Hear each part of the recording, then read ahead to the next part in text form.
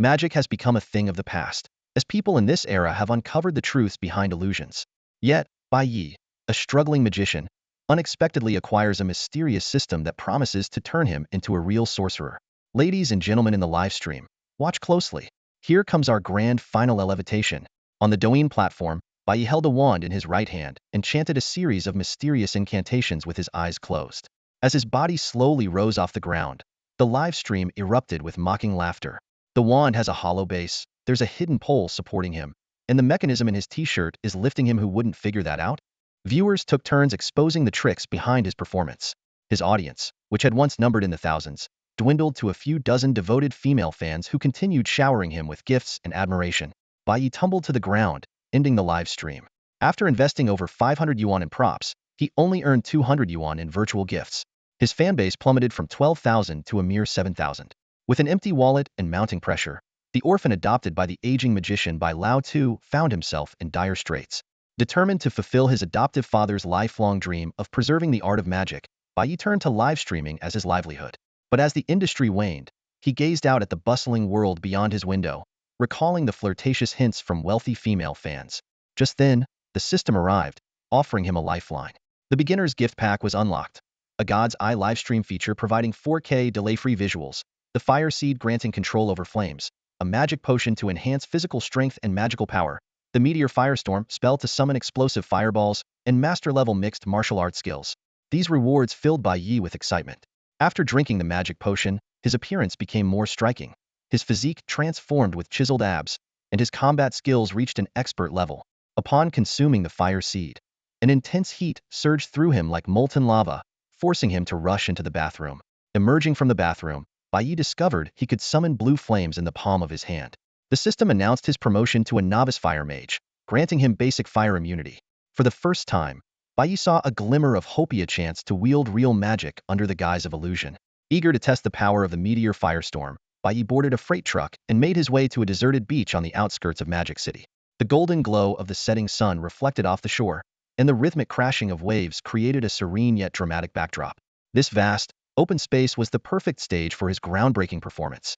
Standing on the sand, Bai Ye activated his live stream, titling it, "The World's Strongest Fire Magic." The system seamlessly connected to his Douyin account, and an awe-inspiring spectacle was about to unfold. The moment Bai Ye started his live stream, his fangirls flooded into the chat room. The system projected a stunning image of a serene beach, golden sunlight glimmering on the soft sand, the sparkling sea meeting the horizon, creating a picturesque scene. Yega is live again. Is this Maldives or Hawaii? Such beautiful scenery. The chat was instantly filled with excited comments. A username, Jeje is Fierce, was the first to send a luxury car gift, quickly followed by other wealthy fangirls. One fan, 36D's Tenderness, even sent 99 fairy lollipop gifts in one go. Within just a few minutes, the total value of gifts exceeded over 1,000 yuan. Bai Ye, while organizing his props, monitored the live stream chat through a system that projected the feed directly onto his retina. It was far more convenient than traditional phone streaming. Seeing the gifts pouring in, he chuckled and said, "Thank you for the love, my cuties. This is actually a beach in the outskirts of Shanghai, not overseas." Meanwhile, the self-proclaimed nitpickers, who love to find faults, had also started chiming in. Another overused gimmick? Let's see how the streamer embarrasses himself today. Ironically, their skepticism only helped boost the stream's popularity, with the viewer count skyrocketing from a dozen to nearly a thousand, a new record for Bai Ye's channel. Most of the new viewers were drawn in by the bold title "World's Strongest Fire Magic." Many expressed their doubts. Big claims. Streamer, don't be clickbaiting, or we'll report you. Unfazed, Bai Ye calmly finished setting up his props, then took off his hoodie to reveal a fitted white t-shirt. His tall, athletic build immediately drew gasps of admiration. Facing the camera with a confident smile, he casually waved his hands, and suddenly, countless vibrant flower petals began cascading from the sky, dazzling everyone. Hello everyone. I'm Yi, your magic streamer. Welcome to my live stream, both new and returning viewers.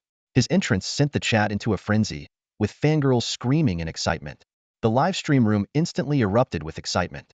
Female viewers flooded the chat with comments like, "Wow, so romantic. I'm in love. This streamer is so handsome." The atmosphere reached a fever pitch, especially when Bai Ye's lips curved into a faint smile, prompting a wave of delighted screams. Gifts started pouring in non-stop. A viewer named 36D's Warmth generously sent 5 sports cars, followed by Fierce Sister with a TikTok #1 gift. Male viewers were not to be outdone, proudly proclaiming themselves as Yuezhou's Daniel Wu or Shangzhou's Eddie Peng, claiming their looks were on par with the streamer. The live stream's popularity skyrocketed. From an initial 1,000 viewers, it quickly soared past 1,500, then 2,000, and eventually stabilized at over 3,000 a level that marked Bai Ye as a rising star in the streaming world. The chat buzzed with curiosity as viewers incessantly asked about the secret behind the opening magic trick, marveling at the seemingly spontaneous appearance of flower petals. Then, a viewer named Debate Champion sent a sports car gift and immediately offered an explanation. The trick is actually quite simple. The streamer is wearing specially designed finger sleeves filled with flower petals. The sleeves have a spring-loaded mechanism that releases the petals when removed. Everyone's attention is focused on the petals, so they don't notice the sleeves.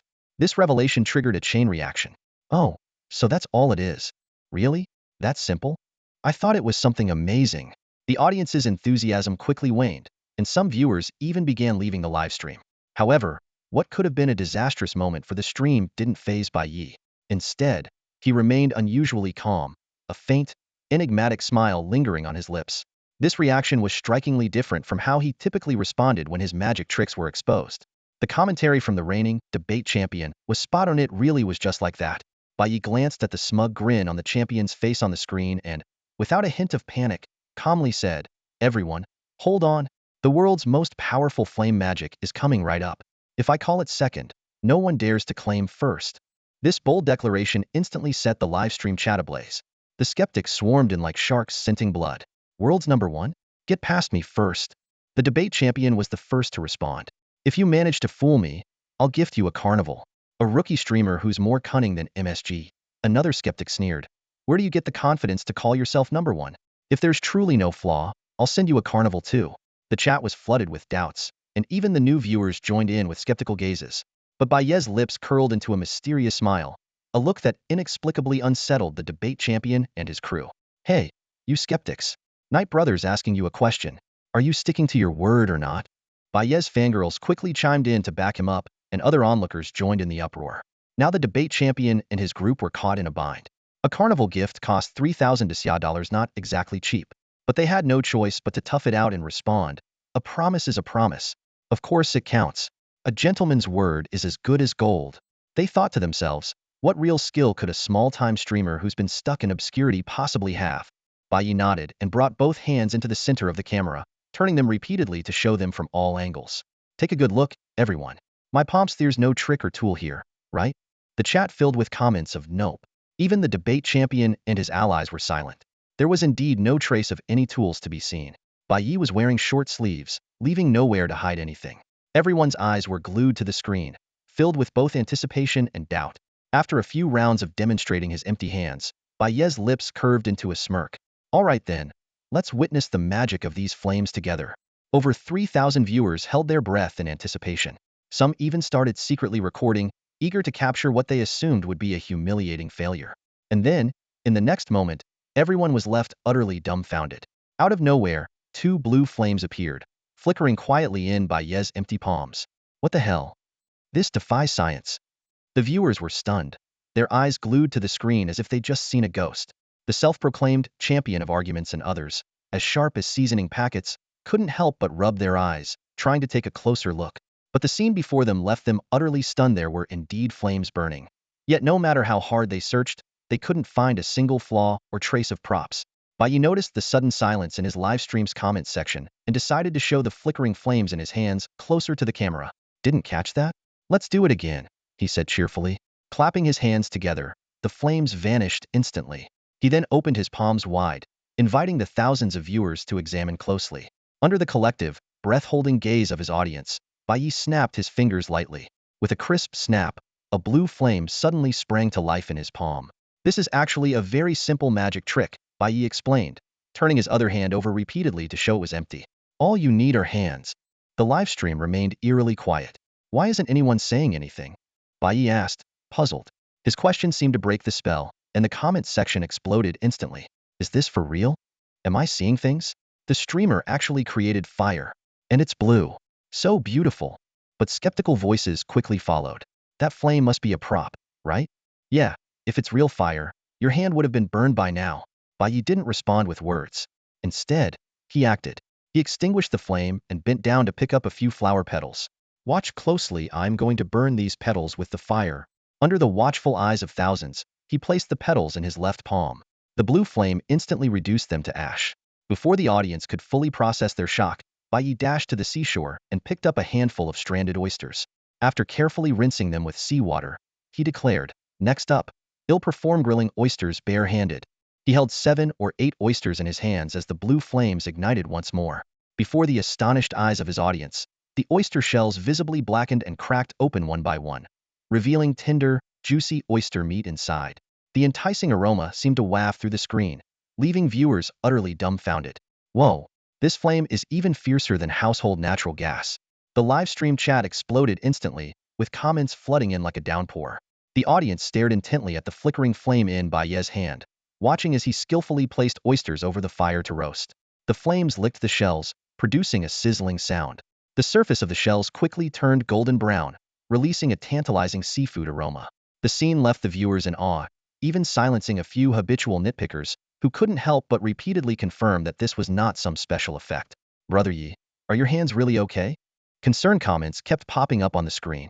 Don't worry, I'm a pro when it comes to magic, Bai Ye replied confidently, though his stomach betrayed him with a loud growl.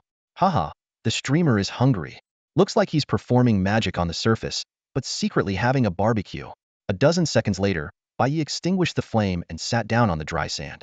He picked up a freshly roasted oyster and held it up to the camera for the viewers to see. The shell was charred on the outside, but inside, the oyster meat was a mouth-watering golden yellow, dripping with juices and releasing an irresistible aroma. Look, it's cooked to perfection, he said, before popping the entire oyster into his mouth in one bite, closing his eyes with satisfaction. The audience could almost taste it themselves and began commenting about ordering takeout to curb their cravings. Little brother Yi, roast one for me too, and I'll send you 100 carnivals, teased a viewer with the username Big Sis is Fierce. With his reputation points surpassing 20,000, Bai Ye felt a surge of hope for the future. New viewers kept pouring in, eagerly requesting him to demonstrate his fire-controlling skills again. The atmosphere in the livestream became increasingly lively. Bai Ye's livestream was bustling with excitement. The user Qinglu Shoshi Jiaoguan sent a virtual sports car gift, followed by a message in the chat. A small token of appreciation, host, please show us your fire control trick again. Before the words had fully sunk in, another user, Junzi Tandandan, sent a private jet gift with a promise. Satisfy my curiosity, and I'll send a carnival next. As the gifts poured in, the stream's popularity skyrocketed, and the viewer count surged past 10,000. Bai Ye, seeing the generosity of these high-rolling viewers, broke into a delighted smile. Since everyone's so supportive, I'll perform it one more time. If you enjoy it, don't forget to follow and join the fan club. Thousands of eyes were glued to the screen. Bai Ye took a deep breath, flipped his hands, and suddenly, 2 blue flames sprang to life in his palms. Whoa, he can actually control fire. Wait, were those oysters earlier roasted with this fire? Bai Ye is so cool. Please, take my kneecaps. The chat exploded with messages, flooding the screen like a torrential downpour. Suddenly, the stage effects of the live stream flared up twice in succession. Accompanied by music true to his word, Junzi Tan Dandan had sent 2 carnivals back-to-back. Thank you, Dandan, for the carnivals, and thanks to everyone for your support, Bai Ye said with a smile. Someone in the chat joked, Bai Ye, your magic is incredible, it's like real sorcery. Too bad I have no proof. Unfazed, Bai Ye replied, magic? There's no such thing as magic. We're all educated members of society who believe in science. With that, he flipped his hands again, and the blue flames leapt into the air, spinning and shifting before coalescing into a vividly lifelike lotus flower. This flower is for all of you. The radiant blue lotus blossomed briefly in midair before dissipating in a dazzling display. The 10,000 viewers were utterly captivated. This is insane. It has to be magic. I can't figure out the trick at all. Maybe I'm the one who slipped through the cracks of the education system. 19,999. Can someone please explain the science behind this fire control technique? Under the curious gaze of countless viewers, the discussion in the live stream room grew increasingly heated. Some self-proclaimed experts began analyzing Bai Ye's fire controlling technique. This is the classic finger-to-pigeon liquid trick, one viewer explained confidently. A mixture of tap water, detergent, and lighter fluid flammable, but harmless to the skin. Or it could be hidden flash paper in a finger sleeve, another viewer chimed in. The firing mechanism might be concealed in the wrist guard. These explanations sounded plausible, winning nods and praise from many online viewers. However, a few skeptics, including Nitpicker Champion and Sharper Than MSG, frowned in deep concentration. They scrutinized Bai Ye's hands repeatedly, almost as if using a microscope, and ultimately confirmed. There were no signs of finger sleeves or hidden wrist guards. Just as the audience continued debating the so-called revealer's theories, the live stream exploded with excitement. A series of carnival effects lit up the screen, sent by none other than those same skeptics. Lighter fluid mixed with water would create foam, declared sharper than MSG after sending a carnival effect. But the streamer's hands are completely dry, not a single drop of liquid. This magic? World class. Nitpicker Champion quickly followed with another carnival effect. Anyone talking about flash paper must be brainless. The streamer's performance lasted half an hour, while flash paper burns out in less than a second. And flash paper burns yellow, his flames are blue. 5 or 6 carnivals lit up the live stream in quick succession. All from these former haters. Their professional analysis left other viewers enlightened. Indeed, the streamer's hands were entirely empty during the demonstration. Even the harshest critics were now thoroughly impressed. Those who had previously offered alternative explanations dared not rebut, as the skeptics' arguments were not only forceful but impeccably logical. Bai Ye felt a surge of satisfaction. These longtime adversaries had finally been won over by his skill. To show his gratitude, he launched into a stunning performance, controlling flames with both hands while executing a seamless display of martial arts, including rapid-fire moves from kickboxing, taekwondo, and karate. The blue flames traced dazzling arcs through the air, leaving the audience in awe. A dazzling spinning kick sliced through the air, followed by a lightning-fast series of 5 consecutive strikes that left the audience dazzled. Every move Bai Ye executed was crisp and precise, with the explosive power of his muscles creating sharp, audible cracks in the air. The viewers in the live stream were utterly mesmerized, and the chat comments flooded in like a snowstorm. This isn't just a live stream, it's like watching an epic action fantasy movie. The sound of the air being shattered is mind-blowing. Turns out the kung fu in movies is real after all. The perfect blend of good looks and extraordinary skill, combined with a breathtaking display of magic, caused Bai Ye's live stream to skyrocket in popularity. In just a short amount of time, his viewership exceeded 20,000, propelling him into the top 20 on the Douyin leaderboard in the bustling city of Modu. Every viewer who entered his stream was captivated by his performance, and an astounding 90% retention rate set a new record across the platform. As night fell, Bai Ye propped up a few flashlights with tree branches for lighting. After more than an hour of intense performing, he appeared slightly fatigued, his sweat-soaked t-shirt outlining his flawless muscle definition, eliciting shrieks from his female fans. Despite the exceptional stream quality, the platform's restrictions on unsigned creators kept his viewer count hovering around 30,000. While interacting with the audience, he pondered ways to break through the limitations. How about a meteor shower of fire? The thought alone got him excited. Meanwhile, in the upscale Tianhe Villa district of Yaodu, renowned streamer Xiao Daimei, dressed in a black camisole with white trim, was hosting her own live stream. With a staggering 20 million followers, her stream already had 300,000 viewers online. Alright guys, today we're going to do some room checking. Xiao Daimei scrolled through the list of streamers and finally locked her eyes on Bai Ye, ranked 3rd in the male streamer category. Let's check out the looks category today, and I'll teach you clueless guys how to attract girls. The moment she entered Bai Ye's live stream, she caught him instinctively wiping sweat from his brow. As his t-shirt lifted slightly, his perfectly sculpted abs and vline were revealed, sending the female viewers into a frenzy. Big Sis is Fierce sent Carnival X10. 36D's Tenderness sent Carnival X5. Charming Little Darling sent Carnival X10. Back in Yaodu, Xiao Daimei stared at the screen with a silly grin. The next second, a streak of bright red blood slowly trickled down from her delicate nose, a sight witnessed by all 300,000 of her viewers. Boom. The chat in Xiao Daimei's livestream exploded instantly, as over 300,000 viewers erupted into a chorus of exclamations. Holy crap! The old lady's got a nosebleed. Turns out it's not just men who get nosebleeds looking at women, women do too. Confirmed. Xiao Daimei is definitely a simp. Flustered, Xiao Daimei grabbed some tissues to wipe her nosebleed, covering her now fiery red cheeks with both hands as she let out an embarrassed wail. I'm not a simp, I swear I'm not. The viewers, however, only got more excited. What kind of man could make someone as experienced as her get a nosebleed? Bai Ye? That magician? I need to check this out too. Although only a portion of her audience migrated to Bai Ye's livestream, it still amounted to 50,000 to 60,000 viewers. Bai Ye's stream quickly surged to nearly 100,000 viewers, breaking the platform's audience cap. Before long, Xiao Daimei's fans flooded Bai Ye's stream, bombarding it with comments. Streamer, you made Xiao Daimei bleed. Bai Ye's longtime fans were baffled. Why are there so many new people all of a sudden? Who's Xiao Daimei? The two groups of fans started chatting with each other. What? Xiao Daimei got a nosebleed just from seeing Bai Ye's physique? Wait, your streamer can control fire? and cook oysters with his bare hands? As word spread, even more viewers began hopping between the two streams. Xiao Daimai's fans, intrigued by Bai Ye's magic tricks, started leaving comments. Streamer, show us some fire magic. Bai Ye, you've got my follow now, let's see your performance. Noticing the influx of new viewers, Bai Ye couldn't help but smile slightly, thinking of the playful female streamer who had just helped him break through the viewer cap. He mused to himself that Xiao Daimai's fanbase was likely far larger than this. Meanwhile, Xiao Daimai, overwhelmed by her fans teasing her over her public embarrassment, had turned red all the way down to her neck.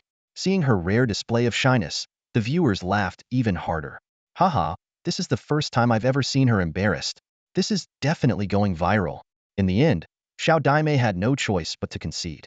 Alright, I admit it, I'm a simp, but it's all your fault for corrupting me, humph. She quickly changed the subject. Anyway, that handsome streamer seems to know some really impressive magic tricks. Aren't you guys curious to check it out? That's impressive. Netizens exclaimed. A man who can make Xiao Daimai have a nosebleed, how could he not be amazing? The live chat in the stream was going wild. Someone mentioned the rumor that Bai Ye could roast oysters with his bare hands, sparking a heated discussion. No way. Bare-handed fire control to cook oysters? What kind of superhuman magic is that? Bai Ye's hardcore fans immediately jumped to his defense. Absolutely true. Brother Yi roasted oysters with his bare hands. If there's even a shred of falsehood, may my roommate be struck by lightning. This statement piqued the curiosity of other viewers, who began flooding into Bai Ye's livestream. Xiao Daimai watched her viewer count rapidly drop to over 200,000 and quickly called out, Hey, don't leave. They'll have him perform for you, okay? At that moment, Bai Ye was saying he needed a break, claiming he was tired from streaming for too long. Xiao Daimai smirked mischievously and directly sent 20 carnival gifts in the gift section. Handsome guy, could you perform the legendary world's greatest magic trick again? Pretty please? Suddenly, Bai Ye's livestream erupted with excitement. Whoa, a rich lady. Just like that, she drops 60,000. Xiao Daimai, and you claim you're not into that male streamer? Watching his viewer count skyrocket to over 150,000, Bai Ye flashed a radiant smile. A big thank you to the witty, adorable, sexy, and naturally stunning Xiao Daimai for the carnivals. Xiao Daimai chuckled and quickly typed a response. Handsome guy, not only are you good-looking, but you also love speaking the truth. As she spoke, she intentionally swayed her hips, causing the 200,000 viewers to collectively lose their composure. Bai Ye's female fans started following suit, sending gifts.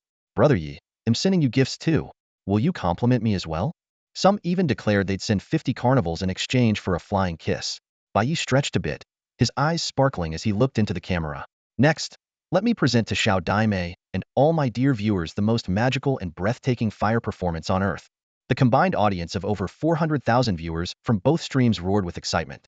Bai Ye turned to Xiao Daimai and asked, Xiao Daimai, can we link our streams?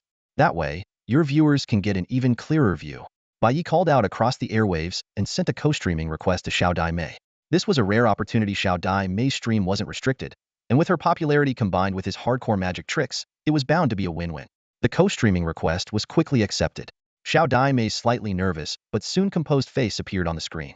Sure, go for it, handsome. Show us your magic. She raised her tiny fists and made an adorable cheering gesture. Bai Ye's lips curled into his signature smile, a mix of 3 parts roguish charm and 7 parts sunshine. Watch closely. Up next, witness the ultimate flame magic. His serious demeanor made Xiao Daimai and her viewers chuckle, but in the very next moment, all the laughter froze.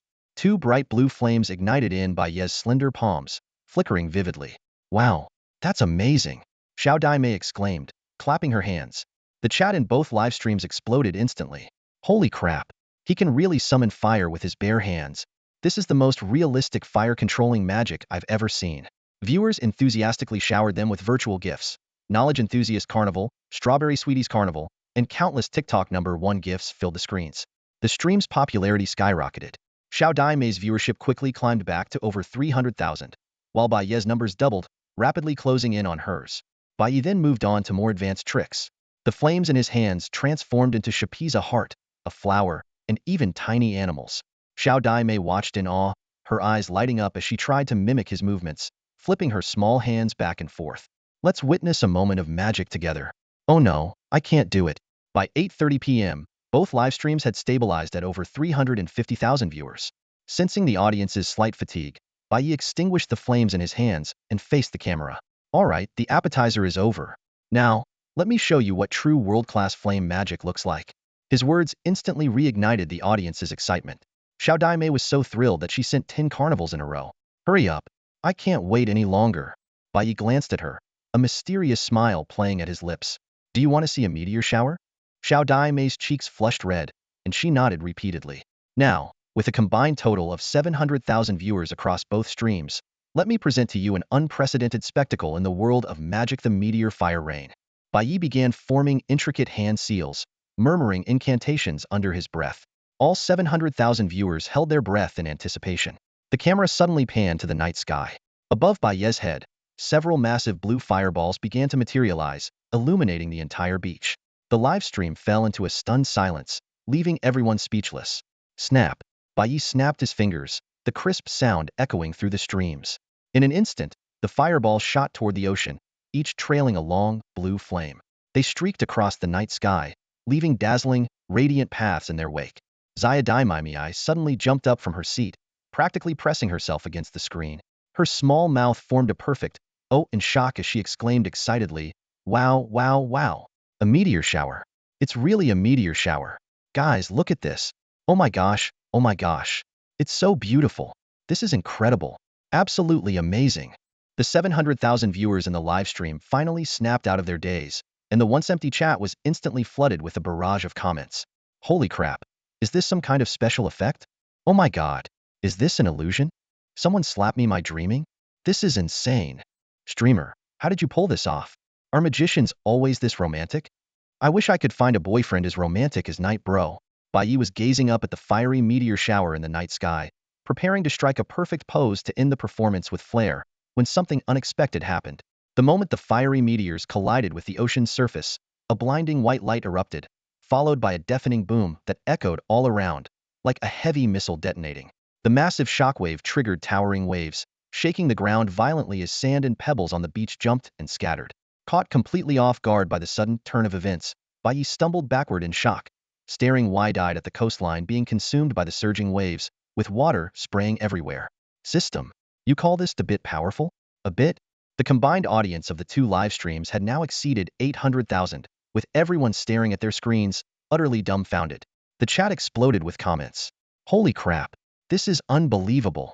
Is this really magic? How much does the setup cost? Was that explosion a bomb?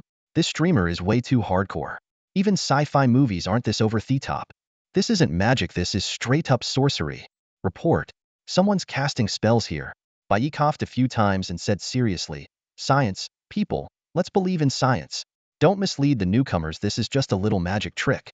The magic in magic is about illusion and props, and the trick is about skill and technique." Seeing that the audience was all ears, waiting for an explanation, he suddenly changed his tone. "But this is my personal, exclusive trade secret, not something I can share. However, you're all welcome to analyze and try to uncover the secrets of my new magic trick." The audience immediately erupted in frustration, spamming the chat with all sorts of memes and emojis. With a smirk, Bai Ye shifted the topic, saying, "All right, the world's greatest fire magic performance is officially over. Now, this title of World's Greatest, any objections? No objections? Totally deserved. Unbelievably epic." The viewers collectively bowed down in awe. "Xia Daimai, did you like it?" Bai Ye asked. Xia Daimai nodded repeatedly, blushing as she said shyly, "This is the most dazzling, grand, and breathtaking magic I've ever seen. Night Bro, you're amazing. Night Bro." The way she called him Night Bro left the regulars in the chat visibly surprised, while the wealthy female viewers seemed to pick up on something immediately. The comment section was instantly flooded with discussions about Bai Ye and Xiao Daimei's relationship. At this moment, both their live streams had skyrocketed in popularity, ranking among the top 10. Bai Ye had 520,000 viewers, while Xiao Daimei had 460,000, with nearly 1 million people eagerly tuned in to watch this broadcast. Bai Ye, naturally, avoided touching on the sensitive topic of relationships at this crucial moment. His gaze shifted to the nearshore area that had just been bombarded by a meteor shower of fire. Floating on the water's surface were numerous fish, belly up. "Look, fish!" Bai Ye's eyes lit up as he quickly ran toward the shoreline. Before stepping into the water, he took off his shirt, revealing a welted physique that immediately sent the live stream chat into a frenzy. Xiao Daimei involuntarily swallowed twice and, noticing the teasing comments in the chat, hurriedly changed the subject. "Wow! Look everyone! There really are some huge fish in the water." Bai Ye swam out dozens of meters into the deeper waters. The camera zoomed in, showing a massive grouper, about 1.4 to 1.5 meters long, floating near him with blood seeping from its gills. He effortlessly hauled the giant fish back to the shore, a feat made possible by his body, strengthened through magical potions. This grouper is too big. The magical flame isn't enough, he'll have to start a fire to roast it, Bai Ye explained as he pulled out a small knife to start preparing the fish. His knife skills were extraordinarily refined, and in under a minute, he had skillfully scaled, gutted, and cleaned the fish with movements as smooth as flowing water. Viewers were full of admiration for Bai Ye's impressive cooking skills. Xiao Daimei, captivated, joked, "Guys, if you want to find a partner, you've got to know how to cook." Her comment immediately prompted playful remarks in the chat, teasing her about having a crush on Bai Ye. After preparing the fish, Bai Ye placed it on a large rock and cautiously surveyed the surroundings before heading into the forest to gather firewood. Some viewers teased him for being overly cautious, to which he jokingly replied that he was so poor he had to rely on fishing to survive. Poor? Just tonight, you've received 60 or 70 carnivals worth 200,000 yuan. And this grouper alone weighs at least 50 pounds, worth around 10,000 yuan. You're eating a meal worth 10 grand, and you call that poor? Immediately, the chat was flooded with comments like, "Streamer, you're such a humble brag master." Seeing a post online about a giant grouper priced at 200 yuan per half kilogram, Bai Ye was slightly taken aback. The steep price only heightened his anticipation for the delicacy he was about to taste. As he stepped into the dark forest, Bai Ye casually waved his hand, and flames danced in his palm, illuminating the surroundings. This display immediately triggered gasps of amazement from new viewers in the live stream. Meanwhile, his longtime fans eagerly began explaining, vividly recounting stories of Bai Ye roasting oysters with his bare hands or showing them meteor showers, as if they had experienced it firsthand. The newcomers were captivated by these extraordinary tales and quickly became loyal followers. While searching the forest, Bai Ye soon gathered a small bundle of firewood, skillfully tying it to his back with vines. Suddenly, his attention was drawn to a plant in the bushes, and a glimmer of excitement flashed in his eyes. Over 500,000 viewers in the live stream held their breath as they watched. Some anxiously typed in the chat, "Isn't the host scared being alone in such a dark forest? Yeah, it feels so eerie. What if he runs into a ghost?" Others joked, looking forward to seeing the host scare off ghosts with fire. Bai Ye glanced around calmly and replied, "There's no such thing as ghosts. Trust in science." With that, he crouched in front of the plant and carefully dug it up with a small stick. The plant, about 50 centimeters tall, had lance-shaped leaves in shades of red and green. "What kind of plant is that?" curious viewers asked. Skillfully unearthing several oval-shaped roots, Bai Ye explained, "This is wild ginger. It not only removes fishy odors, but also has benefits like promoting blood circulation, regulating menstruation, relieving coughs, reducing swelling, detoxifying, and aiding digestion." Viewers were amazed, expressing how much they had learned, and even suggested he switch careers to become a survival expert. In response to the praise, Bai Ye modestly remarked that he only knew a bit of magic, prompting playful banter from his audience. There he goes being humble again. After placing the wild ginger on the firewood bundle, Bai Ye continued searching for other seasonings. His luck held as he discovered some millet peppers, both the unripe green ones and the ripe orange ones quickly filled a small pouch. Returning to the beach, Bai Ye efficiently stacked the firewood and, with a casual wave, ignited the dry pile. He meticulously cleaned the wild ginger and millet peppers, layering the ginger over the fish fillet. Then, using 2 smooth oval stones, he ground the peppers into a spicy paste, carefully placing it on a clean stone. The entire process mesmerized the live stream viewers, leaving them utterly entranced. "If I could master this flame magic like the streamer, I'd definitely challenge Bear Grylls and his team in outdoor survival." Fans in the live stream watched Bai Ye skillfully manipulate the flames, flooding the chat with envious comments. A massive grouper slowly rotated over the fire pit, releasing a mouth-watering aroma. Suddenly, Bai Ye turned to gaze at the ocean, a mysterious smile appearing on his face. "One thing's missing, salt." He quickly strode over to the shoreline, crouched down, and started digging. Before long, a circular pit about a meter in diameter took shape in the sand. Bai Ye packed the bottom of the pit firmly with stones, then dug a channel to guide seawater into the hole. Once the pit was filled, he blocked the channel and dipped his hands into the water. To the astonishment of everyone watching, 2 streams of blue flames ignited underwater. "Making salt? Is that even possible? Holy crap! The steam's coming out. Bai Ye, aren't your hands getting cooked? Maybe try a sip of that soup?" Amid the viewers' shock and teasing, Bai Ye calmly explained, "Don't worry, I have special protective gear on my hands, waterproof and fireproof. But I must warn everyone, this is a professional magic performance. Do not attempt this yourselves." The water in the pit began to boil, and white salt crystals gradually formed along the edges. Exhaustion was creeping in. Bai Ye was both hungry and lightheaded, yet he pressed on. He ran back to the fire pit to add wood and turn the fish, tearing off a piece to taste. The tender texture made his eyes light up, but the lack of salt left the flavor incomplete. As Bai Ye concentrated on his salt-making process, the live stream chat suddenly erupted. "Streamer, look at your fish. What's that thing stealing it? That's huge." Bai Ye snapped his head up, his expression freezing instantly. Next to his meticulously roasted fish was a massive figure, greedily devouring his hard-earned meal. Xiao Daimei let out a piercing scream. "Ah! A wolf, a huge wolf." In the shadows ahead, a massive black and white wolf was feasting ravenously. Its size far surpassed that of ordinary wolves, with a body length exceeding 2 meters and a shoulder height nearing 1.5 meters, resembling a small horse. At this moment, it was greedily tearing into a giant grouper that Bai Ye had carefully roasted, swallowing half of the fish in just a few bites. Sensing the presence of humans, the wolf lifted its head. Its facial features bore some resemblance to a husky, with a black head adorned with white markings, tall pointed ears, and distinctive white spots around its eyes. However, the sharp fangs glinting in its gaping maw and the fierce, predatory glint in its eyes left no doubt about its true wild nature. Viewers in the live stream could feel a chill through their screens, and the chat exploded with frantic comments. "Oh my god! How can there be wolves in the outskirts of Shanghai? That wolf is huge. It's almost the size of a lion. Run, streamer. It could kill you in one bite. Stay calm. Panicking will only make it worse. Try throwing a rock to scare it away. Jump into the sea. You'll have the upper hand in the water." Even Xiao Daimei anxiously shouted, "Brother Yi, be careful." The giant wolf bared its teeth at Bai Ye, issuing a low warning growl as if declaring ownership of its meal, then lowered its head to continue enjoying the feast. The audience urged Bai Ye to take this chance to leave, but his expression grew darker and more determined. "Damn it, stealing my dinner." Bai Ye grabbed a large rock, his body shooting forward like an arrow. "You mangy mutt, let's see if I can't take you down." This cry of "mangy mutt" left nearly 1 million viewers stunned, and Bai Ye's reckless charge toward the massive wolf at a speed surpassing world records drew collective gasps. Xiao Daimei was so anxious she stomped her feet, while the chat was flooded with messages of fear and concern. The giant wolf seemed enraged by being called a mangy mutt. It turned to glare at Bai Ye, letting out a deep, menacing growl.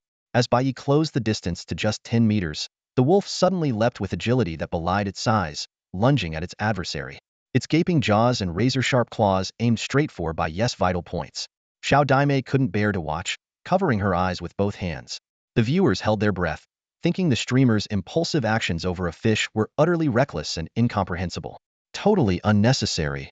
Nearly 1 million viewers in the livestream sighed regretfully. They had finally found such an entertaining streamer, only to say goodbye forever in just one night. However, the next moment left everyone wide-eyed. Bai Ye, who was locked on by the giant wolf, moved at lightning speed.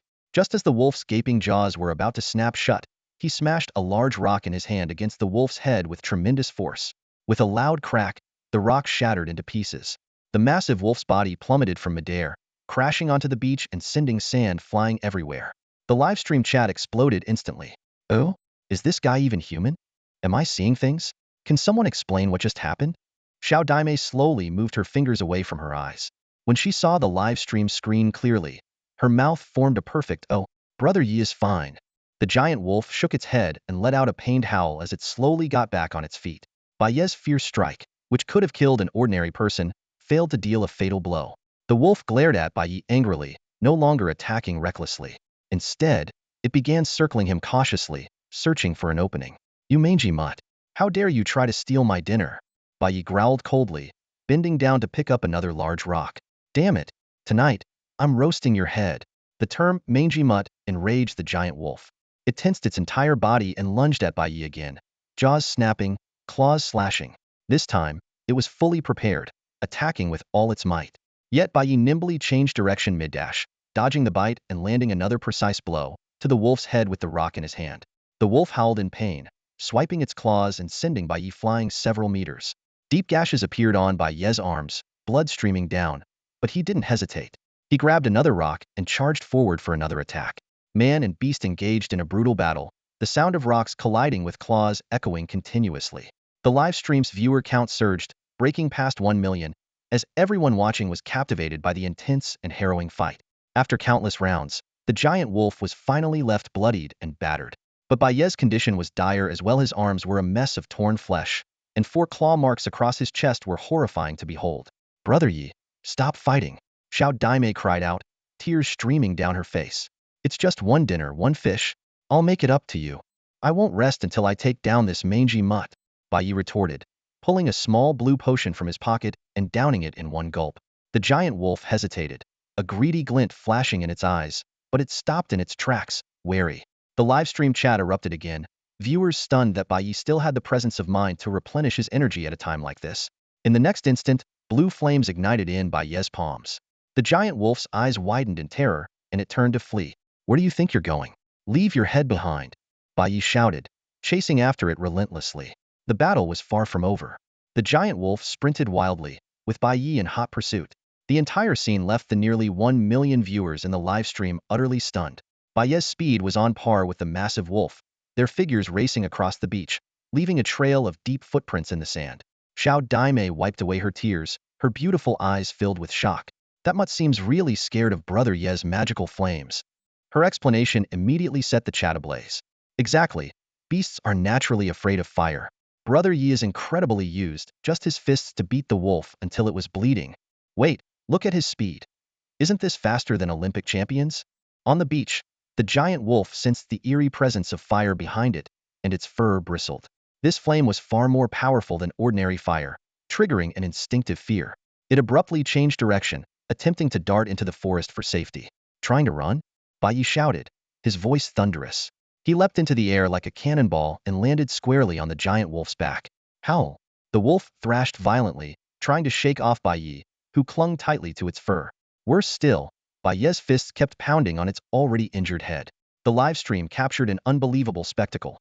A man riding a wolf, the wolf fleeing in panic, fists flying, and the air filled with the wolf's anguished howls.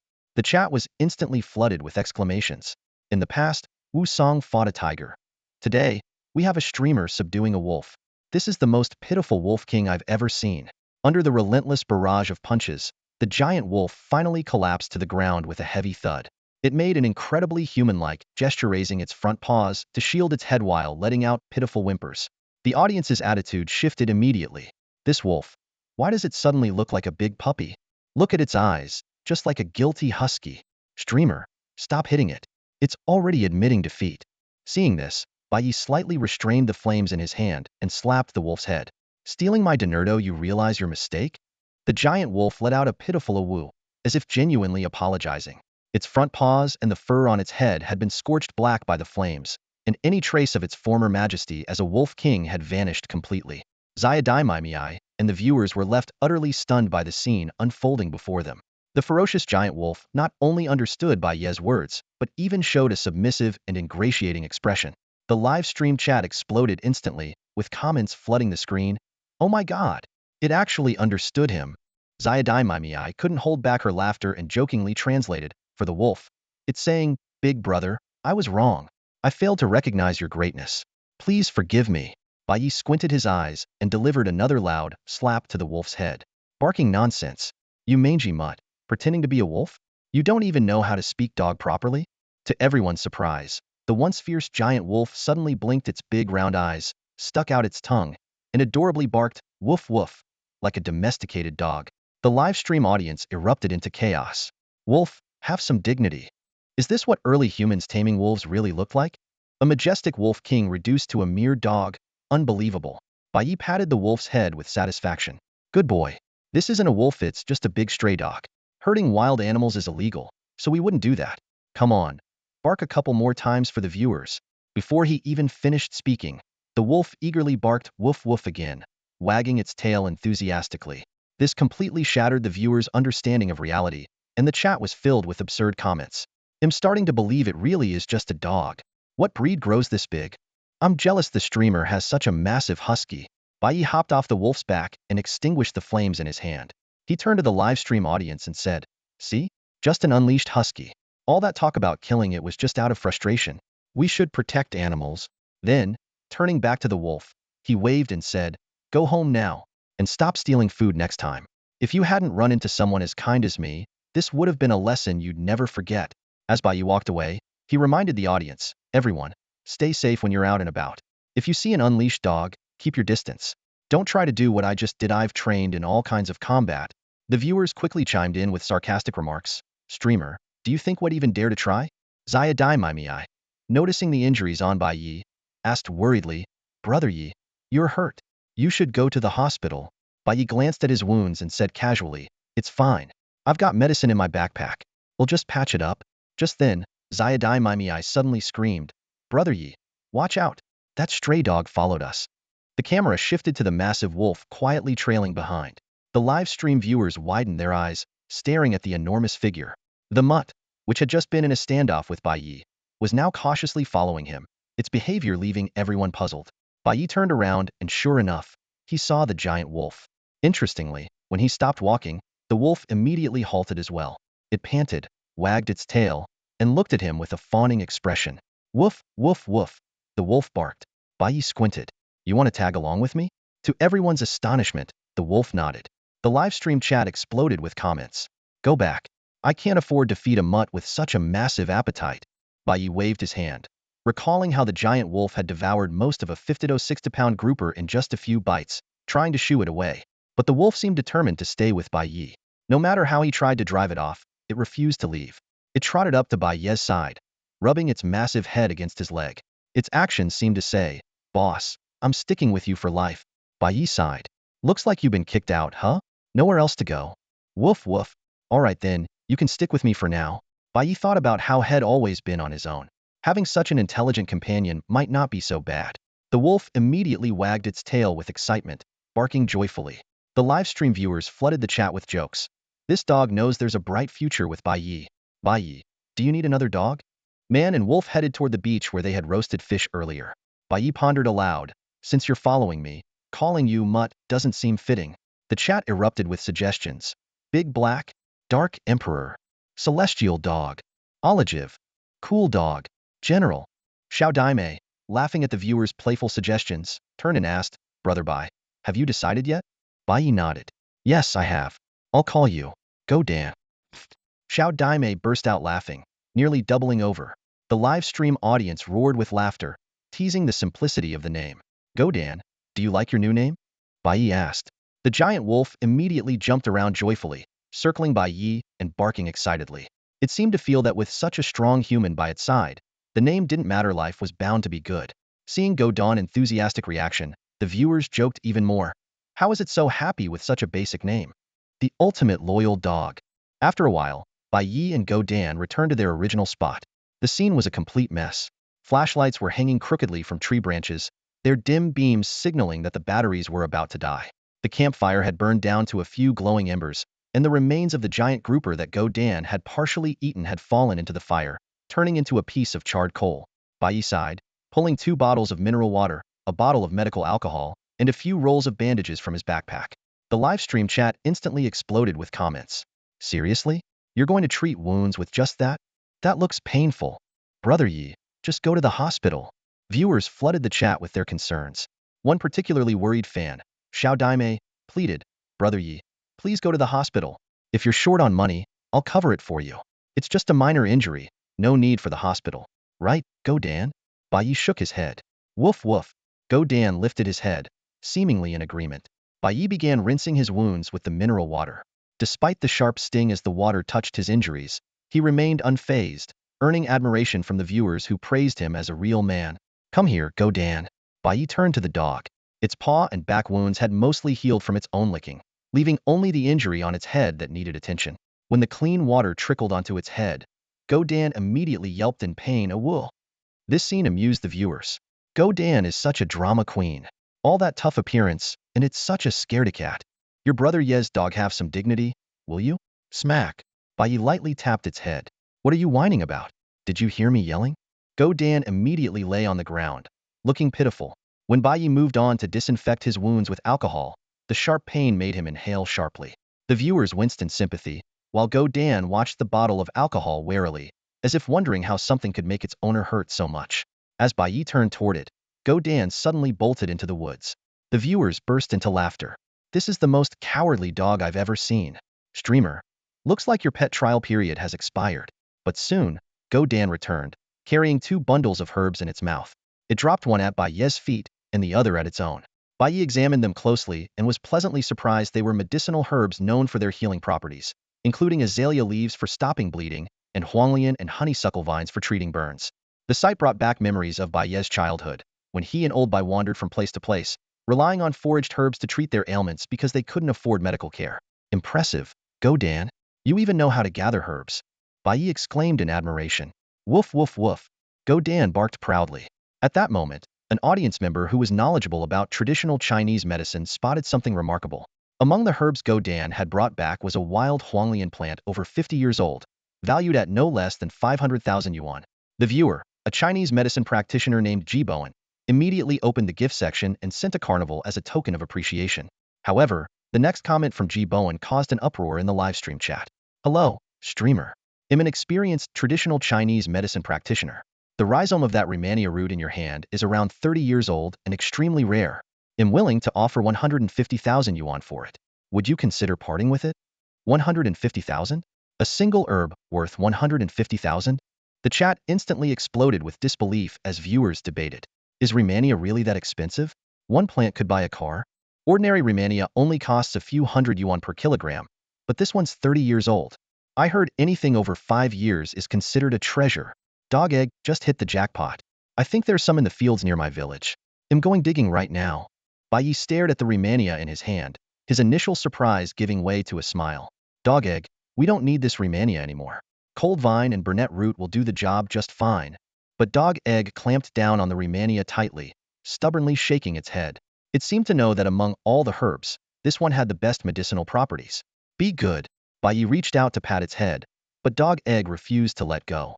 With a sharp smack, Bai Ye gave it a light slap. Dog egg whimpered in grievance, but still wouldn't release the herb. The standoff between man and dog continued. The audience found the scene hilarious. Dog egg's practically a genius. It knows how valuable that Rehmannia is. This dog is way too smart. Bai Ye, that's a bit unfair, trying to take the dog's treasure. If you were offered 150,000, a year's salary, wouldn't you try to grab it too? Meanwhile, a young girl sitting in her living room watching the live stream burst into laughter while munching on snacks. Suddenly, she froze. A 30-year-old Rehmannia? 150,000. Quickly, she took a screenshot and dashed toward the study. Inside the study, an elderly man with graying hair was reading a book through his reading glasses. As a highly respected traditional Chinese medicine doctor, he greeted his granddaughter with a warm smile as she entered. Grandpa, I've got something amazing to show you, the girl said excitedly. What is it? Look, Grandpa, a 30-year-old Rehmannia. The old man took the phone and examined the image carefully. His pupils contracted, and his expression changed dramatically. Xiaomei, where did you find this Rehmannia? There was an unmistakable urgency in his voice. It seems this Rehmannia root is even more valuable than I imagined, the girl said excitedly as she quickly opened her phone to show the live stream to her grandfather. A streamer found it during an outdoor broadcast. His pet dog discovered it. The old man was startled when he saw the massive dog named Gooden on the screen, but his attention quickly shifted to the Rehmannia root that Gooden and Bai Ye were fighting over. Seeing the herb, a pained expression appeared on his face. Grandpa, don't you also have a 30-year-old Rehmannia root? Why are you so surprised? The girl asked. Someone in the live stream, claiming to be a Chinese medicine practitioner, offered only 150,000 yuan to buy it, trying to rip off Brother Yi. Didn't you pay 200,000 for yours? 150,000, the old man said urgently. Xiaomei, ask for me for 500,000 and see if the young man will sell it. Grandpa, 500,000? Isn't that way too expensive? You don't understand, the old man explained. This is a 50-year-old Rehmannia root. It's priceless. I've never come across one of this age before. Hurry, ask him for me. Realizing it was 50 years old, the girl nodded in surprise. Without hesitation, she sent a grand gift in the live stream, clearly showing she was well off. A proud little loli sent a Carnival X1. Brother Yi, don't sell it to that dishonest practitioners trying to cheat you. My grandpa is Yi Qi, a renowned Chinese medicine doctor from Suzhou, and he says this is an exceptional 50-year-old Rehmannia root. He's offering 500,000 yuan to buy it. Will you sell? Her words caused an uproar in the live stream. The comments section exploded. Trying to scam our streamer? Aren't they afraid of being bitten by his dog? 50-year-old Rehmannia root? Worth 500,000? That's a BMW 5 Series. Yi Qi, the senior professor from Suzhou Traditional Chinese Medicine Hospital? Gooden is amazing. I want a dog like that. That 150,000 yuan practitioner is so shady. Ji Bowen, whose little scheme had been exposed, turned red with embarrassment. Hearing the 500,000 offer, Bai Ye's eyes lit up. With a decisive wave of his hand, Gooden reluctantly let go of the herb. Gooden, this thing isn't much use to us anyway, Bai Ye whispered into Gooden's ear. Let me have it, and tonight I'll give you some glucose, the blue potion I drank earlier when I hit you. At these words, Gooden's round eyes sparkled, and it began drooling. To the dog, Bai Ye's magical potion was far more valuable than any rare herb. The potion not only restored its energy but also enhanced its physique and healed injuries, which was why Bai Ye never rushed to a hospital even when hurt. Woof woof. Good boy. Bai Ye carefully stored the Rehmannia root and gently patted Gooden's head. Then he turned to the live stream. A proud little loli. Is your grandpa really offering 500,000? The girl immediately sent an excited private message. Really? The little girl exclaimed eagerly. Brother Ye, my grandpa always keeps his word. He won't lie to you. Just as Bai Ye was about to nod and agree to the deal, a sudden twist occurred in the live stream. A user named Traditional Medicine Expert G-Bowen sent a virtual carnival gift and then sincerely apologized in the comments section. Host, fellow viewers, I made an incorrect judgment earlier, and I sincerely apologize for that. This time, I am willing to offer 550,000 yuan to purchase this Daiwanglian plant. The live stream audience erupted in excitement. Could a single herb really be worth so much money? The comment section was flooded with messages. That guy, Grandpa, that shady traditional medicine practitioner is trying to snatch the Daiwanglian from you. The young girl pouted angrily. Grandpa Yi, the elderly traditional medicine expert, smiled kindly and said, this kind of rare herb is indeed a treasure in the eyes of us traditional medicine practitioners. It's natural for many to desire it. I'll raise the bid by 50,000. I'll pay 600,000 for it. Got it, Grandpa. The little girl immediately sent another virtual carnival gift. Brother Yi, my grandpa is offering 600,000 yuan. The audience was once again stunned. In just a few minutes, the price had increased by 100,000 yuan. The comments section buzzed with questions. Could this Daiwanglian really have miraculous properties, even bringing people back from the dead? Why was it so expensive? Soon, the manager of Ganzhou Hongyan Herbal Company appeared in the live stream to shed light on the matter. After sending a virtual carnival gift, he explained, the medicinal value of this Daiwanglian isn't actually that high, but its rarity, being 50 years old, makes it incredibly uncommon. Its value lies in its collectability. Just like premium ginseng, its worth as a collectible often far exceeds its medicinal use. The bidding grew even more intense. Hongyun Herbal Company raised their offer to 700,000 yuan. The little girl's grandpa countered with 750,000 yuan. Hongyun shot back with 800,000 yuan. And then Wanzhou Jixing Herbal Company joined the fray, taking the bid straight to 850,000 yuan. While grinding herbs for Gooden, Bai Ye watched the heated bidding war unfold. His live stream had essentially turned into a massive auction. The number of viewers online skyrocketed past 800,000, making him the most watched host on Douyin that night. New viewers, pouring into the stream and seeing the rapidly climbing bids, were completely bewildered. Wow, what kind of herb is this? A single one costs 1 million? The chat in the live stream scrolled rapidly. The audience was shocked to discover that the former magician streamer had now switched to selling herbs. 1.05 million. The bids came one after another. Longtime viewers couldn't help but reveal in the chat. Newcomers might not know, but this is a treasure the streamer's dog found. The bidding war heated up, but after surpassing the million mark, most competitors gradually dropped out. In the end, Mr. Yi gritted his teeth and called out 1.25 million, successfully securing the rare herb. A joyful smile spread across Bai Ye's face. Congratulations, Mr. Yi, for winning the auction. We'll get in touch privately after the stream. Though Mr. Yi felt a pang of regret for exceeding his budget, his granddaughter was overjoyed she would be the first fan to have private contact with Bai Ye. Turning to the injured dog, Go Dan, Bai Ye carefully bandaged its wounds. White gauze wrapped around its head, back, and paws, making the goofy big dog look even more adorable, drawing hearty laughter from the live stream audience. Bai Ye then tended to his own injuries, wrapping bandages around his arm and chest. Far from diminishing his charm, his slightly battered appearance added a rugged appeal to his demeanor. Once everything was sorted, Bai Ye and Go Dan began cleaning up the messy beach. For the petals and other items they couldn't take with them, Bai Ye snapped his fingers, conjuring a small flame to burn them to ash. New viewers, finally witnessing the long-anticipated magic trick, erupted in amazement. As the clock struck 11, Bai Ye began wrapping up. That's it for tonight's live stream. If you haven't followed me yet, show some support, guys. Life as a small streamer isn't easy. Small streamer? Acting modest with 800,000 viewers. Just sold $1 million herb and still saying life's tough? The chat was filled with teasing comments. The master of humble brags. The audience playfully jeered. Nearby, a girl called Xiao Daimei couldn't hold back her laughter. Xiao Daimei, it was nice meeting you. Goodbye. Bai Ye waved with a smile. Brother Yi, we're friends now, right? You'll interact with me more in the future, won't you? Xiao Daimei said with a sweet smile, though her reluctance to part was evident. Of course. As the voice connection ended, the live stream came to a close. The noise faded, and the night once again enveloped the coastline. Slinging his backpack over his shoulder, Bai Ye turned to the excited Go Dan and said, "Let's go home." The silhouette of a man and his dog soon disappeared into the depths of the forest, leaving behind a tranquil, moonlit beach. Although Bai Ye had finished his live stream, his popularity on Douyin remained undiminished. That same night, a magician streamer named Yi performed a stunning fire magic act, instantly skyrocketing his audience numbers to an impressive peak of 800,000 viewers. This achievement even pushed the longtime charttopper, Xiao Daimei, down to third place. At that moment, Bai Ye wasn't paying attention to the online buzz. He was in the woods with Gooden, searching for rare medicinal herbs. The beam of their flashlight swept back and forth through the darkness. Bai Ye carefully uprooted a plant, holding it up to Gooden to confirm it was a piece of Daiwanglian. One of these is worth 1 million. 10 of them would be 10 million. If we could find 100, that's a whole 100 million. Bai Ye exclaimed excitedly. Gooden, however, shook his head, indicating there were no more to be found in the vicinity. Bai Ye sighed, understanding the principle that rarity equals value. Finding even one was already a stroke of luck. In the early hours of the morning, the two avoided the main roads and chose secluded paths for their return journey.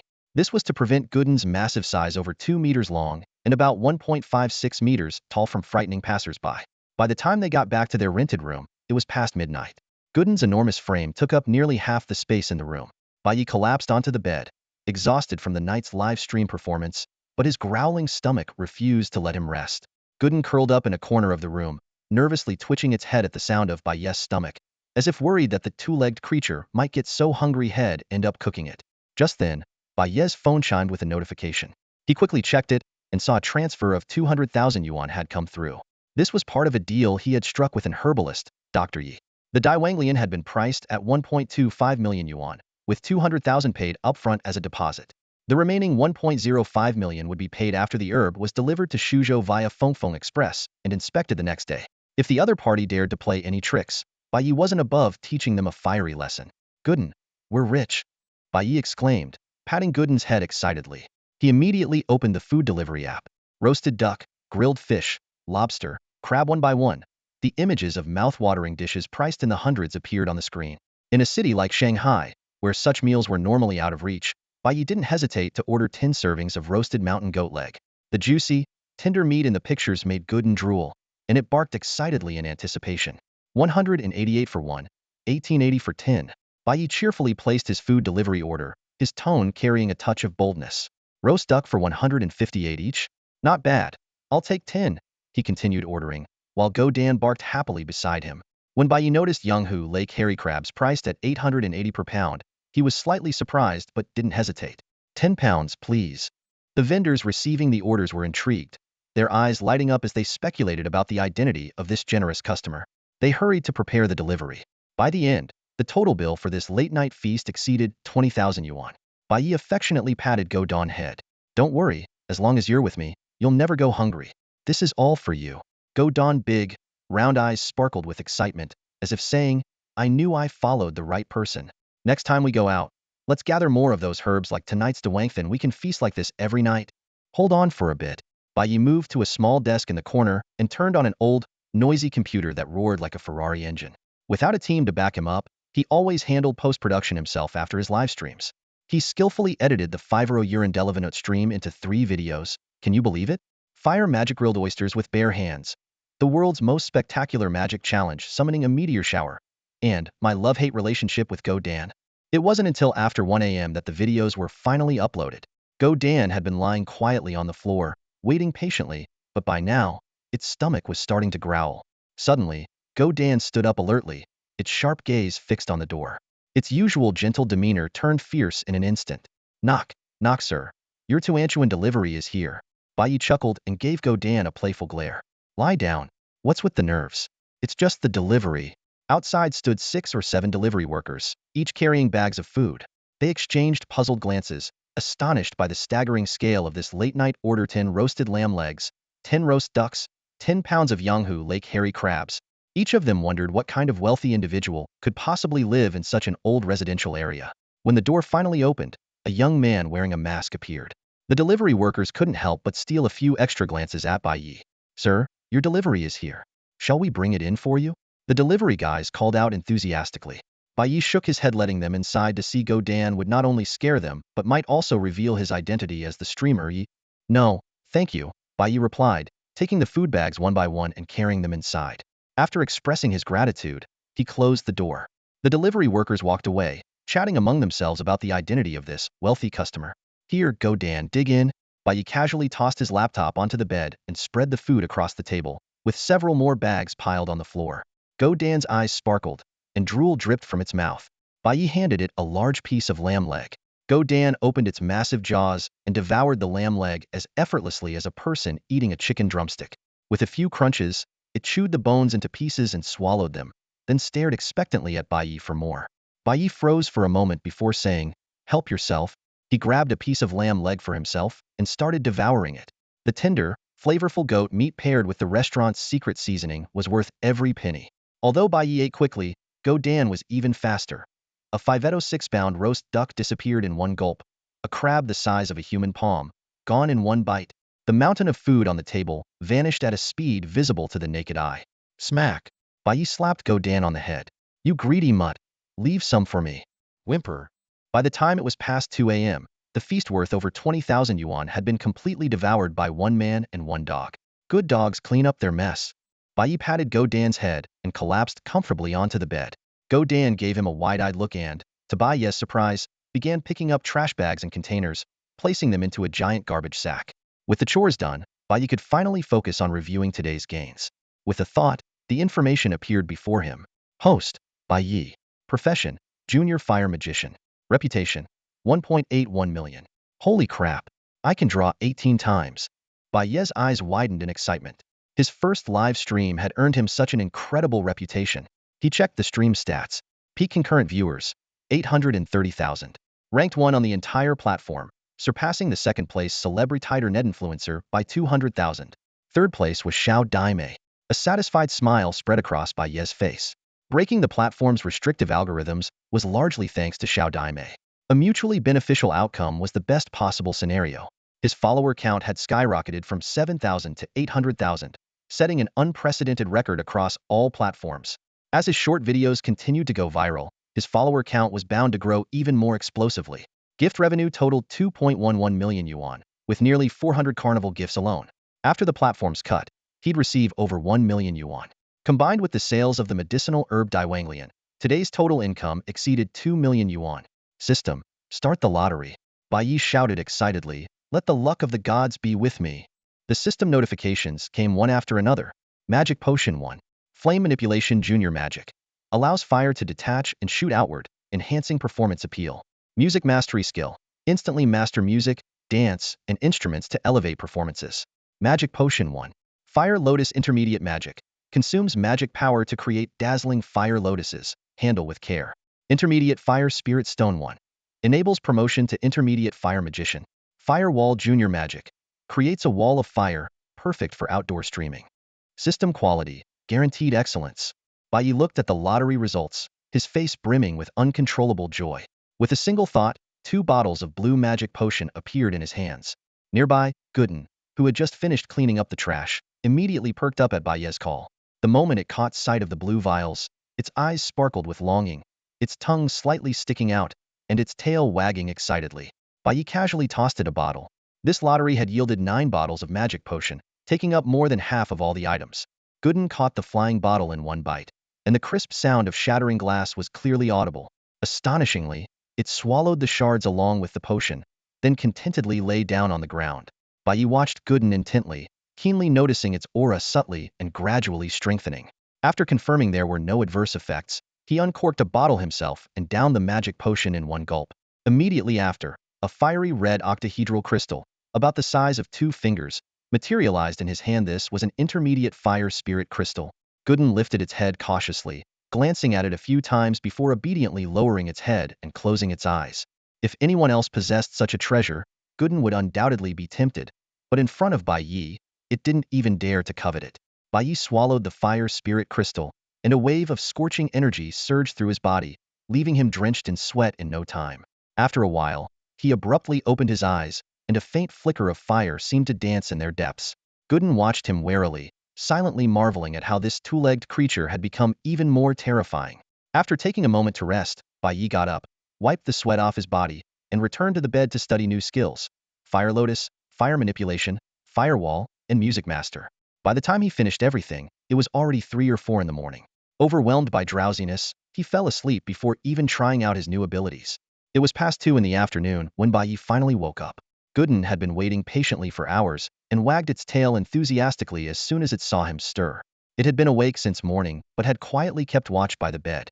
"Good morning, Gooden," Bai Ye greeted with a smile, stretching lazily as he got up, feeling refreshed. He suddenly noticed that the wounds on his hands and chest had already healed. Although scabs remained, the pain was completely gone. Such astonishing recovery speed would surely land him in a lab if any scientists found out. Looking at Gooden, its fur appeared shinier than the day before, and it seemed more energetic. Remarkably, its size had also increased slightly, likely a result of the magic potion. After a quick wash, Bai Ye began to prepare himself for the day. "Gooden, what do you feel like eating?" Bai Ye lazily asked.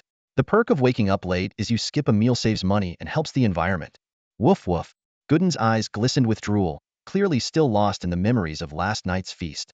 Bai Ye opened the Tuan delivery app and began scrolling through the options with practiced ease. Before long, the duo had confidently placed an order worth nearly 20,000 yuan. While waiting for the delivery, Bai Ye casually opened TikTok to check his stats. Instantly, his screen was bombarded with a flood of private messages, causing his old Honor phone to freeze on the spot. After finally restarting the device, the data that greeted him was nothing short of astonishing. All 3 of his short videos had skyrocketed into TikTok's top 10 trending list.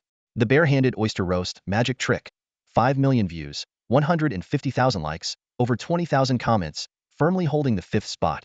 The Summoning a Meteor Shower Spectacular, 8 million views, 310,000 likes, 50,000 comments, dominating at number 3.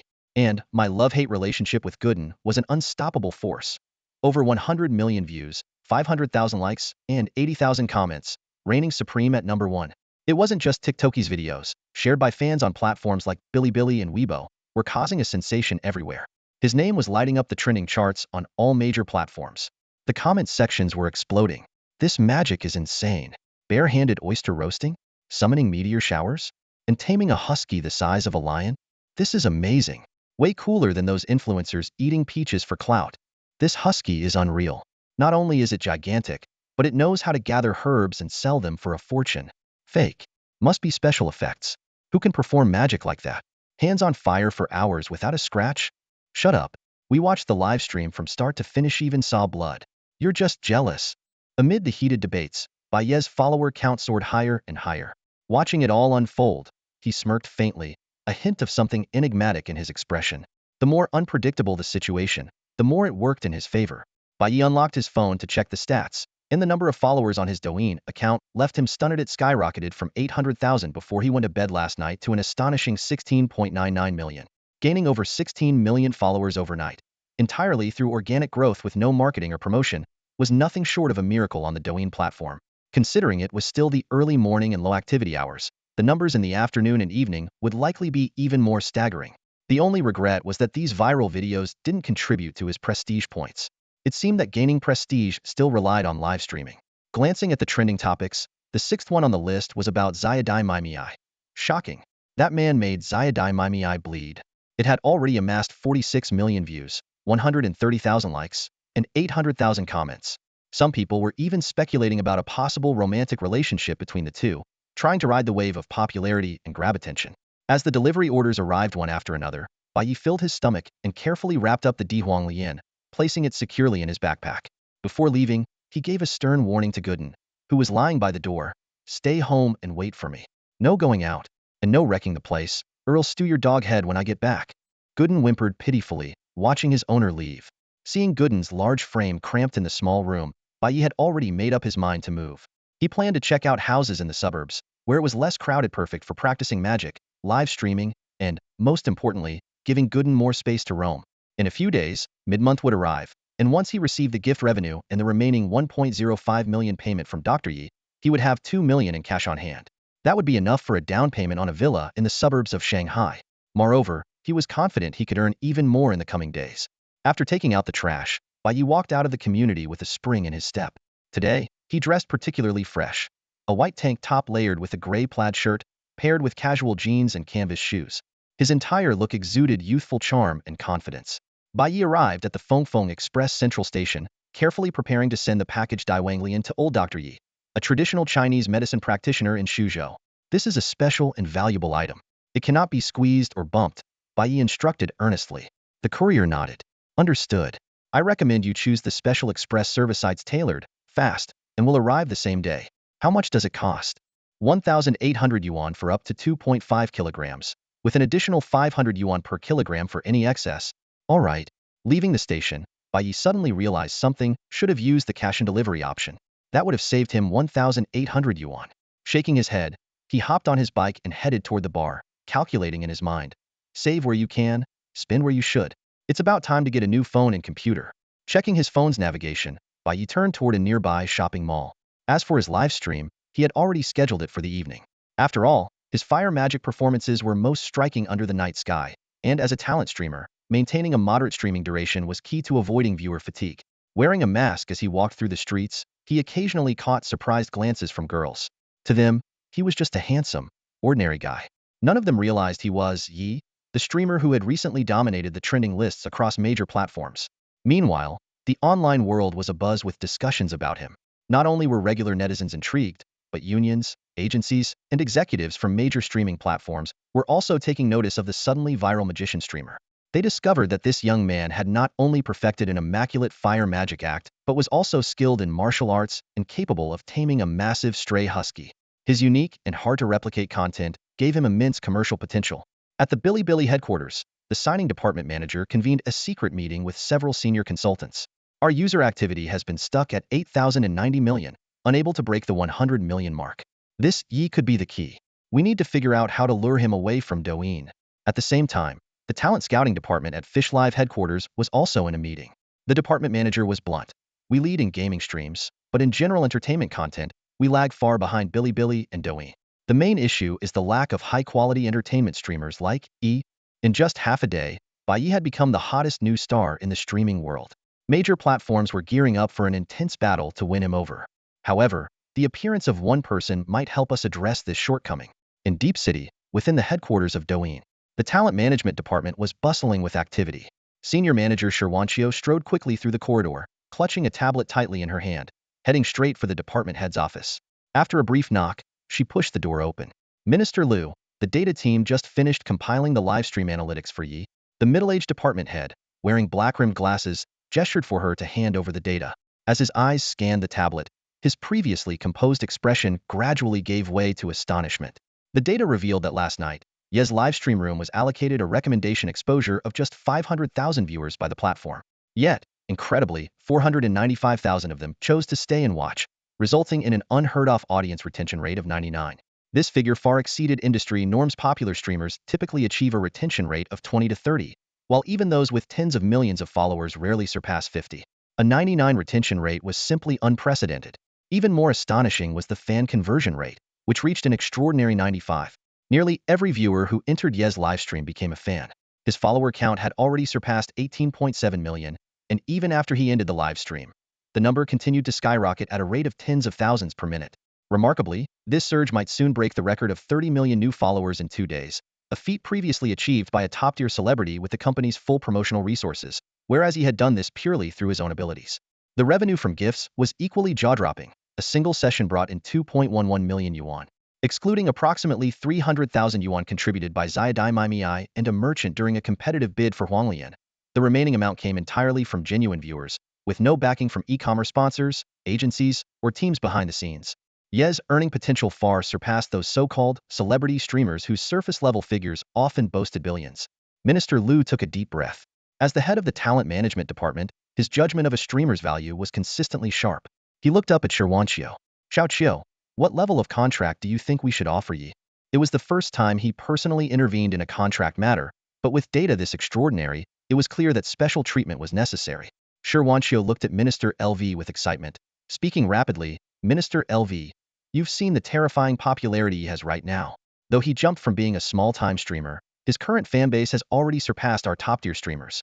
He deserves the highest level treatment. The highest level treatment? A top-tier contract? Minister LV frowned deeply. Based on the current data, Ye's popularity does seem likely to last for a long time. But if we give him a top-tier contract now, how will we retain him when he grows even bigger? Minister. Sure, Wanchio interrupted anxiously. It's not just us paying attention to him right now. Platforms like Bilibili and YY are watching him closely. You've seen it yourselves, dominating the trending lists on Bilibili and Weibo. While our top-tier contracts might give us an edge over other agencies, they're hardly competitive against those major platforms. Right now, our biggest advantage is that his account and core fanbase are already with us. With equal terms, he'll definitely choose us.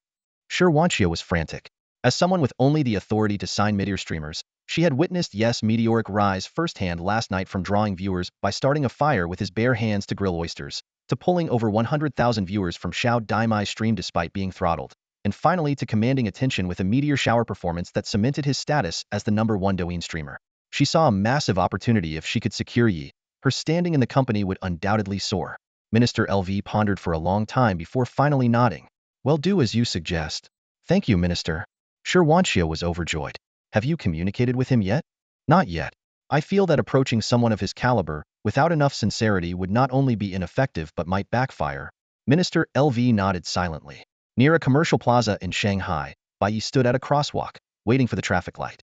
Beside him were two little girls in white and blue school uniforms, holding oversized lollipops that were bigger than their faces, curiously staring at him.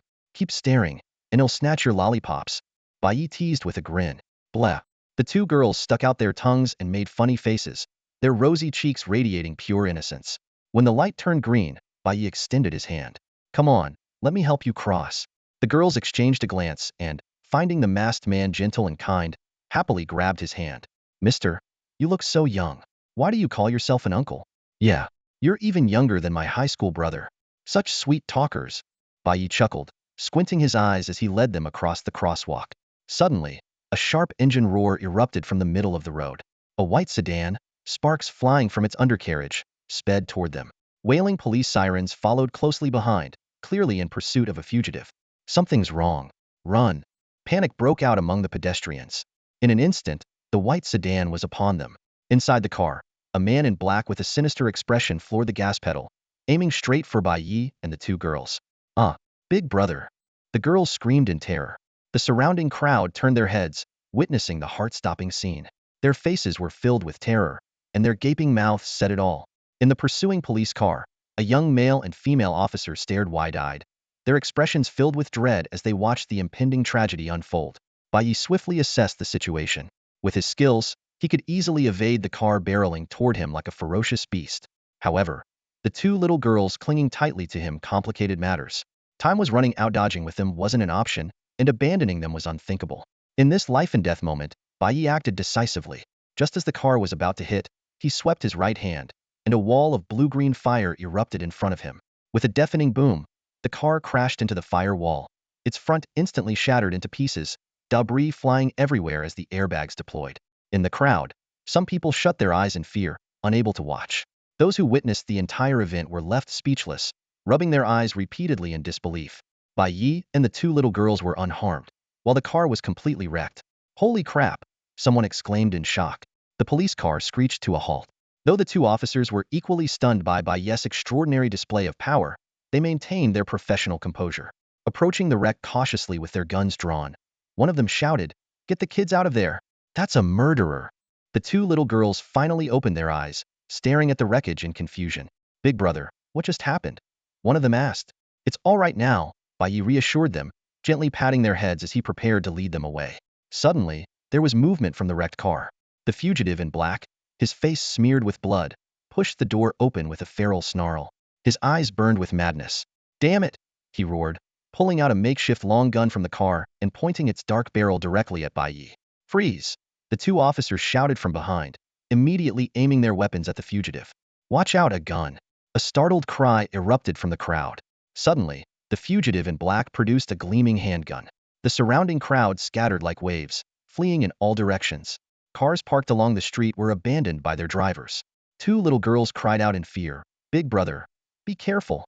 Bai Ye's expression turned cold, and anger flared in his eyes. Before the fugitive could pull the trigger, Bai Ye swept his hand through the air, and a massive blue flame instantly engulfed the man. What the hell is this? The man in black widened his eyes in shock before being consumed by the intense heat. His clothes ignited in an instant. In his agony, he fired a shot wildly, and the bullet struck a nearby car. The two police officers, initially poised and ready, froze in astonishment at the sudden appearance of the blue flames. The female officer furrowed her brows slightly, studying Bai Ye with a thoughtful expression, as if he looked familiar. The male officer snapped out of it and shouted urgently, "Secure the fugitive first." The sound of gunfire caused the fleeing crowd to stop and look back. When they saw the armed fugitive, now a man on fire, writhing on the ground and being tended to by the officers, they stood in stunned silence. "It's Night, the magician," someone in the crowd exclaimed, recognizing Bai Ye. "He's the streamer who performed that fire magic live last night." The exclamation sparked a wave of chatter among the onlookers. "So it's him. That's incredible, it's actually real." Even wild dogs couldn't stand a chance against him. That thug had it coming. When the car came barreling in earlier, it was stopped by a wall of fire. The two little girls looked up at Bai Ye with awe. "Big brother, you're amazing. Was that magic?" Bai Ye gently carried them to the side of the road, crouched down, and with a flick of his hand, conjured two small red flowers. "Yes, it's a new magic trick I've been working on." "Wow, that's so cool." The girls clapped their hands in delight, their earlier fright completely forgotten. "These are for you," Bai Ye said, handing them the flowers. "But remember, don't go out on your own. Always stay with an adult, okay?" "Got it. Thank you, big brother." Bai Ye stood up, ready to leave. A crowd of onlookers had already gathered, their exclamations of surprise rising and falling. "Hey, aren't you the magician streamer, Yi? You're the only one online who can create such incredible flames." "Yega, I'm your hardcore fan. Can I take a picture with you? How did you stop that car just now? That was amazing." "Yega, this isn't magic, it's real magic." Facing the enthusiastic crowd, Bai Ye smiled and waved his hand. "Thank you all for your support.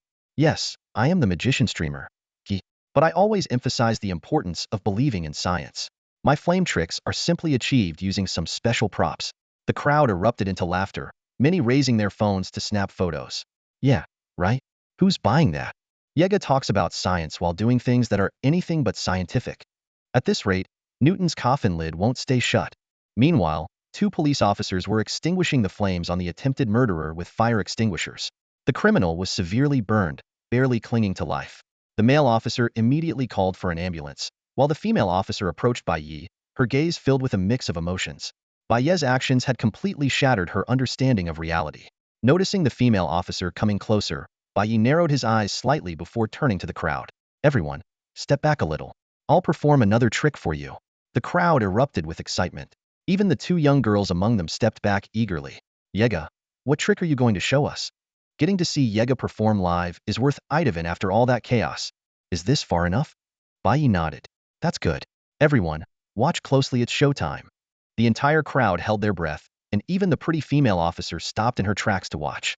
Suddenly, flames ignited in both of Bai Ye's hands, drawing cheers from the crowd. The female officer frowned deeply, trying to make sense of the unbelievable scene before her. Just as she was lost in thought, Bai Ye glanced at her and curved his lips into a sly smile. "Next, I'll show you a magic trick called the Great Vanishing Act." Before his voice had fully faded, several flames appeared out of nowhere around Bai Ye, and his figure vanished into the blaze. Realizing something was wrong, the female officer rushed forward, only to be forced back by the intense heat. Within seconds, the flames dissipated, leaving behind a cascade of colorful petals drifting through the air. Bai Ye was nowhere to be seen. The crowd surged forward, scrambling to catch the falling petals, their exclamations of awe filling the air. The female officer searched frantically among the onlookers, but couldn't find any trace of Bai Ye. She bit her lip and clenched her fists, silently berating herself for falling for his trick. Not far away, the quiet wall of a residential complex stood still. Bai Ye swiftly emerged from the bushes, leaping gracefully and clasping the edge of the wall with both hands before effortlessly flipping over into the complex. Finally got away. He leaned against the wall, exhaling deeply. Moments ago, he had created a fiery distraction to confuse everyone. As the dazzling flames and petals caught their attention, he silently slipped into a nearby shrubbery and made his escape with precision. After tidying up his slightly disheveled clothing, Bai Ye wandered around the residential area, only to find it unexpectedly vast, with no exit in sight. Left with no choice, he eventually found a secluded corner and scaled the wall once again. Landing outside, he headed straight to a nearby shopping plaza, entered a Chinese electronics store, and began browsing for a new phone and computer. Meanwhile, in the conference room of Tianlon Entertainment Company in the capital, the atmosphere was tense. An important meeting was underway, with even the general manager in attendance, honoring the gravity of the situation. At the front of the table sat a sweet and adorable girl, none other than Song Qianqian, the recently viral singer. Despite her charming appearance, her unique, smoky voice and bold singing style had captivated listeners.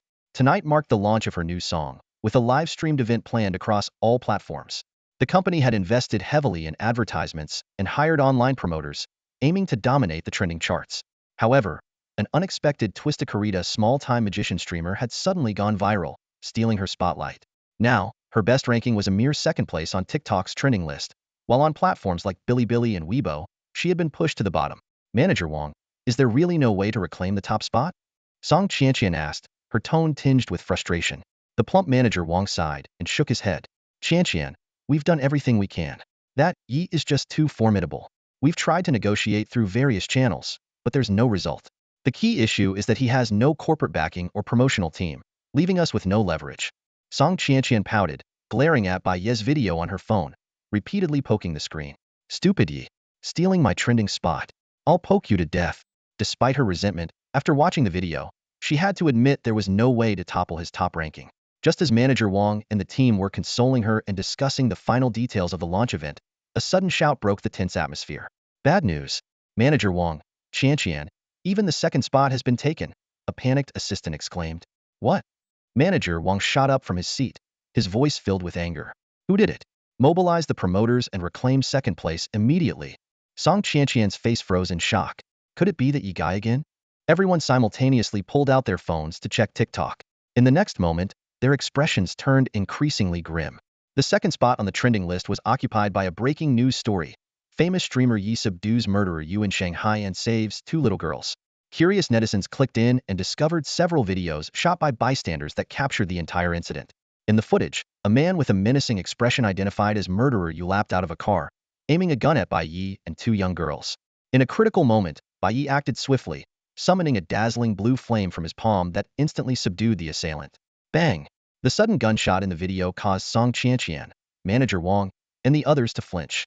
This was no performance, but a genuine life-or-death scenario. The video ended with a frame of Bai Ye walking away, cradling one of the rescued girls in his arms. Song Qianqian watched intently and instinctively gave it a like. Isn't he your competitor? Manager Wang and the assistants gave her strange looks. Song Qianqian's pale face turned slightly red as she mumbled. Well, with so many people liking it already, one more won't hurt. The incident was captured from multiple angles, with even the least viewed videos garnering hundreds of thousands of likes. One particularly well-shot video surpassed 2 million likes, with hundreds of thousands of comments. Compared to his previous magic performances, this heroic act resonated deeply with the public, earning him the title of hero who saves lives. The topic's popularity skyrocketed, quickly surpassing the love-hate drama between Song Qianqian and Goodman, taking over the #1 spot on the trending list. Manager Wang swallowed hard. Let's concede the first and second spots to him.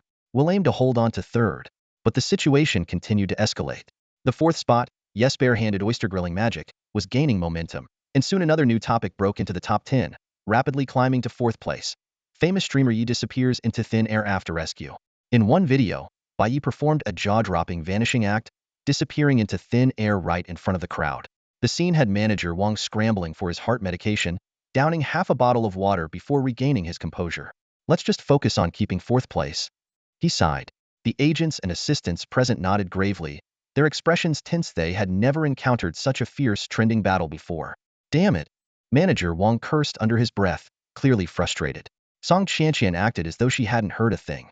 She sat alone, scrolling through her phone, her fingers swiping across the screen as she discreetly liked videos of random strangers. Manager Wang glanced at her, opened his mouth as if to speak, but then swallowed his words. If it had been any other influencer, no matter how popular, they wouldn't dare behave so nonchalantly in front of him. He would have already given them a harsh scolding. But Song Qianqian was different. Her powerful connections commanded a level of respect that even the entire company couldn't ignore. Meanwhile, the ranking of their trending topic was visibly plummeting. It had dropped from third place to fourth at an alarming speed. Just as the team was growing increasingly uneasy, a new trending topic, Who is Yi?, suddenly shot to the top of the charts like a whirlwind, completely overtaking their spot. Yi, damn you. Can't you give others a chance to breathe? Manager Wang ground his teeth in frustration as he pulled out a bottle of heart medicine from his pocket, poured a few pills into his hand, and swallowed them. But this was just the beginning. As the buzz around Yi intensified, related trending topics began to dominate the charts one after another. What props did Yi use for that magic trick? When and where does he stream? Why is Gooden so big? Mutation or new breed? The management team was on the verge of collapse. They had invested an enormous amount of resources into promoting Song Qianqian's new song, Let Me Be Your Eyes, hoping to propel her to the top of the entertainment industry. The song was of exceptional quality, and they had been confident it could surpass even top-tier pop stars. But now, all their efforts were being drowned out by the overwhelming popularity of Yi. Manager Wang, what should we do now? One of the agents asked cautiously. Should we postpone everything for a few days until Ye's hype dies down? Postpone? Manager Wang snapped, his voice laced with irritation. Do you think he'll just disappear in a few days?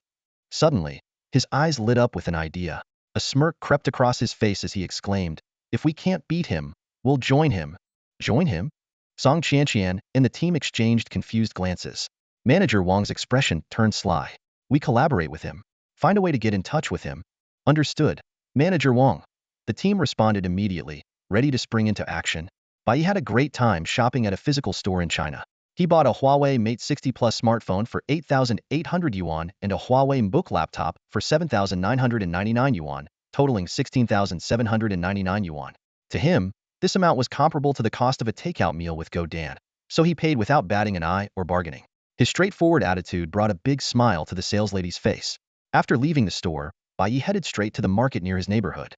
His shopping spree caused quite a stir, bought out 2 entire stalls in one go, including 100 pounds of beef at over 60 yuan per pound, spending more than 5,000 yuan just on the beef. Adding in other ingredients, the total cost exceeded 6,000 yuan. Onlookers, mostly elderly men and women, watched as Bai Ye effortlessly carried a large sack, weighing over 100 pounds, full of groceries, and couldn't help but give him a thumbs up. What a fine young man, the elderly folks remarked among themselves. Handsome, strong, and so generous, must come from a good family. If Bai Ye had lingered any longer, he might have been dragged into matchmaking by the enthusiastic elders. Fortunately, no one recognized him as the trending hero who recently saved lives, or as the well-known magician and streamer. Otherwise, the entire market would have erupted in excitement. By evening, Bai Ye returned home, greeted enthusiastically by Go Dan, who barked happily as he saw his owner carrying a large sack full of food. The sight of the ingredients made the dog even more ecstatic.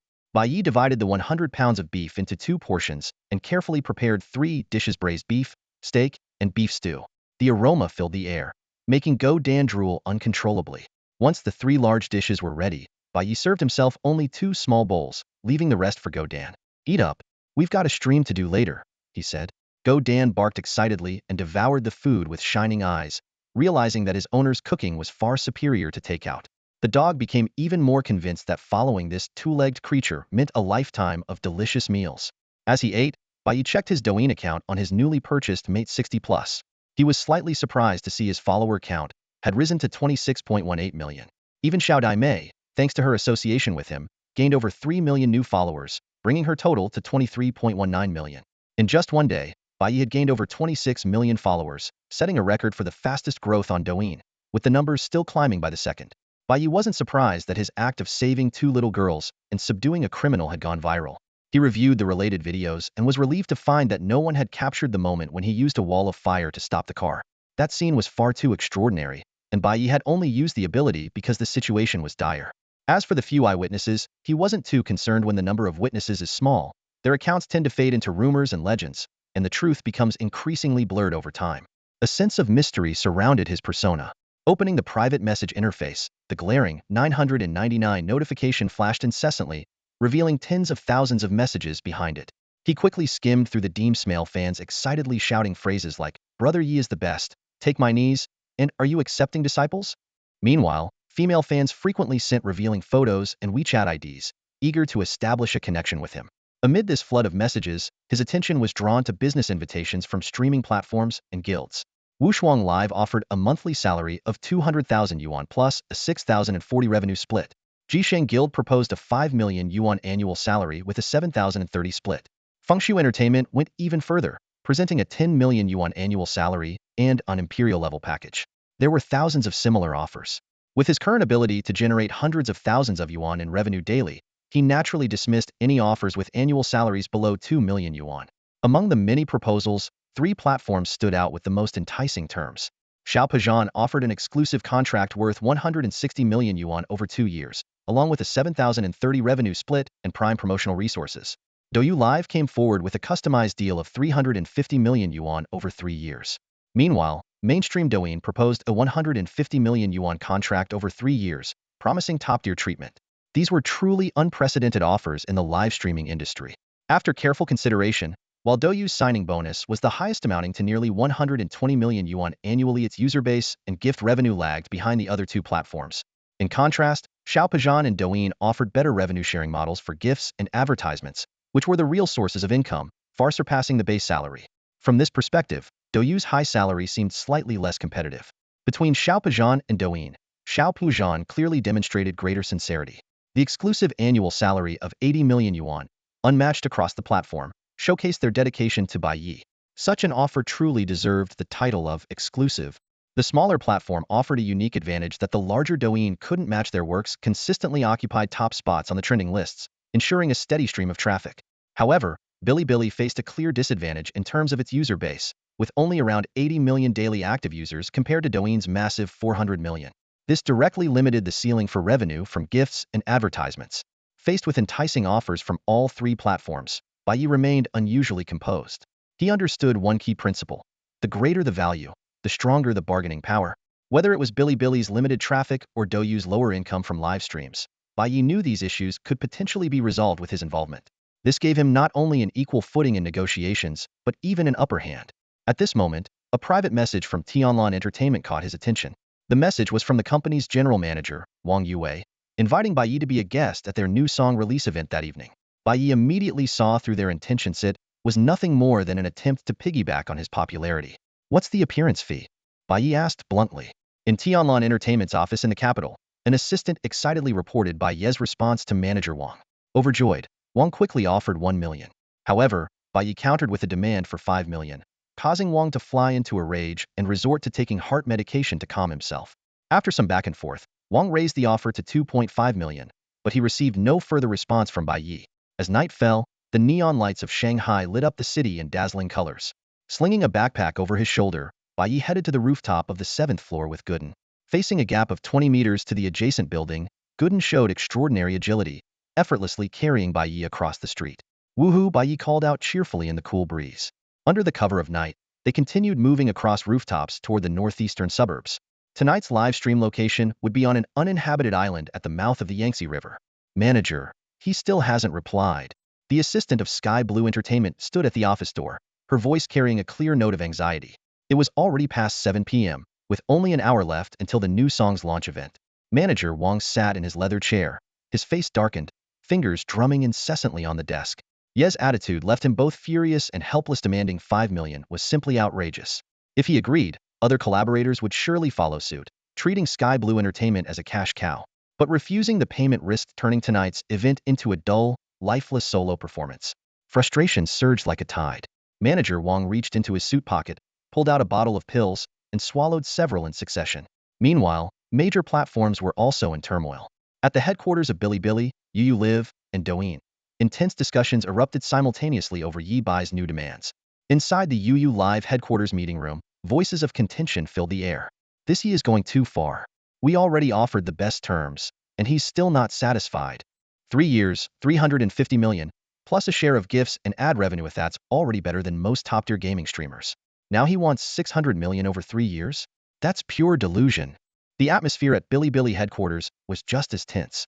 As the signing manager announced Ye's request for a 200 million yuan signing fee over 2 years, along with an 8,020 gift revenue split and a 70-30 ad revenue split, the meeting room erupted. He's got some nerve. We broke precedent to offer him an exclusive contract worth 80 million a year, and he still thinks it's not enough. One trending topic, and now his arrogance knows no bounds. Over at Douyin's headquarters, even after office hours, Manager Lu was still in a video call with Shi Wanqiu. On the screen, Manager Lu's expression was stern. Xiaoqiu, did you see this? We offered him top-tier signing terms, and in return, he's made even more outrageous demands: 3 years, 300 million signing fee, 80 of gift revenue, and 70 of ad revenue. Faced with Manager Lu's questioning, Shi Wanqiu could only bow her head in silence. her face flushed with embarrassment. The decision she had strongly advocated for, offering Yi top-tier terms, now seemed like a grave misjudgment.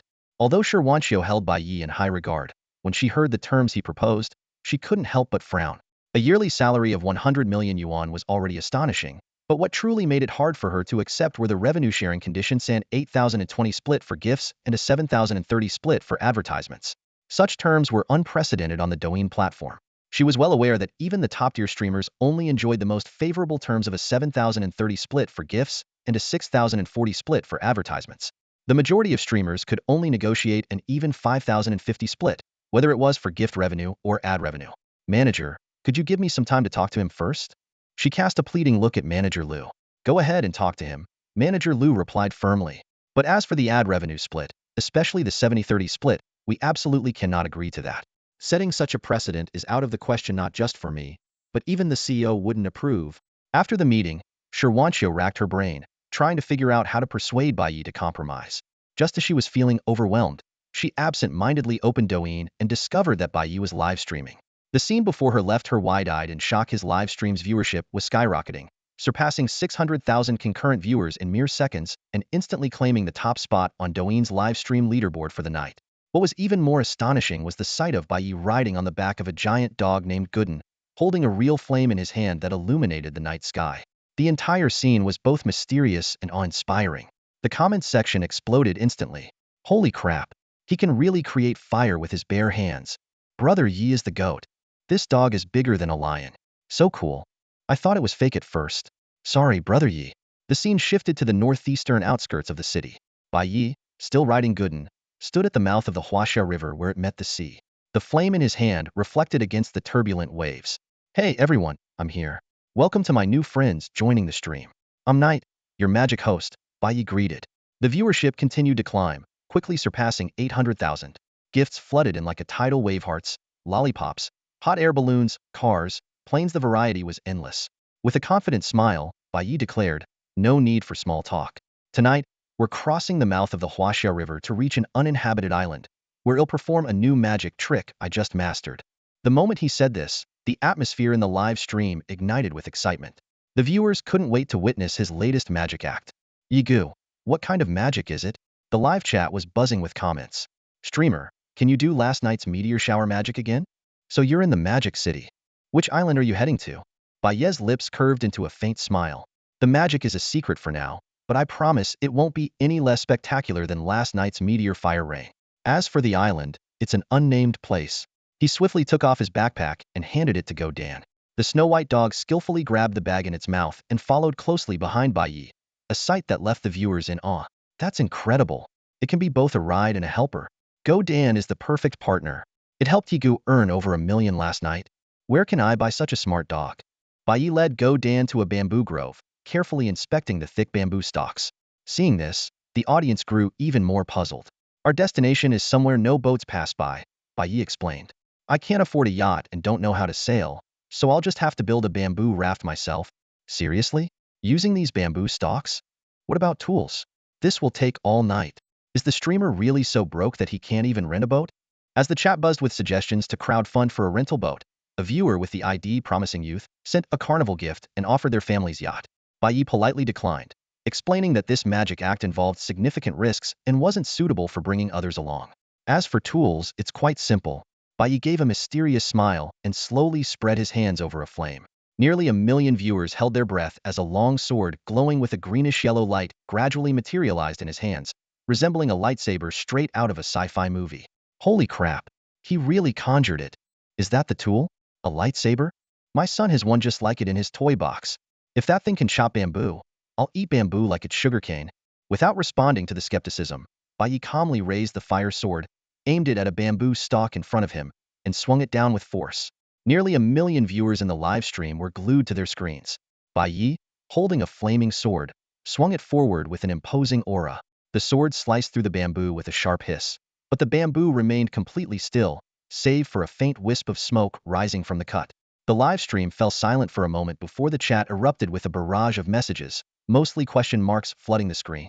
Then came waves of teasing comments. Did he mess up? So it really was just a prop. All that flashy action, and the bamboo didn't even budge. Looks like Bai Ye's fancy moves backfired. Bai Ye stood there, puzzled. This didn't make sense. He had infused the sword with his most powerful flames, and cutting through steel usually felt as easy as slicing tofu. His bewildered expression only fueled the laughter in the chat, which filled with even more playful jabs. Just then, Bai Ye gave the bamboo a gentle push. With a crack, the spot where the smoke had been suddenly split open, and the entire bamboo stalk slowly toppled over. The laughter in the live stream came to an abrupt halt, and the chat's tone shifted instantly. Wait, what just happened? Holy, Bai Ye, is that flaming sword actually real? Can someone with a physics or chemistry background explain this? Viewers suddenly recalled a user named Kingshan Bugai Lushua Kangliu, who had earlier boasted about eating the bamboo like sugarcane. They began tagging him relentlessly. However, the user had quietly switched to an alternate account and even sent a Golden Mountain Silver Mountain Carnival gift as a parting gesture. Bai Ye examined the bamboos cut closely and realized the entire surface had been carbonized, which explained why it didn't immediately break. He nodded thoughtfully, saying, "The power's definitely there. It's just that cutting through plants isn't as straightforward as slicing steel." Despite his explanation, viewers remained skeptical. Bai Ye flashed a mysterious smile and added, "Guys, you weren't entirely wrong earlier. This sword is a prop, but it's still incredibly sharp. See how it cut through such a thick bamboo in one go? The key is to be fast, precise, and decisive." The mix of scientific and fantastical reasoning left viewers both amused and exasperated. Just as they were gearing up to press him with more questions, the live stream suddenly erupted into chaos. The stream's popularity skyrocketed, with the viewer count instantly surpassing the 1 million mark. Bids surged from hundreds of thousands to 4 million, but Bai Ye could only respond with a wry smile. This wasn't some special prop, it was simply a flame sword he had conjured using his fire manipulation skills, which would dissipate as soon as it left his hand. "This prop is one of a kind, and I'll think about it once I've had my fun," Bai Ye replied vaguely. His words only fueled the excitement of the wealthy viewers, who showered him with gifts one after another. Shifting the topic, Bai Ye got down to business. "Gooden, move the bamboo out." Woof woof. Gooden sprang into action, effortlessly picking up the thick, 10-meter-long bamboo poles and dragging them to the riverbank. Meanwhile, Bai Ye continued chopping down more bamboo. The man and his dog worked in perfect harmony, quickly gathering over 30 bamboo poles. "By the way, whose bamboo is this? Message me tomorrow, and I'll compensate you at double the market price." Bai Ye's words instantly won over the audience, many of whom declared that if it were their bamboo, they wouldn't charge him a penny. Next, Bai Ye began constructing a double-layered bamboo raft. He first cut the bamboo into 12-meter lengths, using 15 poles for each layer. To ensure balance, the bamboo roots faced opposite directions on the upper and lower layers. With practiced skill, he used the flame sword to pierce holes at the ends, middle, and base of each bamboo piece. The sword seamlessly transformed into a cylindrical laser at his will, leaving the audience in awe once again. Finally, he split bamboo strips and used their tough inner bark as rope to tightly bind the two layers together. The entire process was smooth and efficient, like a meticulously choreographed display of craftsmanship, captivating all 1.3 million viewers. At the headquarters of Tianlan Entertainment in the imperial capital, manager Wang was glued to the screen, his face filled with astonishment. Within just 10 minutes of Bai Ye's livestream, the number of viewers had already exceeded 1.3 million, solidifying his position as the top streamer on Douyin. And this was merely him building a bamboo raft. The real magic performance hadn't even started yet. The astonishing popularity left manager Wang deeply impressed, marveling at Bai Ye's incredible talent and versatility. Meanwhile, managers from platforms like Douyin, Bilibili, and UU Live were closely monitoring Bai Ye's stream. However, they seemed relatively unfazed by the 1.3 million viewers, since it's not uncommon for streams on resource-concentrated platforms like UU and Bilibili to attract 3 to 4 million viewers. "It's done." Bai Ye leapt onto the freshly completed bamboo raft and stomped a few times to test its sturdiness. Godan, his dog, eagerly jumped aboard as well, prancing around with excitement. The bamboo raft remained rock solid.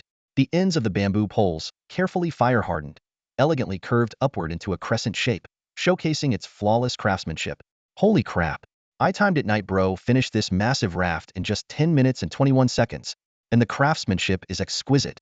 It's practically a work of art. Don't forget Godan helped too. Even so, this skill is insane. A regular craftsman would need at least half a day." The live chat was filled with amazement. Wealthy viewers were especially eager, offering high prices to purchase the bamboo raft. 500,000 yuan, will you sell it? Name your price, night bro.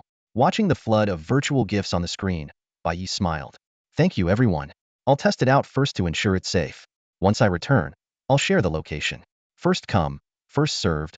In no time, the stream was flooded with extravagant gifts, From promising youth to big sister's fierce love and even gentle 36D, gift revenue quickly surpassed 500,000 yuan, and the viewer count skyrocketed to 1.5 million. On the raft, Bai Ye raised a small bamboo pole and tied a little light to it. Setting sail. Go Dan, let's go. Woof woof. Man and dog pushed the raft into the water. Bai Ye leisurely paddled with a bamboo pole, while Go Dan occasionally chipped in with his paws. Under the moonlight, the serene scene of them gliding across the sea was breathtakingly picturesque. Meanwhile, in another live stream, a meticulously dressed Xiao Daimei was hosting a PUBG gaming session. Tonight, she wore a blue and pink maid outfit, her twin ponytails adorned with cat ears, and a pink bell around her neck jingling with every move. Over 400,000 viewers tuned in, drawn to her adorable appearance.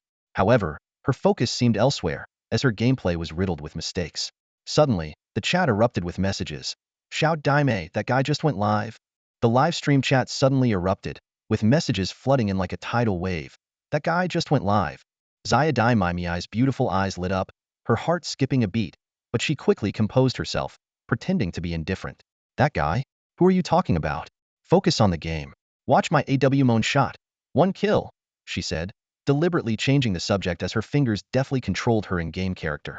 She instantly became more animated, her sexy yet adorable demeanor even more captivating, with her bright eyes sparkling like stars. As if luck was on her side, she managed to land a headshot on an enemy over 300 meters away. Oh my gosh, I hit it. Did you all see that? Xia Daimei cheered excitedly, unable to contain herself as she wiggled in celebration. The teasing glimpse of her neckline left the livestream audience wide-eyed. The chat exploded with comments. Typing with one hand to prove my innocence. Typing with my feet. Never mind, I admit it, I'm hooked. Someone's glowing like they're on something the moment they hear that guy is live. That sexy outfit? Bet it's specially for him. Xia Daimei's cheeks flushed as she instinctively adjusted her clothes. Stop with the nonsense. I just gotta know Brother Yi. There's nothing between us. Focus on the game, and I'll teach you my exclusive skill, the little tyrant shot. Meanwhile, on the other side of the platform, the top streamer Taitu had just wrapped up a large-scale competition. His stream had hit over 300,000 viewers, and his latest product promotion had raked in millions in sales. As he proudly flaunted his account balance of over 100 million Du coins and tens of millions in Daxia currency, his fans began flooding the chat with suggestions for him to challenge other well-known streamers. Annie, Big-eared Tutu, Little Sheep Bro. The suggestions, however, didn't excite Tai too much. His mind was preoccupied with Yi, the current top streamer with over 1.5 million viewers. In Taida's opinion, battling ordinary streamers might bring in 100,000 new followers at best. But going head-to-head with Yi? Even if he lost, it could still net him 300,000 to 500,000 new fans. And if he managed to win, he'd dominate the trending charts for days. Before he signs with the company's union and gains the backing of a big boss, we have to beat him. This is a rare opportunity. Taitu sat in his live stream room, determination flashing in his eyes. Tonight, no matter what, I must challenge him. As he spoke, his fingers moved swiftly, sending messages to his guild and the e-commerce sponsors supporting him. After some discussion, both parties expressed their support for his plan. However, a tricky problem stood in the way: how to get Yi to agree to a PK match. This rising internet star had never accepted a PK before, and even the chances of a joint livestream were slim. Moreover, his account clearly stated, "No PK? That's not a problem, leave it to me." Taitu replied confidently to his supporters. "All you need to do is help me win this PK. Shijuan Tianxia and Annie are nothing compared to this. It's time to go head-to-head with the king of TikTok." The top supporter has spoken. Who's the king of TikTok? It's Yi, of course. The guy who performed that fire magic trick last night. It went viral, and he has over 20 million followers. Today, he even used magic to stop a murderer and saved 2 little girls. His livestream has over 1.8 million viewers right now. He just built a giant bamboo raft in 10 minutes, and some rich fan offered 500,000 yuan to buy it. Seeing the buzz building up, Taida's lips curled into a smug grin. Looks like everyone's really hyped about Yi. Not Bod's definitely the current king of TikTok, super popular. But when it comes to PK, I, Taitu, am the undisputed champion. If you want to see me challenge Yi to a PK, hit 1 on the screen. The chat was instantly flooded with ones. Taitu wasted no time searching for Yes account and sent PK requests one after another. However, each request was swiftly and decisively declined. Meanwhile, Bai Ye was paddling the bamboo raft forward with Godan. Seeing the endless stream of PK requests, his brows furrowed. I've made it clear no PK, can't this guy read? He shook his head and focused on figuring out how to cover the remaining 20 to 30 kilometers faster. The pace is a bit slow, Bai Ye said, addressing his livestream audience. You're also clever. Any ideas to speed things up? The chat was immediately flooded with a flurry of creative suggestions. Let Go Dan sit at the back of the boat and use his tail as a propeller, someone in the livestream jokingly suggested. How about letting those two bragging masters sit at the back? With just their hot air, they could outdo a turbocharger. Another viewer quipped, causing the chat to erupt in laughter. Amid the cheerful atmosphere, Tayatu's expression suddenly darkened. Staring at his phone screen, his voice carried clear anger. I've sent 5 consecutive invitations without a single response. This isn't just about acting high and mighty, it's outright disrespect for industry norms. As a streamer with 17 million followers, is it really that hard to agree to a live conversation? Taitu grew more agitated as he spoke, slamming the table. This isn't just about giving me face, it's about disrespecting our 10 million strong Iron Army. Alright, family, let's storm into his livestream and show him what we're made of. As soon as he finished speaking, the gift effects lit up the screen. Sweeping across the world and Golden Globe both sent grand gestures of support, and the top-ranked fans voiced their backing. Tayatu's followers, fired up and united, flooded into Bai Ye's livestream in droves. Over in Bai Ye's stream, the atmosphere was lighthearted and fun, with viewers enthusiastically brainstorming quirky ideas for speeding up the boat. Suddenly, nearly 200,000 people stormed in, filling the chat with hostile messages. Stop acting like a big shot. Too scared to PK with our Taitu? 2 million viewers are watching you. You coward. Just as spineless as your dog. Bai Ye's fans immediately clapped back. Where did these rabid dogs come from? Get out of our brother Ye's stream. A bunch of clowns trying to get attention? As the live stream descended into chaos, Bai Ye furrowed his brows and spoke in a calm yet firm tone. Yes, a streamer did invite me to a PK earlier, and I declined. Let me make a few things clear. First, I have never looked down on anyone. Second, my profile explicitly states that I don't accept PK challenges. Third, as a talent and magic streamer, I focus solely on content sharing. If you like it, you're welcome to stay. If not, you're free to leave. Bai Ye's composed yet resolute response earned him a wave of support and praise from his fans. The moment Tayatu's name was mentioned, the atmosphere in the livestream turned tense. It was clearly a tactic to ride on Bai Ye's popularity, and the audience saw through it instantly. Gifts began flooding the livestream screen. Sweeping the World was the first to send a carnival, directly calling out Taitu for his cowardice in avoiding the PK. Talking about showcasing talent instead of piking?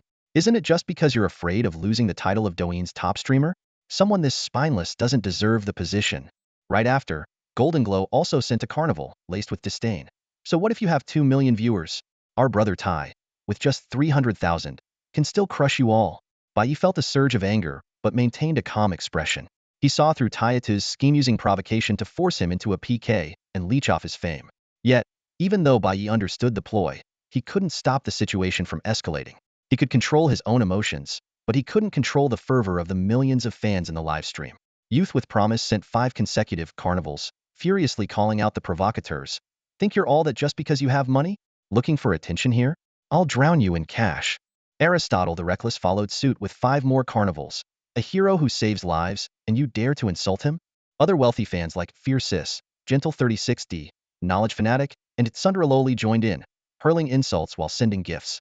They rallied tens of thousands of fans to flood into Tayatu's livestream, completely taking over the comment section. Tayatu's livestream instantly became chaotic. Youth with Promise and Fierce each sent a carnival, with one scolding, I usually don't curse, but for a shameless person like you, I'll make an exception every time I see you. The other warned, take your medical fees and stay away from our Xiao Yi. As the viewer count in Tayatu's livestream surged to 700,000, Taitu outwardly appeared enraged but was inwardly ecstatic. His plan was working. If Bai Ye's fans were provoked enough, Bai Ye would have no choice but to accept the PK. Otherwise, if the label of coward stuck, his livestream's popularity would suffer in the long run. Grabbing the microphone, Taitu pretended to be furious and roared, think you're unbeatable just because you have more people? Do you think I'm scared of you? If you have the guts, come to the PK. Watch me crush your streamer into the ground. Douyin's top streamer? Just a joke in my eyes. Today, I'll teach you all a lesson. Tayatu's words further enraged Bai Ye's fans. After venting in Tayatu's livestream, they angrily returned to Bai Ye's. Youth with Promise and Aristotle the Reckless each sent another carnival, firmly declaring, Brother Ye, you have to stand up for yourself. We've got your back. It's your first PK, but with us here, what's there to fear? Let's take him down. Nearly 2 million viewers chanted in unison, fight. You must fight. Crush him. Bai Ye fell into deep thought. At this point, he had no choice but to respond. Small conflicts could be ignored, but such blatant provocation demanded a response. Otherwise, he'd truly be seen as weak and easy to bully. However, Taitu must have something up his sleeve to act so brazenly despite knowing Bai Ye had so many fans and wealthy backers. The answer clicked in Bai Ye's commerce? Guilds? The sheer scale of this PK made Bai Ye fall into deep thought. A duel involving over 1 billion virtual gifts meant that the wealthy supporters in the livestream would need to spend tens of millions of Xia currency on gifts. This number was truly staggering, and even with Bai Ye's popularity, he couldn't guarantee absolute confidence in winning. He glanced down at Go Dan, lying at his feet, silently regretting that he couldn't just have it bite someone directly. At that moment, his phone buzzed incessantly, as a flood of private messages poured in. Businesses, companies, and unions from all directions extended their offers, promising to help him secure victory in this peak, but each came with conditions. Some required him to endorse their products, while others wanted him to join their ranks. Among the many offers, 2 companies stood out with their sincerity. One was Sky Blue Entertainment. Manager Wang proposed highly flexible terms. They would treat the PK victory as Bai Ye's appearance fee, offering a maximum of 5 million, with no obligation to return anything exceeding that amount. However, if the total surpassed 8 million, Bai Ye would need to prioritize connecting with their streamers over the next 2 years. Reading these terms, a subtle, meaningful smile appeared on Bai Ye's face. The other offer came from the globally renowned Nyonyo energy drink. They admired Bai Ye's adventurous persona in his outdoor streams, seeing it as a perfect fit for their brand spirit. After careful consideration, Bai Ye quickly replied to them, looking forward to working together. Back in the live stream, the audience count had already soared to 2.4 million. The chat was flooded with demands to take down Taitu, with many fans growing impatient. Bai Ye took a deep breath, his gaze fixed resolutely on the screen. Since they've already dared to challenge us, we can't let them look down on us. Let's go. Taitu, I'll make an exception today and teach you a lesson. The moment these words left his mouth, the live stream erupted. Gifts flooded the screen in dazzling effects, and the chat was so crowded it almost obscured the background. Bai Ye quickly scanned Taitu's account information, a cold smirk forming on his lips. Trying to use such underhanded tactics to leech off my popularity? I'm afraid you won't be able to handle the consequences. Bai Ye focused his thoughts and connected to Taitu's live stream. As the system notification sounded, the 2 live streams successfully merged. On the screen appeared a young man with a buzz cut, wearing sunglasses pushed back onto his head, his expression full of arrogance. The moment Taitu saw Bai Ye, his eyes lit up with wild excitement, and his whole body trembled slightly with agitation. So, you're Ye, huh? I heard your streams got over 2 million viewers now? Think you can look down on me, Taitu, and my Iron Army? Today, I'll teach you the rules of this industry. He shouted at the top of his lungs, the veins on his neck bulging. Bai Ye responded calmly, first of all, I never said anything about looking down on anyone. Second, the way you're yelling just reminded me of a line of poetry. In the cold forest and solemn canyon, high apes often wail. This immediately caused an uproar in the live stream. Some viewers were confused, but the sharp ones quickly burst into laughter. The comment section was instantly flooded with interpretations. Debate champion, sent a TikTok #1. What Ye means is, in dark, cold places, there are always petty people shouting nonsense. Sharper than chicken essence, sent a carnival. I think he's saying in shady places, there are always some creatures neither human nor beast making annoying noises. With over 2 million fans catching on, laughter and teasing comments overwhelmed the chat. Wow, Brother Ye is so poetic. Even his insults are classy. Taitu's face darkened. Although he couldn't fully grasp the meaning, he could sense the mockery. He roared, enough talk. Come on, let's PK. Bai Ye, uninterested in arguing further, stayed composed. Seeing over 500,000 viewers already tuned in, Taitu couldn't wait to start a 10-minute PK challenge. Bai Ye flatly declined. Beating you? 5 minutes is enough. This remark stung Taitu, who was clearly trying to ride Bai Ye's coattails for clout. Gritting his teeth, he had no choice but to accept and reissue a 5-minute PK challenge. The battle was on. Taitu immediately began riling up his audience.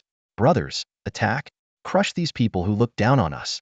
With deafening background music, Taitu's fans and his support team started spamming gifts, driving up his popularity by millions. Meanwhile, on Bai Ye's side, without any prompting, his fans angered by Taitu's antics began showering him with gifts as well. Wealthy supporters like Promising Youth and Sisters Fierce sent 10 carnivals at a time, escalating the intense showdown. Meanwhile, in Xiaodai Mimi's live stream, fans flooded the chat with messages. Xiaodai Mimi, Brother Ye is piking with Taitu. Night Bro is doing a PK? And against Taitu? Xiao Daimei stared at her phone screen in disbelief. She quickly pulled up Bai Ye's profile and saw 2 clearly marked statements, trust in science and no PK. While fans scrambled to explain that Taitu had used underhanded tactics to provoke Bai Ye, Xiao Daimei's heart was already in her throat. As a professional PK streamer, Taitu had the backing of powerful e-commerce platforms and guilds, while Bai Ye was just starting to gain traction. This was far from a fair fight. In the middle of her game, Xiao Daimei didn't hesitate and told her teammates, "Guys, sorry, something urgent came up at home. I have to leave." Her flimsy excuse immediately drew knowing smiles from her viewers. She quickly entered Bai Ye's live stream, and the scene confirmed her fears. Bai Ye was locked in an intense PK with Taitu. After understanding the situation, she immediately rallied her own fans. "Guys, go help Night Bro. Take down that despicable Taitu." Before finishing her sentence, she had already sent 50 carnival gifts. In just over 2 minutes, both sides' Soundwave points had skyrocketed into the billions. The numbers showed Bai Ye at 108,974,715 and Taitu at 112,836,906, with Taitu slightly ahead. In terms of viewership, Bai Ye's stream had reached 4.21 million, while Taitu's had 1.01 million. It was undoubtedly a PK showdown of unprecedented scale. However, Bai Ye's wealthy fans were starting to feel the strain. Top supporters like Yue Youth and Jejia Hinxiong'o had each spent nearly 1 million summer coins, yet they still couldn't turn the tide. Taitu's side continued their relentless assault, their arrogance showing no signs of diminishing. One by one, Bai Ye's fans began apologizing with dejected messages. "Night Bro, sorry, we can't keep up." "Sorry, Night Bro." What should have been an exhilarating PK battle seemed destined to end in a crushing defeat. On Taitu's side, his assistant excitedly reported the situation. "Taitu Bro, Bai Ye's fans are out of steam." However, they were genuinely shocked by the sheer amount of money Bai Ye's fans had poured in, well over 10 million. Even with the combined efforts of Taitu's team, guild, and e-commerce supporters, they had only managed to hold a slight edge. If he had a company or e-commerce backing him, Taitu didn't dare finish the thought, but he couldn't help marveling at Bai Ye's incredible ability to generate revenue. He quickly gave the order. "Don't let up, keep the pressure on him." With victory within reach, Taitu was already gearing up for his next money-making plan. He passionately thanked his supporters. "Thank you to all my family here, and a special thanks to the big brothers and sisters on the leaderboard. I'm deeply grateful and will never forget your kindness. To show my appreciation, I have 2 waves of benefits for everyone today." As he spoke, he had his assistant bring out a box of Malaysian bird's nest and announced, "This product originally costs 1,888 per box. But today, I demand that all merchants in my livestream must offer discounts. 90% off." Taitu's voice echoed throughout the livestream. "Only 188 yuan. Every product is officially certified, and I guarantee my family won't be at a loss."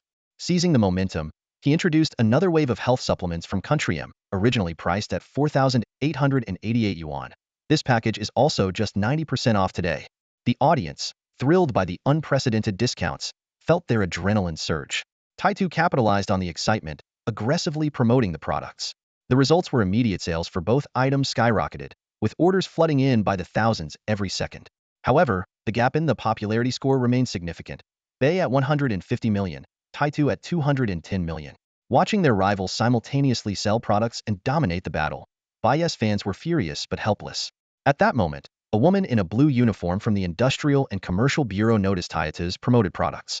She quickly typed on her computer before picking up the phone to report. The Daxia Industrial and Commercial Bureau had just received a complaint accusing the wildly popular streamer Taitu of selling counterfeit goods. Given his massive influence, the Bureau immediately launched an investigation. "Don't worry, we'll win this battle for sure," Bai reassured his fans. Just as he finished speaking, an awe-inspiring special effect erupted in the livestream. A silver-armored angel wielding a massive sword descended gracefully. Xiaotian has sent 100 guardian angels. Brave Bull has sent 100 guardian angels. These exclusive gifts, which could only be unlocked by accounts with spending exceeding 20 million yuan, were worth 10,000 yuan each. Soon, more wealthy fans joined in. Tianya Haijiao has sent 100 carnivals. Nyonyo on Fire has sent 100 carnivals. Bai Ye's popularity score soared like a rocket. 1.8 billion, 2.5 billion, 3.1 billion, instantly surpassing and suppressing Taitu. "Family, attack. Hit them with everything you've got." Taitu shouted, sweat dripping from his forehead. Just then, his assistant rushed over in a panic. "Taitu, bad news. Bai Ye's side is also getting support from companies and merchants. They're sending guardian angels by the hundreds." Taitu's face turned pale as soon as he heard that. "Sending them out in batches of 100? Taitu muttered to himself, his eyes fixed on the screen. "Isn't that 1 million at a time?" Suddenly, he noticed the opposing lineup, the logos of Sky Blue Entertainment and Nyonyo Group, glaring back at him from the screen. Taitu's pupils contracted sharply, and his mind went blank for a moment. These two adversaries were way out of his league. Sky Blue Entertainment alone was far superior to his guild, not to mention the world-renowned Yo-Yo Group. Even if his backing e-commerce companies teamed up, 100 of them combined wouldn't match a single branch of Yo-Yo Group. Fine, a loss is a loss. Let them curse me. I've already made my money, Taitu reassured himself. In just a few minutes, he had sold 800,000 boxes of Malaysian bird's nest and 500,000 sets of American health supplements, raking in nearly 400 million yuan in total sales. The production costs were only 4 yuan and 10 yuan per unit, respectively, meaning the profit margin was astronomical. With a 10 commission, he stood to pocket 40 million yuan. Totally worth it, he thought, feeling a sense of relief. The PK results came in quickly. Bai Ye scored 510 million virtual gifts, while Taitu managed 290 million. Cheers erupted from the 5 million viewers in Bai Ye's livestream. Feigning regret, Taitu addressed his audience. I'm sorry, everyone. I've lost. I couldn't fight for justice on your behalf. Pausing for effect, he added with a smirk, Bai Ye, well played. As he prepared to end the livestream connection and capitalize on the momentum to sell more products, he suddenly realized that all the functions in his livestream had stopped working. Even the product links had mysteriously disappeared. Viewers flooded the chat, asking how to make purchases. Alarmed, Taitu quickly called his assistant to figure out what was going on. At that moment, an official notice from Douyin appeared in the livestream. Due to the sale of counterfeit and substandard products, the host Titus account has been restricted. Almost immediately, another announcement from the Market Regulation Bureau followed. Inspection results reveal that the so-called Malaysian bird's nest is merely flavored sugar water, and the American health supplements contain harmful substances such as sildenafil. The 6 million viewers across the two live streams were instantly in an uproar. Bai Ye's audience erupted in mockery. Titus done for this time. Let's see how ironhead you are now. Arrogance always leads to downfall. Meanwhile, the 1.5 million viewers in Titus stream were furious. Refund our money? Scammer. We treated you like family, and you treated us like fools? As Taitu and his team scrambled to come up with a response, the police suddenly burst into the livestream studio. Freeze. Hands on your head. In the next moment, Titus's livestream went dark, replaced by the word banned. This sudden twist left everyone watching utterly stunned. The swift response from the authorities of the Daxia Kingdom made Bai Ye's heart skip a beat. Clearing his throat, he addressed the viewers in his livestream with a serious tone. As you can see, please don't impulsively buy products recommended by streamers in the future. Some streamers promote goods without a shred of conscience. By this time, the popularity of Bai Ye's livestream had skyrocketed to over 6.6 million viewers. After Taida's livestream was shut down, his audience of over 1 million had flocked to Bai Ye's stream. The comments section exploded with activity. Then, Brother Ye, can we trust the products you promote in the future? Yeah, Yega. You're a streamer too, can we believe you? Haha, Brother Ye. This is like shooting yourself in the foot. Yega. Respect. 666. Bai Ye responded with a serious expression. Let me make this clear. If I ever promote products in the future, I guarantee 2 things. First, I will personally use and test the product to ensure its safety before recommending it. Second, if there's any issue with the product, I will take full responsibility myself. We trust your integrity, Yega. The fans were touched and expressed their support. Bai Ye continued, additionally, I want to make an official statement. This is the first and last time I will ever participate in a PK challenge. No matter who invites me in the future, I won't accept. Many of the other streamers watching felt a pang of regret upon hearing this. Although Titus' tactics were underhanded, it was undeniable that his method of gaining rapid popularity was effective. Had he not been so greedy and promoted counterfeit products, his strategy could have been a massive success.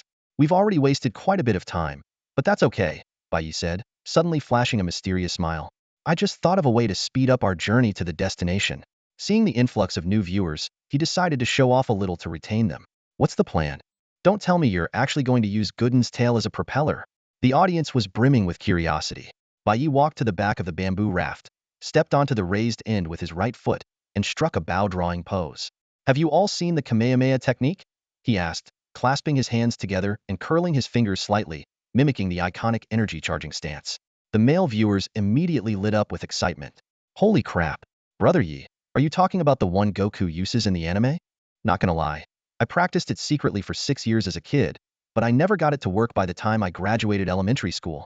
I've been practicing for 12 years, got some results, but my aim's a bit off. Bro above, by off. Do you mean it turned into something else entirely? Haha, I'm dying over here. Yega, how far have you gotten with it? Amused by the playful comments, Bai Ye chuckled and rubbed his nose. Keep it up, and you'll make me lose my momentum. Alright, let's do this. Bai Ye assumed the pose and began chanting.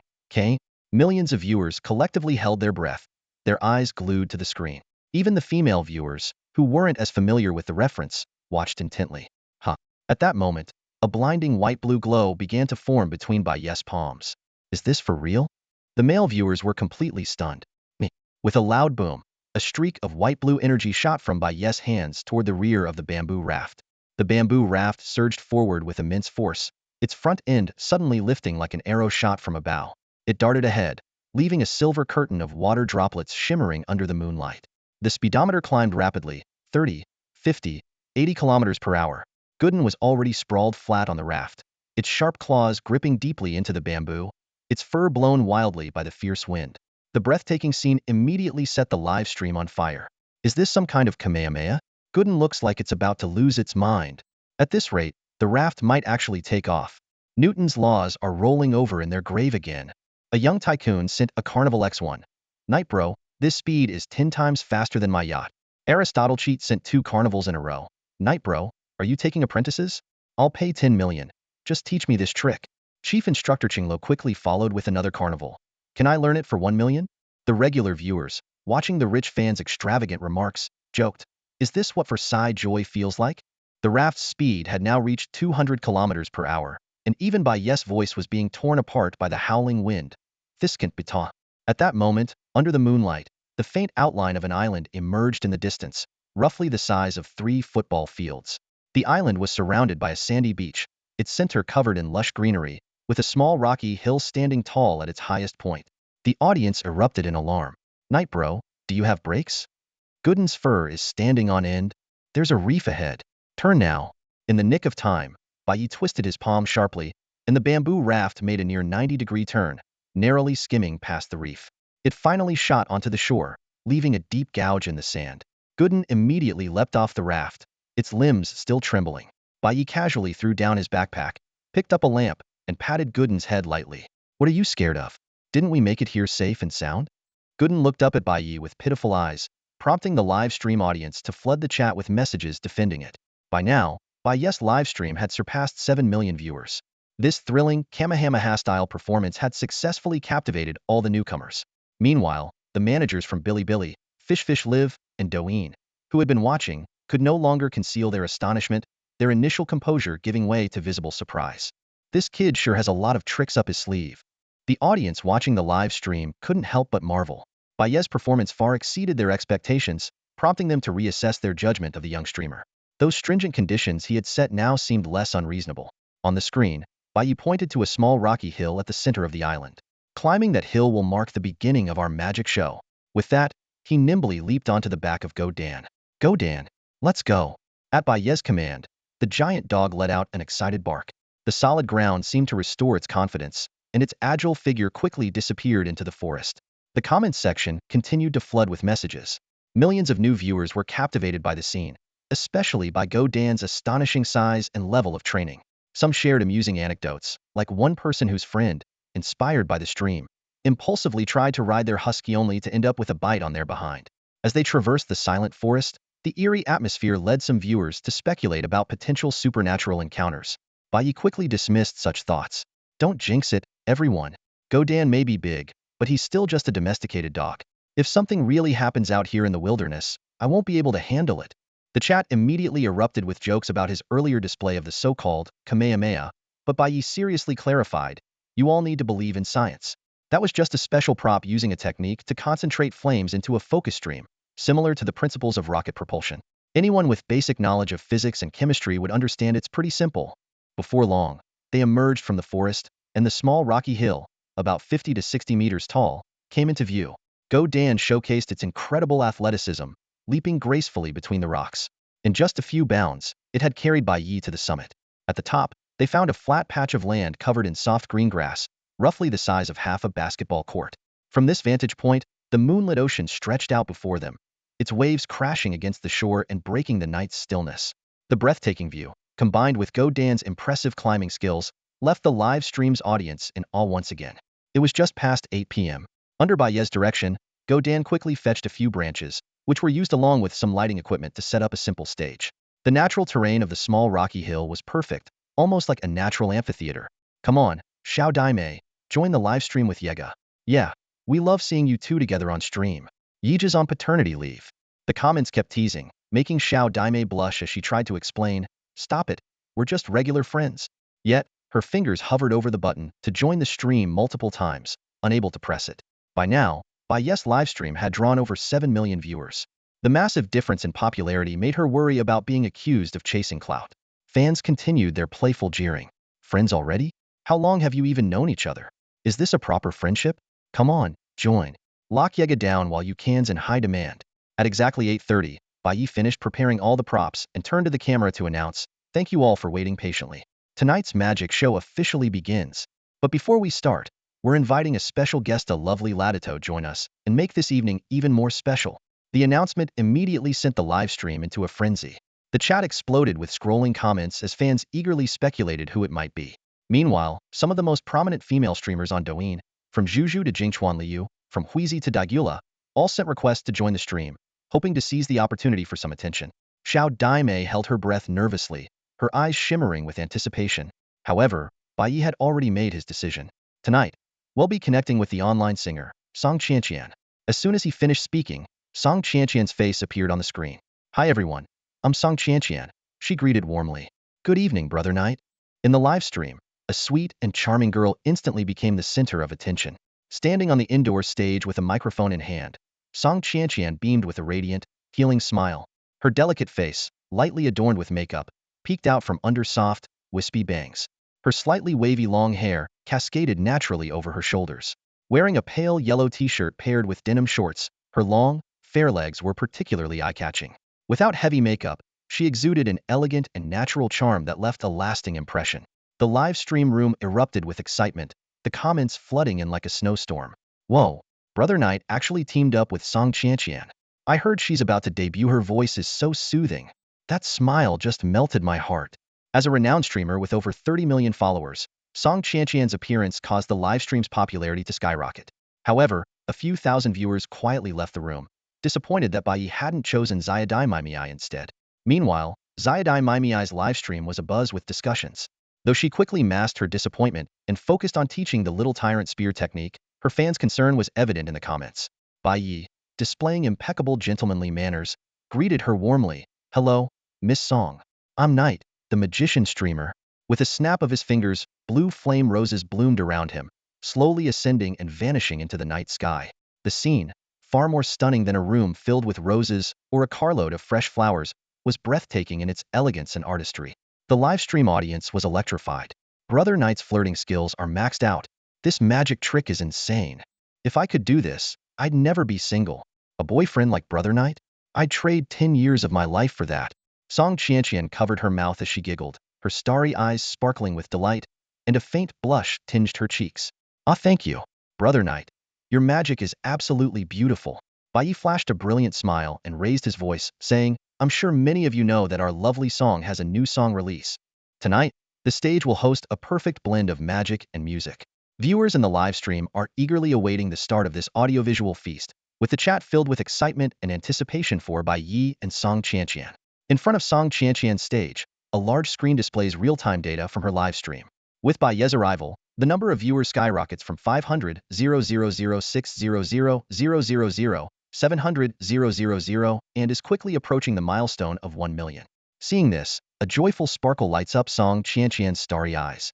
I'm so touched by everyone's excitement. Song Qianqian says sweetly. The new song I'm about to perform is called, Let Me Be Your Eyes. I hope you'll all enjoy it. She turns to the music director and signals, music. The upbeat melody bursts forth, and Song Qianqian's graceful figure dances lightly to the rhythm, her face glowing with a sweet smile. The audience is captivated by her performance, and many can't help but sway along with the beat. Meanwhile, Bai Ye dims the surrounding lights to set the mood for Song Qianqian's performance. After a brief intro, Song Qianqian lifts the microphone, her bright eyes meeting Bai Ye's. She sings with heartfelt emotion while dancing. Let me be your eyes, so you can see clearly. This love song is for you, treating you like the stars in the sky. Her unique smoky voice carries both boldness and warmth, combined with catchy lyrics and an energetic rhythm. The audience responds enthusiastically, flooding the chat with comments and virtual gifts. Admirers like Aristotle Cheater and Chief Instructor of the Brothel even send extravagant carnival gifts, praising Song Qianqian's talent and charm. As the audience is enchanted by Song Qianqian's singing, Bai Ye begins his performance. He starts by gently waving his hand in front of the camera, then steps back and dramatically sweeps his right hand in time with the music. In an instant, his entire outfit transforms, and a magnificent pair of flaming wings suddenly appears behind him. In that moment, the entire hilltop is bathed in dazzling firelight, radiating brilliance. Song Qianqian's once bright stage is instantly overshadowed, like a firefly competing with the full moon. At this moment, the stage unveiled an unprecedentedly stunning spectacle. Millions of viewers were glued to their screens, fully immersed in this visual feast. Bai Ye moved gracefully to the rhythm of Song Qianqian's singing, seamlessly blending various dance techniques he had mastered from a music maestro like dance, street dance, cha-cha. Every move he performed was fluid and natural, as though it flowed effortlessly. His precision in rhythm, combined with movements that were both expansive and powerful, exuded a unique charm that captivated the audience. The male viewers were mesmerized, trying to imitate a few simple moves, only to realize how clumsy they looked in comparison. Meanwhile, the reactions from female fans were even more fervent. The comment section was flooded with passionate declarations. "Brother Yi is so handsome. Where can you find a guy like this?" "Since meeting Brother Yi, no other celebrity compares." Gifts poured in non-stop. "Proud little Lolita sent 5 carnivals. This nun is ready to secularize," gifted 33, and Gentle 36D contributed 10. As Song Qianqian continued singing, her gaze unconsciously followed Bai Ye's performance, her heartbeat inexplicably quickening. The popularity of both live stream rooms skyrocketed. Song Qianqian's viewership surged from 1.2 million to over 2 million, while Bai Ye's soared to an astonishing 10 million. New viewers, captivated by their talents, left comments such as, "This is incredible. I can't believe TikTok has streamers of this caliber." Managers from various platforms couldn't sit still. Bai Ye, who had just set a new record for concurrent viewers, was clearly destined to become the new benchmark for talented streamers. Fish Live immediately decided to accept Bai Ye's terms, even raising the annual salary offer from 200 million to 210 million. TikTok headquarters manager Lu also promptly agreed to all 3 of Bai Ye's conditions, including a 70 ad revenue share. Meanwhile, Bilibili's manager personally stepped in, watching Bai Ye's mesmerizing magic performance while instructing his assistant, Xiao Li, log into the company's God-ear TikTok account. "I have big plans for it." Smirking, he silently mocked the foolish rush of other platforms sending contract offers. The entire livestream industry was in an uproar over this performance. A new legend was being born. Over 10 million viewers are watching live. Manager Wang of Sky Blue Entertainment stared intently at Bai Ye, a glimmer of excitement in his eyes. He knew very well that Bai Ye held immense commercial potential. "The big 3 are definitely eyeing him too," Manager Wang thought with a sigh. But then his gaze shifted to Song Qianqian's livestream, which had close to 3 million viewers online, and a satisfied smile appeared on his face. Together, the 2 live streams had over 13 million viewers, a number even top-tier pop stars could barely achieve. This 2 million was well spent. Manager Wang calculated in his mind. For this PK event, they had invested over 20 million Daxia yuan, far exceeding Bai Ye's initial asking price of 5 million. However, in return, they secured the exclusive right to collaborate with Bai Ye for free over the next 2 years. It was undoubtedly a worthwhile investment. In the live stream, as the ending music played, Song Qianqian bowed deeply. "Thank you to every fan who supported me, and thank you, Brother Yi, for bringing so many viewers. It truly felt like a concert experience." She lifted her head, her eyes sparkling with sincerity. "Also, Brother Yi, your dance moves are honestly the coolest and most impressive I've ever seen." The comment section erupted instantly. Congratulations to Goddess Qianqian on her debut success. Greetings from the people of Minzhou. Greetings from the people of Luzhou. Bai Ye chuckled lightly and said, "Miss Song, you're beautiful and talented. This is proof of your own abilities. I didn't really contribute much." He dispelled the flames surrounding him, returning the space to calm. Nearby, Go Dan the dog continued to cower in the corner, still wary of the flames that could have roasted its head. "Brother Yi, don't be so modest," Song Qianqian said with a sweet smile. "And if you don't mind, just call me Qianqian." The moment she said that, the comment section exploded again. "Wow, I can smell the romance in the air. Qianqian and Brother Yi are such a perfect match." "New. Is Qianqian going to compete with us for Brother Yi?" "Get in line, Qianqian. First come, first served." Seeing the audience's playful comments, Song Qianqian's cheeks flushed red, while Bai Ye simply shook his head with a faint smile. "Before the end of this new song, let me present you all with a magical feast." Bai Ye's voice echoed through the live stream, instantly igniting the audience's anticipation. Song Qianqian clapped her hands cheerfully. "Great. Looking forward to Brother Ye's magic show." As soon as she finished speaking, the audience flooded the chat with messages of support and encouragement for Bai Ye. The viewers in the live stream were buzzing with excitement. While Song Qianqian's beauty and sweet singing voice were captivating, for most of the audience, Bai Ye's magic was the highlight of the night. The chat was alive with speculation, with some guessing it might be a meteor shower of fire, only to be quickly dismissed. Bai Ye had already confirmed it would be an entirely new trick. Users like Youthful Aspirations and D's Tenderness sent carnival gifts one after another, pushing the atmosphere in the live stream to a climax. The audience recalled the mesmerizing performances they'd already witnessed tonight. The lightsaber, the Kamehameha wave, the flaming rose, flaming wings, and fiery lights, each one breathtaking. Now, they eagerly anticipated the grand finale. Bai Ye smiled faintly, taking a deep breath to compose himself. At that moment, his dog, Go Dan, seemed to sense something unusual. Its fur stood on end as it nervously searched for a place to hide, eventually crouching at Bai Ye's feet. The audience chuckled at this sight, unaware of Go Dan's instinctive fear of what was about to unfold. All right then, let's begin. Bai Ye's eyes gleamed as he slowly raised his hands. Over 10 million viewers held their breath, their eyes fixed on their screens. Newcomers to the stream teased Bai Ye for putting on airs, while longtime fans waited silently, knowing something spectacular was about to happen. Bai Ye spread his arms wide and whispered, "Fire lotus rise." In an instant, blue and red fire lotuses bloomed one after another in the air. Varying in size, the fiery lotuses seemed to come alive, spreading outward from the mountaintop. In the blink of an eye, the entire sky above the small island was filled with these vividly lifelike fire lotuses. Each petal was exquisitely detailed, forming a breathtaking masterpiece against the night sky. Song Qianqian gasped, covering her mouth in astonishment, rendered speechless by the beauty of the scene. All the viewers were entranced by the stunning display, while Go Dan continued to tremble, its eyes filled with fear. "This is the magic I've just developed. Its name is Fire Lotus," Bai Ye announced, his gaze fixed on his first-ever performance of the Fire Lotus technique, a hint of excitement welling up inside him. With a slight lift of his hand, he snapped his fingers in a suave gesture. In the next moment, fiery lotuses bloomed one after another in the night sky, each as dazzling as a miniature sun, illuminating the sea and sky for kilometers around. Go Dan was so stunned by the spectacular sight that he stood frozen, unable to move. The live stream's chat exploded instantly. "This is breathtaking. These effects are incredible. Yega is the best." The audience was awestruck by the phenomenon. Some claimed they wanted to kneel in reverence, even stubbornly insisting despite their girlfriend's protests. Others declared they could no longer look at ordinary film effects the same way. How much did Yega spend on these props? No wonder he always says he's broke. He must have poured all his money into this. Fans marveled while generously showering him with virtual gifts. "This month's snack money is all yours, Yega. I'll skip buying that handbag just to send Yega a carnival gift." Seeing his fans interpreting his performance with such enthusiasm and support, Bai Ye felt a surge of warmth in his heart. He sincerely thanked them, saying, "Thank you all for your support. No matter how tough things get, I'll keep bringing you even more amazing magic shows." Just as Bai Ye was about to interact with Song Qianqian, the live stream erupted again. A guardian angel, gift worth 10,000 yuan, lit up the screen, with a silver-armored angel gracefully flying across.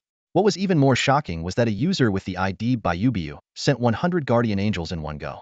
Whoa, 1,000,000 yuan? Only Yega could attract a benefactor like this. The chat was in chaos with excitement. Though Bai Ye was puzzled by the unfamiliar ID, he politely responded, "Thank you, Bayubiu, for the guardian angels. Let me know if there's any magic you'd like to see." Meanwhile, the managers at UU Live and Douyin had noticed something was off.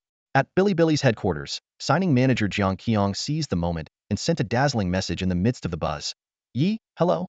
I'm Jiang Qiong, a manager at Bilibili. We're prepared to offer you a 2-year contract worth 200 million yuan, with revenue sharing terms entirely up to you. In front of these 10 million viewers, I promise you full platform support." This shocking announcement caused an uproar in the live stream. The managers at UU Live and Douyin were furious. "Shameless. They're poaching talent right in the middle of our stream. Activate the company's VIP account now," the UU manager ordered immediately. The comment section exploded with excitement. "Brother Yi is incredible. 2 billion in 2 years. 2 billion in 2 years isn't that impressive," someone immediately countered. "Some gaming streamers make over 1 billion a year. Way more than Brother Yi. That's because they stream on Douyu. Streamers on Bilibili mainly rely on gift revenue and ad splits, which is way more than signing fees." The comments kept rolling. If Brother Yi went to Bilibili, wouldn't he make 2 billion a year? No more worrying about money for props. Wherever Brother Yi goes, well follow, fans declared enthusiastically. Just then, a manager from Bilibili appeared in the Douyin livestream, offering an astronomical contract. The audience was stunned and urged Bai Ye to accept the offer. Other streamers watching the scene couldn't hide their envy. After all, Bilibili is known for not providing base salaries, relying entirely on revenue splits. But this time, they offered a staggering $2 billion contract and even agreed to Bai Ye's revenue share terms, leaving everyone in awe. As discussions heated up, a familiar sound effect suddenly played in the live stream Angel's Blessing. Douyu Loves Diving sent Angel's Blessing 100. Shortly after, a message popped up, "Hello, I'm Ma Weiniang, the manager of Douyu. 3 years and 6 billion as a signing fee is far too low, it doesn't match your value. We're willing to offer 3 years for 8 billion, with all other terms meeting your requirements. While we might currently lag behind Bilibili in advertising, with you on board, we're confident we can surpass them." Ma Weiniang smiled smugly. A guaranteed 2.7 billion per year, this move shocked both Bilibili's manager Jiang and Douyin's manager Liu. The best they could offer was 1 billion as a base salary per year, with the rest dependent on revenue splits. In contrast, Douyu's offer was a solid guaranteed income, no matter the performance. The audience went wild once again. Whoa, Douyu is going all out. 3 years for 8 billion, plus revenue from gifts and ads, easily 3 billion a year. Douyu seems like the safer bet, and it pays more too. Watching Douyu disrupt the game, Bilibili's manager Jiang gritted his teeth and made up his mind in silence. In the livestream, a shocking announcement suddenly appeared. Bai Ye has sent 100 guardian angels, followed by an astonishing offer from Xiaopajian, a 2-year contract worth 300 million yuan. Before the audience could recover from this staggering figure, the amount was raised by an additional 50 million per year. Right then, Douyu Ai Qinshuao also sent 100 guardian angels, accompanied by an even more jaw-dropping offer, a 3-year contract worth 900 million yuan, emphasizing the platform's promising future. The live stream exploded with excitement as the chat flooded with comments like a torrential downpour. Only now did the audience truly grasp Bai Ye's commercial value, a streamer so coveted that 2 major platforms were willing to engage in a public bidding war for him. Brother Ye can go anywhere as long as he earns more to produce even better shows. By the way, why hasn't Douyin made a move yet? Yeah, this is Brother Ye's home turf. Even the likes of Song Qianqian and manager Wang from Tianlan Entertainment were left speechless by these astronomical offers. Such treatment was something even top-tier celebrities might not enjoy. Female streamers in the chatroom stared in awe, fully aware that becoming Bai Ye's girlfriend could mean not only a luxurious lifestyle but also an opportunity to rise to fame overnight. Meanwhile, at Douyin's headquarters, manager Liu watched the bidding war unfold with a grave expression. He knew that simply raising the offer further would only lead to mutual destruction for all 3 platforms. A unique bargaining chip was needed. Suddenly, inspiration struck. He immediately picked up the phone to call the general manager. "General manager, besides offering a competitive salary, I propose we grant him access to the international market. With his talent, he's perfectly capable of going global. This could also be a great opportunity for Douyin to expand overseas." After receiving approval from the general manager, Douyin made its move. While Xiaopajian and Douyu were fiercely competing with offers of 180 million and 330 million per year, Bai Ye's livestream viewership had already soared past 13 million. Finally, amidst the eager anticipation of countless viewers, Douyin officially announced its offer, a 3-year contract worth 360 million yuan, along with a promise to allocate gift and ad revenue according to Bai Ye's preferences. Douyin's offer caused an uproar in the livestream chatroom. Not only did they propose a contract with an annual salary of 360 million yuan, but more importantly, they promised to grant Bai Ye the privilege of simultaneous domestic and international live streaming. What kind of god-tier treatment is this? The bullet comments erupted instantly. 1.2 billion a year isn't actually that high. Xiaopa Station offered 1.8 billion, and Douyu went as high as 3.3 billion, but soon, the audience discovered an even bigger surprise. The Douyin platform, which traditionally separates its domestic and international versions, requiring streamers to register new accounts to enter the overseas market, was now offering Bai Ye a custom-made account that would seamlessly connect both markets. Does this mean we'll be able to see foreign viewers in the chatroom? This kind of treatment only Bai Ye could get it. Seeing Douyin play this trump card, the managers of Xiaopa Station and Douyu fell silent. This cross-market advantage was something pure monetary offers couldn't compete with. However, they weren't ready to back down and quickly revealed their final moves. At that moment, 2 eye-catching messages flashed across the bullet comments. Bai Ye sent Angel Guardian X100, Xiaopa Station announced they were raising their annual salary, offer to 250 million yuan. Douyu Loves Diving sent Angel Guardian X100, Douyu countered with a staggering 400 million yuan offer. The audience immediately launched into a heated discussion. Xiaopa Station's 250 million base salary plus commission is actually pretty tempting. Douyu offering 400 million as a guaranteed minimum? That's some serious sincerity. But Douyin's opportunity to tap into the overseas market might be the most promising of all. Each platform had its unique advantages. Douyin's groundbreaking international development opportunity, Xiaopa Station's stable base income with commission, and Douyu's exceptionally high guaranteed annual salary. In this moment, all eyes were on Bai Ye, waiting for him to make his decision. No matter which platform ultimately won him over, the fans had already reached a consensus they would continue to support Bai Ye. Now, it was up to him to weigh these three incredibly enticing options. Bai Ye carefully weighed the offers from the three major platforms. In terms of annual salary, both Bilibili and Douyin offered over 100 million yuan, meeting his expectations. Douyu went even further with a staggering offer exceeding 200 million yuan, which also satisfied him. However, after comparing all the additional terms, his choice became clear. I choose Douyin. I look forward to a successful partnership. Bai Ye's voice rang out clearly in the live stream. Thank you to Bilibili and Douyu for your recognition and support. My apologies. With the three platforms competing so publicly in the live stream, Bai Ye decided to give his answer on the spot to show his respect. Douyin's advantage in the overseas market and its offer of simultaneous global live streaming were the key factors that swayed him. For Bai Ye at this stage, income was no longer the primary concern. Enhancing his reputation had become the more important goal. The managers from Bilibili and Douyu offered their best wishes before quietly leaving. Douyin's official account immediately announced, "Welcome night to officially join Douyin. To celebrate, Douyin will not take any revenue share from tonight's stream. Enjoy your live broadcast." This announcement instantly electrified the live stream. The comments section exploded with excitement as fans flooded the chat. Knight is on another level. Only Knight can make the three giants fight over him. Knight is the king. The stream's popularity continued to soar, with the number of live viewers stabilizing between 13 million and 15 million, far surpassing the combined viewership of all other top-tier Douyin streamers.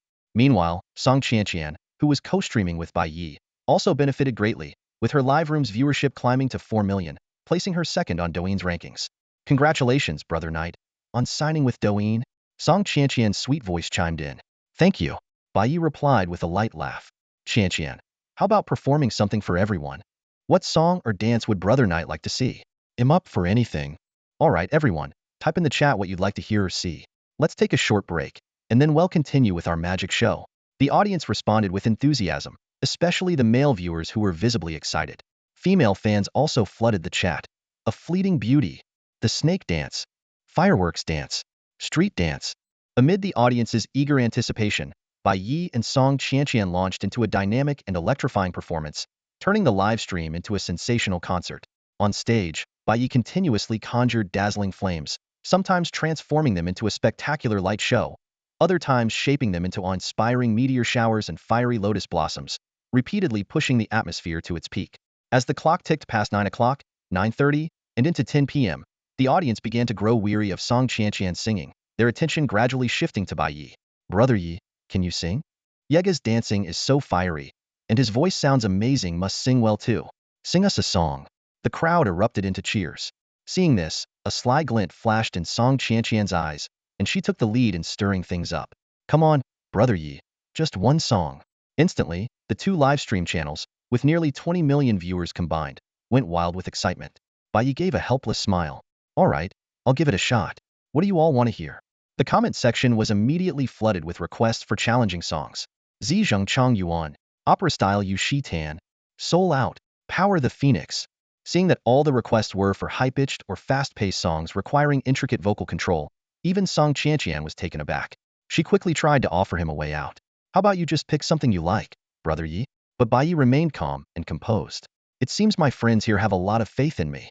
Even though I'm not much of a singer, I'll give it a try for everyone's enjoyment. He pulled out his phone, played the accompaniment and selected Zhizheng Chong Yuan. The audience began recording, eagerly anticipating potential voice cracks or chaotic notes. However, the moment Bai Ye sang the first note, everyone was stunned. See the crimson peaks. Follow my lead as we enunciate each word with clarity. His voice was as clear as crystal, rich and captivating. With professional-level vocal control and flames that danced perfectly in sync with his melody, he brought the youthful vigor and grandeur of the song to life. The audience's enthusiasm soared instantly, and the comments section exploded with words of astonishment and praise. Wow, Brother Ye can actually sing. The livestream chat exploded with comments flying like a storm. Bai Ye's magnetic voice traveled across the internet, leaving countless viewers in awe. His voice is so captivating, even better than the original artist. Fans spammed the chat enthusiastically. Brother Ye is truly a jack of all trades. Is there anything he can't do besides giving birth? Don't forget he's a magician, might even figure that out, someone joked. Song Qianqian's eyes widened in astonishment, completely mesmerized by Bai Ye's singing. Just moments ago, he claimed he wasn't very good at it. Yet now he was outperforming professional singers. She couldn't help but tease, "You liar, brother Yi. Always tricking people."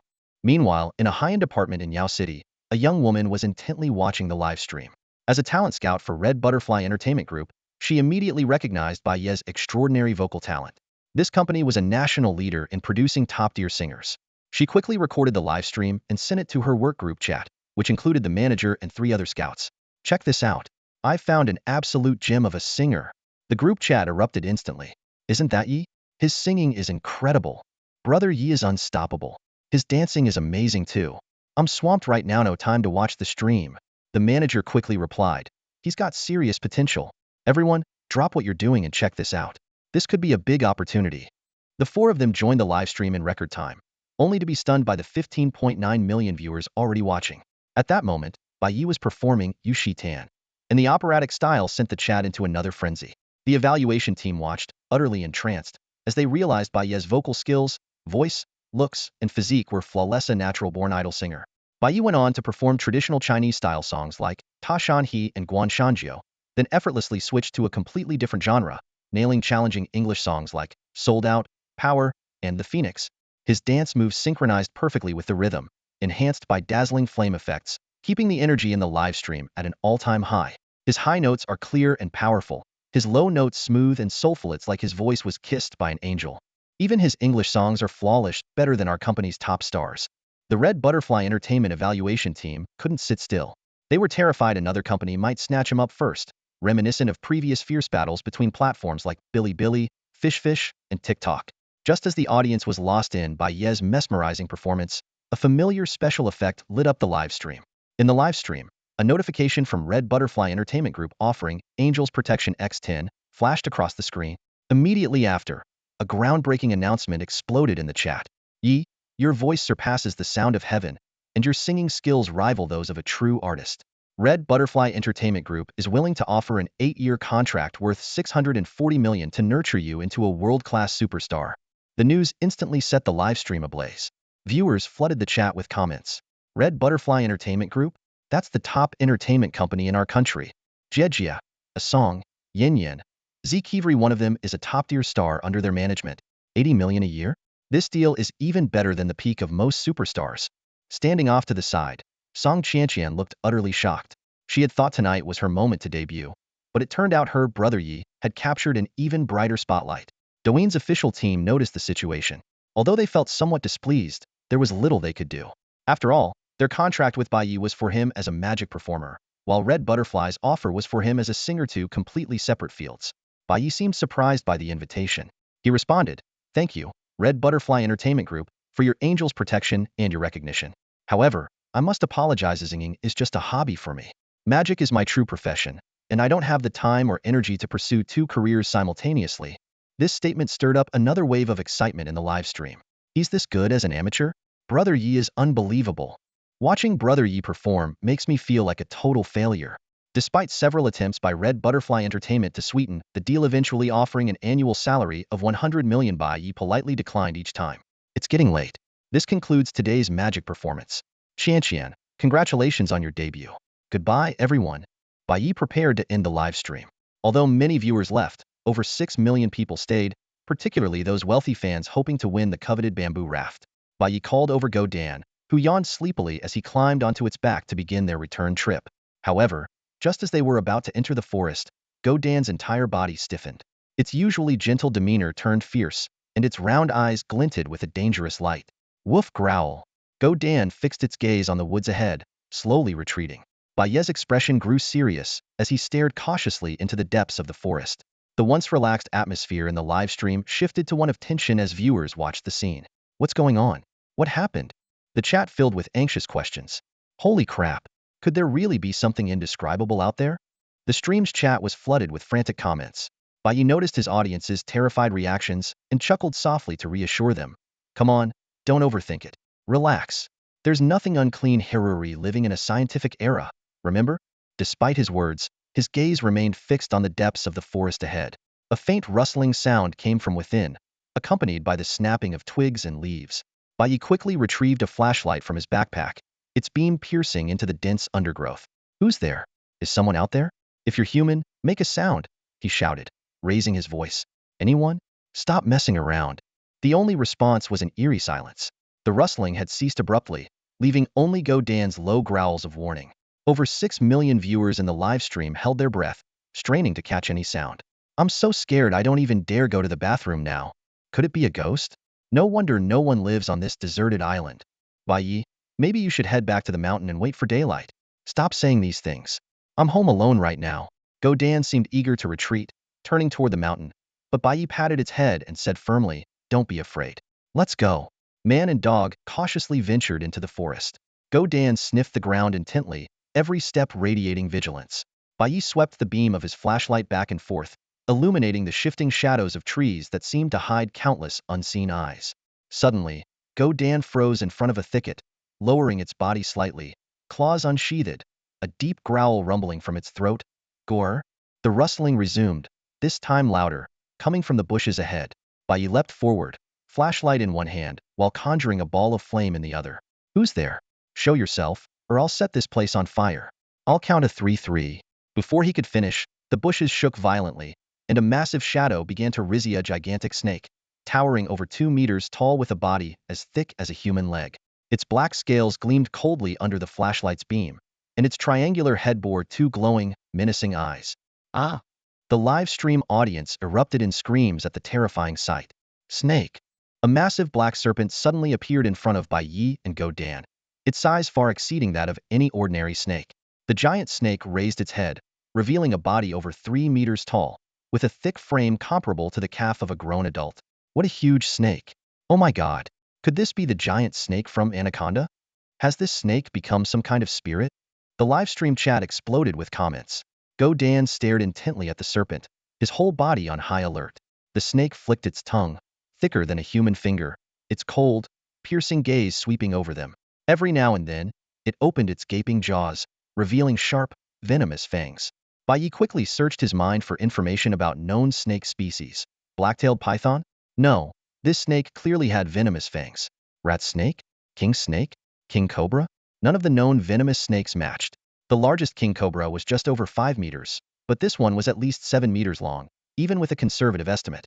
Despite his confusion, Bai Ye felt a slight sense of relief. At least this was a tangible, physical creature, far better than dealing with supernatural entities.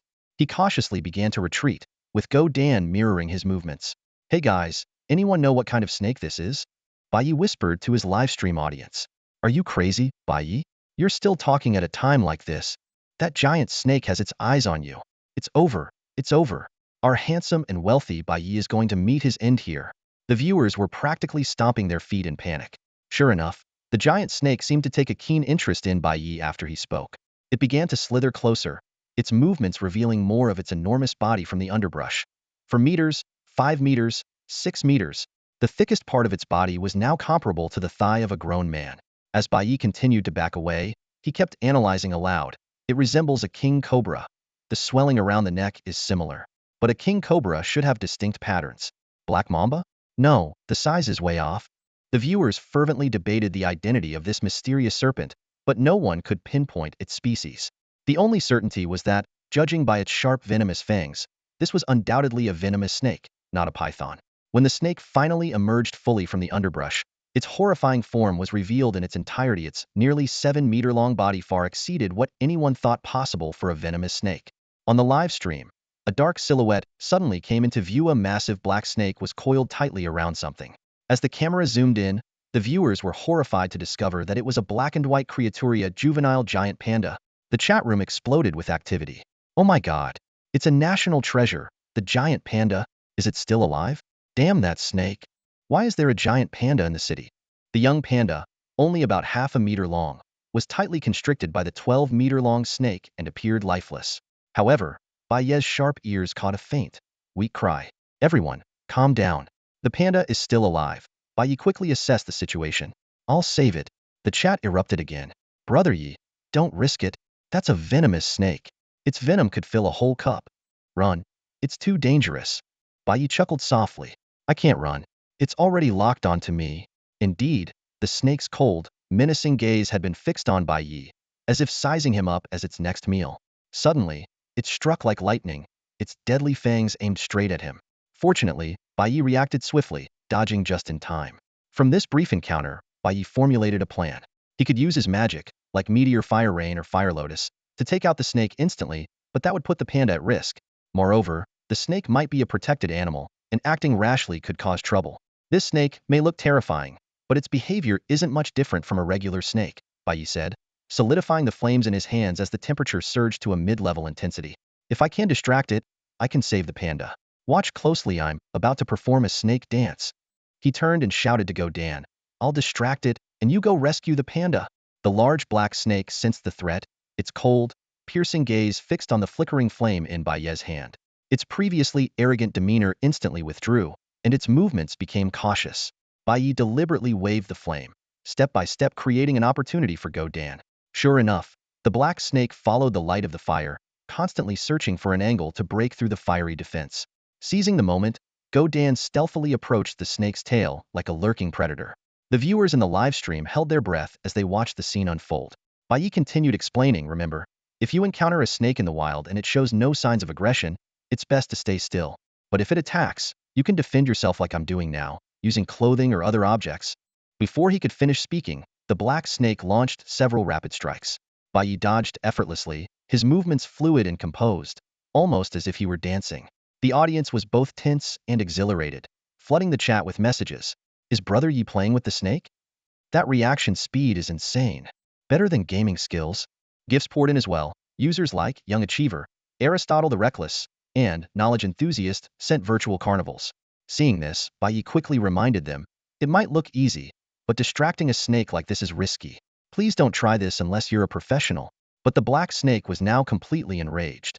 Realizing it was being toyed with, it coiled up and launched an even fiercer attack, focusing all its attention on Bai Ye. At that very moment, Godan, who had been patiently waiting, finally made his move. His eyes flashed with ferocity as his massive jaws lunged toward the black snake's tail in a decisive strike. Aimed at the tail of the massive black snake coiled around the panda, Godan lunged forward and bit down fiercely. His fangs clashed against the snake's scales, sending out a dazzling burst of sparks. With a crisp crack, the black snake's scales shattered. Bai Ye was inwardly astonished. This black snake's scales were unbelievably tough. Thankfully, Godan's massive size granted him incredible bite force, which ultimately managed to break through the snake's defenses. Godan's fangs sank deeply into the snake's body, causing it to let out a sharp, piercing hiss. The snake immediately abandoned its attack on Bai Ye and turned its head toward Godan, preparing to strike. Its venomous fangs were already dripping with lethal poison before they even made contact, drawing gasps of alarm from the watching audience. Godan, watch out, run. It's over, it's over. Godan's in danger now. Godan, we'll always remember your bravery. As Godan's fur stood on end in fright, and just as disaster seemed imminent, Bai Ye charged forward. Flames erupted from his right hand, and with a powerful strike, he slammed it against the black snake's head. The snake's head jerked sharply to the side, and two of its scales fell off, revealing charred marks underneath. Seizing the opportunity, Bai Ye leapt onto the black snake's back and pinned its head down firmly. Godan, keep biting. We have to save the baby panda. Under the combined assault of man and dog, the black snake writhed in agony and finally loosened its tail. A tiny panda cub, barely half a meter long, tumbled out.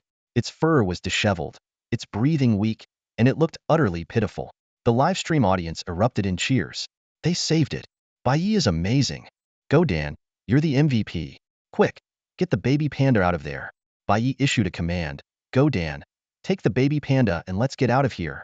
However, just as Godan moved to pick up the panda cub, the seemingly frail little creature suddenly opened its eyes. But instead of the usual innocent, adorable gaze one might expect from a panda, its eyes were filled with sharp vigilance and hostility. It let out a sudden roar, and its chubby paw lashed out like lightning, slapping Godan hard across the face. While the audience was still marveling at how adorably fierce the baby panda was, Godan staggered backward, scratches now visible on his face from the unexpected strike. Bai Ye turned his head just in time to witness this scene, his eye twitching at the sight. Before he could even process why a panda cub would be so ferocious, the little panda had already fixed its hate-filled gaze squarely on him. The baby panda let out a fierce little roar, its round, chubby body charging at Bai Ye with surprising speed. Brother Yi, watch out. What the heck? Why is this baby panda so aggressive? The live stream viewers were stunned. The chat flooded with confusion and disbelief. Bai Ye's eyelid twitched as he swiftly swatted at the giant black snake, using the momentum to propel himself away. Unexpectedly, the baby panda didn't pursue Bai Ye, but instead lunged straight for the snake's vulnerable spot. Its biting force was far beyond imagination, several times more ferocious than Godan. The snake's tough scales were no match for the panda, instantly tearing apart as blood splattered everywhere. Millions of viewers watched in stunned silence, their minds buzzing. This was nothing like the adorable national treasure. They knew this was a fierce little beast. Refusing to go down easily, the black snake whipped around, sinking its venomous fangs deep into the baby panda's body. No. Please no. Fans watched the scene with bated breath, fearing the worst for the baby panda. The two creatures were locked in a brutal, life-or-death struggle, their savage battle completely shattering people's perception of pandas. Bai Ye stood to the side, frowning in deep thought, while Godan stayed close to his master, visibly wary. At last, the baby panda sank its teeth into the snake's heart, crushing it in one bite. Hiss! The snake let out a final agonized screech before collapsing to the ground. Oh, the baby panda roared in victory, then did something even more shocking. It began devouring the snake's flesh with voracious bites. A panda? Eating meat? Aren't they supposed to only eat bamboo? Hasn't their digestive system evolved to no longer process meat? The audience was thrown into a new wave of disbelief and confusion. Just then, the baby panda suddenly turned its gaze toward Bai Ye. It bit off a piece of snake meat and carried it over to him. Wait, you're giving this to me? Bai Ye stared in surprise at the little creature, seemingly eager to share its spoils. Meanwhile, the livestream viewers were once again left speechless, utterly blown away by this unexpected gesture. This baby panda actually knows how to show gratitude? The livestream's comment section exploded with activity. The baby panda, its fierce expression gradually fading after the large black snake collapsed, let out a few soft, endearing cries toward Bai Ye. It wobbled unsteadily toward the snake's lifeless body, but suddenly collapsed to the ground after a few steps, letting out a pained whimper. The snake venom is taking effect? The viewers' hearts clenched in unison. They had anticipated this outcome the moment the panda was bitten, and now the comment section was filled with frantic discussions about how to save it. Call the police. Get help from the authorities. But we don't even know what kind of snake it was. Where would we get the anti-venom? The comments flew in rapid succession, though everyone knew the chances were slim. Bai Ye sighed and walked over to the baby panda. This stubborn little creature had already been bitten by the snake before being rescued. He had planned to take it somewhere for help, but hadn't expected it to suddenly lash out and engage in a desperate battle with the massive black snake. The baby panda's cries grew weaker, and its round eyes began to lose their luster. Bai Ye gently stroked its head and pulled out a small bottle of blue magic potion from his pocket. Addressing the livestream audience, he explained, "This is the glucose solution I use to replenish my energy. I hope it can help you." Carefully, he fed the potion to the panda. A faint glimmer returned to its eyes as it struggled to look at Bai Ye one last time before slowly closing them.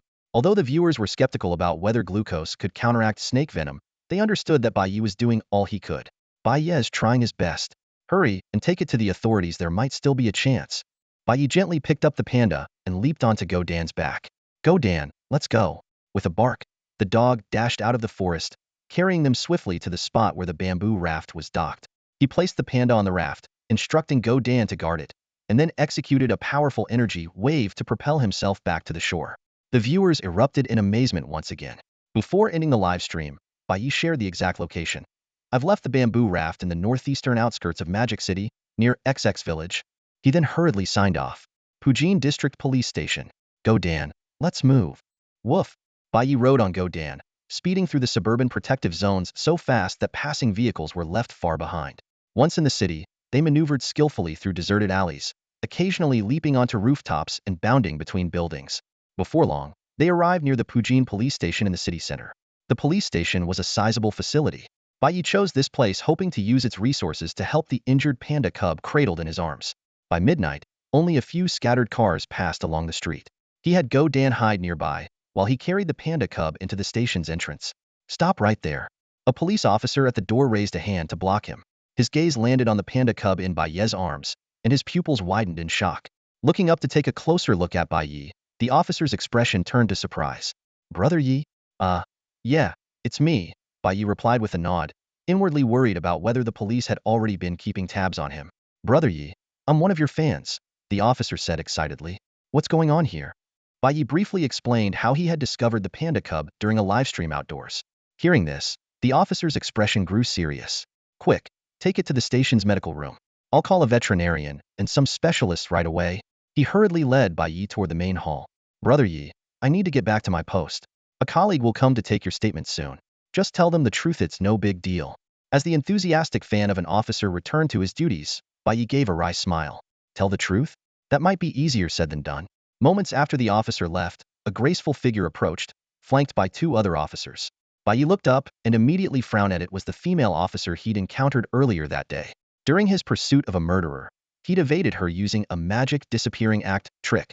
The female officer was equally surprised to see Bai Ye, but her expression quickly shifted to a knowing smile, with a trace of unresolved annoyance flashing in her eyes. She turned and instructed her colleagues. Take the panda cub to the medical room, treat its wounds, and wait for the experts. The two young officers carefully took the weak but resilient panda cub, visibly distressed by its injuries, and hurried away. The panda cub is in your hands now. I'll be on my way, Bai Ye said, turning to leave. No need for any awards or commendations. I'm not interested. Hold on. The spirited female officer quickly stepped in front of him, blocking his path. She raised her chin and locked eyes with him. Night streamer, why do you always run when you see me? Is there something you're hiding? Her sharp gaze, characteristic of a seasoned officer, seemed to pierce straight through him. Bai Ye looked straight into the female officer's eyes, responding without hesitation, Officer, please don't jump to conclusions. I risked my life to save others and even protected a national treasure not for fame or fortune, but out of pure integrity. What could I possibly have to hide? The charming policewoman standing before him narrowed her eyes slightly and lowered her voice, asking, Then, why did your car suddenly break down this afternoon? Faced with her piercing gaze, Bai Ye felt a chill in his heart but pretended to remain calm. I have no idea, he replied nonchalantly. Maybe the car malfunctioned. It just happened to stop and blow out right in front of us. The officer stepped closer, her chest almost brushing against Bai Ye. Just as he glanced around, considering an escape, she suddenly stepped back, a faint smile appearing on her face. No need to be nervous, she said. I'm just asking a few simple questions. My name is Officer Liang. Come with me to the office. We need to file a report. Although suspicious of her sudden change in demeanor, Bai Ye followed her into the office. The room was small. Officer Liang stood behind her desk and pulled out a few forms. Even in her loose uniform, her graceful figure was hard to miss. She gestured to a chair beside the desk. Sit down and fill these out. Bai Ye took the forms and glanced at them. They were standard personal information and incident report sheets. What's the matter? Are you afraid of me? Officer Liang teased, narrowing her eyes. Could it be? I'm scarier than monsters and beasts? Of course not. Bai Ye replied boldly, sizing her up. Officer Liang, with a figure like a goddess and a face like an angel, even fairies would be jealous. How could anyone fear you? Admire you, maybe. By the way, do you have a boyfriend? His cheeky remark made Officer Liang's cheeks flush red. In her experience, no one had ever dared to speak to her like this. She straightened her expression. Just fill out the forms. Realizing she was trying to probe him but holding back somewhat, Bai Ye decided to cooperate. He filled out the forms without hesitation. Name, Bai Ye. Date of birth, March 200A. Address, Magic City, and so on, including his contact number. After all, he figured, the police could easily access this information anyway. Officer Liang was organizing some files while occasionally sneaking glances at the young man seated in front of her. The information on the registration forms caught her by surprise. His name was Bai Ye, with none listed under family members, and he was born post-2000s. A trace of sympathy unconsciously crept into the corners of her eyes. She opened her mouth as if to speak but hesitated, unsure of what to say. Bai Ye, meanwhile, was focused on filling out two registration forms. The first briefly detailed the afternoon's events rescuing two girls and subduing a murderer. The second provided an account of saving a giant panda, a national treasure, from the mouth of a massive black snake. When explaining the principles behind his fire magic, he wrote with apparent seriousness. Utilized a simulated human skin glove with a concealed ethylene atomization and spray device, followed by a string of what appeared to be technical jargon. When he could no longer fabricate plausible explanations, he simply concluded with, trade secret, not for disclosure. Officer Liang's gaze never left Bai Ye's pen as it moved across the paper. At first, her expression remained composed as she read through the seemingly proper explanations. However, upon reaching the dismissive, trade secret, several veins seemed to appear on her forehead, and her fists clenched involuntarily. Taking a deep breath, she managed to suppress her rising frustration. If not for the higher-up's strict orders, she would have loved nothing more than to drag this smug kid into an interrogation room and grill him thoroughly. Officer Liang, I'm done. Please have a look, Bai Ye said, handing over the forms. He noticed her staring at him with an expression that was both exasperated and accusatory, almost like a neglected wife harboring years of grievances. Officer Liang, are you feeling unwell? He asked with feigned concern. Stamp your fingerprint, she snapped, pushing the ink pad toward him. After Bai Ye complied, she collected the documents and said coldly, "You're free to go." The abruptness of her statement caught Bai Ye off guard, but a faint smile played at the corner of his lips. He had expected more resistance, maybe even some deliberate trouble, but she had let him off surprisingly easily. Clearly, this officer harbored suspicions, but was constrained by other considerations. As he took 2 steps toward the door, Bai Ye suddenly turned back. Officer Liang, we're all modern people. Trust in science, let your imagination run wild. With that, he flipped his hands dramatically, conjuring a vibrant red rose. A beautiful flower for a beautiful lady, he said, placing the rose on her desk before striding out of the station with a carefree air. Officer Liang stared after him, her chest heaving with frustration. She picked up the rose, and a delicate fragrance wafted up to her nose. It was a real flower. This unexpected detail left her momentarily lost in thought, a faint blush creeping onto her cheeks as she muttered to herself, "Why on earth did that guy give me a rose?" Outside the station, Bai Ye posed for a quick photo with an enthusiastic security officer before ensuring he wasn't being followed. Satisfied, he ducked into a narrow alley. From the shadows came a cheerful bark as Go Dan emerged. "Let's go home," Bai Ye said, hopping on to Go Dan back. Together, the man and his dog disappeared into the night. At around 1 a.m., Bai Ye dragged his exhausted body back home. Instead of resting, he went straight to the refrigerator, grabbed some beef and various ingredients, and began a late-night cooking session. Water splashed as he meticulously washed the ingredients, and the kitchen filled with the sound of sizzling as oil and spices danced in the wok. By the time it was past 2 a.m., several large, aromatic dishes were finally laid out on the table. Dog Egg, dinner time. At Bai Ye's call, Dog Egg, who was already starving, bolted over immediately. In fact, from the moment the meat hit the pan, the little guy had been pacing around the kitchen, drooling so much that the floor was nearly wet. Bai Ye grabbed a small bowl for himself and prepared a large one for Dog Egg. The two of them began devouring the midnight feast with gusto. Watching Dog Egg wolf down the food, Bai Ye felt a deep sense of satisfaction. "Dog Egg, you did great today. Eat up." "Woof woof," Dog Egg responded excitedly. Indeed, the little guy had not only helped attract a huge number of fans today, but had also bravely assisted Bai Ye in dealing with the giant black snake. Such contributions certainly deserved a reward. Bai Ye ate only 2 bowls before pushing the rest of the food toward Dog Egg, making the little guy wag his tail even more enthusiastically. Sitting off to the side, Bai Ye pulled out his phone and began handling contract details with Douyin's official team. Once the contract was signed, all the rights to his live stream content would belong to Douyin. A professional team would take care of video editing and ad placements, leaving Bai Ye free to focus on creating content and reaping the profits. User engagement and fan acquisition would also be managed by Douyin's specialized team. Meanwhile, over at Douyin headquarters, Manager Lu was swamped with work related to Bai Ye. Upon receiving the news that Bai Ye was willing to gift them tonight's livestream footage, he couldn't hide his excitement. This young man not only had talent, but also a keen sense for business. Tonight's livestream was far more exciting than yesterday's. Lightsaber performances, rapid raft construction, Kamehameha-style ocean crossing, a duet with Song Qianqian, a dazzling Fire Lotus display, rescuing a panda national treasure. Each segment was a guaranteed hit. These clips alone could generate at least 10 to 20 million in ad revenue, but more importantly, they had the potential to attract a massive influx of new users. Yesterday, Bai Ye single-handedly brought in over 2 million new users to Douyin, doubling the platform's usual daily growth. This was precisely why major platforms were competing to sign him. With tonight's content being managed by their team, Manager Lu was confident they could surpass 5 million new users by tomorrow, laying a solid foundation for achieving their annual goal of 700 million active users. With these thoughts in mind, Manager Lu immediately called out to his assistant Wanqiu, "Have Xiao Huang and the team process Bai Ye's livestream footage right away. Make sure it gets published across all platforms as soon as possible." As Wanqiu rushed in to work overtime, Manager Lu's face was filled with excitement and anticipation. Combining Manager Lu's words, a delighted smile instantly spread across Bai Ye's face. To generate revenue for the company right after signing the contract, this truly solidifies his place as a leading figure in modern variety shows. "Understood, Manager," the staff member responded.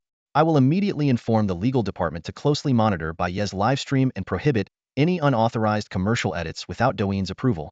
As Bai Ye wrapped up his conversation with Manager Lu, he opened his phone to check the data from tonight's livestream. A series of astonishing numbers appeared on the screen. Peak live viewers reached 16.2 million, securing the top spot across the platform.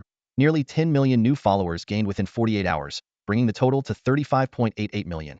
and gifts from a single livestream generated a total of 630 million sound waves, equivalent to 63 million Xia currency. These numbers shattered multiple records on the Douyin platform. Thinking about the massive earnings he could withdraw tomorrow, Bai Ye couldn't help but slap Dog Egg, who was walking by, on the head. Dog Egg, we're rich. Although Dog Egg was momentarily confused by the sudden slap, the sight of his owner's joy made him wag his tail excitedly. Tomorrow, we'll find a quiet, spacious house. With over 60 million, we can definitely put a down payment on a villa, Bai Ye said while stroking Dog Egg's head. After tidying up the dishes, cleaning the kitchen, and taking a shower, Bai Ye lay comfortably on his bed. Although he had a meeting scheduled for tomorrow afternoon with representatives from Douyin and Yunyo Company to finalize the contract, now was his time to check his daily updates. When he saw the reputation points totaling 16.38 million, Bai Ye abruptly sat up in bed. This meant he could draw 163 times. If he still couldn't get anything good this time, it would truly be a stroke of bad luck. System, start the draw. Channeling luck, Bai Ye shouted in his mind. The system notifications flashed one after another. Magic Potion 1. Magic Skyfire Chain Intermediate Magic. Summons highly penetrating fire chains to create an intense battle atmosphere. Ice Source Seed 1 Supreme. Grants the power of ice, becoming an ice magic master. Magic Ice Manipulation. Allows ice to detach and showcase, enhancing magic performances. Magic Potion 1 Supreme. Effectiveness is 10 times that of a high-grade magic potion. This series of rewards only made Bai Ye's excitement grow even stronger. Congratulations to the host for acquiring multiple magical skills in succession. Arrow Barrage, capable of summoning countless ice arrows to shoot in a designated direction, creating a spectacular and grand scene. Ice Prison, which raises sharp ice pillars from the ground and air to trap targets. And the Magic Drone, which can work uninterrupted for 25 hours, offering 4K resolution, 360-degree footage, and connecting to the God's Perspective live stream. Additionally, a God-level hacking skill was unlocked, allowing mastery of the digital realm and safeguarding privacy. Out of 163 chances to draw, Bai Ye had an impressive haul. Besides obtaining over 100 bottles of magic potions including more than 10 premium ones, with each premium bottle equivalent to 10 high-grade ones, his total inventory exceeded 200 bottles, leaving him overjoyed. Other rewards mainly consisted of fire and ice magic. However, some were less practical. Intermediate fire magic like Explosive Flame, which could easily harm others, and ice magic like Instant Freeze, which was excessively cruel, were less appealing compared to using god-level hacking or driving skills to captivate an audience. In contrast, dazzling magic such as Skyfire Chains and Arrow Barrage were better suited for performances. What delighted Bai Ye the most was obtaining the Ice Core Seed. After mastering the power of fire, acquiring the power of ice felt like an extraordinary stroke of luck. After learning all the skills except for ice-related ones, Bai Ye generously tossed 2 bottles of magic potions to Go Dan. Overjoyed, Go Dan tried to leap onto the bed to lick him but was swatted back with a single slap. Despite the hit, Go Dan cheerfully bit open the potion bottles and gulped down the liquid. Bai Ye shook his head with a smile and drank a premium magic potion himself. Without hesitation, he then swallowed the Ice Core Seed. Instantly, a wave of cold energy swept through his entire body, causing the room's temperature to plummet. Go Dan shivered in a corner, watching as the room gradually became encased in ice. When Bai Ye opened his eyes, he found himself able to control ice effortlessly, creating lifelike ice sculptures in various shapes. Seeing Go Dan trembling from the cold, he used flames to warm the room, instantly shattering and dissipating the layers of ice. By the time Bai Ye had mastered all the ice magic, the first light of dawn was breaking outside. Overcome with exhaustion, he collapsed onto the bed and fell into a deep sleep. The next morning, the dedicated Douyin operations team for Bai Ye swiftly uploaded the meticulously prepared videos, images, and captions online. Like a tidal wave, the buzz quickly swept across major platforms, with Douyin's trending list instantly dominated by Bai Ye. At the top of the list was 10-meter black snake hunts national treasure panda. Top streamer Bai Ye bravely saves the day. Following closely behind were Sky Full of Fire Lotus's magician Ye's astonishing new magical creation, and top streamer Bai Ye helps singer-song Qianqian debut. Unintentionally reveals stunning singing and dancing skills. Under Douyin's aggressive promotion, the view counts for these videos easily surpassed 1 billion, racing toward the 10 billion mark at an astounding pace. The marketing campaign extended to other platforms like UC, Tushio, Dunyang, Zhihu, and Weibo, sparking a massive online storm and significantly boosting user engagement across all platforms. The comment sections were bustling, with netizens flooding in their thoughts. Wow, this streamer is insane. Taming a 10-meter black snake with just his pet? The baby panda is so adorably fierce. It fought back against the snake? Is it okay now? Wait, is that wolf dog really a husky? It looks way too much like an actual wolf. Bai Ye's fans were especially thrilled. Night Bro is trending again. He said there wouldn't be much to watch last night. Then he goes and fights a black snake? Blame my partner for making me sleep early. I missed such an epic stream. Discussions about the magic performance were just as heated. The Fire Lotus spectacle was absolutely breathtaking. Was it CGI? Bai Ye has said it many times, these are high-level props. Trust in science. Female viewers were particularly enthusiastic. Where does this Night Bro stream? His singing and dancing are way too captivating. He dances even better than Xiao Bat. His is what real men's dancing looks like. Meanwhile, the man of the hour, Bai Ye, remained peacefully asleep, completely oblivious to the uproar he had caused. At the same time, at Douyin's headquarters, the manager in charge of the campaign was chatting and laughing with the CEO, while several assistants continuously reported real-time platform data. The atmosphere was electric with excitement. At 10:30 a.m., the number of new users on the Douyin platform surpassed 1.01 million. Just half an hour later, this figure skyrocketed to 1.55 million. The continuous surge in data left the CEO of Douyin visibly thrilled. He loosened his tie and burst out laughing. "Manager Liu, your department has really outdone itself this time," the CEO exclaimed, patting Manager Liu on the shoulder. "When we do the company summary at the end of the month, I won't forget your contribution." "Thank you, sir," Manager Liu replied, trying to suppress his excitement. He was well aware that several deputy executives in the company were up for reassignment. With the massive success his team had brought to the company, this was a golden opportunity for him to secure a promotion. "How's the progress with Ye's contract signing?" "This final step must go off without a hitch," the CEO said with a serious tone. "Rest assured, sir," Manager Liu responded immediately.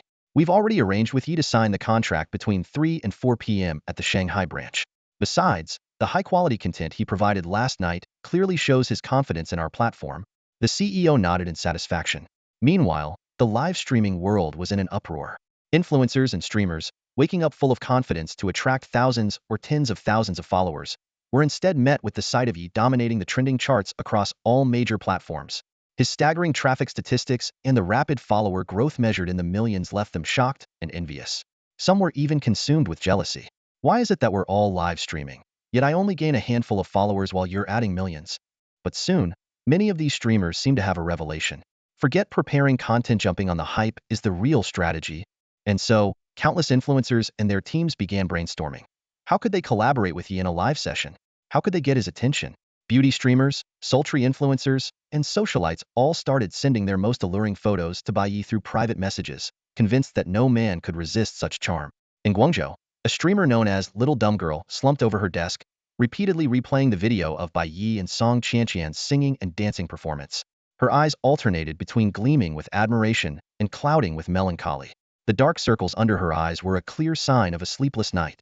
Even though she understood that Bai Ye's choice to collaborate with Song Qianqian last night was likely just a business partnership, she couldn't help but feel a pang of jealousy. However, after a night of reflection, she had come to terms with it. "Isn't it just singing and dancing? I, Little Dumb Girl, am naturally gifted. What can I learn?" she muttered, pouting slightly as she stared at Bai Ye in the video. Determined, she made up her mind. At the same time, celebrities in the entertainment industry were also in a panic. Many singers and actors had already prepared funds and hired publicity teams to buy trending spots and make appearances. But with Bai Ye dominating the charts for 2 consecutive days, their plans were completely derailed. The momentum grew stronger with each passing day, leaving them caught in a dilemma. Bai Ye's meteoric rise swept through the entertainment industry's trending topics like a hurricane. The new song by Wang singer was mercilessly pushed off the trending list, and this time, even their usual trick of trending for not being able to trend failed. Other celebrities, unwilling to admit defeat, poured money into hiring online promoters, but their efforts were futile. Some took desperate measures, secretly contacting keyboard warrior groups to launch an attack on Bai Ye. However, these once dominant internet trolls unanimously chose to back off. Group A openly stated, Douyin's legal team is fully backing Bai Ye. This job is too risky to touch. Even more amusing, Group N not only declined the offer but also turned against the popular celebrity XXX, launching a righteous crusade against them that caused an uproar online. The success of Song Qianqian debuting in the spotlight inspired many celebrities to see new opportunities. Suddenly, stars from all over were scrambling to get in touch with Bai Ye, offering exorbitant fees to hitch a ride on this high-speed train. Top-tier idol Kunkin's team suggested a symbolic appearance fee of 100,000 yuan. The sultry goddess Reba hinted at taking on the lead female role, and even the once famous celebrity Zhu offered a staggering 10 million yuan just to make a brief appearance in a live broadcast. Some lesser-known female celebrities, finding conventional channels ineffective in approaching Bai Ye, resorted to spreading rumors. Gossip like Bai Ye and Yang secretly met at a certain hotel in Shanghai, and famous streamer Yi exposed in an underground romance with Zhang began circulating. At 2 p.m., Bai Ye, just waking up, received a message that instantly lifted his spirits. A transfer of 1.05 million yuan had been credited to his account ending in 1688, bringing the balance to 1.235 million yuan. This was the final payment from Sichuan herbalist Dr. Yi, after receiving a batch of 50-year-old Romania root. Waking up to $1 million in the account. Nice. Bai Ye's lips curled into a smile. Beside the bed, Gooden, his loyal dog, immediately bounced around with excitement upon seeing his owner awake, letting out joyful barks. Bai Ye reached out to ruffle its big head and was pleasantly surprised to find that the dog had grown even sturdier. Its previous wounds had completely healed, and its fur had regrown. As Gooden sat there, adorably panting with its tongue out, its stomach let out an unmistakable growl. All you do is eat, eat, eat. Bai Ye chuckled as he gave Godan a playful pat on the head. Good thing you've got me. Who else could afford to keep you? Having grown accustomed to living alone, Bai Ye now found life a bit livelier with this adorably clumsy dog as his companion. He pulled out his phone and expertly opened the Tuanchuan takeout app. As a regular customer, he quickly placed an order for 20 roasted birds, 10 roasted ducks, and 10 roasted chickens, more than enough for Godan to have a satisfying feast. Woof woof woof. Godan spun around in excitement, thinking how wonderful life was with this two-legged creature. If only he had met him sooner. Bai Ye then opened Douyin and was stunned by the numbers. In just half a day, his followers had skyrocketed by 22 million, bringing the total to 58.89 million. His name dominated the trending lists across major entertainment and news platforms. He couldn't help but marvel at Douyin's unparalleled power in driving traffic and advertising. Its ability to generate buzz was truly unmatched in the country. His inbox was flooded with millions of messages that left him dizzy. Some expressed shock, admiration, or declarations of love, while others hinted at flirtation. The most eye-catching ones included photos ranging from sweet and innocent to bold and seductive, with styles spanning from youthful lowly to mature queen. Bai Ye shook his head with a wry smile. This was truly a treatment fit for royalty. As for collaboration invitations from various celebrities, Bai Ye had mixed responses. He outright declined the arrogant Kunkin, politely told a goddess like Reba that he'd consider her for a lead role in the future, and tactfully turned down offers from those trying to ride his coattails. As for rumors involving lesser-known stars, he left those to his operations team to handle. What truly made his heart race, however, was the earnings in his account. A staggering 63,189,621.61 yuan accumulated over just half a month. This first windfall of his life left the young Bai Ye marveling at how quickly he had acquired the problems of a multimillionaire. With a single click to withdraw, his account balance soared past 64 million. Looks like you're now the dog of a multimillionaire. Walk with your head held high from now on, Bai Ye said, giving Godan another pat. He then got up swiftly, washed up, and changed into a youthful sporty outfit. White pants, a blue t-shirt, and a pair of Erk sneakers. When the food delivery arrived, Bai Ye reminded Godan, eat well, and don't forget to clean up the trash after you're done. Woof woof woof. Godan barked enthusiastically, watching his owner leave before diving straight into the fragrant roasted ducks and chickens. Meanwhile, Bai Ye donned a cap and face mask, hailed a ride, and headed to a luxurious restaurant in Pudong district to meet with Douyin's contract representatives. In the bustling city of Modu, at the prestigious Lujiazui Pearl Plaza, where every inch of land is worth a fortune, stands the luxurious Hill 5-star hotel. Nestled beside the iconic Pearl Tower, its opulent exterior resembles a modern-day palace. Even though the lunchtime rush has long passed, the hotel remains teeming with visitors. Tourists gather at the entrance, phones in hand, snapping photos of this popular social media hotspot. Near the entrance of the first-floor waiting area, a middle-aged man dressed in a sharp suit and sporting a slicked-back hairstyle sits upright, exuding an air of authority. He glances at his watch from time to time, his gaze fixed intently on the door. Beside him stands a poised and elegant female secretary holding a briefcase. Mr. Li, I've prepared some fine tea for you. The lobby manager approaches with a tray, his face adorned with a professional smile. Thank you, Mr. Li replies with a slight nod, showing little interest. The lobby manager retreats, puzzled, wondering who on earth the head of Modu's TikTok branch has been waiting for. Nearly an hour has passed, yet Mr. Li remains composed. Such patience and reverence are rarely seen, even for high-ranking government officials. Outside the hotel, a ride-hailing car pulls up. Bai Ye steps out, pays the fare, and looks up at the grandiose building. He retrieves his phone to check the private room number sent by Fong An. Wow, look, there's a handsome guy. Where? Oh, he really is good-looking. Two girls snapping photos by the roadside notice Bai Ye. Despite the mask and cap partially obscuring his face, his tall frame and casual yet sporty attire catch their attention. They quickly lift their phones to take candid shots of him. Suddenly, the roar of an engine interrupts their actions. A red Lamborghini screeches onto the scene, followed closely by a black Honda. The flashy sports car commands attention as it parks in the open lot, drawing every eye in the vicinity. The scissor doors swing open, and a young man wearing sunglasses steps out, followed by a stylishly dressed young woman. Four bodyguards emerge from the Honda and swiftly surround the pair. Isn't that the top influencer of Modu Sanxiao? Another new girlfriend? The guy's a legend. Gasps of admiration ripple through the crowd as envious stares from the onlookers follow the duo. Bai Ye, engrossed in his phone, is unaware as Sanxiao and his entourage stride toward him. Move aside. One of the bodyguards orders impatiently, shoving Bai Ye out of the way. Sanxiao walks ahead with his head held high, while the fashionable young woman at his side glances at Bai Ye's sneakers, her red lips curling into a mocking smirk. The group of 6 marches past him with an air of arrogance. Passers-by stopped in their tracks, murmuring among themselves. Those 2 security guards are way too rough. How can they just shove people like that? Well, he was looking at his phone while walking. He disrupted others trying to pass. The road's so wide. Couldn't they just walk around him? Why push him aside? That's third young master for Yu Xinghai's most arrogant rich playboy. Always acting entitled. What does most arrogant even mean? Someone asked in confusion. If you don't get it, go Google it yourself, another person retorted impatiently. Bai Ye stared at the arrogant figures walking ahead, his brows furrowing slightly. With a thought, energy surged within him, and a thin layer of transparent ice instantly formed beneath his feet. The ice spread forward at an incredible speed, quickly extending beyond third young master and his group. Creak, creak. The 6 people simultaneously lost their balance on the slippery ice. What the? Amidst a chorus of startled cries, third young master and his companions tumbled awkwardly at the entrance of the restaurant. Third young master's sunglasses shattered into pieces, the contents of the female companion's bag spilled everywhere, and her short skirt flipped up for a brief moment, drawing the attention of onlookers. The crowd that had been gossiping moments ago suddenly froze in shock. Why is the ground so slippery? Third young master struggled to get up, only to fall heavily again. It was then that he noticed the thin layer of ice on the ground, and his face turned red with anger. Hey, what's wrong with your restaurant? Get the manager out here right now. Bai Ye walked past them, his step steady as usual. Without turning his head, he coldly remarked, "Don't blame the road if you can't walk properly." Third young master and his group stared at Bai Ye in stunned silence as he calmly entered the restaurant. It suddenly dawned on them. That guy must have noticed the icy ground earlier and deliberately walked so slowly. The surrounding crowd grew even more animated. How did that guy walk so steadily on the ice? Maybe it's not the road's fault? How could ice even form in this heat? Is this some kind of sorcery?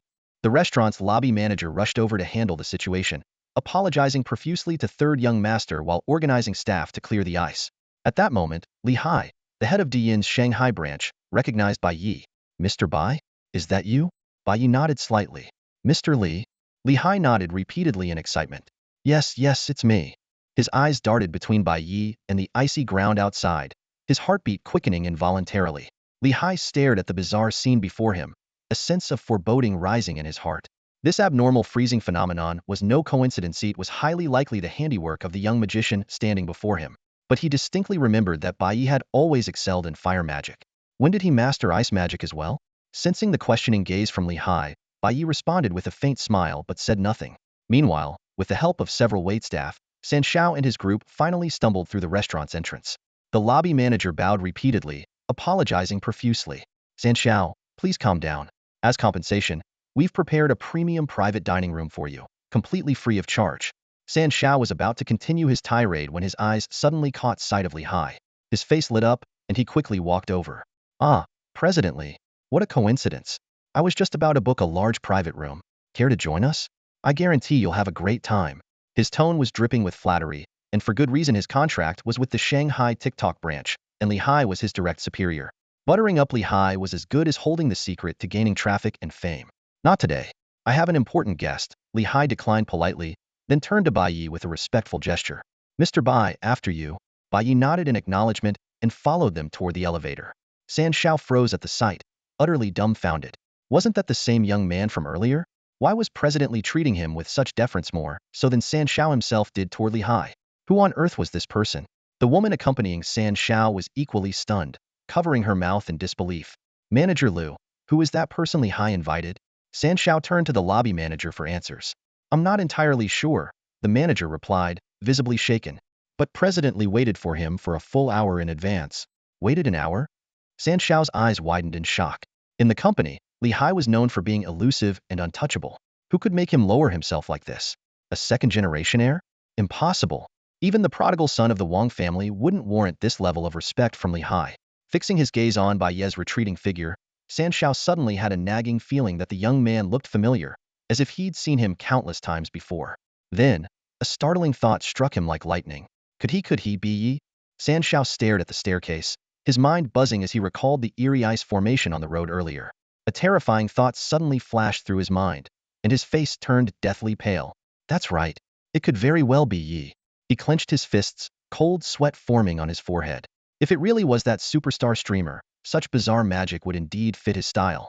Lately, rumors about Yi signing with TikTok had been making waves, and only a top-tier influencer like him would warrant President Li personally showing up to greet him. Oh my god. San Shao's voice trembled. We just offended him. He's the pinnacle of the streaming world. If I've angered him, is my influencer career over? San Shao, can we eat now? A fashionable girl next to him tugged at his sleeve, pouting. The premium private room is still pretty nice. The room fee alone is 28,000 yuan. She was already eager to take selfies in the luxurious room and flaunt them on her social media. San Shao ignored her, turning anxiously to the lobby manager. Manager Liu, which private room is President Li in? Manager Liu looked troubled, as this involved client privacy. Manager Liu, I promise, I won't cause any trouble. San Shao was almost in tears. I just want to send them a gift and apologize. Please tell me. Otherwise, I'm in deep trouble. Forget what happened at the entrance, and I won't even ask for the private room fee to be waived. Manager Liu stared in surprise at the panicked young man before him, about to nod in agreement. San Shao, the fashionable girl, suddenly stomped her foot in protest. That's a 28,000 yuan private room. Why give it up? We fell so hard earlier. The restaurant should compensate us. Compensation? San Shao spun around and roared at her. Do you even know who we just offended? The girl shrank back in fear, timidly asking, San Shao, who did we offend? San Shao took a deep breath and said each word slowly. The guy we bumped into at the entrance might very well be Yi. His words landed like a bombshell, leaving everyone around stunned, their mouths agape. Could it really be that Yi, the one who had recently taken the internet by storm and shaken the entire entertainment industry? San Shao, that's impossible, right? The fashionable girl stammered. Yi is a billionaire superstar streamer. Why would he be wearing sneakers that cost just over 100 yuan? Are you kidding me? Not everyone is as shallow as you. San Shao snapped at her, his words sharp and unforgiving. Damn it. If you didn't have some looks, I'd have kicked you out ages ago. The girl's face turned bright red. She wanted to argue but didn't dare. The bodyguards exchanged uneasy glances, their expressions growing more awkward. The icy road at the entrance. San Shao muttered nervously to himself. It could very well have been one of his magic tricks. The fashionable girl and the bodyguards widened their eyes even further. Indeed, if it was Yi, such an extraordinary magic trick wouldn't be out of the question. The two bodyguards who had gotten physical earlier broke out in cold sweats, suddenly worried about their own fates. That man is capable of taming a stray dog as big as a lion. The thought of the earlier confrontation sent chills down their spines. What unsettled them even more was that he wielded a terrifying flame magic like Bai Ye. Third young master immediately turned to Manager Liu. Speaking urgently, Manager Liu, I want to buy a bottle of red wine as an apology gift for Yi. Manager Liu's pupils slightly contracted at this. That young man is Yi? No wonder President Li treated him with such respect.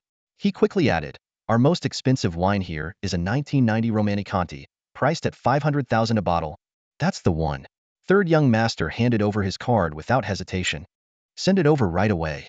Meanwhile, in the luxurious private suite on the 8th floor, Bai Ye was surveying the space, which was comparable to a 3-bedroom apartment. It featured a lounge, an entertainment room, and even a private bedroom.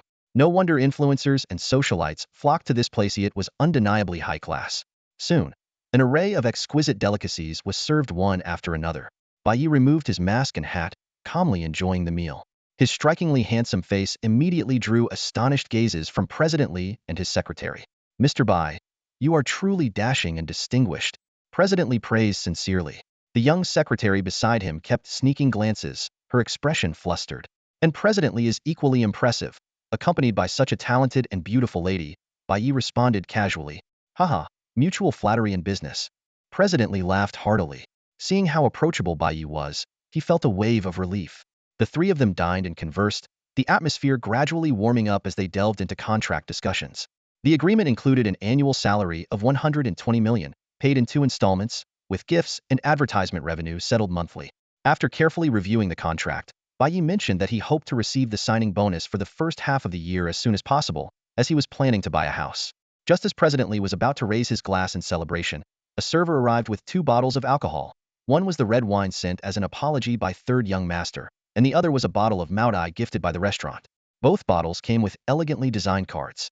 Mr. Li carefully examined the 2 bottles of wine, a look of admiration on his face. A 1990 Romani Contithis is the most expensive red wine at the Hill Hotel, worth 5 million yuan. And this 1995 Kuaichao Mutai with the golden bottle is even more of a rarity, valued at over 8 million yuan on the market. It's priceless, and the taste is unparalleled among Baijio. Bai, my friend, your fame now surpasses even the top-tier celebrities. Bai Ye held 2 cards in his hand, a faint smile playing on his lips. He called over a waiter to open the red wine, entirely unconcerned about the earlier incident with the influencer trio. Since they had offered a sincere apology, accepting the gesture seemed appropriate. However, he intended to politely decline the mutai worth over 8 million yuan. He didn't believe in accepting such lavish gifts without merit, and it was clear the Hill Hotel wanted to leverage his fame for promotion. Brother Bai, welcome to Douyin. Wishing you great success and a flourishing career. Cheers. Thank you, and here's to a great partnership. By around 3 p.m., the signing meeting was efficiently concluded. When Bai Ye left, he deliberately chose the side door, as word had somehow spread that the super magician Yi was at the Hill 5-star hotel. The lobby and entrance were packed with fans eager to catch a glimpse of him. I heard Brother Yi is inside. If I can get a photo with him, my buddies will worship me for months. The people who saw him perform magic live in Nanhuan district last time were so lucky. They say he can freeze things out of thin air. I wonder if he'll show that in tonight's livestream. Breaking news. The security guard said Brother Yi was bumped into by an influencer earlier, and he froze the entire street with ice and snow in an instant, almost freezing that influencer to death. After leaving the hotel, Bai Ye headed straight to the Nyonyo Group's headquarters in Shanghai to discuss endorsement deals. Initially, the plan was a 1-year contract worth 30 million yuan, but after Douyin's push to expand his reach internationally, Nyonyo Group made a bolder proposal inviting him to become the global ambassador for their energy drink brand. They were confident that this young man, who had become a sensation in just 2 days, could achieve the same success on the international stage. After several rounds of negotiations, they reached an agreement for a 5-year deal worth 300 million yuan. Bai Ye would only need to shoot promotional videos and occasionally drink the product during his live streams. Simple and effortless, earning him 60 million yuan per year.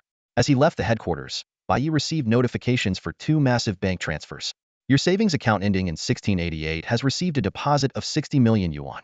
Current balance, 124,423,162.99 yuan. Your savings account ending in 1688 has received a deposit of 60 million yuan.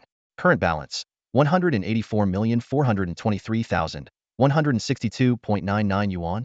Strolling through the streets, Bai Ye felt a wave of contentment. Each day, his skills improved a little, his earnings grew exponentially, and life was so fulfilling it was hard not to exclaim, "Fantastic!" Driver, to the Guiyuan sales office. Taking advantage of the remaining daylight, he hailed a cab to go house hunting.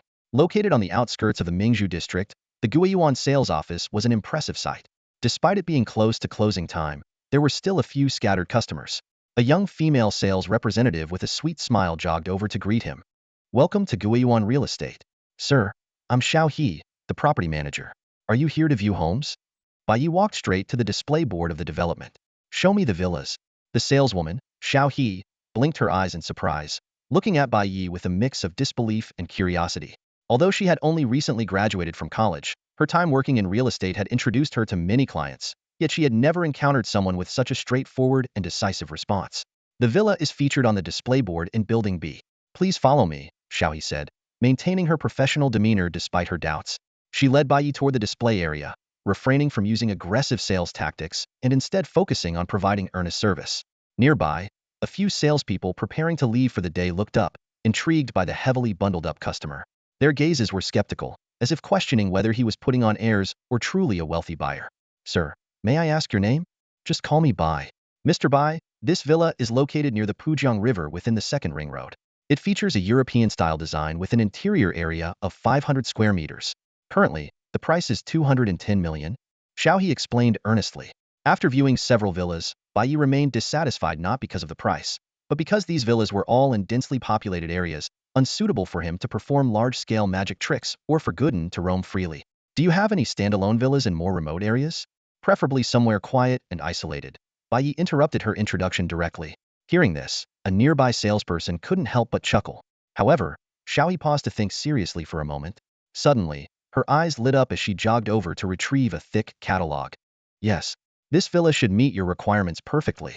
It's larger in scale and even more affordable. As she flipped open the catalog, Bai Ye's attention was immediately drawn to a villa named Solitary Star.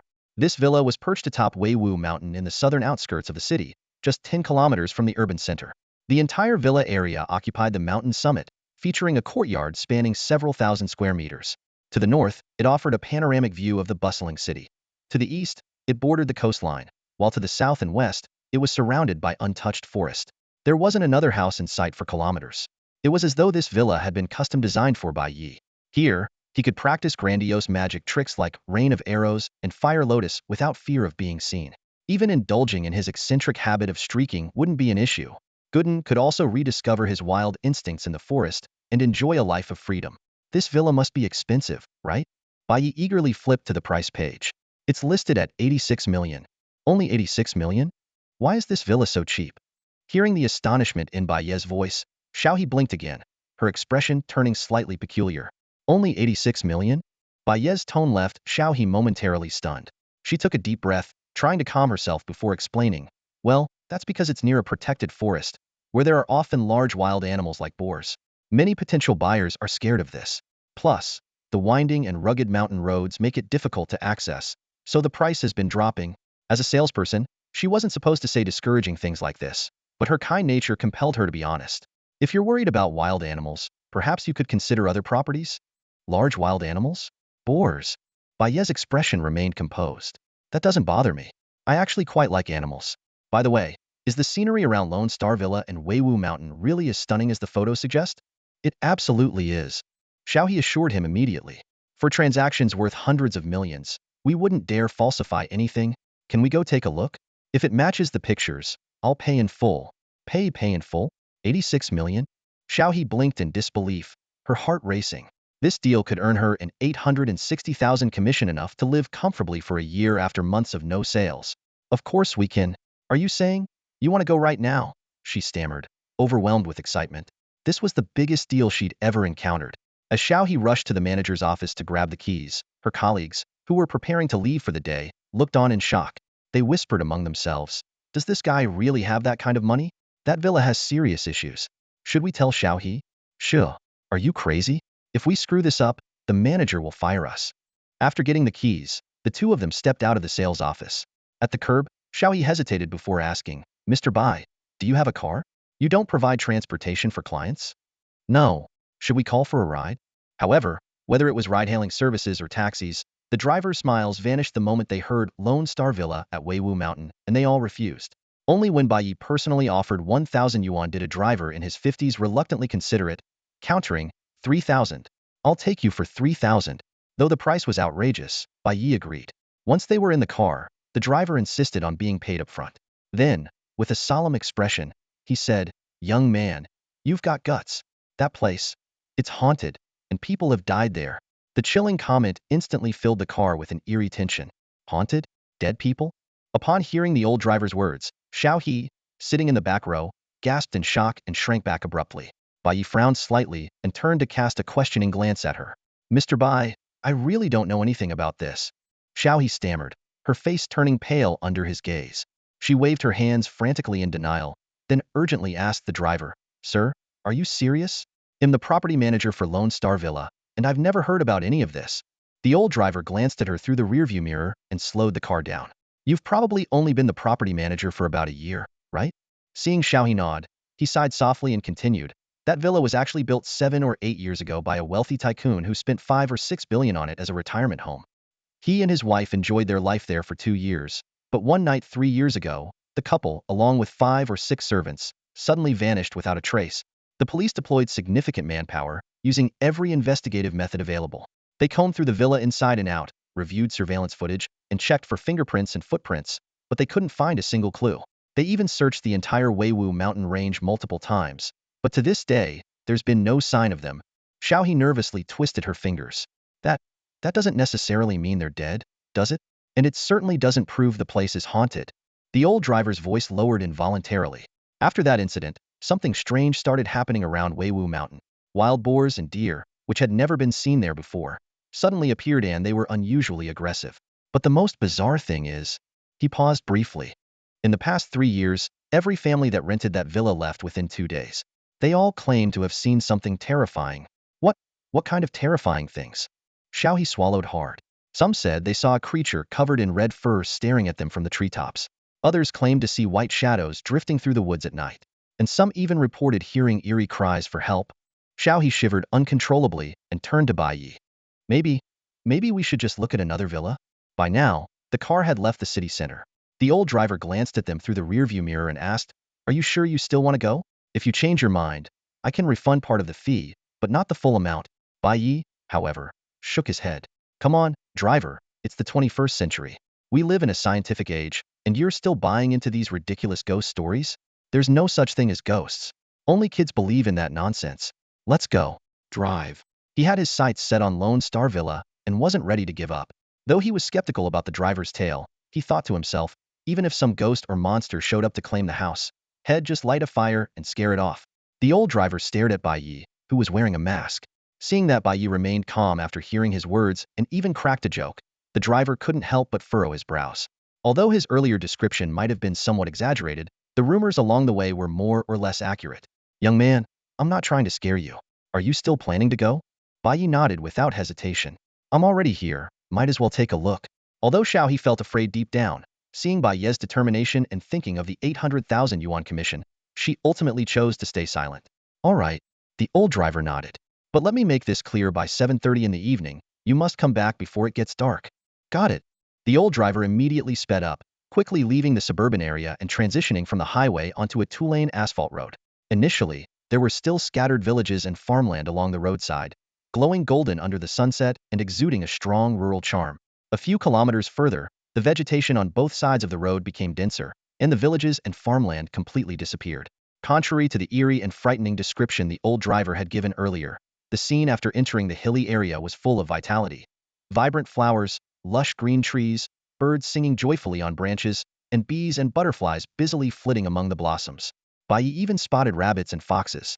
The entire environment seemed like a paradise untouched by the outside world.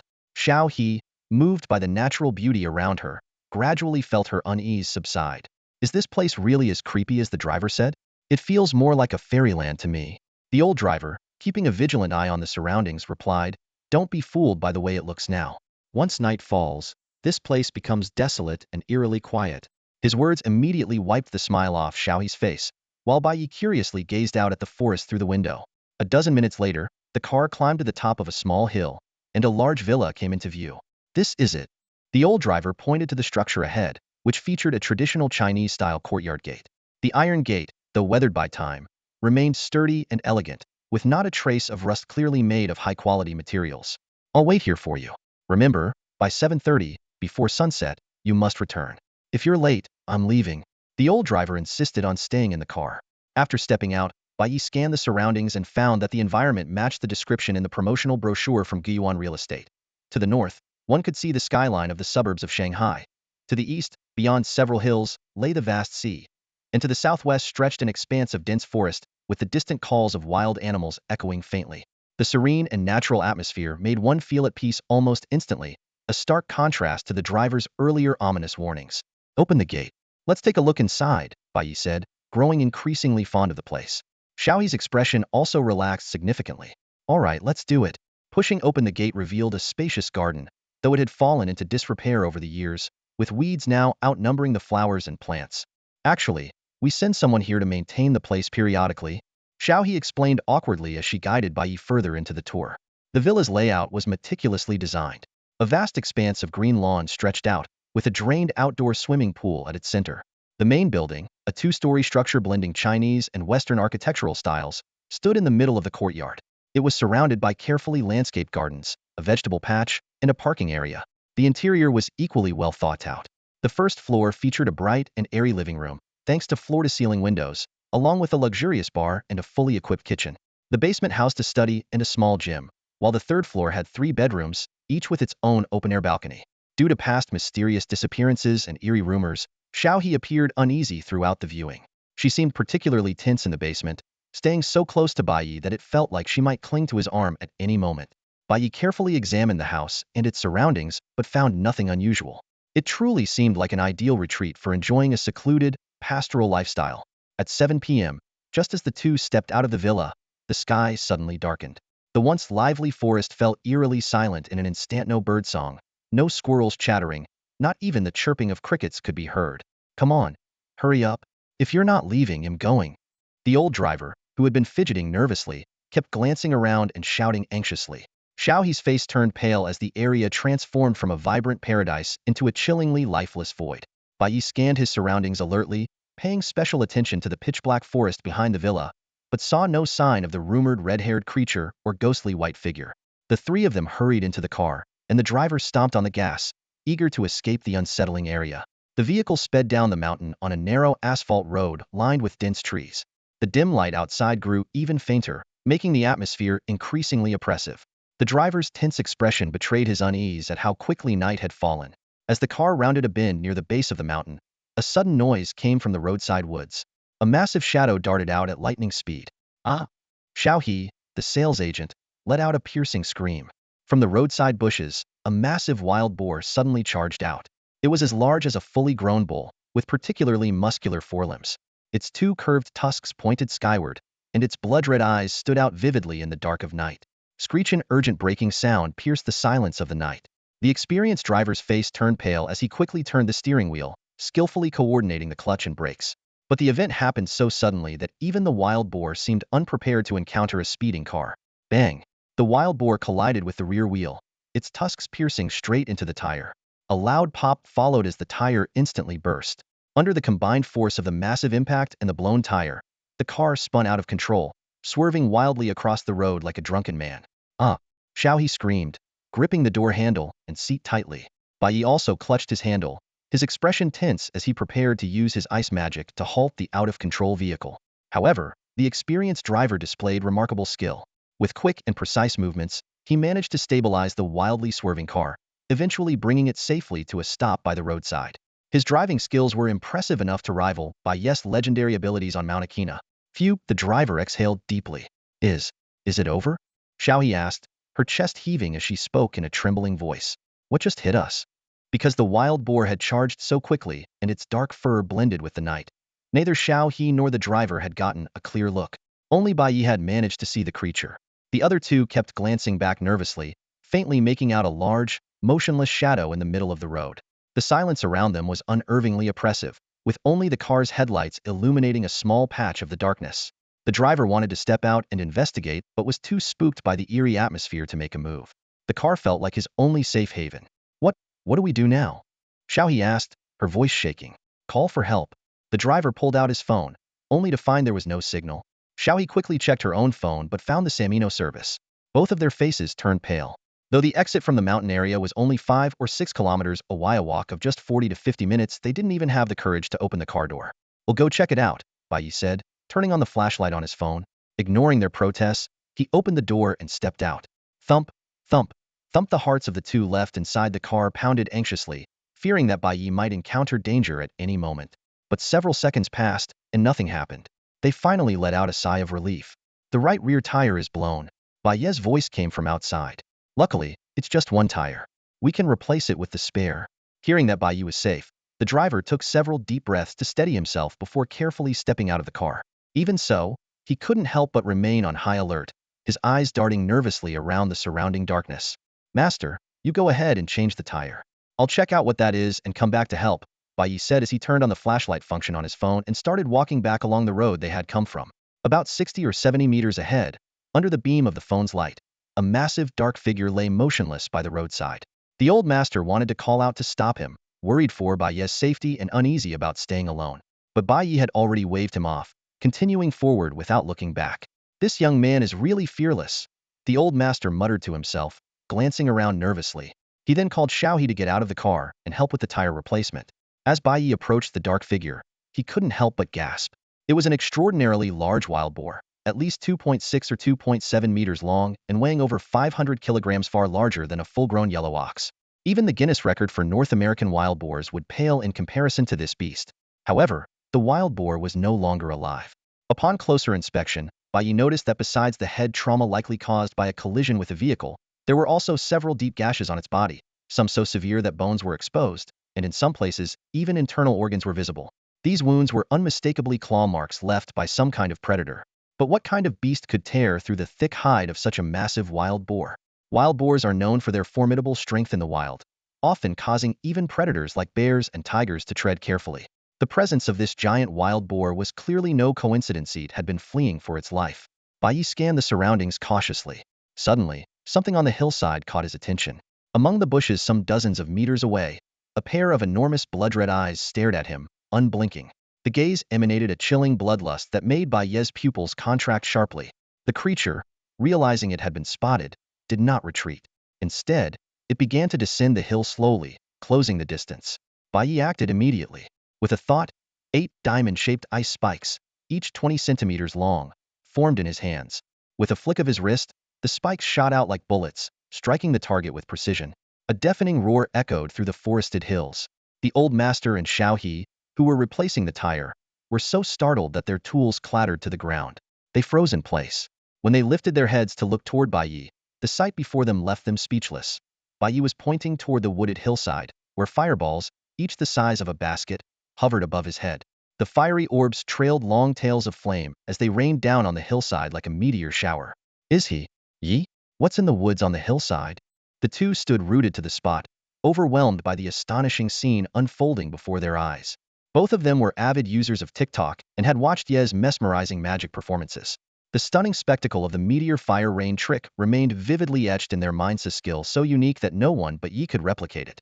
At this moment, the master and Xiao He stood frozen in shock. The internet's hottest superstar was right in front of them, performing his jaw-dropping magic trick. Countless fireballs whizzed through the air, hurtling toward the monster and engulfing an area of over 100 square meters around it. The intense heat radiating from the fireballs made the creature's crimson eyes flicker with fear. It tried to retreat, but it was too late. Boom! A series of deafening explosions erupted as flames shot skyward. The shockwaves uprooted bushes, snapped nearby trees in half, and caused distant ones to sway violently, scattering leaves like confetti. Xiao He and the master were left speechless, utterly stunned by the scene before them. Watching the magic unfold on a screen had always seemed breathtakingly beautiful, but witnessing its destructive power firsthand was a completely different experience. The searing heat and trembling ground left their legs weak.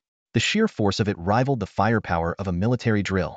Bai Ye focused intensely on the explosion's epicenter, already prepared to unleash even more powerful spells like the Skyfire Chain and Flame Burst. Under the illumination of the blaze, he had caught a clear glimpse of the monster. It was covered in red fur, crouched on all fours yet humanoid in shape exactly as the master had described the red-furred creature. Although it vaguely resembled a red-haired ape at first glance, the monster's body was at least 3 meters long, double the size of an ordinary ape. Its fangs protruded menacingly, its claws sharp like those of a tiger or leopard. But the most unsettling feature was its eyes void of intelligence, filled only with unadulterated savagery and an insatiable thirst for blood. When it looked at Bai Ye, it was as though it had locked onto prey. A chilling thought crossed Bai Ye's mind. Could this monster be the one responsible for the gruesome deaths of the wealthy family at the Lone Star Villa? This was why he had decisively launched a lethal attack without hesitation. Strike first to gain the upper hand. Hesitate and you'll suffer, Bai Ye muttered under his breath. The fireball from the explosion was slowly dissipating. The once lush green hillside was now a scene of devastation. The ground was riddled with craters, and charred fragments of wood smoldered with faint flames, flickering as they began to spread toward the surrounding forest. Bai Ye scanned the area carefully for any sign of the red-furred creature. Seeing no trace of it, he stepped forward. With each step, his ice magic radiated outward from him. Wherever the frost spread, burning wood and grass were instantly frozen, extinguishing the flames completely. These ordinary wildfires were powerless against Bai Ye's ice magic, and even the flames that had started to creep toward the forest were snuffed out in an instant. He conjured a small flame in his palm for illumination and approached a 2-meter-deep crater. Inside lay the severed lower half of the red-furred creature, its charred remains nearly filling the pit. Just as he was about to examine it more closely, voices called out from the foot of the hill. Xiao He and the old master were shouting, "Mr. Bai, we're here to help. Bai Ye, we're coming." Reacting quickly, Bai Ye released a wave of frost, freezing the creature's remains into solid ice. With a light tap, the entire corpse shattered into fine ice particles. It was best to ensure that such a strange scene remained unseen by others. As he turned, Xiao He and the old master had arrived. each holding a small fire extinguisher and a flashlight. However, the sight before them left them stunned. Every trace of fire had vanished, replaced by vast sheets of ice. Another wild boar charged at me earlier, Bai Ye explained, probably a companion of the one from before. I scared it off with fire, but it almost caused a forest fire. Fortunately, I've recently learned ice magic, and it came in handy. He gestured at the surrounding ice. Pretty useful, don't you think? The two were momentarily at a loss for words. Remembering the wild boar they had seen lying dead by the roadside earlier, they instinctively nodded. While curious about the rumors of Bai Ye's newfound ice magic, they were more overwhelmed by the sheer awe of it. Let's go. We need to get the car fixed and leave this place. The forest at night is too dangerous, Bai Ye said, leading the way down the hill. The other two exchanged glances, their eyes drawn to the flame flickering in his hand and the icy trail behind him. Despite the unease, Bai Ye's extraordinary abilities gave them an odd sense of reassurance in this perilous forest. When they returned to the car, they found that the two hadn't even managed to remove a single tire bolt. The old master had found a stick and was preparing to use it as a lever, but Bai Ye waved him off. No need for all that trouble. He grabbed the wrench with one hand and effortlessly unscrewed the bolts one by one. He didn't think much of it, but the old master was left speechless. Normally, loosening the bolts required considerable effort, but Bai Ye handled it as if it were child's play. For a moment, the old master even began to doubt the quality of his own car. Spare tire, Bai Ye called out. Bai Ye, with his godlike driving skills, expertly replaced the spare tire. His hands moved swiftly among the tools, completing the task in less than 10 minutes. This level of proficiency clearly stemmed not only from his driving experience, but also from his exceptional maintenance and repair skills. Back in the car, He and the old master finally breathed a sigh of relief. The engine roared to life, and the vehicle resumed its journey out of the mountainous area. Shortly after their departure, the eerie silence of the Weiwu Mountains was shattered. In the dense forest, faint glimpses of white figures appeared. Massive, bizarre shapes emerged atop towering trees, their eyes fixed intently on the direction Bai Ye had left. They let out low, fear-filled growls that echoed through the woods. As they entered the inhabited outskirts, He and the old master fully relaxed. Unable to hold back their curiosity, they questioned Bai Ye. That meteor fire rain trick of yours, did you use explosives? And that ice magicite looked so much like Taoist spells. Bai Ye smiled calmly and shook his head. Master, these are all trade secrets of magic props. In the modern world, we must trust science. When they reached the center of Modu City, Bai Ye parted ways with the two. He instructed the salesman to prepare all the necessary documents, mentioning that he would finalize the purchase of the Lone Star Villa in the next couple of days. Before leaving, he handed the old master 10,000 yuan as compensation for his hard work and the car repairs. Regarding the wild boar incident, both parties tacitly agreed to remain silent. On his way home, Bai Ye spent over 10,000 yuan on food for Godan. By the time he arrived home at 8 o'clock, Godan was ecstatically circling him. Bai Ye laid out a feast on the table. Roasted lamb leg, charcoal grilled duck, and finally, 2 whole roasted piglets.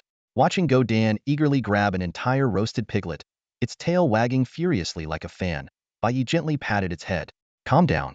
Don't act like you've never seen good food before. After dinner, Bai Ye tidied up his room. Thanks to Godan's non-shedding coat and good hygiene habits, the room remained impeccably clean. By 8:30, Bai Ye launched his God's View livestream. Fans flooded in like a tidal wave, with the online audience quickly climbing from 1 million to over 5 million, steadily increasing by around 100,000 viewers at a time. As soon as Bai Ye went live, his streaming room exploded with excitement. The chat was flooded with a barrage of messages, as countless fans enthusiastically greeted him. Brother Ye, finally, you're here. Why are you streaming so late tonight? Huh, not an outdoor stream? Is this Brother Ye's room? The camera revealed a room so simple it bordered on shabby. Seeing this, the chat went wild. Whoa, Brother Ye, be honest, this room. It's smaller than my dog's kennel. Hey, don't say that about Brother Ye even though you're kind of right. Meanwhile, streaming requests poured in, with various influencers scrambling to connect with Bai Ye. He calmly explained, I signed an official contract with Douyin today, and also landed a sponsorship with Nyonyo Energy Drink. Honestly, the drink's quality is pretty good. It's great for a quick energy boost. He panned the camera to show the entirety of his rented room. Brother Ye wasn't lying, life really is tough. This place is so clean. You couldn't even find a speck of trash. Gift effects lit up the screen continuously. Proud little Loli sent Carnival X1. Sister is tough sent Carnival X10. This nun wants to leave the order sent Carnival X3. Bai Ye cleared his throat to thank them and continued. I didn't have time to find a suitable outdoor streaming spot today. But since everyone's heard about it, yes, I've mastered a new magic trick, the Ice series. The chat exploded immediately, with rumors flying. Claims that Bai Ye could freeze 3 streets with a wave of his hand or send people to the ICU were popping up everywhere. Seeing these exaggerated rumors, Bai Ye couldn't help but smile. Those are all just myths. Remember to trust science. The best magic tricks are a perfect combination of props and technique. For example, by now, the stream had surpassed 8 million viewers. Bai Ye aimed the camera at himself and slowly raised his right hand. Longtime fans were already buzzing with excitement. Here we go.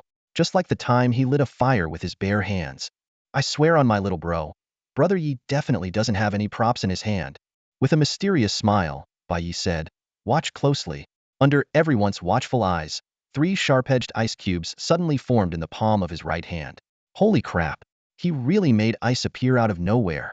Brother Yi is incredible. Did anyone spot the flaw in the ice magic this time? Bai Yi asked as comments flooded his live stream. Night Bro's magic? Spot a flaw? Keep dreaming. The king of the magic world won't let you catch him slipping. Night Bro, does that ice feel cold to the touch? Bai Yi smirked slightly. Why not try and find out? Gooden, bring me the Nyonyo drink from the table. To the audience's amazement, Gooden immediately trotted over to the table, gently picked up the drink Bai Yi had prepared, and steadily delivered it to his hand. Gooden, holy crap, you've become a pro. Didn't they say no becoming enlightened after the founding of the country? Such a good dog. Night Bro, I'll trade you 100 huskies for Gooden. Bai Yi held up the can of the drink for all to see. Take a good look, everyone. This drink is at room temperature, no condensation. Now, watch closely ice-cold Nuno. He grabbed a glass, added 3 ice cubes, and poured the drink.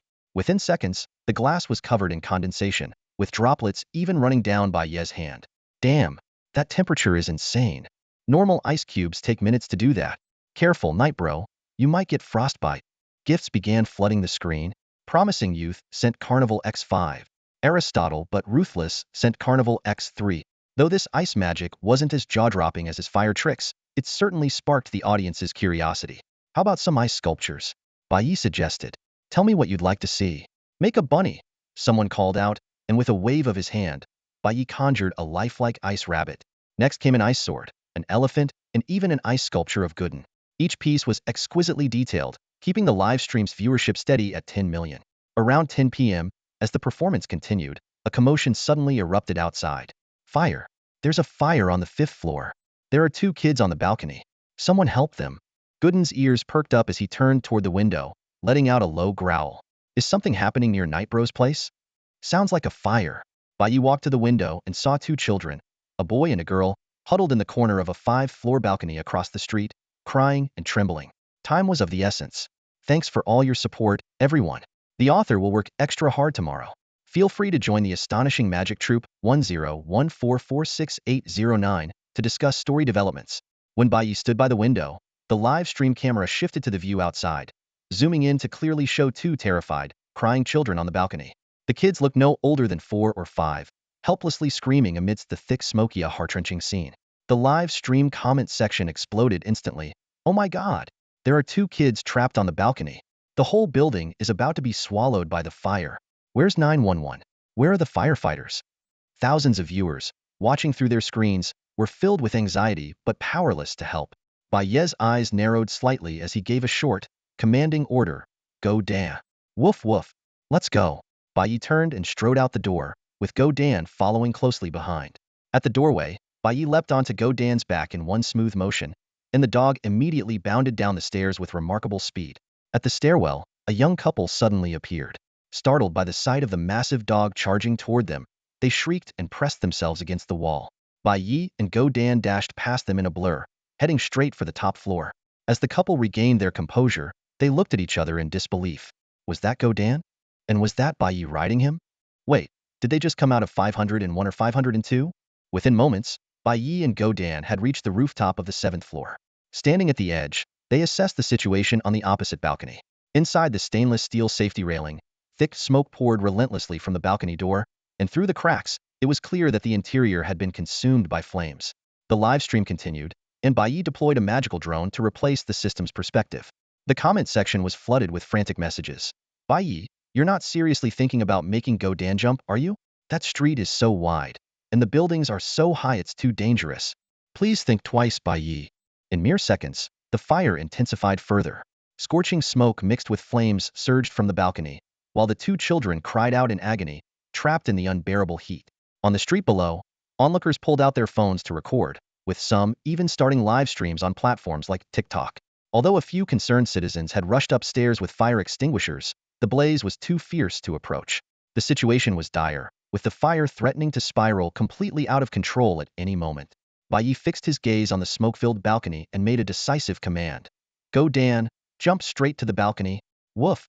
Go Dan took a few steps back, his usually gentle eyes turning sharp and focused. Gathering his strength, he charged forward at full speed and leapt powerfully off the rooftop. The crowd erupted in gasps of shock. Is he out of his mind? Everyone's hearts were in their throats as they stared, unblinking, at the heart-stopping scene unfolding before them. A massive dog was charging toward the burning building, carrying a person on its back. Onlookers in the street cried out in astonishment. Is that someone riding a giant dog to rescue people? The dog leapt nimbly, its teeth gripping the edge of a window with precision, hanging securely with the person on its back just outside the balcony. A woman live streaming on Douyin exclaimed excitedly, "Look, they made it to the balcony." Her live stream quickly gained traction, with hundreds of viewers flooding in. Wait, isn't that the super streamer Ye? The comment section exploded, and the number of viewers skyrocketed. The crowd on the street also recognized the duo, sparking a flurry of discussions. At that moment, the dog, Go Dan, dug its claws firmly into the window frame, barely supporting Bai Ye's weight. Go Dan, hold on. Brother Ye, be careful.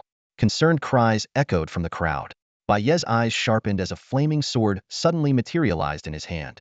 With a swift swing, the balcony's stainless steel railing was sliced cleanly as though it were butter, leaving a gap wide enough to pass through. Isn't that the fire sword he used for the bamboo crafting stream last time? It's insanely sharp. Fans were awestruck.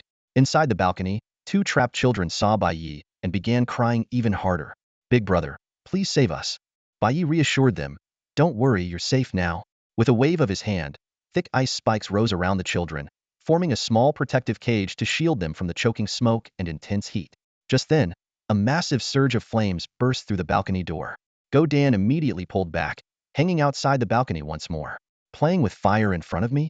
Bai Ye smirked, turning to face the oncoming inferno. Millions of live stream viewers held their breath as he declared, "Let me show you all a magic trick you've never seen before freezing fire." In the next moment, a sphere of ice formed in Bai Ye's palm, freezing the rushing flames instantly. The fiery tongues, locked in their aggressive motion, were encased in shimmering ice crystals. The cold spread through the room, extinguishing every trace of the blaze. Down below, firefighters battling the fire suddenly felt an icy chill sweep through the air. When they looked up, the sight before them left them stunned. The raging flames had been frozen midair, completely silent, as though they were an intricate sculpture. What in the world just happened? Whoa! The live stream chat exploded as millions of viewers gasped in astonishment. Guys, is it just me? Or did my connection freeze? Those flames aren't moving at all. Indeed, every raging flame seemed to have been frozen in place, suspended motionless in front of Bai Ye, as if under some kind of spell. Even more incredible, the flames had been completely encased in ice. This isn't lag. The flames are literally frozen solid. The audience struggled to process the surreal scene. Since when could ice freeze fire? Bai Ye, this isn't just a magic trick, it's straight-up sorcery. Clearing his throat, Bai Ye addressed the stunned viewers. Let's not overthink this, everyone. What you're seeing is part of an ice magic act I was preparing for tomorrow's performance. Due to some unforeseen circumstances, I had to use it ahead of schedule. Most ice magic is based on scientific principles, like the use of liquid nitrogen or specially designed props. My props are just a bit more advanced, that's all. As he spoke, he lightly tapped the massive block of ice trapping the flames. A series of sharp, cracking sounds rang out as the ice shattered into a fine powder, which then mysteriously vanished into thin air. The viewers, who had just begun to accept Bai Ye's scientific explanation, were once again left utterly speechless. Eyes glued to their screens, they couldn't shake the feeling that something about his explanation didn't quite add up. Meanwhile, Go Dan, the enormous dog hanging outside the balcony, noticed the fire had been extinguished and started awkwardly trying to squeeze through the gap Bai Ye had created. However, the opening was clearly too small for the massive creature, making its efforts look hilariously clumsy. You silly dog. Bai Ye grabbed Go Dan's head and effortlessly hauled the several hundred-pound beast inside. Go Dan lowered its head in a sulky manner, as if blaming Bai Ye for not making the gap bigger. The scene had the entire audience cracking up. Bai Ye then approached the icy cage, where two children were peering curiously at him, and Go Dan through the gaps in the ice spikes. Perhaps because they had just been rescued, they showed no fear of the giant dog. It's okay now, Bai Ye said as he shattered the ice spikes with a single strike, freeing the children. Aside from some burns on their arms and soot on their faces, they appeared to be unharmed. Thank you for saving us, big brother, the little girl said, holding her younger brother close. The boy shyly echoed her gratitude. When Bai Ye asked about their parents, the girl suddenly burst into tears. Mom and dad went out to earn money. After some conversation, Bai Ye learned that their parents were working at a street stall to make a living. The little girl was cooking noodles for the hungry boy, but the boy, playing with his father's lighter, accidentally set the sofa on fire. The flames spread rapidly, and the audience in the live stream watched anxiously. What a thoughtful sister. Luckily, the boy is safe. As long as everyone's okay, that's all that matters. The comments scrolled across the screen. That's it for tonight's live stream. Good night, everyone. Bai Ye packed up his drone and ended the stream. By then, neighbors who had heard the commotion began entering the apartment one after another. When they saw Bai Ye and Go Dan, they were stunned. Upon learning that Bai Ye had saved the two children, they finally breathed a sigh of relief. Brother Ye, was that frozen flame you're doing? What kind of new magic trick is this? The neighbors bombarded him with questions. Bai Ye had no choice but to give a brief explanation, just as he had done for his livestream audience. But things started spiraling out of control. More and more people crowded toward the scene. From downstairs, shouts of "Brother Yi is upstairs" echoed loudly. Bai Ye patted Go Dan's head and decisively led the dog toward the rooftop. They used the rooftops to make their escape. Although Bai Ye deliberately took a longer, indirect route to return home, he underestimated the power of the internet. Soon, multiple trending hashtags exploded online. Super influencer Bai Ye saves kids from fire. Bai Ye address exposed. Magic City, Lanhui District, Yonglu Street, XX Community, XXX Building 503 502 501. Bai Ye's incredible ice magic. The comment section was buzzing. Bai Ye's ice magic is insane. Go Dan is so brave, it's impressive. Let's form a group and visit Bai Ye tomorrow. Bai Ye frowned as he stared at his exact address exposed online. Go Dan, tonight will be our last night here. Woof woof. Go Dan didn't seem to mind at all. As long as he could stay with Bai Ye, he didn't care where they went. Before bed, Bai Ye took out a few bottles of magic potions, giving 2 to Go Dan and drinking 2 himself. He then checked the day's results: 5 million in livestream gifts, 6 million new followers, and a total follower count of over 64.9 million. His personal stats read: Host, Bai Ye. Profession, Intermediate Fire Magician, Beginner Ice Magician. Reputation, 8.8 million. System, Initiate the Lottery. Ding host's abilities have reached an advanced level. The advanced lottery section is now unlocked. Bai Ye's gaze quickly swept across the system interface.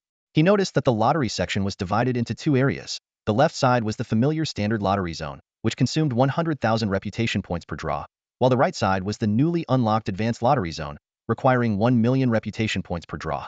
The difference between the 2 zones was clear.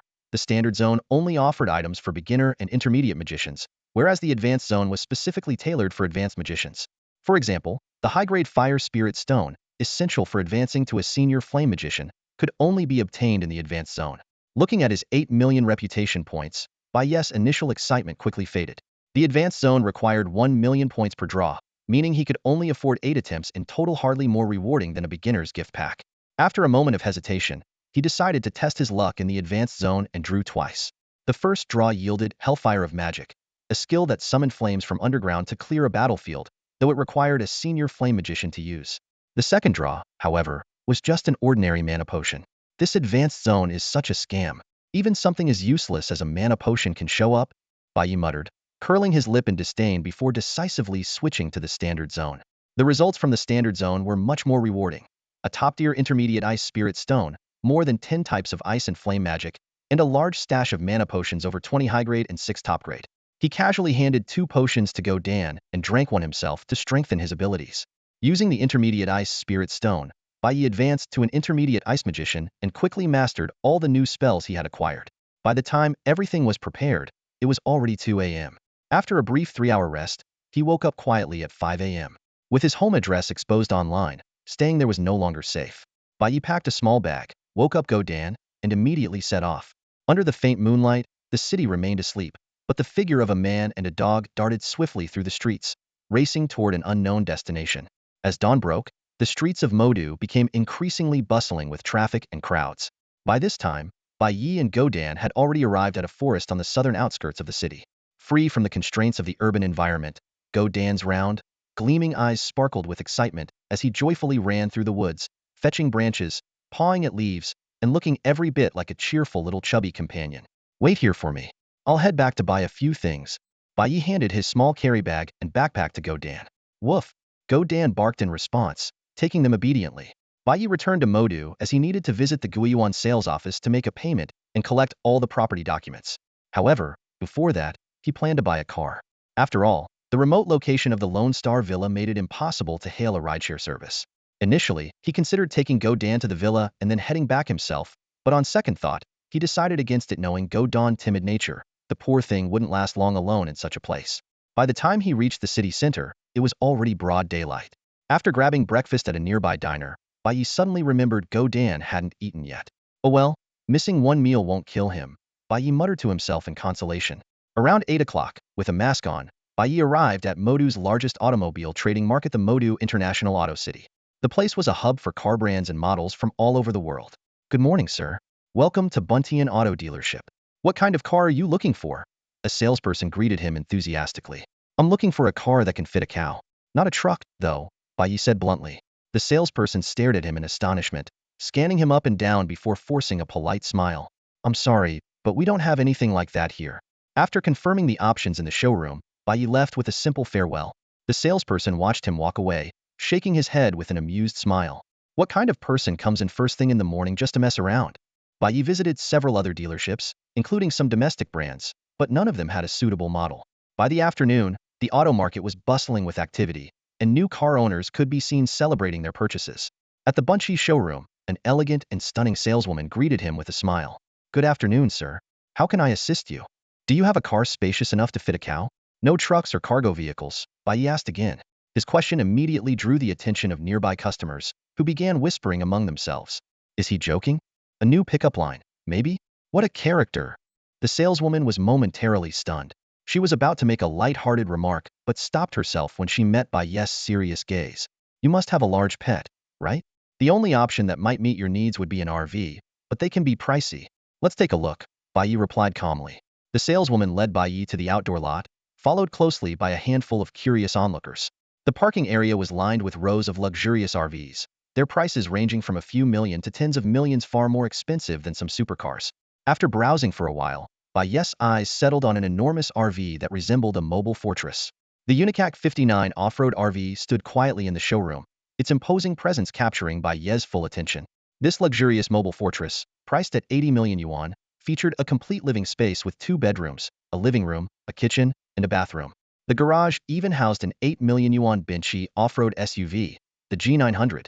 Unlike other supercars, this RV ignited a strong desire in Bai Ye could already picture himself enjoying a cup of tea and relaxing inside after performing magic shows outdoors. After some negotiation, the Binchi manager agreed to a 2 million yuan discount, beaming as he processed all the paperwork, including registration, for Bai Ye. Near noon, as Bai Ye drove this mobile fortress out of the automobile city, passers-by couldn't help but stare, their eyes filled with amazement and envy. Once he left, the entire automobile city erupted in excitement. A mysterious young man just bought our most expensive mobile fortress. 78 million yuan. Even the sons of the Ma and Wang families might hesitate to buy something like that. The craziest part? He said it was for his pet cow. Bai Ye's purchase quickly became a legendary tale in the automotive scene of the Magic City. Driving to the outskirts, Bai Ye switched to the black SUV G900 stored in the RV and headed to the Guiyuan sales office. Xiao He and the manager were already waiting for him and warmly escorted him into the office. Other salespeople looked on enviously at Xiao He's back, imagining the 800,000 yuan commission she was about to earn.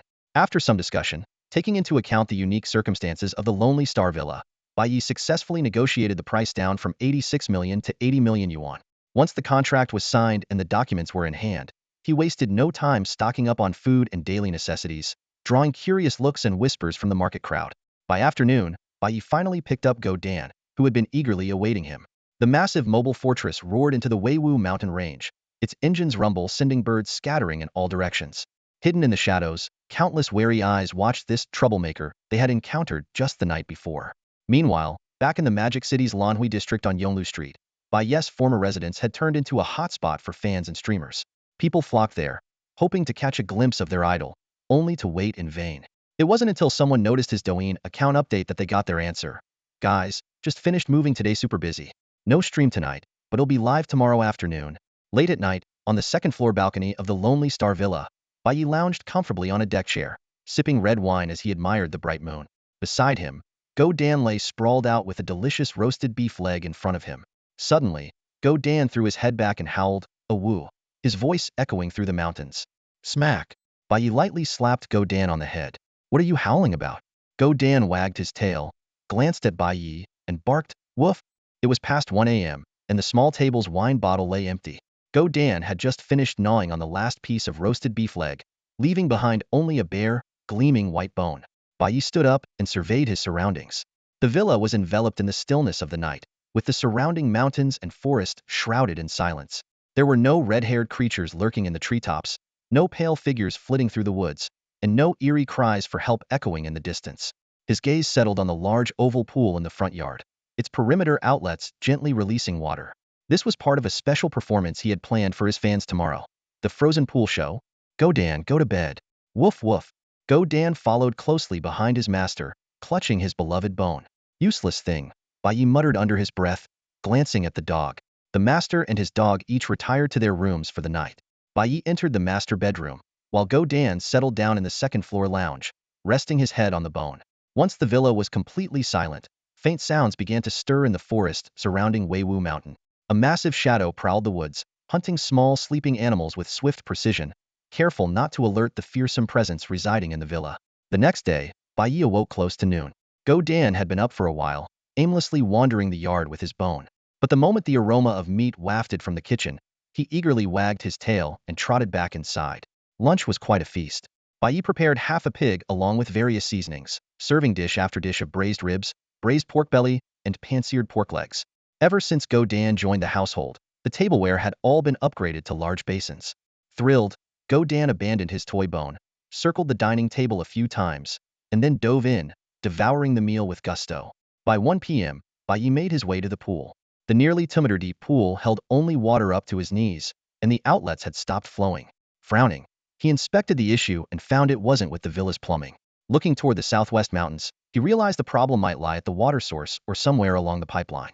While he could call the Guiyuan company for repairs, he knew that this remote wilderness, especially the desolate southwest mountain range, wasn't exactly a place repair crews were eager to visit, let alone the infamous Lone Star Villa.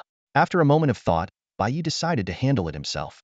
He opened his live stream, where nearly 1 million eager fans were already waiting, having received the announcement the previous night about today's midday broadcast.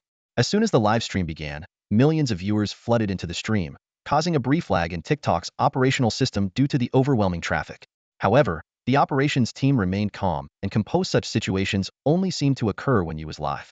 The opening shot provided a panoramic view from the heights of the Lone Star Villa, slowly panning outward to reveal the vast seascape and rolling mountains in the distance. On one side, the azure sky met the sparkling sea, creating a serene and refreshing scene. On the other, lush green forests stretched endlessly, teeming with life. The breathtaking views immediately set the live stream's comment section ablaze. Ye's new house is ridiculously luxurious. This is like a paradise on earth. Is that the sound of a wame, greater kukau, and cuckoo? These are birds I haven't heard since childhood.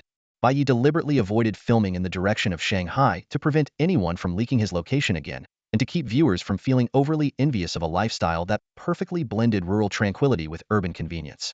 That's right, this is my new home, Bai Ye said with a light cough. Simple, modest, just a villa by the sea. The camera shifted to an empty swimming pool. I originally planned to perform a new magic trick for you all, freezing the pool. Unfortunately, there's an issue with the water supply pipes.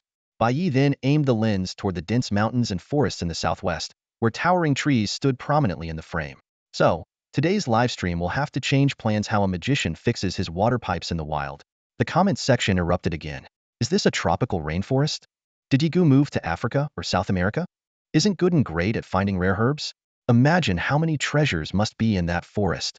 Bai Ye headed back inside, slung a backpack over his shoulder, and called for Gooden to join him.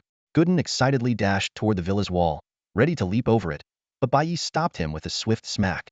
You little rascal, jumping over your own wall? What kind of example is that? Gooden let out a pitiful whimper and obediently circled around to the front gate, amusing the audience to no end. Ah, my dear viewers, just 2 words. My apologies. The author will now reflect on their actions. Stepping out of the gate, Bai Ye and Go Dan began searching along the southern wall, and quickly discovered the large water pipe that supplied the household. The steel pipe was shallowly buried underground, and with careful observation, they could discern the direction it extended. Follow the pipe, Bai Ye instructed. Thanks to its excellent vision and sense of smell, Go Dan easily traced the path of the water pipe, leading Bai Ye through the forest. They descended Mighty Mountain, crossed a valley, and entered a vibrant mountain range. This vast range, known as the Wajiao Mountains, stretched southward along the coastline, spanning over 60 kilometers in length and nearly 10 kilometers in width. Its overall outline resembled a coiled flood dragon. The live stream audience was awestruck by the scenery unfolding before them. These flowers are stunning. Look at those butterflies and bees. What's that squirrel eating? Those wild fruits are huge. Was that a rabbit darting through the woods just now? For many viewers, it felt like their first glimpse into the untamed wilderness. Every scene filled them with excitement, and some who longed for a jungle adventure were itching to experience it firsthand. Go Dan, however, remained unusually cautious, frequently glancing around the forest and sniffing the air. It seemed to sense a faint trace of danger in the dense wilderness, occasionally letting out a low, uneasy whimper. With a soft smack, Bai Ye lightly patted its head. Move on. That small gesture seemed to fill Go Dan with boundless courage. It immediately straightened up and strode forward with confidence, shaking off its earlier apprehension. With this powerful two-legged creature by its side, what other monsters could it possibly fear? Its eyes even carried a hint of arrogance as it occasionally stared down small animals in the distance. The audience found Go Dan's behavior hilarious. This dog is such a coward. Without Bai Ye, it probably wouldn't dare take a single step into the forest. Classic case of a dog relying on its master's strength. I'm dying of laughter. As they journeyed deeper, Bai Ye observed the surroundings and shared knowledge about the local flora and fauna with the viewers. From fig trees growing along trunks to the beautiful yet poisonous angel's trumpet, from the elusive forest hawk to the striking red-bellied pheasant nicknamed prison chicken by locals, there was no shortage of fascinating discoveries. The further they ventured, the denser the vegetation became, and the more frequently animals appeared. That white rabbit is adorable. Wow, that pheasant is so robust it looks like it's got chest muscles. Bai Ye's eyes narrowed slightly as he took in the scene. Thoughts of the dwindling food supply at home, just 1 cow, 3 pigs, and 4 sheep crossed his mind. The abundance of wild game in front of him made him pause in contemplation. Just as he was considering whether to hunt a few rabbits, Go Dan suddenly began barking excitedly at a clump of bushes several hundred meters ahead. Found something good? Bai Ye followed Go Dan's gaze and gave it a pat to signal moving forward. Go Dan immediately quickened its pace and charged toward the bushes. The live stream audience grew equally excited. If Go Dan this hyped, it must found something amazing. Could it be another million-dollar discovery, like that rare herb last time? Before long, Bai Ye and Go Dan reached the edge of the circular thicket. In this small patch of shrubbery, a cluster of bushes was growing on a massive, decaying tree root. Bai Ye observed carefully and immediately understood why Go Dan was so excited. On the rotting surface of the tree root, 3 palm-sized, bright red, and strikingly vivid thousand-year-old scarlet blood ganodermas were growing. These are worth a fortune. Bai Ye's eyes gleamed with excitement. Ever since he had bought a house and a car, his savings had dwindled to less than 30 million yuan. Selling these 3,000-year-old scarlet blood ganodermas would undoubtedly bring in a substantial amount of income for the household. Jumping down, Bai Ye patted Go Dan on the head with satisfaction and walked toward the massive tree root surrounded by shrubs. The live stream audience watched this scene with growing curiosity and anticipation. When Bai Ye parted the shrubs to reveal the 3 blood-red ganodermas, the comment section instantly exploded. Oh my god, are those the legendary blood ganodermas? These are among the most expensive medicinal herbs in our Daxia nation. A proud young girl, the granddaughter of Elder Yi, the traditional medicine expert who bought Di Huang Lian last time, immediately sent a grand gift in the live stream and quickly reached out to her grandfather. As Bai Ye was about to use an ice-formed blade to harvest the ganodermas, Go Dan suddenly growled in alarm. The next moment, a formidable jet-black king cobra darted out from the bushes, its gaping jaws lunging straight at Bai Ye. Before the audience could even cry out in shock, Bai Ye moved with lightning speed and firmly grasped the snake by its neck. He said nonchalantly, "I'll spare your life for guarding these scarlet blood ganodermas." As he spoke, a wave of icy energy encased the snake's head, sealing its mouth shut. Bai Ye flung the snake aside and continued focusing on harvesting the ganodermas. The king cobra, unwilling to give up, lunged again but was intercepted by Go Dan. Mimicking Bai Ye, Go Dan began flinging the snake around, making the once menacing venomous creature look rather pitiful. The live stream audience quickly shifted from concern to sympathy. This snake is having such a rough day. Honestly, Bai Ye and Go Dan are starting to look more like robbers. Be confident, remove the word like. The chaotic scuffle between man, dog, and snake continued. marking the beginning of a dramatic tussle over these rare medicinal treasures. With Go Dan holding off the king cobra, Bai Ye swiftly and skillfully retrieved 3 stalks of the thousand-year-old fragrant blood Ganoderma, along with a chunk of the ancient wood they were rooted in. Up close, these Ganoderma were truly extraordinary, stems upright, caps full and vibrant, glowing with a bewitching deep red hue that exuded a mysterious allure. Take a look, everyone. These 3,000-year-old fragrant blood Ganoderma are stunning. Bai Ye carefully showcased the prized treasures to the live stream camera. In the live stream, over 12 million viewers reacted with mixed emotions. Some were in awe of the rare Ganoderma's appearance, while others couldn't resist joking around. Come on, Night Bro, the world's greatest magician bullying a snake? Really? What do you mean bullying a small animal? A 4-meter-long king cobra is a small animal? Its venom could wipe out your entire family, someone immediately retorted. Before the debate could settle, the king cobra, having been flung aside by Go Dan once more, noticed its precious Ganoderma in Bai Ye's hands. Furious, it raised its head high and slammed it repeatedly against the ground. Thud, thud, thud. The ice encasing its head collided forcefully with the rocks, sending shards flying. The sheer intensity of its strikes even caused Go Dan to retreat back to Bai Ye's side in alarm. Watching this, Bai Ye couldn't help but twitch the corner of his mouth. Seriously? Not worried about a concussion? It's just 3 Ganoderma. Was that really necessary? Under the relentless impacts, the icy casing, no longer supported by Bai Ye's magic, finally shattered. The king cobra raised its head again, its triangular eyes now gleaming with seething hatred. The livestream audience grew tense. I heard king cobras hold grudges. This thing's out for revenge. Night Bro, you better run. It's a nationally protected species. You don't want to end up with 5 years behind bars. At that moment, the king cobra suddenly coiled and lunged at Bai Ye and Go Dan with alarming speed. Facing this deadly attack, Bai Ye clutched the Ganoderma in one hand, and in his other palm, a blazing flame erupted. The heat was so intense that even Go Dan had to take a step back. The king cobra froze mid-charge, its gaze locked on the fire, clearly intimidated. It's scared. Haha. Almost forgot Night Bro started out as a fire magician. That heat must be unbearable for it. Seeing the cobra retreat, Bai Ye extinguished the flame and casually broke off the smallest of the 3 Ganoderma, tossing it back toward the snake. I'm someone who cares deeply for animals and would never bully you. Here, this Lingji is for you. Life isn't easy for anyone, so take it and go. Bai Ye gently placed the fragrant blood Lingji on the ground and spoke sincerely to the king cobra.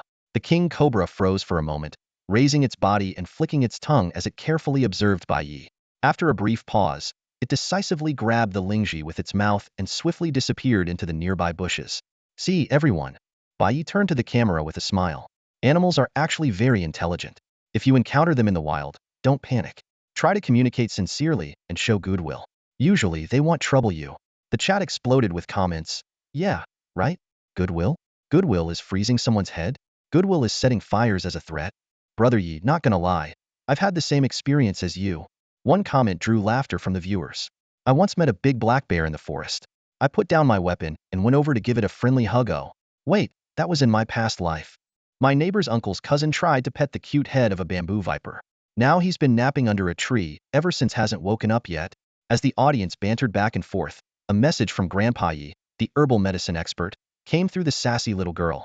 Brother Ye, my grandpa has spoken. The sassy girl sent a Carnival X1 gift. The Lingji in your hands is an extremely rare 1,000-year-old fragrant blood Lingji, the best of the best.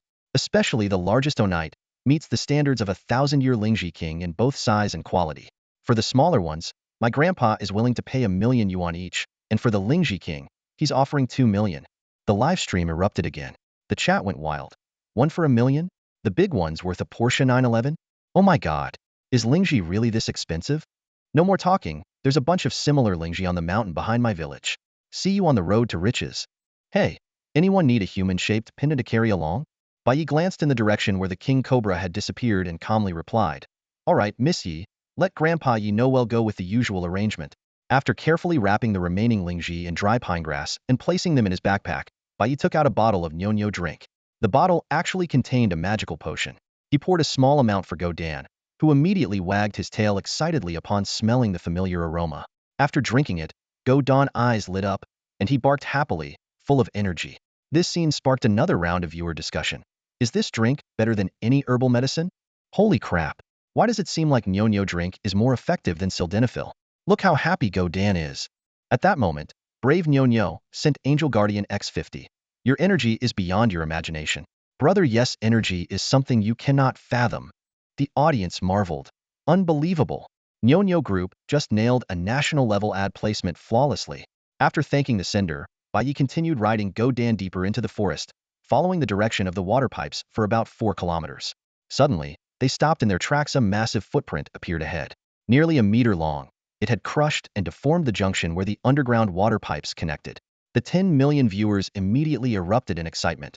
What the heck is this footprint? It's huge. Could it be the legendary Bigfoot? Bai Ye jumped off Go Dan and cautiously scanned the surroundings before focusing his attention on a massive, terrifying footprint on the ground. The footprint was about a meter long, resembling a human footprint in shape, but the toes were noticeably longer and more slender. Red-haired beast. The image of the three-turtle red-haired creature he had killed the previous night instantly flashed through Bai Ye's mind. That creature's footprint was only half a meter long, but this one was twice the size. A quick calculation made Bai Ye realize he might be dealing with a king-level existence among the red-haired beasts. I wonder if my fire and ice magic can even work on a creature of this level, he thought to himself. Go Dan sniffed the footprint repeatedly, his entire body on high alert as he let out wary woof-woof sounds, clearly dreading this unknown threat. The viewers in the live stream chat exploded with excitement. If Go Dan's this scared, he must have sensed something. That reaction confirms it's definitely a Bigfoot footprint. If the footprint is this huge, imagine how terrifying the creature must be. User Xiao Dongdi sent a carnival gift and commented, based on the human ratio of foot length to height being 1 to 7, this Bigfoot would be about 7 meters tall. Considering their foot proportions might be larger, its actual height should be somewhere between 5 to 7 meters. Oh my gosh, that's as tall as a 2 or 3-story building. Bai Ye, Go Dan, run for your lives. There's so much in this world we still don't understand. Wait, if Bigfoot is real, does that mean Bai Ye's magic might actual? Noticing the barrage of comments veering into mysticism, Bai Ye cleared his throat and interrupted. Everyone, stop overthinking and believe in science. Pointing at the footprint on the ground, he continued, this isn't some Bigfoot. It's obviously a trick set up by poachers to mislead people. As he spoke, he turned and slapped Go Dan on the head with a loud smack, scolding, just a few petty poachers and you're this scared? Useless. Now get to work and dig up that water pipe. Go Dan glanced at Bai Ye, bewildered, but seeing his serious expression, quickly lowered his head and focused on digging. The livestream chat fell silent. Every viewer stared intently at Bai Ye's face, as if trying to discern something from his expression. Stay calm. Natural. Bai Ye nodded thoughtfully. You're right. Ye go. Both the beautiful Empire and the Oda Liagwo have had similar Bigfoot incidents, which were eventually proven to be the work of poaching groups. Suddenly, he realized something. Wait a second. All our discussion just now is pure speculation. Who was the first to mention Bigfoot? Step forward. At that moment, Go Dan was already furiously digging into the ground with its paws. Watching this, Bai Ye couldn't help but sigh. If it ever decides to wreck a house, the consequences would be unimaginable. He glanced at the live stream chat, a small smile playing on his lips. Go Dan, keep it up. Woof woof. Go Dan responded enthusiastically, its front paws working faster than a shovel. In no time, it unearthed a buried water pipe. The problem lay at the joint between 2 pipes. The connecting fixture had broken. What was more concerning was the lack of leakage here, indicating there were definitely other issues elsewhere. Squinting his eyes, Bai Ye said, we don't have pipe connectors at home, so we'll have to improvise. These pesky little thieves dared to damage my water pipes. They better hope I don't catch them. The live stream audience immediately erupted into chatter, flooding the comments with jokes and remarks about how the poachers had messed with the wrong person. Go Dan, go find a big bamboo tree. Bai Ye commanded as he leapt onto Go Dan back. In less than 10 minutes, Go Dan had found a patch of giant bamboo about a kilometer away. Bai Ye was astonished. Isn't this giant bamboo primarily found in Uezhou? I didn't expect to see it here in the Emo City area. This mountain range is really something. The livestream viewers also recognized the bamboo, speculating whether Bai Ye was in Uezhou. Bai Ye simply gave a mysterious smile. Take a guess. Out of nowhere, he conjured a massive ice-forged machete, causing new viewers to gasp in amazement, while the regulars tried to act unimpressed. After carefully selecting a bamboo stalk slightly thicker than the water pipe, Bai Ye prepared to turn it into a temporary pipe. While Bai Ye was focused on cutting the bamboo, Go Dan, feeling bored, wandered off, sniffing around in search of spiritual herbs to earn some praise. Without realizing it, it had strayed far away. By the time Bai Ye finished crafting the bamboo pipe and turned around, Go Dan was nowhere to be seen. Suddenly, frantic barking broke the silence. Woof woof woof woof woof. In the distance, Go Dan came sprinting back at full speed, tail tucked tightly between its legs, with a massive dark shadow chasing after Ida. Wild buffalo with blood-red eyes was in hot pursuit. Moo! The buffalo let out a deafening roar. Holy cow! What a massive black bull! The sight of the black bull was truly overwhelming. Its size was at least 3 times that of an ordinary water buffalo, with jet black, sleek fur stretched over bulging muscles. Its sharp, curved horns pointed skyward, and the most terrifying part was its menacing glare as it charged relentlessly toward Gooden. Though Gooden wasn't small, he appeared utterly insignificant compared to this colossal beast. His fur stood on end as he bolted toward Bai Ye, leaving chaos in his wake. Birds and animals scattered in fear as he ran. Watching the scene unfold, Bai Ye felt his eyelid twitch. The sheer force of the black bull was enough to flip over a large truck with ease, let alone a dog. Woof! Woof! Gooden's eyes lit up with relief as he spotted Bai Ye, picking up speed. However, the black bull, noticing Bai Ye's presence, glared even more fiercely, as if marking him as its next target. Moo! The bull let out a thunderous roar. The live stream audience collectively gasped in shock, and the chat exploded with frantic comments. Climb a tree, Yega. Bulls definitely can't climb trees. Gooden is doomed. Someone calculate Yeja's trauma level right now? Bai Ye sighed, his eyes narrowing slightly. I was saving my ice pool trick for the finale, but I guess I'll have to show you all frozen hillside first. As Gooden closed within 50 meters, Bai Ye snapped his fingers. Click. In an instant, a fan-shaped sheet of ice began spreading rapidly from Bai Ye's position toward Gooden. Bai Ye had cast the intermediate spell Eternal Frost, which froze everything in its path, penetrating deep into the trees, grass, and earth. This wasn't just surface frost, it was a magical freeze that permeated objects to their core. To avoid harming Gooden, Bai Ye precisely controlled the ice layer to hover 20 to 30 centimeters above the ground. While this reduced its overall power, his mastery of magic made the adjustment effortless. The live stream audience was stunned, their jaws practically hitting the floor. The chat was flooded with 666 and amazing. Southern viewers marveled at the snowy scene, expressing their desire to go ice skating. Gooden's eyes widened as the oncoming ice approached, his fur bristling again. In a desperate leap, he barely managed to clear the frozen ground. Moo! The massive black bull sensed the danger as well, its sleek black fur standing on end. The encroaching ice field brought an unprecedented chill to the massive black bullet. Was the coldest thing it had ever encountered. To its astonishment, it realized that this freezing force had been unleashed by the two-legged creature ahead. Without time to think further, the black bull leapt onto the icy surface alongside Godan, all 4 legs scrambling for traction. What followed was a spectacle that left more than 10 million live stream viewers utterly stunned. A chaotic ice skating performance. The two beasts completely lost control on the slick ice, inertia propelling them forward at high speed. Godan was relatively lucky, sliding straight into a nearby bush beside Bai Ye and flattening a patch of shrubs. The black bull, however, was not as fortunate. It crashed headlong into a large tree with a diameter of over 20 centimeters at an alarming speed. With a series of loud cracking sounds, the tree slowly tilted before collapsing thunderously, leaving the audience holding their breath. A collective gasp echoed through the live stream. If that collision had struck Bai Ye instead, the consequences would have been unthinkable. No wonder Godan had been scared out of its wits. Climbing out of the bush, Godan shook its head, first casting a pitiful glance at Bai Ye.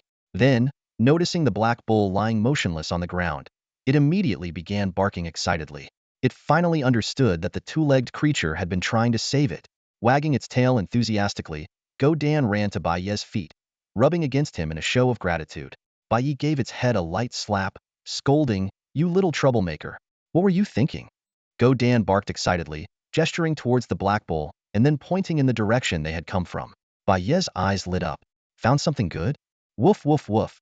Godan barked in confirmation. Without hesitation, Bai Ye grabbed the bamboo water tube and leapt onto Godan's back.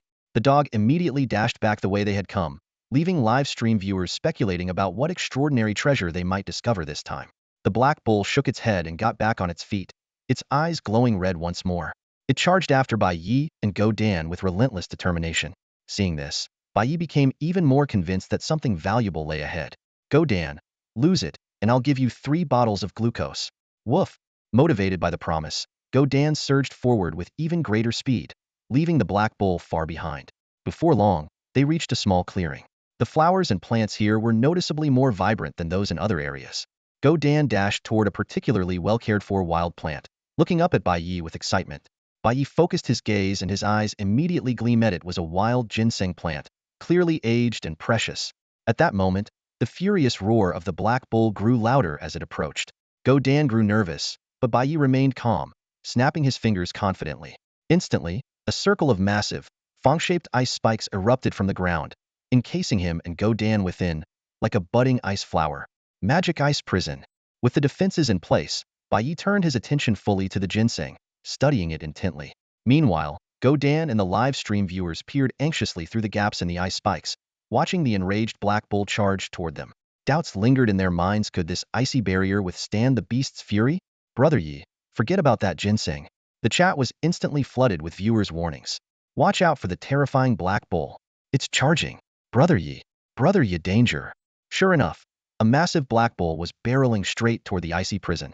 Go Dan anxiously glanced back at Bai Ye, who was still focused on the ginseng, then nervously turned his attention to the rapidly approaching bull. Moo! The black bull lowered its head and charged, its sharp horns colliding heavily with the icy spikes of the prison. A loud duong echoed as the ground trembled from the impact. Only a few shards of ice flaked off the surface, leaving the bull dazed and disoriented. Staring at the unyielding ice, the bull froze, its wide eyes filled with disbelief, as if questioning its very existence. The livestream viewers collectively gasped at the sight. Meanwhile, Go Dan, recovering from his initial fright, noticed the bull's failure and rolled on the ground in delight, letting out a series of mocking woof woof barks. The unexpected turn of events had the audience in stitches. Oh my gosh, is this dog possessed, or what?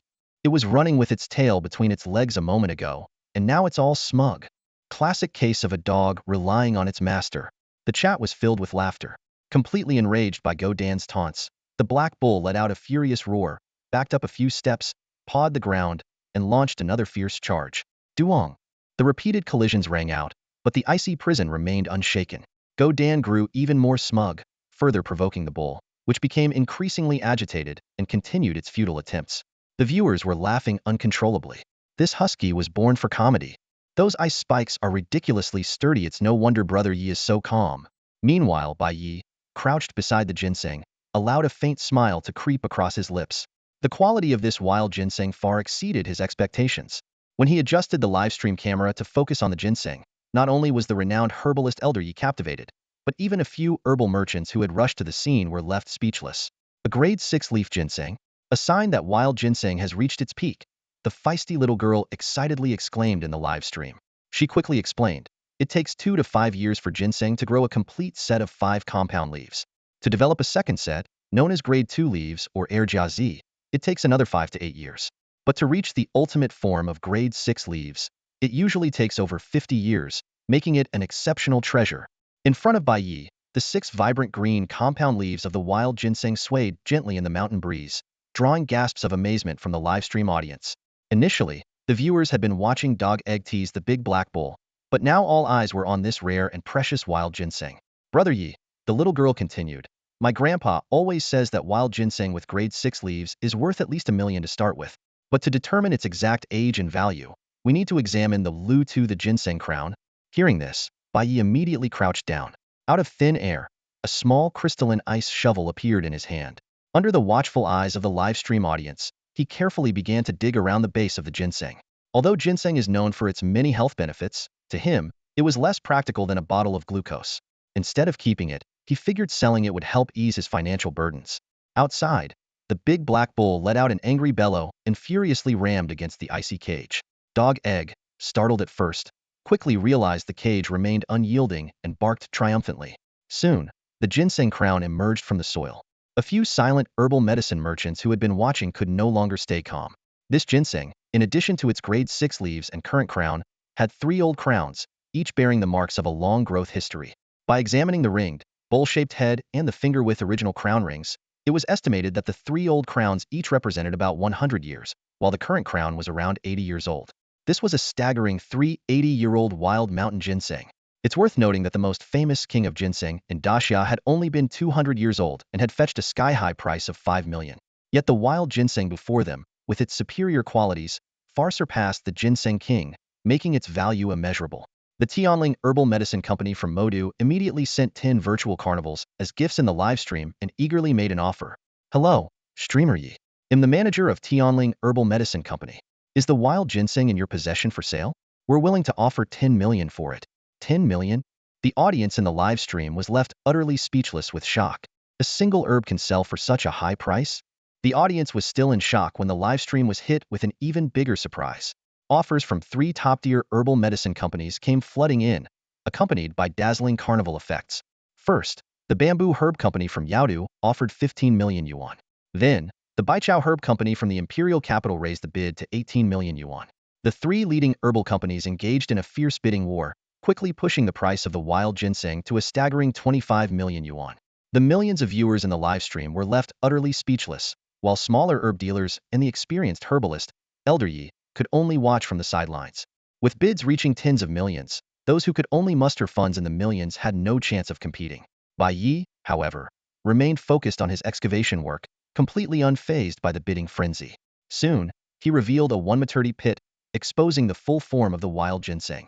A complete main root and rootlets, perfectly shaped like a human figure, nearly 1 meter long with an extensive root system. This flawless specimen left the herbal merchants in awe.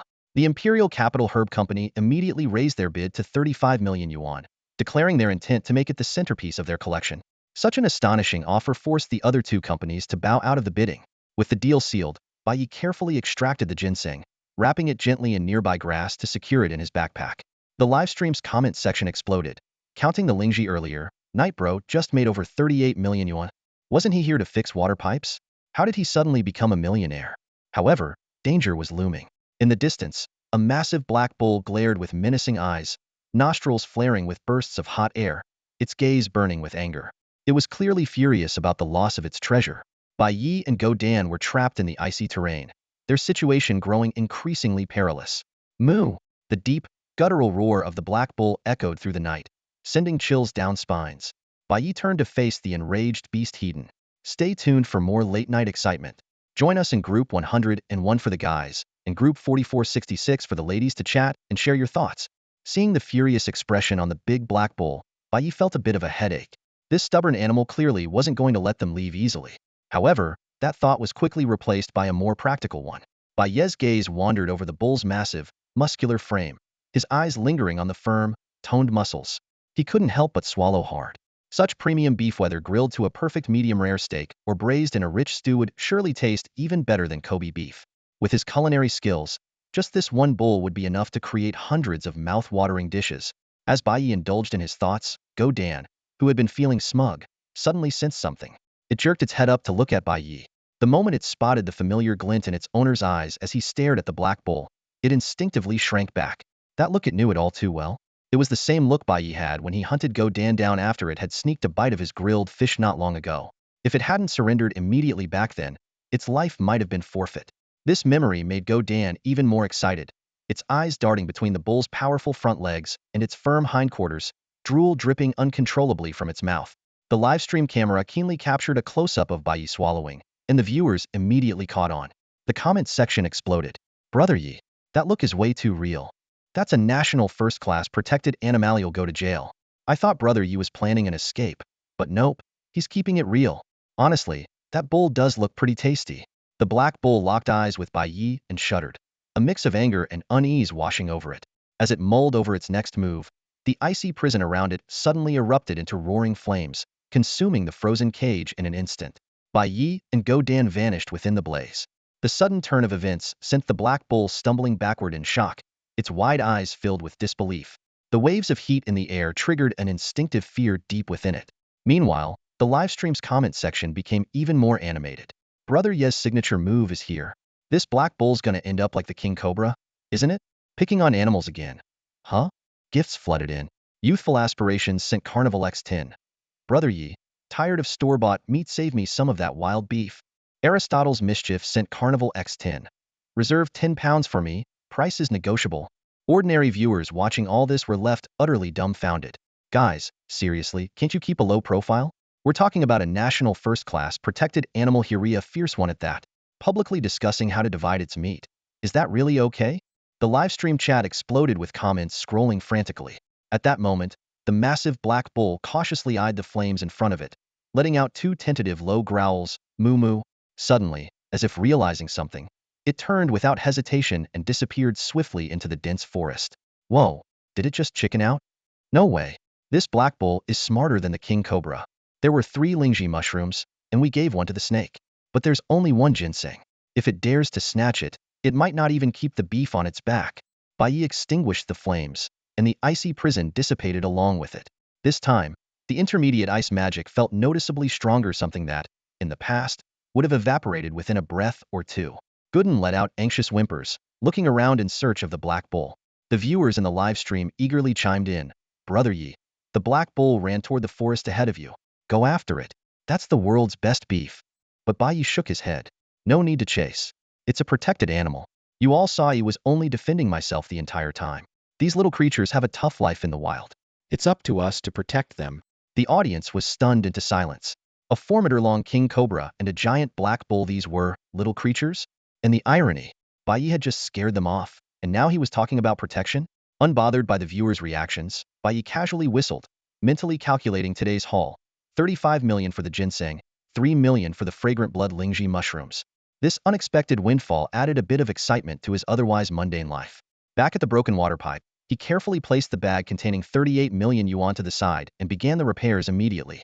From his fingertips, a beam of flame shot out like a laser, neatly cutting the broken steel pipe in a matter of seconds. He then connected it with bamboo tubing and sealed the gaps with bamboo strips. What would take an average plumber an hour, Bai Yi finished in minutes. Gooden, cover it up, he commanded. At his word, Gooden enthusiastically started digging, finding an odd sense of satisfaction in the task. The viewers watched in amazement at Bai Ye's clean and efficient repair work, clicking their tongues in disbelief. Brother Yi, my family owns a power plant. Are you interested in working there? Before finishing his sentence, the other person laughed at himself and said, forget it, just pretend I didn't ask. Bai Yi sneered at this. Brother, are you trying to recruit Yigu? Yigu, working a job? What a joke. His annual income is in the billions. The profit from your power plant probably wouldn't even cover his salary. Before long, Go Dan had already finished burying the pit. Bai Yi climbed onto Go Dan's back, deciding to check out the water source. As they weaved through the forest, Bai Yi admired the scenery while casually chatting with the group. About 10 minutes later, the sound of trickling water reached their ears. Up ahead, a small valley appeared, with a river winding through it. At the heart of the valley was a water pool, which served as the water source for the villa. Peering through the layers of trees, Bai Ye's gaze landed by the pool, where he suddenly noticed numerous figures moving around. What the heck? So many Beijis! Bai Yi exclaimed. These wild second senior brothers are all built like bulls. The size of these wild boars was indeed astonishing. Each one could weigh up to 450 kilograms, rivaling the largest recorded boars in North America. Bai Yi quickly counted. 1, 2, 18, 19, over 20 of them. Oh my gosh, they look so fierce, someone gasped. Brother Yi, it's just you and Go Dan, and there are dozens of them. If these huge wild boars charge, even lions or tigers wouldn't stand a chance. Maybe we should retreat?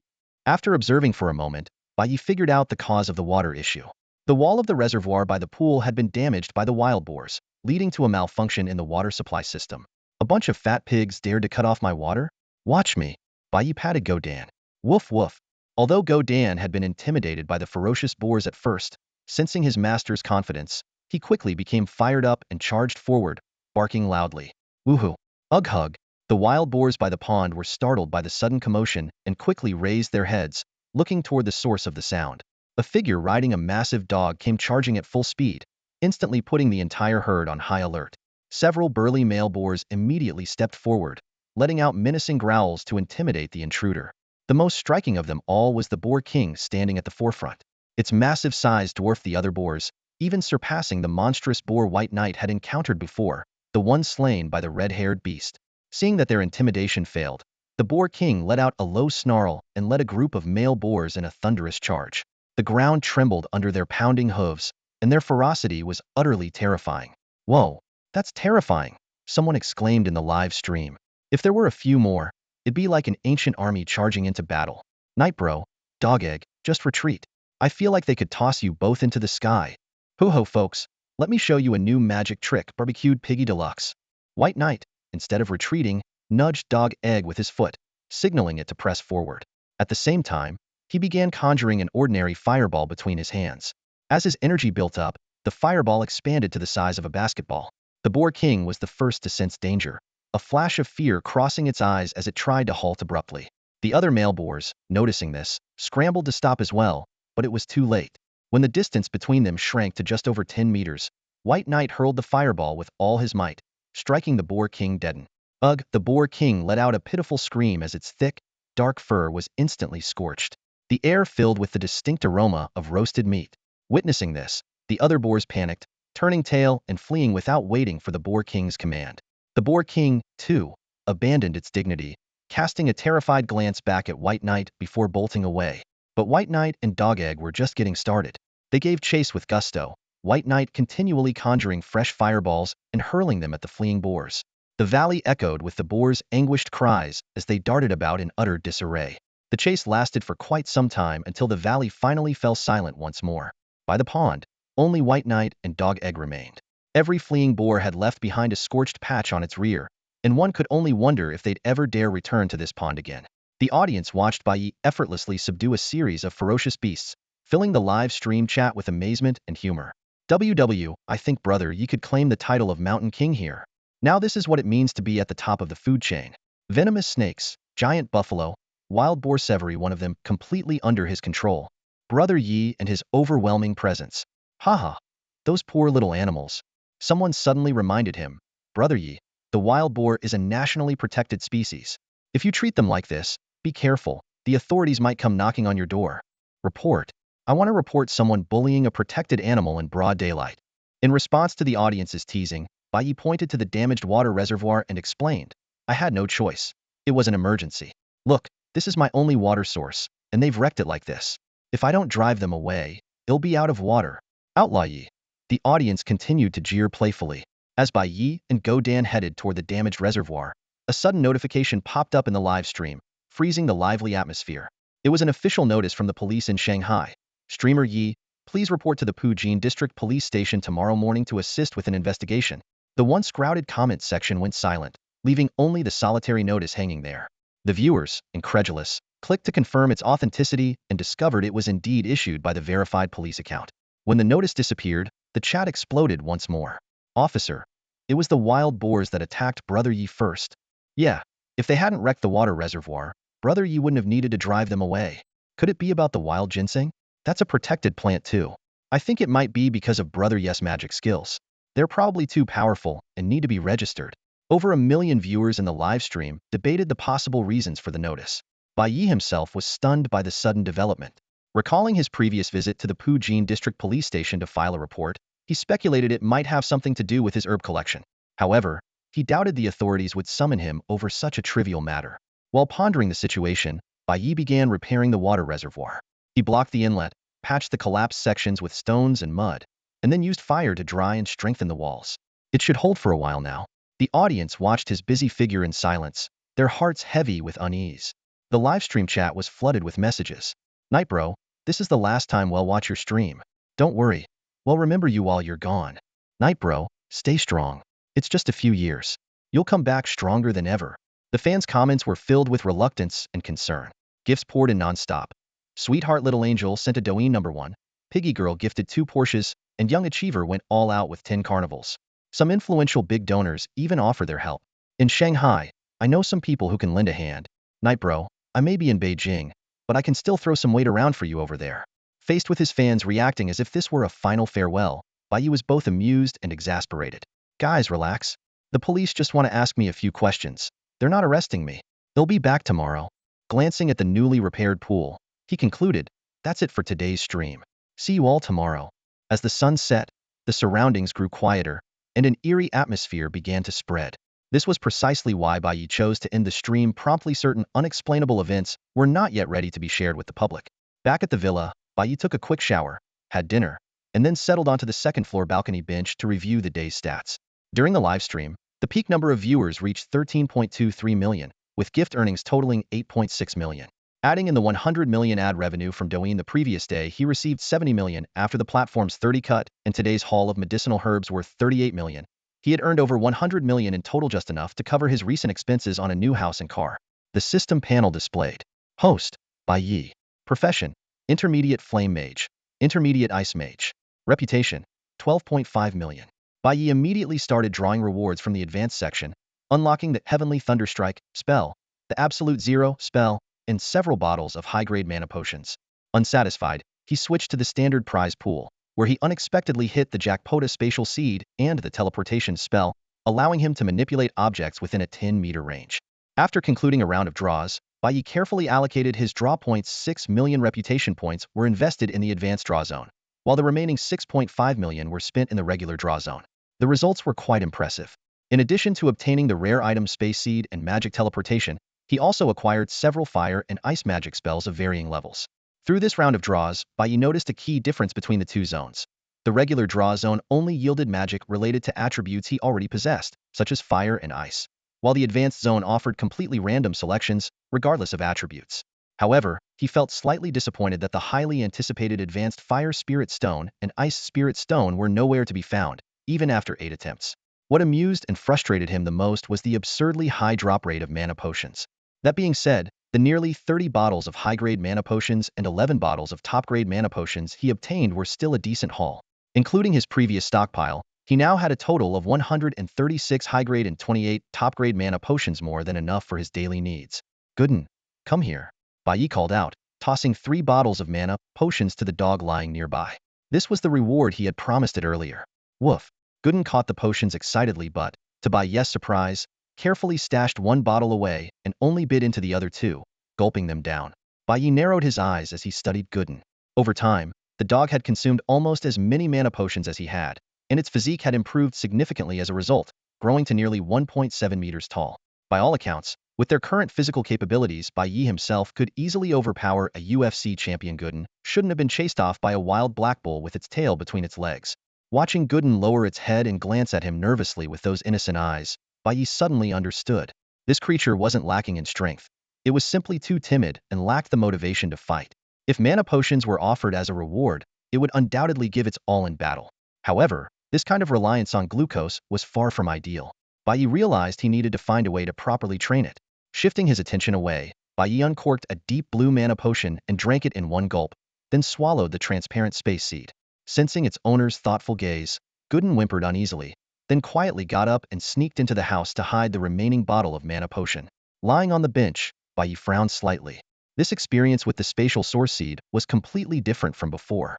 There was no scorching heat like the power of flames, no bone-chilling cold like the power of ice, and not even a hint of pain. Instead, a peculiar sensation surged through him, filling his heart and mind with clarity, as if he had become one with the surrounding space. The system's notification sounded at just the right moment. Ding! Congratulations to the host for mastering the power of space, becoming a novice spatial magician, and acquiring beginner-level spatial awareness. Bai Ye's eyes lit up. To gain such an extraordinary power of space so effortlessly, the abilities displayed by the system were even more thrilling. Within a 10-meter radius, he could manipulate objects weighing less than 1,000 kilograms at will, and he had gained 720-degree omnidirectional spatial awareness, capable of detecting even the subtlest spatial fluctuations within range. At that moment, Go Dan, who had just hidden a magic potion, cautiously stepped out from the doorway behind Bai Ye. A slight smirk appeared at the corner of Bai Ye's lips as his newly acquired spatial awareness immediately pinpointed its location. He raised his arm slightly and pointed into the void. Woof woof woof woof. Go Dan suddenly felt its body lose all sense of gravity, floating uncontrollably in the air. It flailed its legs desperately, struggling to touch the ground, but to no avail. Its pitiful howls echoed throughout the deep forest. The shadows lurking in the woods scattered in fear, terrified that this ominous presence might unleash a massacre. Panicked, Go Dan barked furiously at Bai Ye, pleading for help. But Bai Ye, with his back to it, remained motionless, allowing it to slowly drift forward. When it finally floated to Bai Ye's front, it noticed the mysterious smile on its master's face. In that instant, Go Dan realized the truth. This eerie power was coming from the two-legged creature right in front of it. It let out a sigh of relief and whimpered in grievance. You're bigger than a tiger or lion, yet your courage is smaller than a mouse's. Useless, Bai Ye teased with a laugh as he released it. This massive creature, weighing over 300 kilograms, had consumed a significant amount of his magic power in just a brief moment of control.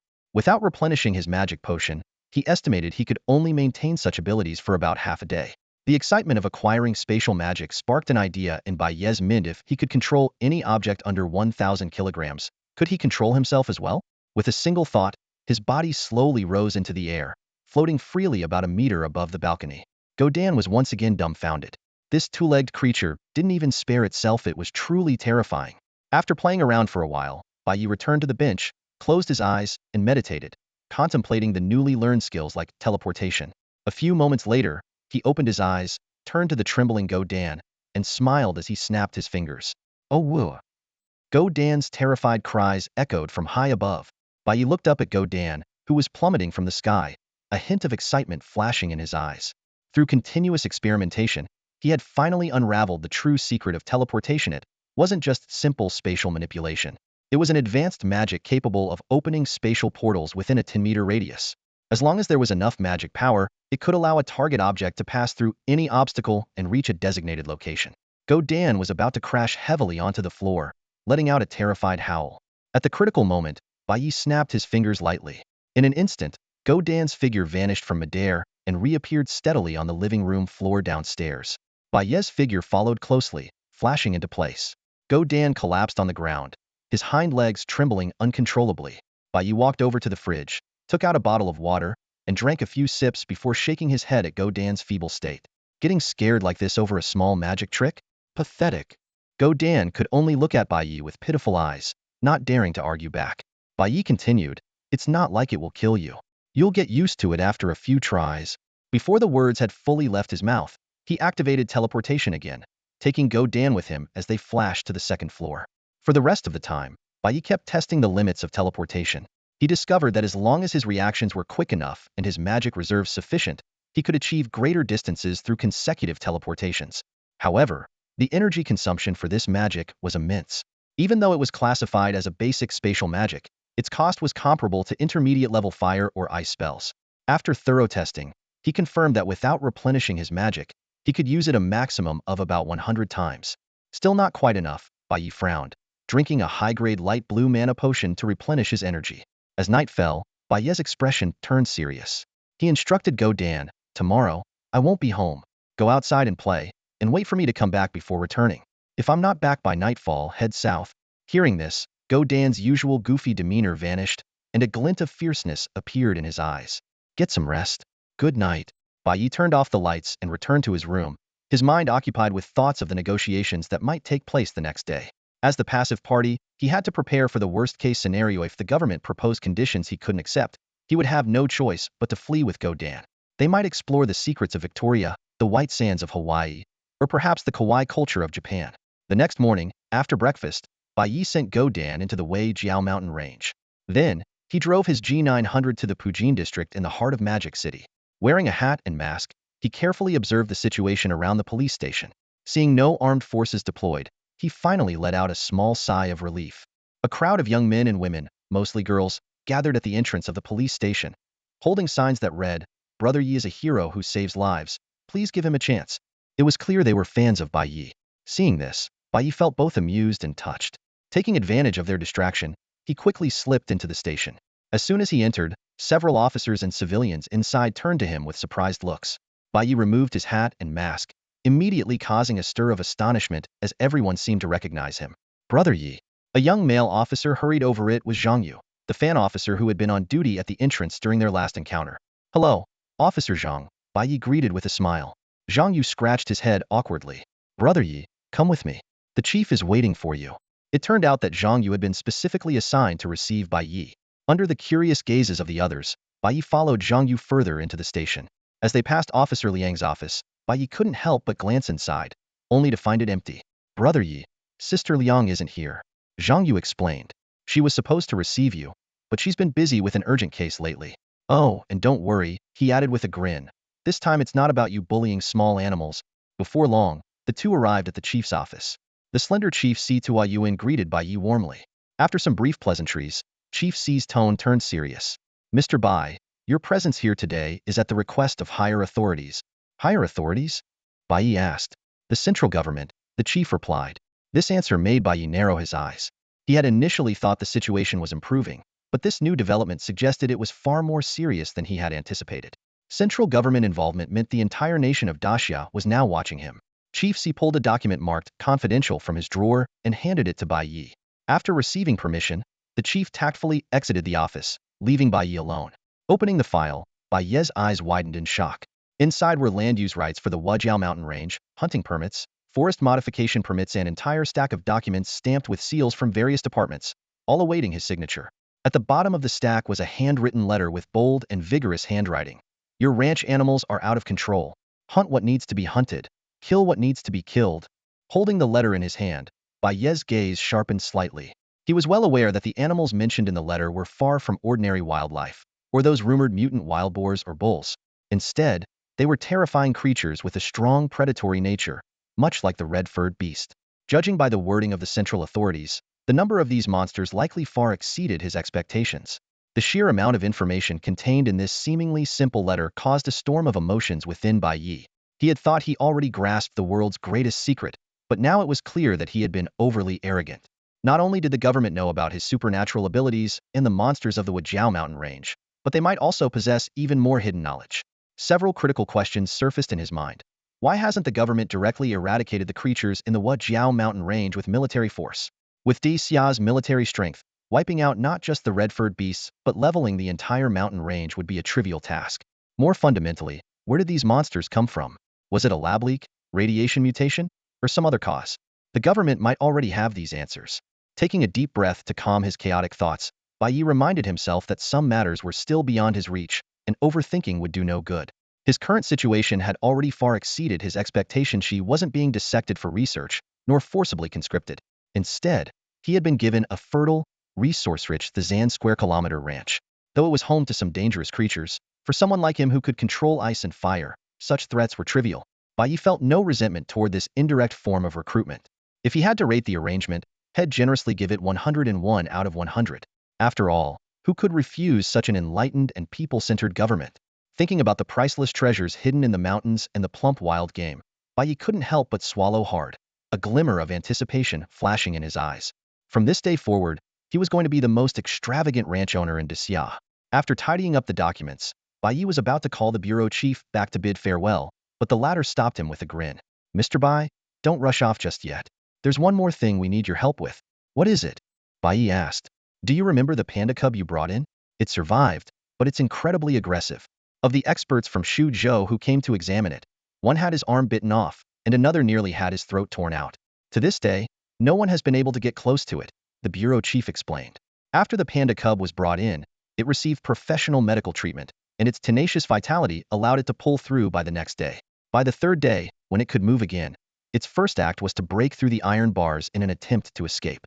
The panda experts in Shuzhou learned a harsh lesson when they tried to handle the cub. One person had their arm bitten off, and another narrowly escaped having their throat bitten. In the end, they had no choice but to use tranquilizer darts to subdue it. However, every time the sedative wore off, the panda either ferociously attacked anyone nearby or desperately gnawed at the iron cage in an attempt to escape. Even now, it still requires sedatives to keep it calm. "This little one is very unusual," said the usually composed bureau chief, frowning slightly as he spoke about the panda. "It completely refuses the bamboo we brought from Shuzhou and only eats meat, lots of it. That's why we named it Xiafanchuan.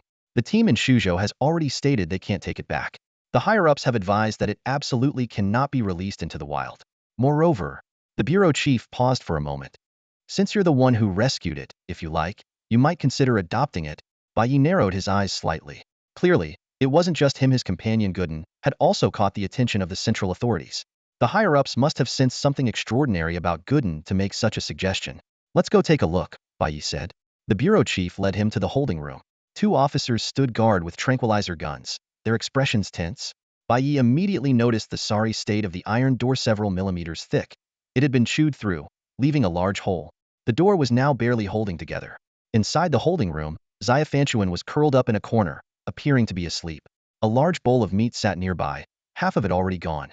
The bureau chief halted cautiously upon entering the room. "Mr. Bai, please don't get too close. This little guy moves incredibly fast." But Bai Ye waved him off and continued forward. Just then, the seemingly sleeping Xiafanchuan suddenly sprang up, ready to pounce, its face fierce and menacing. The officers immediately raised their tranquilizer guns. However, the moment Xiafanchuan saw Bai Ye, its aggression vanished without a trace.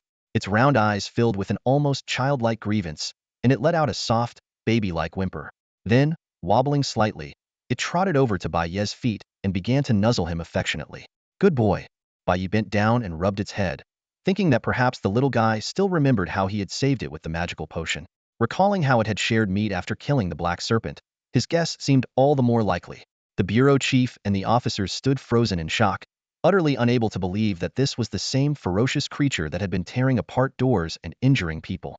"Chief," Xiafanchuan and I are fated. I'll adopt it, Bai Ye said as he picked up the little panda, already pondering whether to give it a new name, perhaps something like Erden or Xiongdandan. Great. The bureau chief looked at the now docile Xiafanchuan nestled in Bai Ye's arms and said happily, I'll get the paperwork ready right away. The relevant department will send you the adoption certificate soon.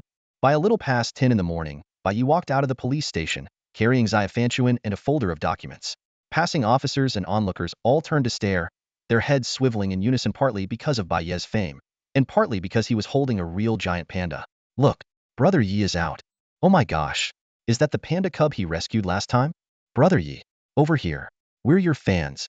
At the police station entrance, enthusiastic fans cheered and waved excitedly. Although Bai Yi wore a hoodie and mask when he stepped out, the little panda cub in his arms was far too conspicuous. Sharp-eyed fans quickly recognized him. Realizing he had been spotted, Bai Yi decided to stop hiding and decisively removed his hat and mask. The crowd of fans immediately erupted in excitement. Bai Ye is so handsome.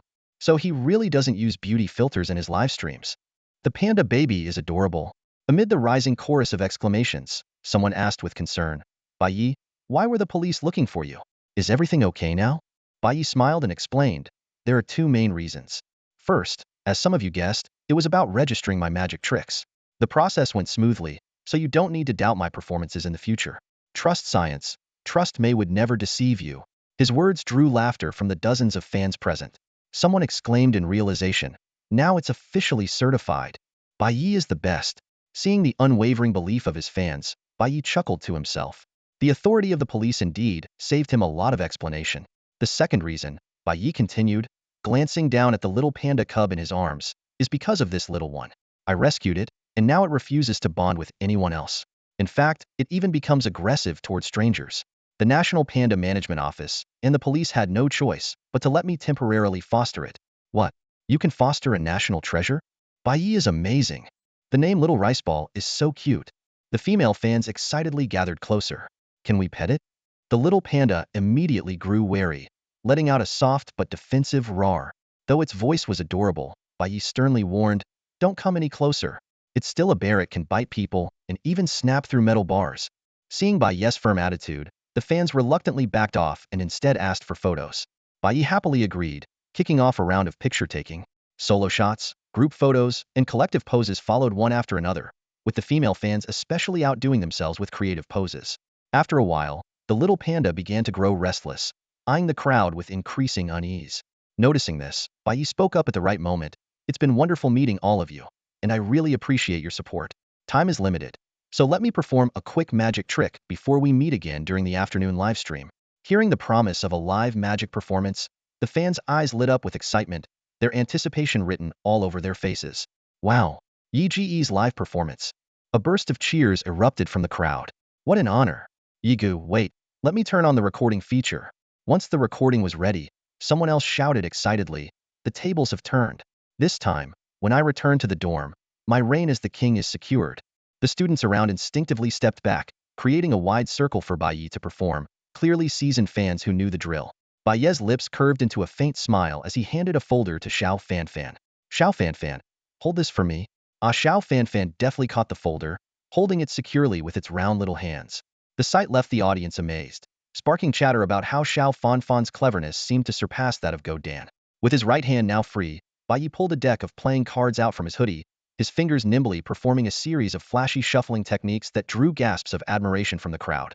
In my hand, I have just an ordinary deck of cards, right? Bai Ye handed the cards to a boy in the front row. The boy eagerly took them, carefully inspecting them with his classmates before confirming, yes, just regular playing cards. Yigo, what kind of magic are you performing? It's been so long since you used such an eye-catching prop. Bai Ye swiftly shuffled the cards again and suddenly tossed the entire deck into the air. The playing cards scattered like raindrops, floating down in an orderly fashion as they drifted toward him. The entire crowd held their breath, afraid to miss a single detail. With a slight smirk, Bai Ye snapped his fingers crisply. Snap! In an instant, the falling cards burst into bright flames midair, swirling around Bai Ye and Xiao Fanfan like a fiery tornado. The flames grew brighter and spun faster, eventually enveloping both figures completely. With a soft sound, the fire vanished, leaving no trace of Bai Ye, Xiao Fanfan, or the playing cards. Only a faint, smoky scent lingered in the air. The audience stood frozen in shock, exchanging bewildered looks. A vanishing act? Why does this exit feel so familiar? Whoa, where's Yega? A fan exclaimed in surprise. The sudden disappearance of Bai Ye and Little Rice Ball left the crowd at the scene in utter shock. People rushed toward the spot where the two had vanished. Some bent down, searching the ground for hidden tunnels or manholes, while others scanned the surroundings, hoping to find some trace. But their efforts yielded nothing.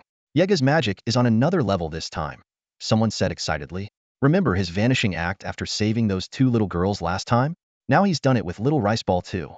Absolutely incredible. Fans eagerly took out their phones, proudly showing off the videos they just recorded. If you don't have footage of Yeeja's live magic performance, can you even call yourself a true fan? The news spread rapidly online, with hashtags like Super Magician Yi appears at Shanghai Police Station and First Officially Certified Panda Caretaker quickly trending. In reality, Bai Ye had covered a distance of 500 meters in mere seconds through consecutive teleportation, reappearing safely inside a black SUV parked by the roadside. Compared to his previous escape hiding behind a potted plant, this retreat was far more composed. He carefully placed Little Rice Ball in the child seat at the back and fastened its seatbelt. The panda cub wiggled its chubby limbs excitedly, its eyes sparkling with joy from the teleportation experience. This little one is way braver than Go Dan, Bai Ye said with a chuckle, giving its head a playful rub. Let's do it again next time. After settling back in the driver's seat, Bai Ye took out a bottle of light blue magic potion. The aroma caught Little Rice Ball's attention immediately, and it gazed at him longingly, drooling.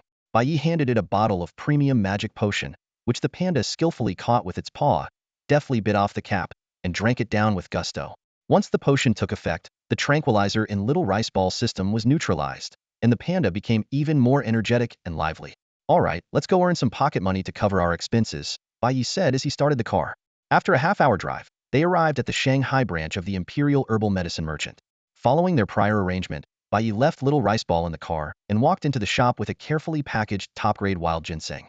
After Bai Ye left, Little Rice Ball immediately shed its cute and playful demeanor, replacing it with a fierce and wild expression as it cautiously scanned its surroundings. About 10 minutes later, Bai Ye walked out of the herbal medicine shop with a relaxed look on his face. The transaction had gone smoothly, and the Imperial Capital's Baichao herbal merchant had transferred 35 million directly into his account. Now, his bank balance had reached over 70 million. Additionally, the billion yuan earnings from Douyin would only be available for withdrawal at the end of the month. Having less than a billion in funds just doesn't feel secure, Bai Ye thought to himself. When Little Rice Ball saw Bai Ye return, it immediately relaxed. Bai Ye then drove to the headquarters of Fengfeng Express in Magic City to ship 2 Ganoderma plants to old Dr. Yi in Suzhou. By tomorrow, the 3 million yuan pocket money would be credited to his account. Afterward, he headed to the supermarket and bought several large sacks of daily necessities. He had initially planned to go to the market to buy some cattle and sheep, but considering his massive 900 square meter big dumb house couldn't accommodate them, and the mountain behind his home was already a natural pasture overrun with animals, he dismissed the idea. By noon, Bai Ye drove back to the Lone Star Villa. Before he even reached the gate, Gooden came charging out of the forest on the mountainside, tongue hanging out. Gooden, come here and meet our new family member Little Rice Ball, Bai Ye exclaimed as he lifted Little Rice Ball out of the car. The moment Gooden saw Little Rice Ball, it screeched to a halt, staring wide-eyed at the little creature, its fur standing on end. The psychological shadow left by Little Rice Ball's attack on the deserted island still haunted it. Why did this two-legged creature bring back that terrifying little beast? Gooden wailed internally. Chirp. Little Rice Ball's round black eyes sparkled the moment it saw Gooden. It wriggled free from Bai Ye's arms and waddled rapidly toward Gooden. Gooden panicked even more, tucking its tail and retreating repeatedly. However, despite its short and stubby limbs, Little Rice Ball was incredibly agile. In just a few strides, it caught up to Gooden and pounced, pinning it to the ground. Gooden, play nicely with Little Rice Ball. Don't bully it. I'm going to cook, Bai Ye said as he carried the shopping bags into the villa.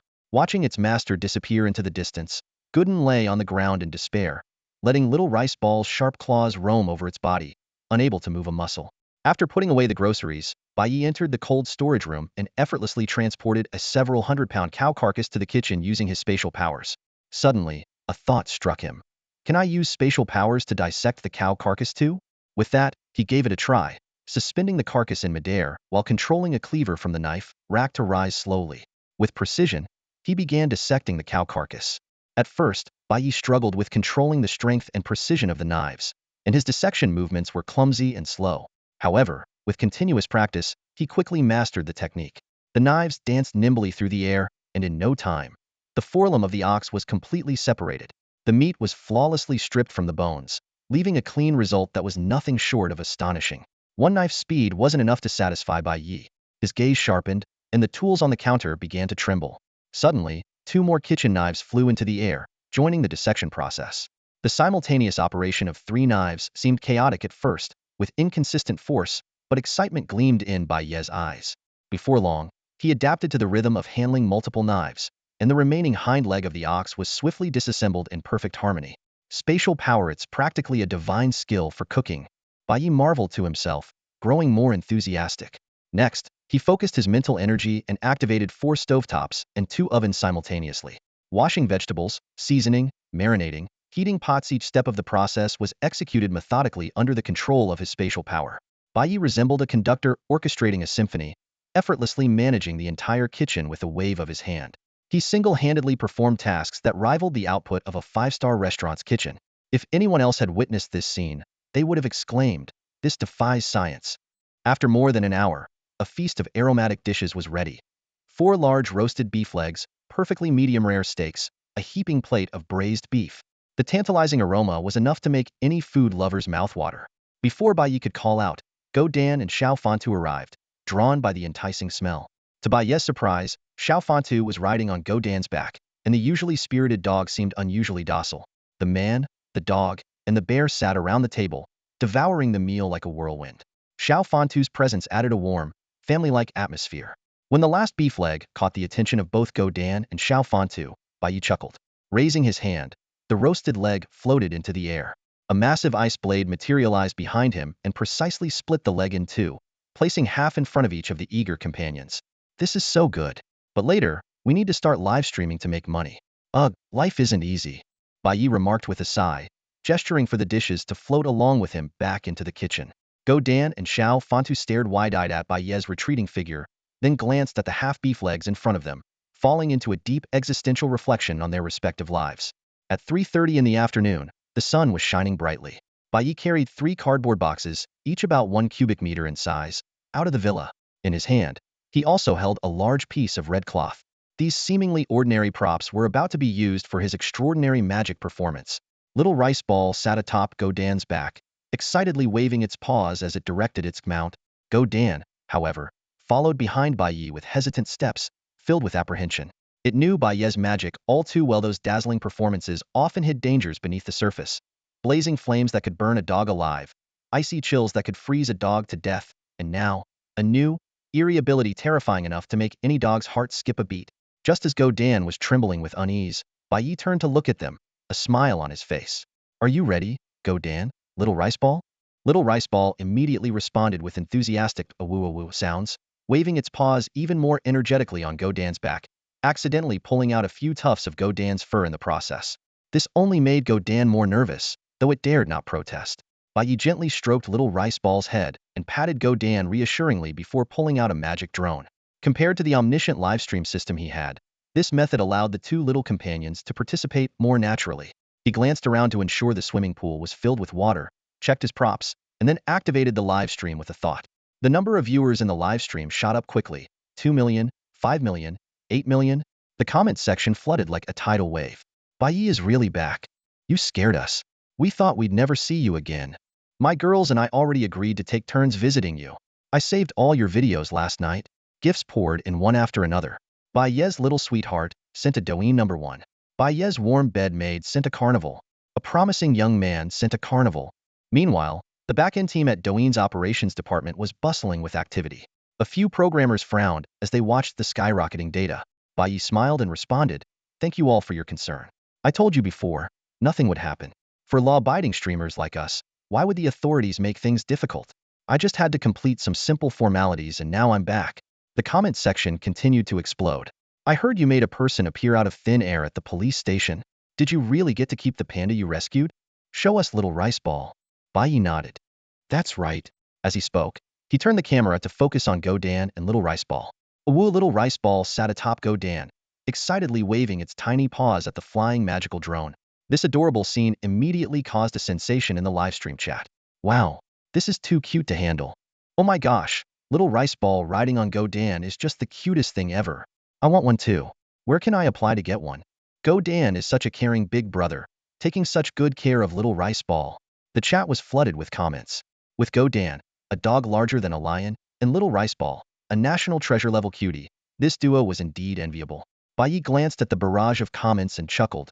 Honestly, apart from their appetite, there's nothing particularly special about them. This remark instantly triggered a strong reaction from the audience.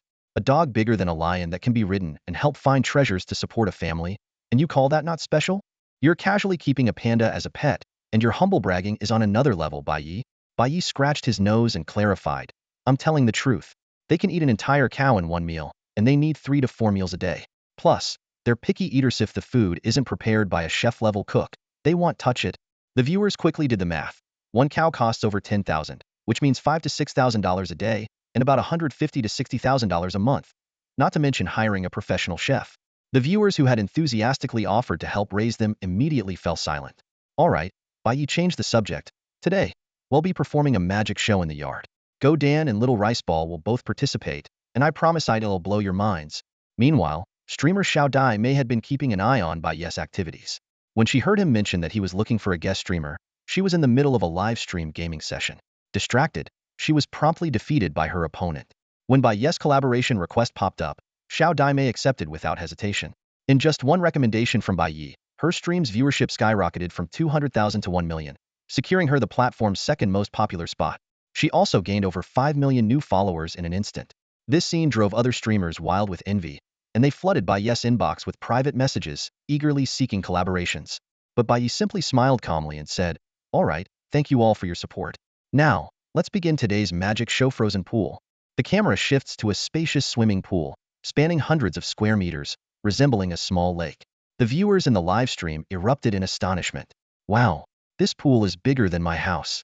The comments section scrolled rapidly. Soon, someone raised a doubt. How are they going to freeze such a huge pool? It's blazing hot under the sun. Seasoned viewers quickly chimed in to explain. You must be new here. Last time, Brother Yi turned an entire hillside into an ice rink. This much water is nothing for him. Bai Ye leisurely walked to the edge of the pool, crouched down, and dipped his hand into the water, gently swirling it to create rippling circles. The water was crystal clear, almost transparent. See that? The water is completely normal, one viewer joked. Even if Brother Yi did something to it, my naked eyes can't tell. Bai Ye stood up, a mysterious smile playing on his lips. Freezing this pool is actually quite simple. All you need is not hands but feet. He slowly raised one foot as the magical drone's camera followed closely. The viewers held their breath, and some hurriedly started recording. Bai Ye placed his foot firmly on the water's surface, and the moment he made contact, a layer of frost began spreading outward at an astonishing speed. In the blink of an eye, the entire pool was frozen into a single sheet of glistening, transparent ice. Strangely enough, the water retained its clarity, so much so that without careful observation, it appeared unchanged.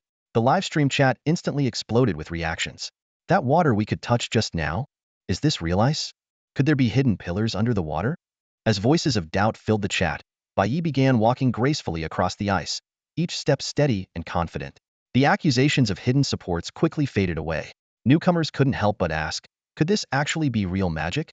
The seasoned viewers responded immediately, don't be ridiculous. Magic doesn't exist. Brother Yi just filed for some permits today. If it were real magic, had have been dissected in a lab by now. This is just an incredible illusion. Bai Ye suppressed a laugh and played along, saying, that's right.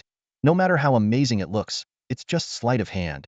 Nearby, Little Rice Ball watched Bai Ye walking on the ice with wide, curious eyes sparkling with fascination. Clapping her hands, she gestured for Go Dan to follow him across the surface. Woof! Go Dan let out a reluctant sound. The frozen pond looked magical and intriguing, but even the chill radiating from a distance made it shiver. However, when Xiao Fontuan's sharp little claws gently prodded its back, Go Dan mustered up its courage and took a hesitant step forward.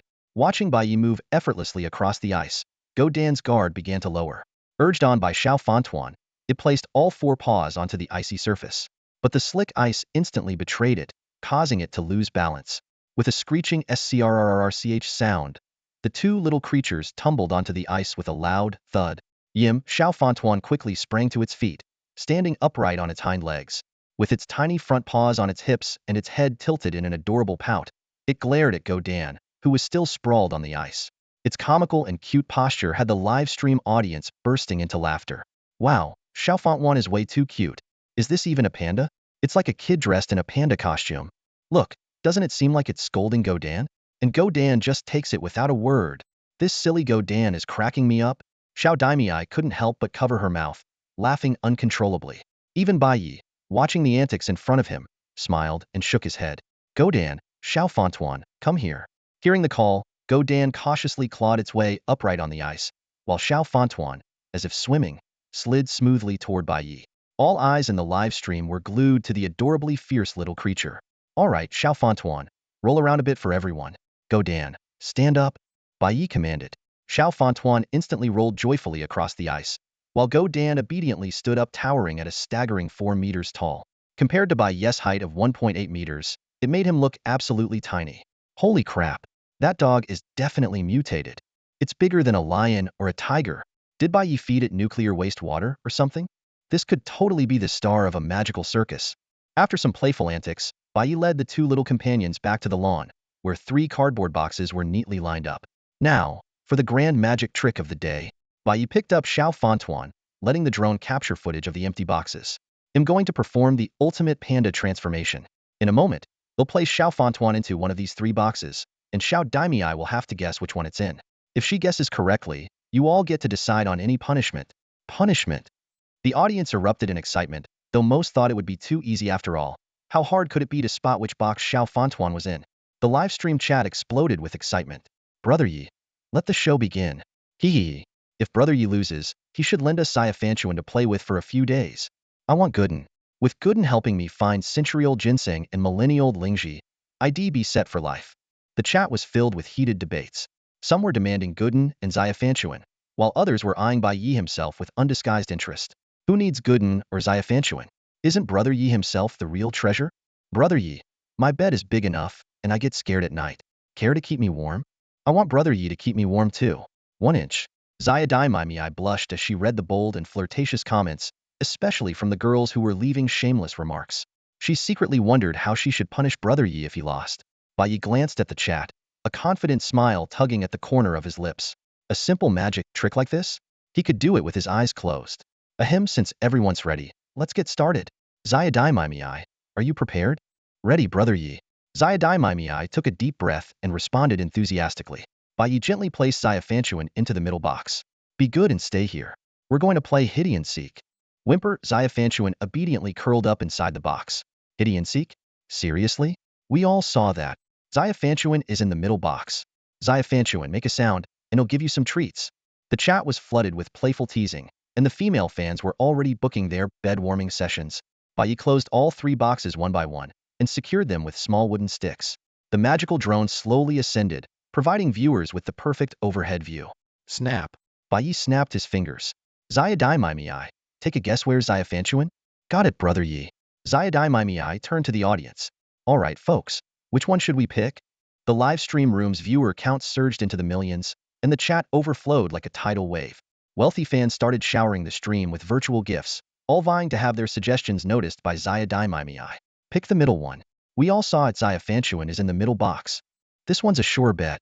Daimei beamed with excitement at the skyrocketing popularity of the stream, but she still offered a word of caution. Think carefully, everyone. Brother Yi is a master of grand illusions, especially human vanishing acts. Apart from Bai Ye, there truly wasn't another streamer who could remain so composed and unruffled in front of an audience of over 10 million. The live chat was flooded with comments scrolling across the screen like raindrops, as viewers marveled at Bai Ye's calm and confident demeanor. Could Brother Yi actually summon a panda out of thin air? The audience buzzed with speculation, their eyes glued to Bai Ye's serene expression. Some guessed that the little rice ball had been moved to the box on the right, while others insisted it must be in the box on the left. Opinions in the chat began to diverge. Meanwhile, a well-known magic reveal influencer, Xiao Chong, was intently analyzing the live broadcast. His workstation was equipped with 2 monitors, one displaying the live stream, and the other split into multiple screens replaying Bai Ye's every subtle movement in slow motion.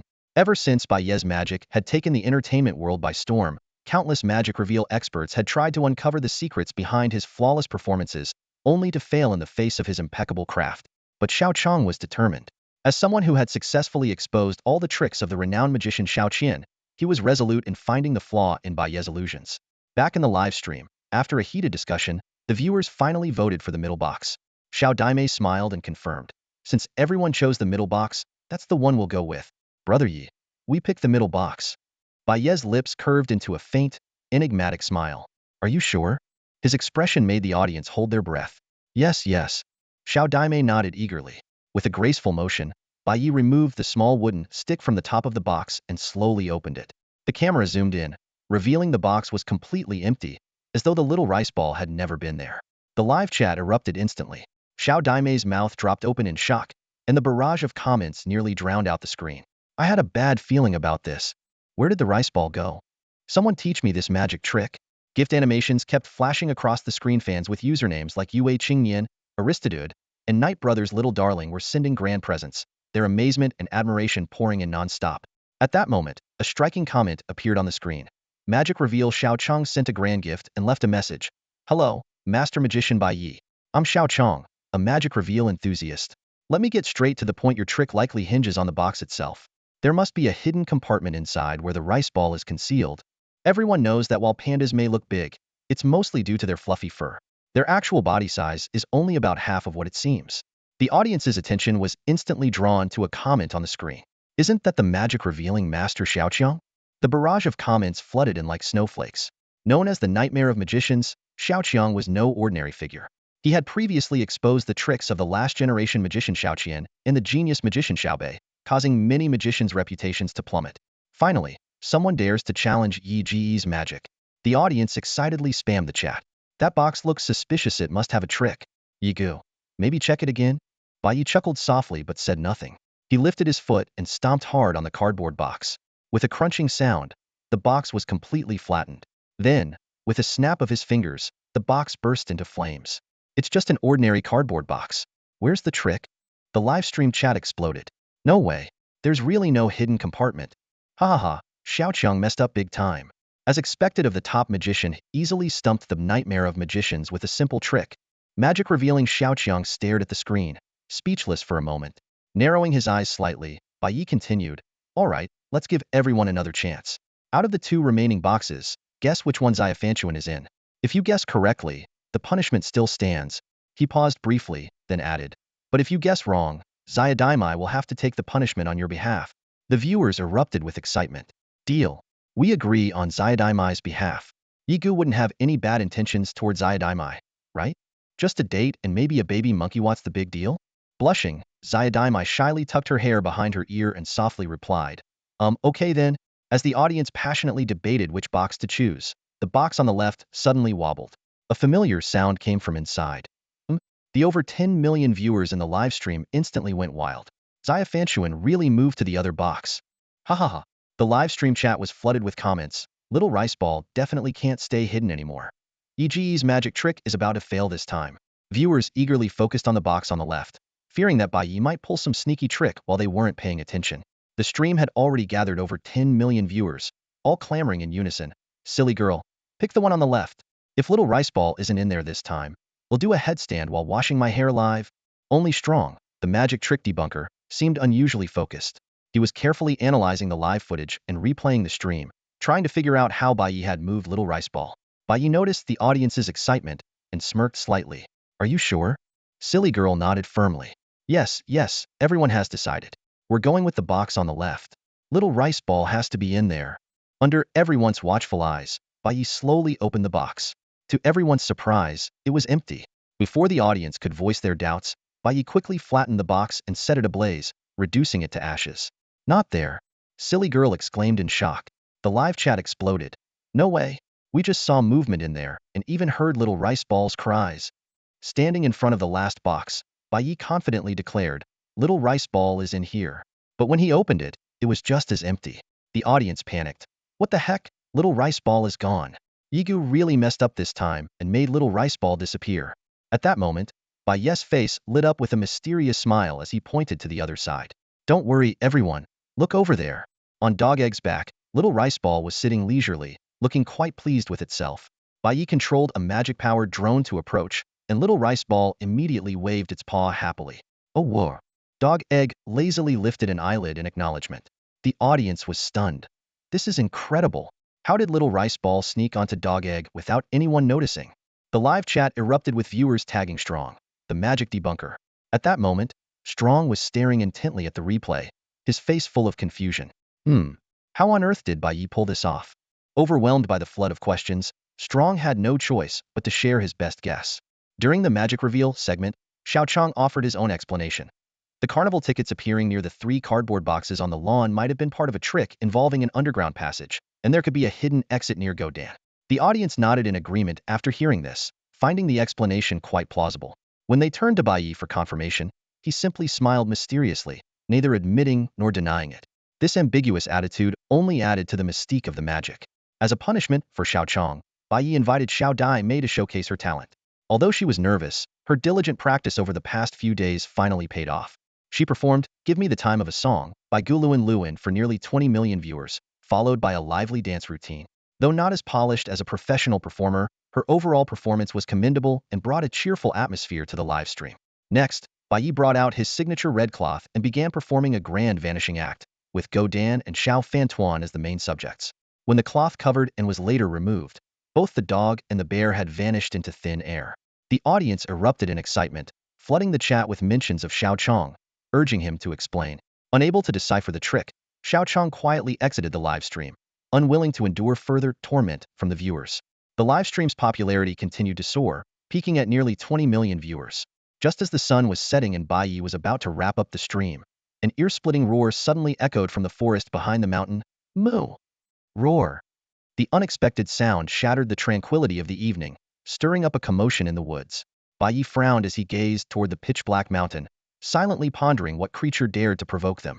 Xiao Fantuan's eyes lit up with excitement, while Godan bristled with fur, sensing a looming threat.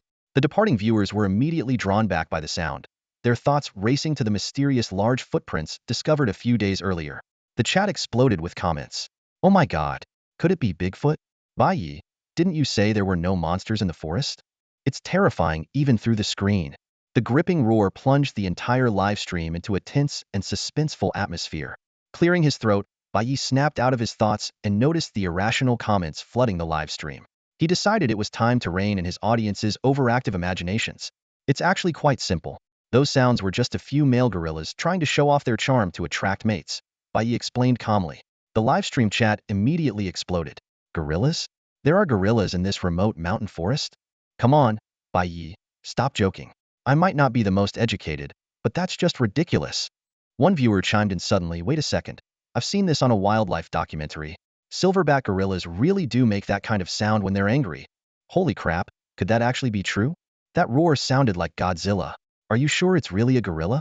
Facing the skepticism, Bai Ye remained composed. This entire mountain range and forest belong to my family. Don't you think I'd know what's out here? The chat fell into stunned silence. Wait, did he just say the whole mountain is his? That's impossible. How could the government allow a private owner to have a whole forest? Bai Ye strolled into a brightly lit, luxurious villa, where dazzling lights illuminated the opulent interior. He picked up a stack of documents from the sofa and began displaying various certificates.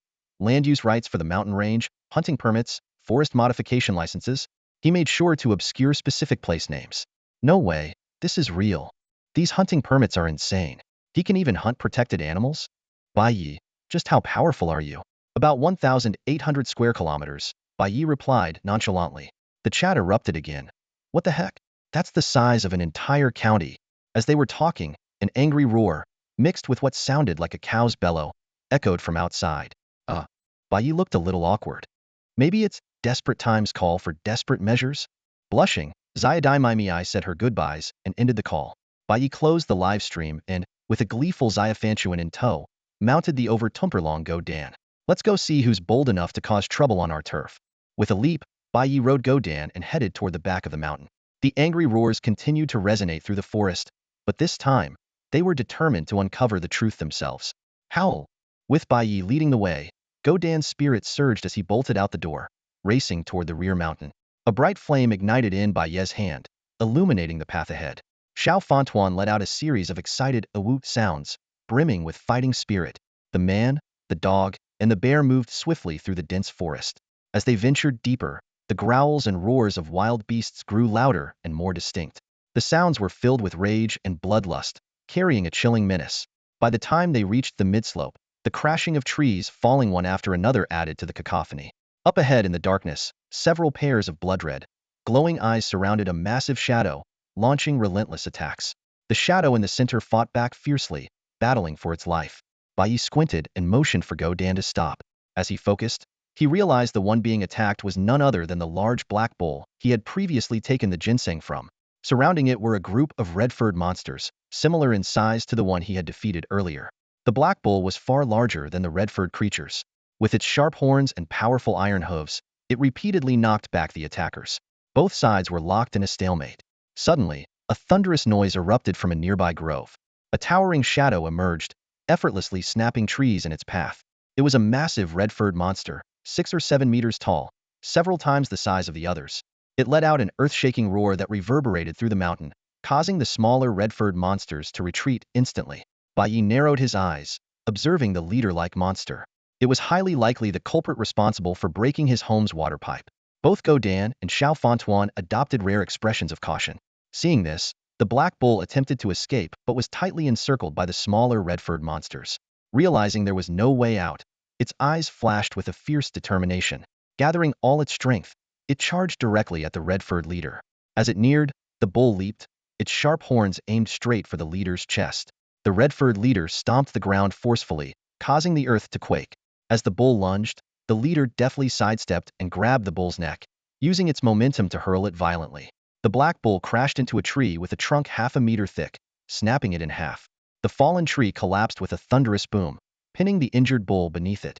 The red-furred leader pounded its chest triumphantly, letting out a deafening roar. The smaller red-furred monsters followed suit, mimicking its display of dominance. Just as they prepared to deliver the final blow to the black bull, Bai Ye's eyes sharpened, and behind him, an astonishing 10,086 ice arrows materialized in an instant. Let them fly. Countless ice arrows shot through the air like bullets, hurtling toward the group of red-furred monsters. It was then that the monsters finally noticed Bai Ye and his companions, roaring in fury with bloodthirsty intent in their glowing eyes. Yet, before they could react, the barrage of ice arrows rained down upon them. Swoosh ice arrows sliced through the air, hurtling toward the pack of red-furred beasts. At first, the creatures paid them no heed, but they quickly paid the price for their arrogance. A single ice arrow dealt limited damage, but the relentless storm of arrows tore into their fur, leaving their bodies bloodied and raw, paralyzed by the searing pain. A few unlucky beasts had their skulls or hearts pierced directly by the arrows, collapsing lifelessly on the spot. The surviving red-furred creatures finally grasped the danger and scrambled to take cover behind the nearby trees. The red-furred leader, however, remained standing tall, guarding its vital areas with its massive arms. Its defenses far surpassed those of its underlings, and the ice arrows left only shallow wounds on its tough hide. With a deafening roar, it ignored the hail of arrows and charged straight toward Bai Ye. A glint of cold determination flashed in Bai Ye's eyes. He let out a faint snort and commanded, "Guden, attack!" Guden and Xiaofanchuan sprang into action simultaneously. Like a streak of lightning, Xiaofanchuan leaped forward, sinking its sharp teeth into the throat of one of the red-furred beasts. With a vicious tear, it ended the creature's life in an instant. Guden, on the other hand, skillfully weaved through the battlefield, using agile movements to confuse its prey. To its surprise, it found that these red-furred beasts were unusually slow to react, allowing it to easily close in and snap their throats. Emboldened by its success, Guden eagerly sought its next target. Meanwhile, Bai Ye now stood face to face with the red-furred leader. The massive creature pounded its chest and the ground, exuding an intimidating aura. Bai Ye remained unfazed, his gaze cold and calculating. He summoned the power of space, lifting himself into the air to meet the towering beast eye to eye. The red-furred leader's eyes flickered with confusion. It had never encountered such an ability before. But the confusion quickly gave way to unbridled fury as it charged straight at Bai Ye. Unperturbed, Bai Ye swiftly cast the ice prison spell. Enormous spikes of ice erupted from the ground, encasing the red-furred leader within. However, the top of the prison remained partially open. Enraged, the trapped leader's muscles bulged, and its crimson fur bristled in all directions. It began hammering at the ice spikes with terrifying force. Cracks started to form on the once solid ice, and before long, the creature shattered its icy confines completely. Freed from its bonds, the red-furred leader lunged at Bai Ye in midair, its gaping maw reeking of blood and decay, as if intent on devouring him whole.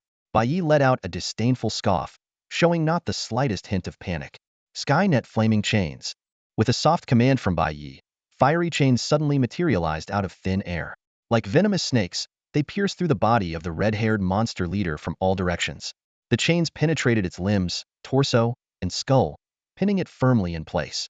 Its ferocious scarlet eyes flashed with disbelief, but as its life force drained away, the light in them gradually faded. Bai Ye floated effortlessly to its front and unleashed another move. Instant freeze. With a sharp crack, the massive body of the monster leader shattered into countless fragments of ice. Without hesitation, Bai Ye followed up. Flame Lotus. In an instant, crimson fire lotuses blossomed on the ground, reducing all the ice shards and surrounding grass to ash. The battlefield fell into a sudden silence. The once deafening sounds of battle came to an abrupt halt. All the red-haired monsters froze in place, stunned. Even Go Dan and Xiao Fantu stopped their movements, staring at Bai Ye in disbelief. One thought echoed in their minds. What kind of creature is this two-legged being? Xiao Fantu was the first to snap out of it. It lunged at a nearby red-haired monster, its sharp claws slicing its throat in a single, fatal strike. Inspired by its companion, Go Dan's fighting spirit surged. It glared fiercely at the remaining red-haired monsters and roared, "Your leader couldn't stand against ours, prepare to die." Terrified by its words, the remaining monsters turned and fled in panic. Bai Ye walked over to the fallen black buffalo. The massive beast looked at Bai Ye with a flicker of fear in its eyes. It recognized this individual, now even stronger than before. "Don't be afraid.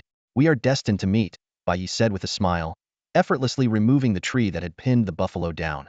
The black buffalo struggled to its feet, its body covered in bloodied wounds, making it appear more like a red buffalo.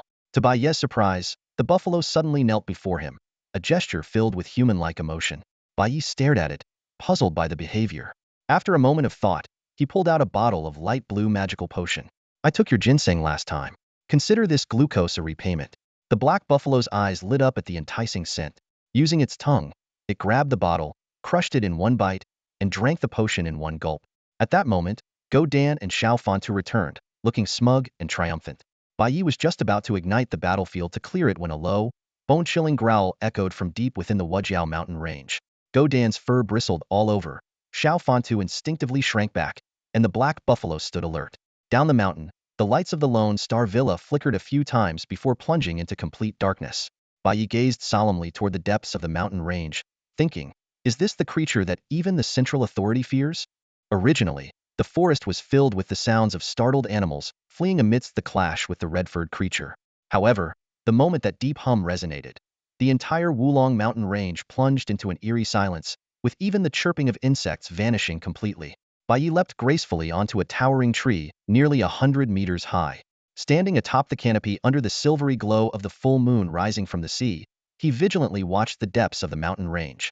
The dark mountains, shrouded in the faint light of night, exuded an oppressive, suffocating aura. 1 second, 2 seconds.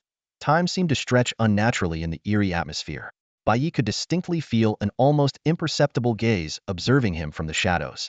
The oppressive weight of this gaze forced him into a state of high alert. A single sound had been capable of extinguishing the lights of the Lone Star Villa from dozens of kilometers away, a power far beyond Bai Ye's comprehension. He calculated silently. Even if he unleashed his full magical abilities, the best he could do was create a mushroom cloud atop the mountain and flatten the villa. Since mastering these mystical arts, it was the first time Bai Ye had felt such an overwhelming sense of danger. Minutes passed, and apart from that initial hum, nothing else occurred. The unsettling gaze also abruptly vanished, leaving the Wulong mountain range in a deathly silence once again. Not coming out, huh? Bai Ye wondered to himself. At that moment, Xiaofanchuan wriggled its round little body up to the treetop. Clinging tightly to the trunk with its hind legs, its short front limbs gestured repeatedly toward the depths of the mountains, as if warning Bai Ye of a terrifying presence he should avoid provoking. "Even you, the mischievous one, are scared?" Bai Ye chuckled softly, patting its round head before leaping down with it in his arms.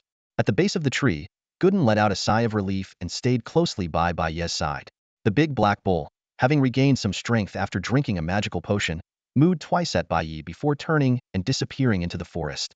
Though Bai Ye had saved its life, the bull's wild nature made it incapable of staying. Bai Ye didn't attempt to stop it, instead focusing on cleaning up the battlefield. Using frost and flames, he thoroughly disposed of the red-furred creature's corpse before mounting Gooden and riding back to the villa with Xiaofanchuan in his arms. Upon inspection, he discovered multiple power outages and short-circuited wires. Could this strange power even render modern weapons useless? Bai Ye pondered while repairing the circuits. It wasn't until 11 p.m. that he finally restored all the connections. The dazzling lights of the Lone Star Villa lit up once more, standing out vividly against the pitch-black mountains. The nearby wildlife, upon seeing the illuminated villa, moved with particular caution, as if afraid of disturbing some terrifying presence. After fixing the circuitry, Bai Ye looked at the two pitifully hungry creatures staring at him, Go Dan, whose stomach was growling, and Xiao Fan Fan, lying listlessly on the sofa. He sighed inwardly, I, the world's greatest magician, have somehow turned into a babysitter. He walked to the freezer and took out two large, plump lambs and a hefty pig. Once roasted to perfection, the feast was ready. At midnight, three figures appeared on the second-floor balcony. Bai Ye only ate a lamb leg and a few pieces of pork before feeling full, while Xiao Fan Fan and Go Dan devoured the roasted meat as if they hadn't eaten in days, their mouths glistening with grease. Taking advantage of the two little ones being engrossed in their feast, Bai Ye leaned back and checked his stats.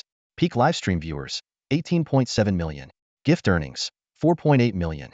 Profession, intermediate fire magician, intermediate ice magician, beginner space magician. Reputation, 11.61 million. Considering the sense of crisis brought by the unknown presence deep in the mountains, Bai Ye decided to try his luck in the Advanced Zones lottery, which he absolutely despised. Ding system notification. A 10 draw increases the probability of obtaining top-tier items. Why didn't you say so earlier? Bai Ye thought bitterly, lamenting the reputation points he'd wasted before. The results of the advanced 10 draw left him with mixed feelings. 1 magical space-gutting skill and 9 bottles of top-tier mana potions. While the space-gutting skill, capable of slicing through all targets within a locked area, could wow audiences with fruit and vegetable demonstrations, the 9 bottles of mana potions were downright excessive. Bai Ye's dark expression startled Go Dan, who immediately lowered his head and cautiously nibbled at his food. Even Xiao Fan Fan turned to him with a puzzled look. The system chimed in again. Completing 10 draws allows you to select one advanced zone prize of your choice. You've completed one. 9 more to go. 100 million reputation points. Bai Ye's mind raced with frustration as he suppressed his anger and asked the system about the odds of drawing advanced fire or ice crystals. Just slightly lower than winning the grand prize of the Daxia National Lottery. That response completely shattered Bai Ye's hope of spending the remaining reputation points in the regular lottery. Earning reputation points was becoming increasingly difficult. Viewers had already seen countless incredible magic tricks, and it was getting exponentially harder to amaze them. Taking a deep breath, Bai Ye glanced silently at Go Dan and Xiao Fan Fan, who were still engrossed in their meal. Bai Ye took out his phone and quickly skimmed through tonight's social media updates. His frozen pool stunt and giant panda illusion performance had once again trended on Douyin's hot search. Meanwhile, the ad revenue from yesterday's livestream had already been deposited, totaling 50 million yuan, of which he would receive over 30 million. Although ad earnings fluctuated, at his current income level, such variations were hardly significant. Scrolling through private messages, Bai Ye found the usual offers for high-paying collaborations and various tempting schemes, none of which piqued his interest. But suddenly, one message from Song Qianqian caught his attention. She mentioned that she would be holding a concert in Modu 5 days later and wanted to invite Bai Ye as a guest performer, offering a fee of 10 million Daxia yuan. This opportunity couldn't have come at a better time. Bai Ye was well aware that his live stream popularity had reached its peak, and performing live at a concert was a perfect chance to break through this ceiling. After a moment's thought, he replied to Song Qianqian with a confirmation. The remaining gap of 90 million in reputation points needed to be filled as soon as possible. After all, the Wujiao mountain range wasn't somewhere he could stay for long. Upon receiving Bai Ye's confirmation, Song Qianqian and Tianlan Entertainment immediately began expanding the concert scale. With countless fans eager to witness Bai Ye's magical prowess in person, the concert was destined to be a massive sensation in Modu. While he was discussing the event details with Song Qianqian's team, a mysterious text suddenly popped up on his phone. Some livestock from your ranch has wandered into Qixing town. Hurry up and retrieve it. The sender was someone from high government circles. Bai Ye instantly recognized the identity of the sender and quickly looked up the location of Qixing town, a small town in northern Zhejiang, situated at the southwest edge of the Wujiao mountain range, which stretched between Modu and Zhejiang.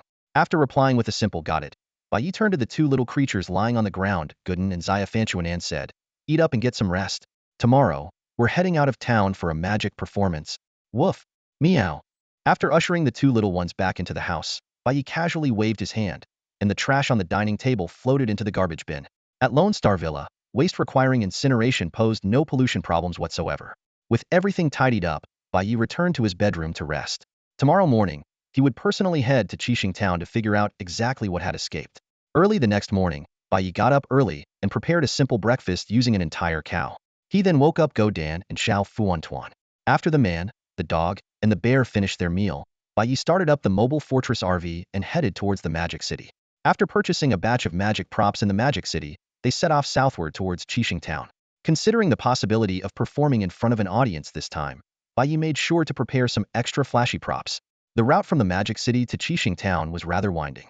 It required traveling over 100 kilometers along a southwestern national highway before switching to another road for a similar distance.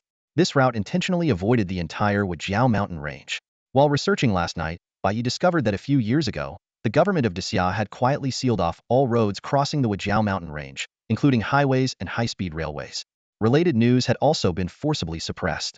What was even more thought-provoking was that the government had used various methods, such as poverty alleviation relocation, corporate transfers, and military requisitions, to relocate all the residents of the mountain range and the transitional hilly areas to inland regions. This once thriving area had become desolate within just a few years. Although there were protests during the implementation, the central government pushed everything forward as planned.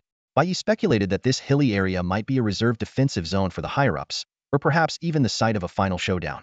Understanding the situation in the Wujiao mountain range, Bai Ye completely grasped the central government's reasoning.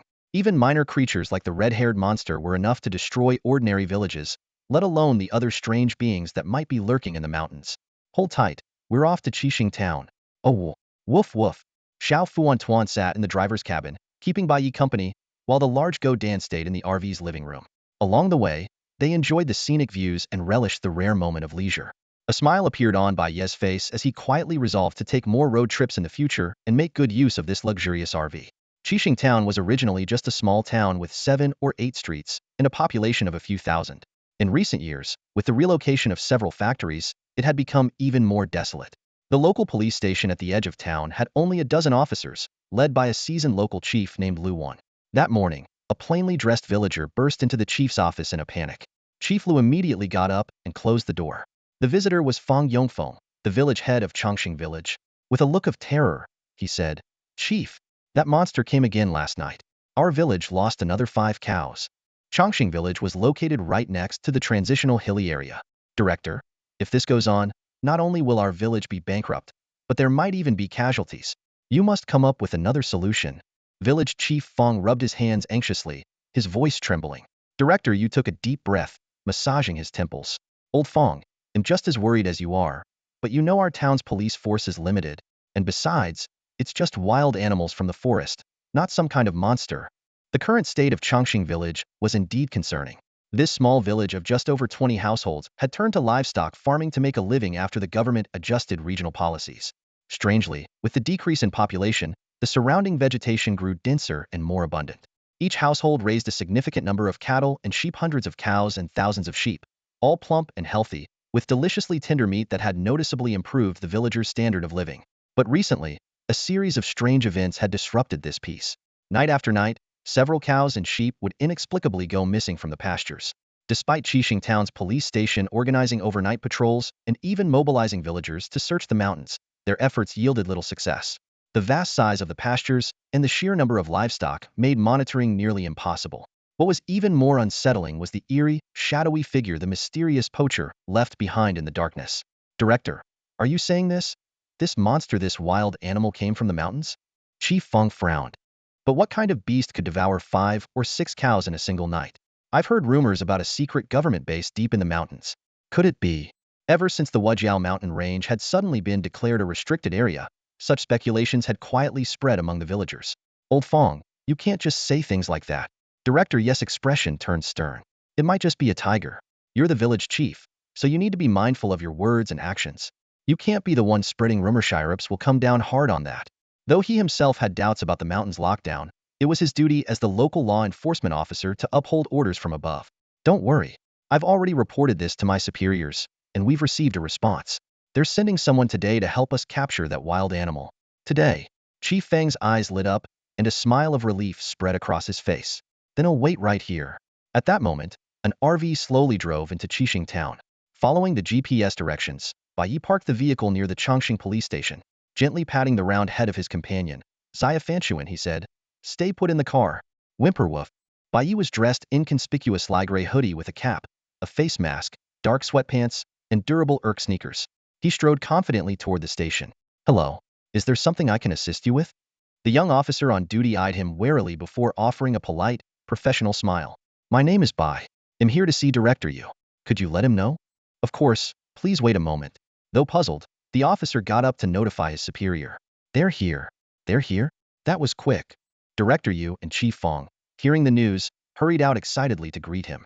Who exactly was this young man? How could he make the director so happy? The junior officer watched Director Yu's hurried figure with a heart full of curiosity. Director Yu and Village Chief Fong quickly made their way to the hall, their minds racing with anticipation. Could it be a team of fully armed special forces? Or perhaps a renowned zoologist? However, when they saw the lone figure of Bai Ye standing there in a hoodie and a face mask, the smiles on their faces froze instantly. They both instinctively craned their necks to look outside, only to confirm that there was indeed just this one person. Are you Mr. Bai? Director Yu asked hesitantly. Yes, that's me, Bai Ye replied calmly, noticing the doubt and disappointment in their eyes. Director Yu frowned slightly. The higher-ups had clearly mentioned sending someone named Bai, and he had assumed it would be a commanding officer leading a team. Beside him, Village Chief Fong couldn't help but size up Bai Ye, his gaze filled with worry. This young man looked barely in his 20s and didn't resemble a soldier at all. Why would the authorities send someone like him alone to deal with such a terrifying creature? Wasn't this a death sentence? The two leaders exchanged uneasy glances, a chill creeping into their hearts. The junior officer watched the scene unfold, his face full of confusion. You two seem to have doubts about me? Bai Ye asked with a faint smile. Ahem. No, not at all. Please, Mr. Bai, come in. Director Yu coughed lightly, deciding to follow protocol and at least explain the situation clearly. The three of them entered the director's office. As soon as Bai Ye closed the door, he removed his mask and hat. Suddenly, Director Yu and Village Chief Fong's expressions shifted from doubt to shock. You're that magician? Ye? The one on Douyin, they exclaimed in unison. They had clearly recognized the famous viral magician, but their confusion only deepened. Why would they send a magician to capture a wild beast? What kind of decision was this? However, they quickly recalled videos of Bai Ye taming Godan, subduing a large black snake to save a child, and interacting with various wild animals in the mountains. This magician seemed to have some real skills after all. While I am indeed a magician, I do have some experience in dealing with animals, Bai Ye explained. Plus, my pet Godan has an exceptionally keen sense of smell, which could be helpful in tracking down the beast that's been attacking the village. That's why the authorities reached out to me. Understood. Understood. Director Yu nodded repeatedly, then turned to introduce Bai Ye to the village chief.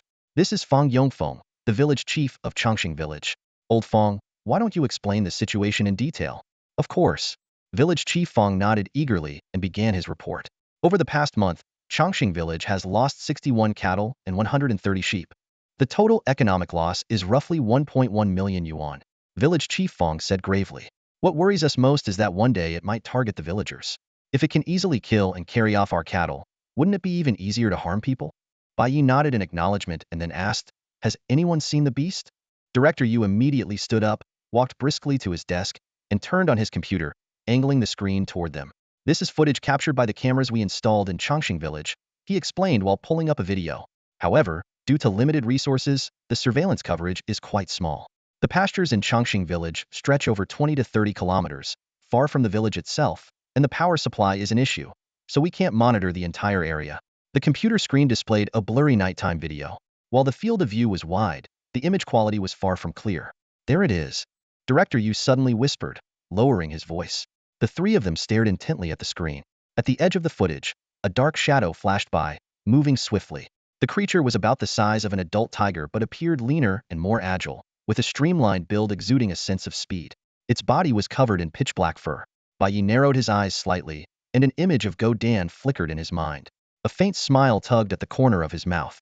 Good thing it's not some bizarre creature like the red-haired monster. This should be much easier to handle. Mr. Bai, do you recognize what it is? Village Chief Fong asked urgently, noticing Bai Ye's expression. Bai Ye shook his head lightly. I can't say for sure yet, but one thing's clear, it's not some supernatural entity. It's just a wild animal from the mountains, possibly a leopard or a wolf. A leopard? A wolf? Chief Fong said in confusion. But how could a single leopard or wolf kill and carry off so many cattle and sheep in one night? One alone couldn't, Bai Ye replied with a smile. But what if it's a pack? A pack? Dangerous wild animals roaming in groups? Director Yu and Chief Fong both turned pale, their faces filled with fear. It's a good thing no one has encountered them directly, otherwise the consequences would be unimaginable. Let's go, Bai Ye said, standing up. Let's head to your village and take a closer look at the situation. Chongqing village is located in the eastern part of Qixing town, about 10 miles in the direction of the Huajiao mountain range. A cement road, built nearly a decade ago, winds its way to the village. Leading the way on an old, worn-out Mahahaha motorcycle was village chief Fong, followed closely by Bai Ye driving a massive mobile fortress RV. Bringing up the rear was Director Yu in a police car with 3 officers. The cement road was narrow, and Bai Ye's off-road RV nearly took up the entire width. A single misstep could have sent it sliding off the edge. Yet, with his godlike driving skills, Bai Ye maneuvered effortlessly, the vehicle gliding as smoothly as if it were on a city street. Watching from behind, Director Yu and his team were both terrified and secretly impressed by Bai Ye's remarkable driving prowess. The scenery along the way gradually changed. Farmlands became sparse, replaced by increasingly dense man-made forests, with occasional villages scattered here and there. As they neared Chongqing village, the surroundings were enveloped by lush, verdant forests and green grasslands. The village nestled against a small hill, with over 20 households scattered in an orderly fashion. A river meandered past the village, and the emerald grasslands were dotted with villagers' cattle, sheep, and livestock sheds. The village was full of life.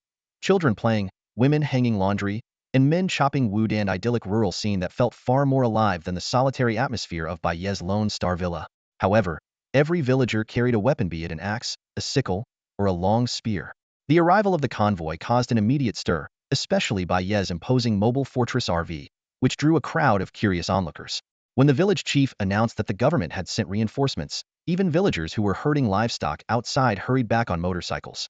In no time, nearly 100 villagers had gathered in one place. As Chief Fong began introducing the super-skilled hunter, Bai Ye stepped out of the RV with Go Dan and Xiao Fuantuan, sparking a wave of exclamations. The villagers were stunned by Go Dan's enormous size. Some elderly villagers voiced concerns about whether it might pose a danger, while the children, captivated by the adorable Xiao Fuantuan, held back their urge to pet it under the watchful eyes of their parents.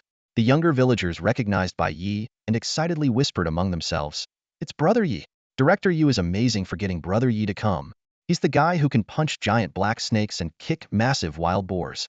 I hope he can help us get rid of that awful beast." Bai Ye smiled, reassuring the crowd, "There's no need to worry, everyone. Go Dan is just a dog and won't hurt anyone. Go Dan, say hello to everyone." Woof woof. Go Dan sat half upright beside Bai Ye, wagging his tail and panting adorably, endearing himself to the crowd. The villagers immediately felt reassured. The large white canine in front of them turned out to be even gentler than their own herding dogs. The young people present couldn't help but laugh at Go Dan's adorable and clumsy demeanor. Wasn't this the same silly, lovable giant they'd seen in the live streams? Village Chief Fong waved someone over. "Xiao Qin, come here." A girl with a round, delicate face, about the same age as Bai Ye, quickly walked over. She was none other than his daughter, Fong Qin. "Dad." Fong Qin jogged to her father's side, her nervous smile revealing sweet dimples. Village Chief Fong chuckled and said, "I don't think I need to introduce this person. You watch his videos every day?" Fong Qin blushed and shot her father a quick glare before turning to Bai Ye. "Hee, Brother Ye. I'm a big fan of yours. I watch your live streams all the time." Bai Ye smiled and nodded politely. Village Chief Fong then instructed, "Mr. Bai will be staying in our village for a few days. During this time, you'll be responsible for looking after him. He's here to help us, so don't neglect him." "Of course not." Fong Qin playfully stuck out her tongue at her father, clearly delighted. The villagers warmly invited Bai Ye to have a meal at Village Chief Feng's house. Despite having brought his own food, Bai Ye couldn't decline their hospitality. Upon learning about the astonishing appetites of Go Dan and Xiao Fantuan, the villagers generously brought over entire cow legs, each weighing at least 40 pounds. While the cooking couldn't quite match Bai Ye's culinary skills, the flavor of the free-range beef far surpassed anything found in the market. Xiao Fantuan devoured an entire cow leg on its own, while Go Dan managed to polish off 3. Both creatures ended up with their bellies round and full. As for the remaining cow legs, Bai Ye insisted that the villagers take them back. Deeply understood how much effort went into raising these cattle and sheep. When some children expressed a desire to play with Xiao Fantuan, Bai Ye gently refused. Considering Xiao Fantuan could easily take down those red-furred monsters in seconds, he couldn't risk the kids getting hurt if it got playful or moody. After the meal, Bai Ye, accompanied by Village Chief Fong and others, inspected the cattle and sheep pens that had been damaged by wild beasts. Judging by the marks, the creatures were incredibly strong, but the evidence didn't provide any particularly useful clues. "Director Yu, Chief Fong, he'll head into the mountains to take a look," Bai Ye said, declining their offer to accompany him. With everyone watching, he mounted Go Dan and set off toward the grasslands, Xiao Fantuan following close behind. His plan was to track the wild beasts while also hunting to replenish the enormous appetites of his 2 companions. After all, he didn't feel right letting the villagers provide for these 2 gluttons for free. Besides, with the area bordering his own ranch, it was high time he dealt with the overpopulation of livestock that had been spilling over to trouble the villagers. System, open the God's Eye live stream, Bai Ye commanded. While working to reach the remaining 90 million goal, he wasn't about to forget about his streaming audience. As soon as he went live, viewers flooded in. Wow, is this a grassland? Where's Brother Yi going? This looks so different from his usual environment. Judging by the lighting, humidity, and vegetation, Brother Yi must have traveled far. In just a brief moment, the number of viewers in the live stream skyrocketed past 8 million, rapidly surging toward 10 million. Such massive online attendance had long become the norm for Bai Ye's live streams. On screen, Bai Ye was calmly sitting atop Dan's back, addressing the camera with a composed expression. You're both right and wrong. I did go out for a bit, but I'm still just near my ranch. The comment section instantly erupted. Such a humble brag. Brother Yi, how far is this from your mansion? Please, Brother Yi, give us the details. How far did you go? Let us be amazed. Faced with the flood of questions, Bai Ye replied in an even tone. Not too far, really. About 100 kilometers in a straight line, and over 300 kilometers by road. This statement landed like a bombshell, setting the entire live stream ablaze. Wow. If the housekeeper and the security guard at Brother Ye's place fell in love, it would probably be a full-blown long-distance relationship. 100 kilometers? That's far enough for me to leave the city, but it's still just the edge of his ranch. Unbelievable. Soon, the discussion shifted to another hot topic. Oh, right. Brother Yi, will you really attend Xian Xian's concert in Magic City in 4 days? Yeah. The organizers are already promoting it. Is it true, Brother Yi? If it is, I'm getting tickets immediately. Bai Ye gave a slight nod. Yes. That simple confirmation triggered a chain reaction.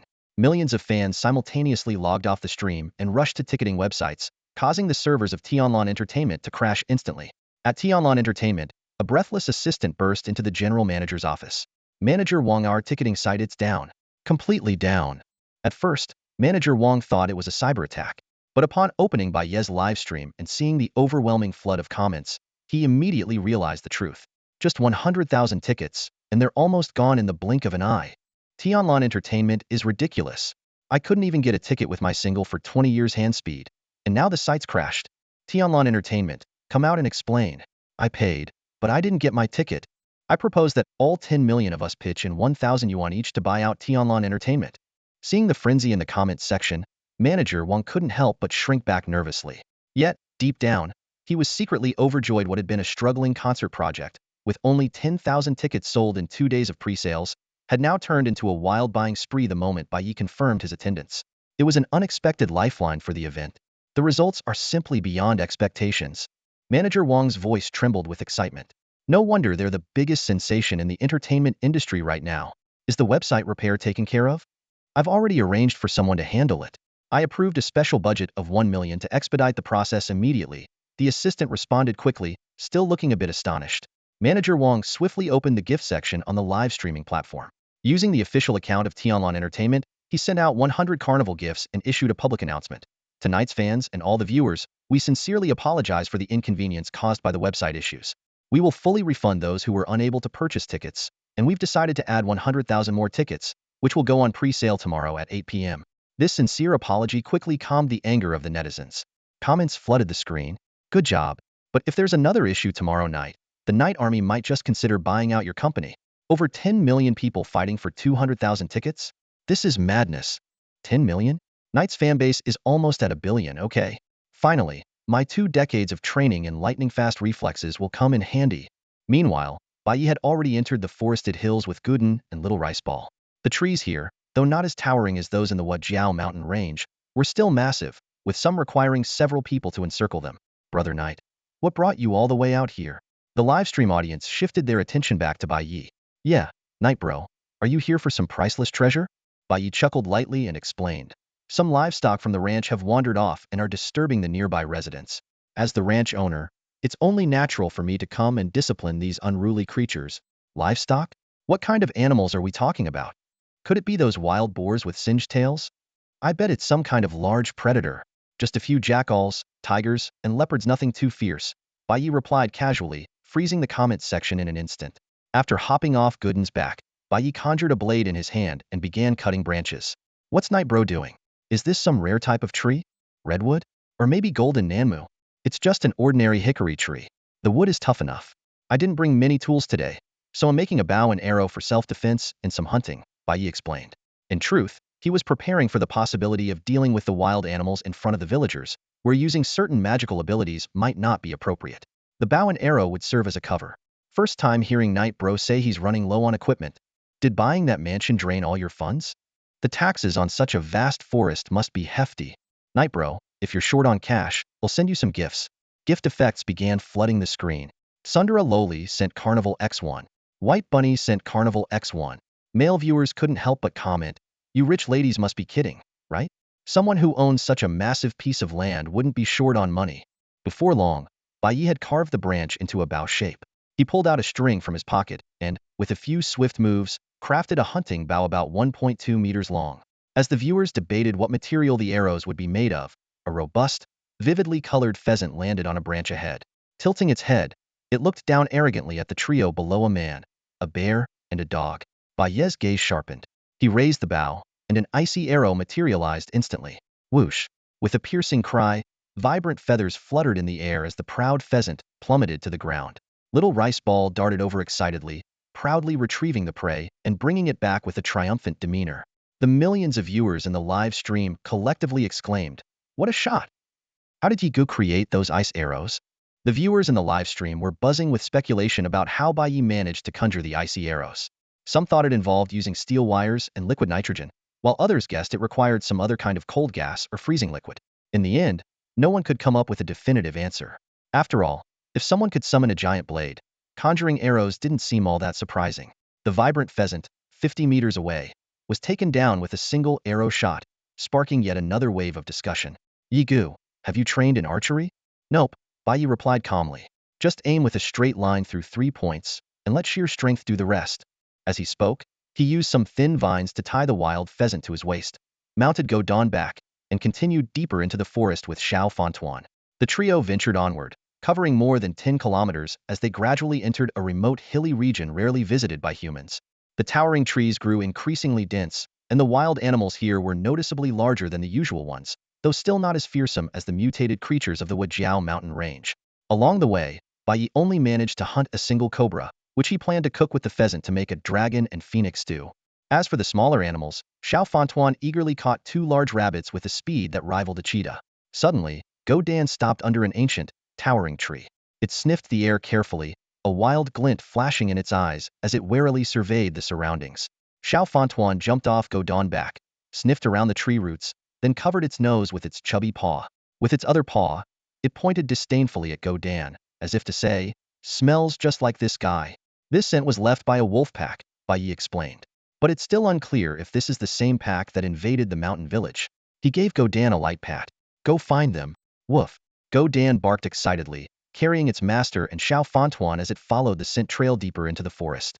The livestream viewers watched the scene unfold, with some joking that Godan was off to reunite with its long-lost relatives, while others worried it might get surrounded by the wolves. But everyone knew that with Bai Ye around, Godan had nothing to fear. This wasn't the first time it relied on its master's protection. With Bai Ye around, Godan felt much more at ease. Before long, they had crossed the hilly terrain and officially entered the Wajiao mountain range. The scenery of the forest immediately set the livestream chat ablaze. "Whoa, a cicadere. Look how plump it is. 2 o'clock. On that big tree, what's that dark figure? Is it an eagle or a hawk? Those legs look meaty. A wild boar. A wild boar. Brother Yi, the one with just 1 tusk is the fattest." The chat was flooded with comments, but the new viewers were flustered. Aren't these protected animals? Why are you all acting like starving wolves? Are you trying to get the streamer arrested? What kind of grudge do you have against him? Guys, hunting is illegal. You'll end up in jail for this. Just as the new viewers were panicking, a large snake suddenly slithered past Bai Ye's waist on screen, followed by a mountain pheasant fluttering its wings as it darted across the camera. The newcomers grew even more alarmed. The veteran viewers, however, laughed and reassured them. "Relax, newcomers. Let me explain. This entire mountain range, over 1,800 square kilometers, is Brother Ye's private ranch. He's got official land ownership and hunting licenses, all stamped and authorized by the government. Don't believe it? Go check the replay of last week's stream. These animals? They're all just Brother Yes livestock." The new viewers were stunned, filling the chat with question marks. Who is this streamer, really? Wasn't he supposed to be a magician streamer? Curiosity peaked, and the viewership remained locked at 100. Bai Ye scanned the lively livestock around him, a satisfied gleam in his eyes. Meanwhile, Xiao Fantuan kept licking its lips, and Go Dan was practically drooling. But what excited Go Dan even more was the scent of wolves since entering the Wajiao mountain range. The smell had grown increasingly strong. Woof woof. Go Dan barked at Bai Ye a few times. Xiao Fantuan, sitting up front, used its paw to point at their surroundings, then at Go Dan, its eyes full of disdain. Bai Ye understood its meaning. This was wolf territory. This realization made Bai Ye thoughtful. He had noticed that these mutant animals seemed to have their own specific territories. Back at the Lone Star Villa, apart from the red-furred creature, he hadn't encountered large predators like wolves. Go Dan continued to track the wolves. Throughout the afternoon, they found numerous signs of wolf activity across roughly 100 square kilometers. Some markings were as fresh as the night before. Yet, strangely, despite scouring the entire territory, they didn't encounter a single wolf. Bai Ye narrowed his eyes slightly, deep in thought. Where had the wolves gone? Looking back, it wasn't just this pack of wolves. Other creatures in the area, including the red-haired beast, had also gone unusually silent during the day. These creatures, which normally wouldn't leave their territories easily, had all disappeared. Where could they have gone? Bai Ye furrowed his brows, his heart filled with doubt. He wanted to investigate further, but as he glanced at the setting sun, he had no choice but to abandon the idea. The villagers' livestock still needed his protection. Noticing Go Dan looking dejected beside him, Bai Ye reached out and patted its head. Let's go find some food first. We'll come back tomorrow. As soon as he spoke, Xiao Fantuan perked up, swiveling its head excitedly to look around. Although Go Dan continued sniffing the air cautiously, it too began to search for signs of prey. The viewers in the livestream chat immediately grew excited as they realized Bai Ye was preparing to hunt. Passing by an ancient pine tree, Bai Ye suddenly leapt off Go Dan back. His abrupt movement startled the viewers in the livestream. Whoa, that scared me. I thought he ran into a ferocious beast. I was eating and almost choked from the shock.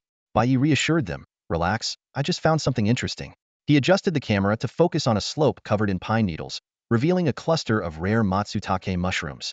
Matsutake mushrooms, the king of fungi, an informed viewer exclaimed. In some places, these can sell for tens of thousands per kilogram. The chat buzzed with excitement. Bai Ye's about to strike it rich again. There's at least a few dozen pounds of matsutake here. Wait, isn't matsutake a specialty of Dianzhou? Is Bai Ye in Dianzhou? I'm traveling in Lijiang right now. Can I visit your ranch? Bai Ye politely declined the request. Sorry, my livestock are very wary of strangers. For everyone's safety, it's better not to visit. He skillfully strung the harvested matsutake mushrooms on a grass stem, hung them at his waist, and climbed back onto Go Dan to continue their journey. Rounding the mountain, the grunting of wild boars reached his ears. Bai Ye pulled out the hunting bow from his back, while Xiao Fantuan and Go Dan eyes gleamed with excitement. A day of trekking had left everyone hungry. The veteran viewers in the livestream chat were thrilled. Newbies, pay attention. Bai Ye's about to put on a magic show. Poor wild boars and other ones about to fall prey to Bai Ye. Go Dan slowed its pace, stealthily leading Bai Ye and Xiao Fantuan closer. By a small pond ahead, several massive wild boars were wallowing in the mud. Even the smallest weighed 400 to 500 pounds, and the leader was noticeably larger. The sight left new viewers astonished, with some even wondering if it was all CGI. Whoa, are these wild boar demons? Look at the size of them. The live stream chat exploded with comments, scrolling like a torrential downpour. Several massive wild boars appeared on screen, with one particularly imposing boar standing out as the leader. The viewers noticed Bai Ye pulling back the string of his hunting bow. Before they could even wonder where the arrow was, a translucent, snow-white glowing arrow materialized out of thin air. While the newcomers in the chat were awestruck, Bai Ye's sharp gaze locked onto the boar king. In the next moment, the ice arrow shot through the air, its trajectory clearly captured on camera. With over 10 million viewers watching, the arrow struck the boar king square in the head with pinpoint accuracy. The arrow buried itself almost entirely into the beast, and before it could let out a full cry of anguish, its massive body collapsed with a thunderous thud by the water's edge. The remaining boars panicked and bolted into the depths of the forest in a frantic retreat. Holy crap! Bai Ye's bow and arrow are insane. This thing's deadlier than a Barrett sniper rifle. This bow is definitely getting flagged for registration. Gooden and Xiaofantuan barked and howled excitedly a war. Woof woof. Bai Ye calmly put away his bow and walked over to inspect the boar king's carcass. The meat looks firm, should taste great. Gooden, carry it back. With ease, he hoisted the boar, easily weighing at least 500 pounds, onto Gooden's back. This can't be real, right? Bai Ye's strength is insane. Peak 8-pack abs performance. It's getting late, time to head back. Bai Ye slung the bow over his shoulder and led the way, with Gooden carrying the boar and the round little Xiaofantuan trotting along. By the time the sun had fully dipped behind the western hills, they had returned to Chongqing village. The livestream continued seamlessly as Bai Ye quietly deployed his magical drone to take over the Heavens livestream feed. The footage transitioned flawlessly. At this moment, the villagers of Chongqing village, along with Director Yu and other police officers, were intently watching the broadcast. Seeing Bai Ye's precise archery skills and the ferocious performance of Go Dan and Xiao Fantuan, everyone's faces were filled with awe and delight. With Bai Ye here, those wild animals attacking our livestock finally have someone to deal with them, the villagers whispered among themselves. What reassured them even more was that Bai Ye held a government-issued hunting license, allowing him to legally take down even protected animals if they posed a threat. As the sun set, Bai Ye arrived at the pasture outside the village, where village chief Fong, Director Yu, Fong Qin, and others were already waiting in the distance. Carrying a string of game over his shoulder, he walked briskly towards them. In addition to the colorful pheasant and large cobra he had earlier hunted, he had also taken down several large, unidentified birds along the way, each weighing 3 to 4 pounds. Chief Fong, I need a big pot, Bai Ye called out from afar. Director Yu glanced at the array of game hanging from Bai Ye's waist and rubbed his nose with a meaningful smile. If not for that hunting license, this haul would have landed you a good 15 to 20 years behind bars. Village Chief Fong waved his hand, immediately instructing a few young men to ride motorcycles back to the village to fetch a pot. He also arranged for others to bring over a cow and 3 sheep. The group divided the tasks: some slaughtered and prepared the meat, others lit fires and set up cooking pots. The cooking methods were diverse, ranging from stewing to stir-frying to charcoal grilling. As night fell, a silver moon rose in the eastern sky, and the bonfire lit up the entire village. The villagers sat in a circle, with steaming hot pots and golden, juicy roasted meat before them. The air was filled with laughter and cheer. Viewers in the live stream's chat couldn't help but drool, marveling that this was the ultimate outdoor feast. Xiao Fantuan and Go Dan were especially fortunate, as the villagers eagerly offered them meat. The 2 large creatures happily enjoyed wild boar legs, beef, and lamb, their eyes filled with contentment. Their gazes toward the villagers grew increasingly gentle and affectionate. A group of children surrounded Bai Ye, chattering excitedly and asking for various things. Bai Ye conjured an ice blade, slicing chunks of meat from the golden roasted boar and distributing them to each child with a warm smile. He gently reminded them to keep their distance from Go Dan and Xiao Fantuan, emphasizing safety above all. A group of 4 or 5 children crouched on the ground, holding small bowls in their hands. Their shiny, oil-slicked lips reflected the glow of the campfire as they gazed up at Bai Ye, their eyes brimming with anticipation and admiration. Brother Ye, can you show us a magic trick? A little girl asked timidly. Yes, yes. We heard your magic is amazing. The other children chimed in eagerly. Even the adults nearby were drawn over, casting expectant glances. Bai Ye smiled and nodded. Of course. Yay. The children cheered, bouncing with excitement. This scene was broadcast live to audiences across the country, and the comment section was flooded with envious remarks. Watching a world-class magician perform live while enjoying delicious food, it was the ultimate treat. Bai Ye walked toward his RV and casually switched on the lights mounted beside it. Instantly, the soft illumination spread across the grassy plains. Watch closely, he said, raising his hand and giving it a slight wave. You're probably familiar with this flame. Before his words settled, a brilliant flame flickered to life in his palm. Wow!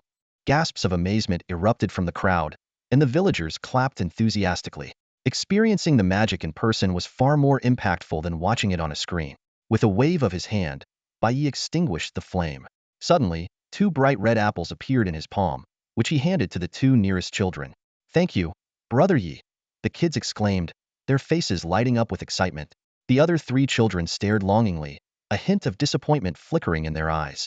Bai Ye clasped his hands behind his back, then opened his palms again moments later, revealing 3 more apples. The children's laughter echoed across the plains as they gleefully accepted their gifts, while the villagers applauded and cheered. Meanwhile, the livestream audience was in a frenzy. Though they had seen Bai Ye perform countless times before, the raw energy of this live experience deeply resonated with them. The comment section buzzed with activity. These villagers are so lucky, the first live audience. I have to snag one of those 100,000 tickets for tomorrow night. My fingers are too slow. I'll probably have to buy from scalpers. VIP tickets are 688, first class 188, general admission 88. I wonder how much scalpers will mark them up. Just then, a user with the ID ticket vendor chimed in. I'm a well-known reseller in the ticket community. Here's the truth. Even scalpers don't have many tickets right now. I only have 3. I'm keeping 2 for me and my girlfriend and selling just 1. This message sent the livestream chat into a frenzy. This ticket scalper is a big shot in the reselling world, someone in the crowd exclaimed. For major concerts like Luan Luan's or Hua Hua's, he can stockpile hundreds of tickets. But for Bai Ye's concert, he only managed to get 3. The fans at the scene looked worried, and some wealthy individuals had already started privately messaging the scalper, eager to snag one of the precious tickets. Meanwhile, Bai Ye was fully engrossed in performing magic tricks for the villagers. The playing cards in his hands seemed alive, transforming into flying dragons that spiraled and danced around him. Then, with a graceful moonwalk, he stepped lightly into the air and landed steadily on top of the RV. Finally, he pointed to the sky, and a giant blue-eyed lotus flower, several meters wide, slowly bloomed in midair, breathtakingly beautiful. The villagers on site and the viewers in the live stream were mesmerized, cheering and applauding non-stop. The spectacular performance finally came to an end at around 10 o'clock at night. The women, elderly, and children of Chongqing village returned home, their faces glowing with smiles they hadn't shown in a long time. Ever since the wild beast appeared, the villagers had been living in constant fear, struggling to sleep at night. Only the children seemed to rest peacefully. The men of the village, along with Director Yu and his team of officers, decided to stay at the pasture to keep watch overnight. With Bai Ye's presence, their confidence soared, and they were determined to capture the beast causing havoc this time. Village Chief Fong specifically arranged for the scattered cattle and sheep to be gathered in a centralized area for easier monitoring. Even so, with livestock from over 20 households, the herd stretched across 5 or 6 kilometers. Bai Ye had Go Dan and Xiao Fantuan stay with Chief Fong and Director Yu, while he and a few other villagers kept watch on another side. Whether intentionally or not, Chief Fong had assigned Fong Qin to be on Bai Ye's side. The small group sat around a bonfire, the stillness of the night broken only by the chirping of crickets and the croaking of frogs by the river. I heard you're a top student from a prestigious university. Why did you decide to come back here? Bai Ye broke the silence, turning to Fong Qin. It was true most of the young people from Chongqing village had chosen to pursue opportunities in big cities, with only a handful staying behind. Fong Qin glanced up at the bright moon in the sky, took a deep breath of fresh air, and said, I enjoy this kind of peaceful life. The city is too chaotic and noisy. She turned to look at Bai Ye with a curious smile and asked, living alone in a villa deep in the mountains, do you feel the same? The livestream viewers immediately perked up. This was the first time someone had asked Bai Ye a question, and many female viewers became particularly attentive, wondering if Bai Ye might have a soft spot for this pure and gentle girl. Bai Ye rubbed his nose, looking slightly awkward. The truth was, he actually quite liked city life, but he carried too many secrets, not to mention the responsibility of taking care of his mutant pets, Go Dan and Xiao Fantuan. The city simply wasn't the best place for him. His gaze drifted toward the depths of the Wajiao mountain range, and his eyes narrowed slightly. But honestly, it doesn't seem all that quiet in these mountains either. Brother Yi, when did you start learning magic? You're amazing. Fong Qin asked enthusiastically. Lying on the grass and gazing at the silver moon in the night sky, Bai Ye replied, I started when I was very young, basically as far back as I can remember. The image of old Bai came to his mind, and he sighed inwardly. The old man left too soon. He never got to see how lonely this seaside villa could be. Time quietly crept toward midnight. Although the number of viewers in the livestream decreased, it still hovered around 8 million. The night owls became even more animated, especially when they noticed Bai Ye was still streaming late into the night, and there was a girl with him. The chat buzzed with speculation. Some wondered if they were waiting for livestock that had escaped from the ranch, while others discussed the potential appearance of a wolf pack. By around 1 a.m., the surroundings grew quieter. Even the chirping of crickets and frogs had significantly faded. Fong Qin, sitting by the campfire, began nodding off, her body swaying slightly now and then. Go sleep in my car, Bai Ye said, adding a few logs to the fire as the mountain breeze carried a chilly edge. Fong Qin didn't hesitate. She got up and walked into the RV, then poked her head out of the window and asked, Brother Yi, which bed should I take? The one at the back is Xiao Fantuan's. The one at the front is mine. Take whichever you like. Got it. Brother Yi, you should rest soon too. The female viewers in the live stream couldn't hide their envy and jealousy, wishing they could trade places with Fong Qin. Some villagers suggested Bai Ye get some rest as well, promising to alert him if anything happened, but he shook his head and politely declined. And so, time ticked away, minute by minute. From 2 a.m. to 3 a.m., the area remained eerily quiet. Bai Ye sat by the campfire with his eyes closed, resting quietly as the flickering flames illuminated his serene face. Around him, the villagers gradually succumbed to exhaustion, nodding off one after another. The livestream still maintained over 8 million viewers online, though only about half were actively watching. The rest had likely fallen asleep, their phones slipping from their grasp. Those still awake stared intently at the dark screen, a mix of fear and anticipation for the appearance of a wild beast. As dawn broke and the horizon lightened with pale hues, the night's wait yielded no results. The faint crowing of roosters echoed intermittently from the village, and the distant forest came alive with the crisp chirping of birds. Suddenly, Godan and Xiao Fantuan came bounding back, tails wagging happily, followed by the rumble of several motorcycles. It was Chief Fong and his group returning. Bai Ye slowly opened his eyes and listened as Chief Fong inquired about the situation. He merely shook his head in response. The villagers wore complicated expressions. Relief that no livestock had been harmed, but also disappointment at missing the chance to eliminate the threat with Bai Ye's help. Fong Qin emerged from the RV, still groggy, and softly called out, "Dad!" "Yega!" Chief Fong's gaze shifted back and forth between his daughter and Bai Ye, his eyes narrowing slightly. The livestream chat exploded with comments. "Chief, you're overthinking it. Yega didn't make a move on your daughter. If I had a dad like this, I'd be married by now. This village chief's got some humor respect. Isn't Yega the perfect son-in-law material already?" Bai Ye briefly announced the end of the livestream, packed up his magical drone, and exchanged a few words with Chief Fong and Officer Yu before returning to the RV with Godan to rest. Exhausted from staying up all night, he clearly needed to recharge. Chief Fong instructed his daughter to stay behind, while he led the villagers who had kept watch back to the village. After waking up, Bai Ye ventured into the depths of Wajiao Mountain with the two dogs, hunting while live streaming. Strangely, no predators, wolves, or otherwise were spotted in their usual territories. By nightfall, however, their hunt had been fruitful. Godan carried a large deer, Bai Ye shouldered a wild boar, and Xiao Fantuan, who seemed to hold a grudge against snakes, proudly dragged along a formidable serpent. 2 consecutive nights of keeping watch yielded no results, leaving both the villagers and online viewers puzzled. Could the wild beasts truly recognize the ranch's owner? The third day of hunting followed a similar pattern. Animals in the mountains seemed to have dwindled, yet Bai Ye and his companions still returned with an impressive haul. By the campfire that night, 2 wild oxen were roasting, filling the air with a mouth-watering aroma. As the third night of watchkeeping stretched into the early hours, most people drifted off into sleep. Fong Qin had gone to rest in the RV, and the villagers could no longer stay awake. Suddenly, Bai Ye, who had been resting with his eyes closed, snapped them open, his gaze fixed on the darkness ahead. He quickly grabbed his hunting bow and drew it taut, an icy arrow glowing with a silvery sheen forming instantly. The nocturnal viewers in the livestream perked up, their attention glued to the screen in nervous anticipation. The magical drone slowly ascended, its camera capturing an unusual scene on a small hill several hundred meters away. Massive, shadowy figures loomed faintly in the darkness, swaying eerily. The livestream chat exploded in excitement. "There's something there. There's really something." Comments flooded the screen like a snowstorm. "They're so huge, are they tigers? But how could tigers move in packs?" Viewers buzzed with speculation, and some frantically tagged others who might still be asleep. "Wake up. Wild beasts have appeared." Voices of concern echoed in the chat. "This doesn't look good. Can Knight handle this? Knight, do you have enough magic tools? Get ready with meteor showers or ice pool spells or something." "No problem," Bai Ye said calmly, his gaze sharp and unwavering as he stared ahead. Based on his precise calculations, the hill was approximately 400 meters away. With enhancements, his hunting bow had an effective range of 250 meters, far exceeding that of an ordinary bow. He was waiting patiently for the prey to move into range. The beasts on the hill seemed to sense the impending danger. Several pairs of glowing, silvery eyes glared menacingly in his direction. They were testing the waters. Had it been ordinary villagers, they would already have fallen prey to the creatures. "Mr. Bai, something's happening." A villager noticed Bai Ye drawing his bow and quickly alerted his companions in a low voice. 3 or 4 strong men immediately sprang to their feet, gripping long, spiked axes tightly, their nerves taut.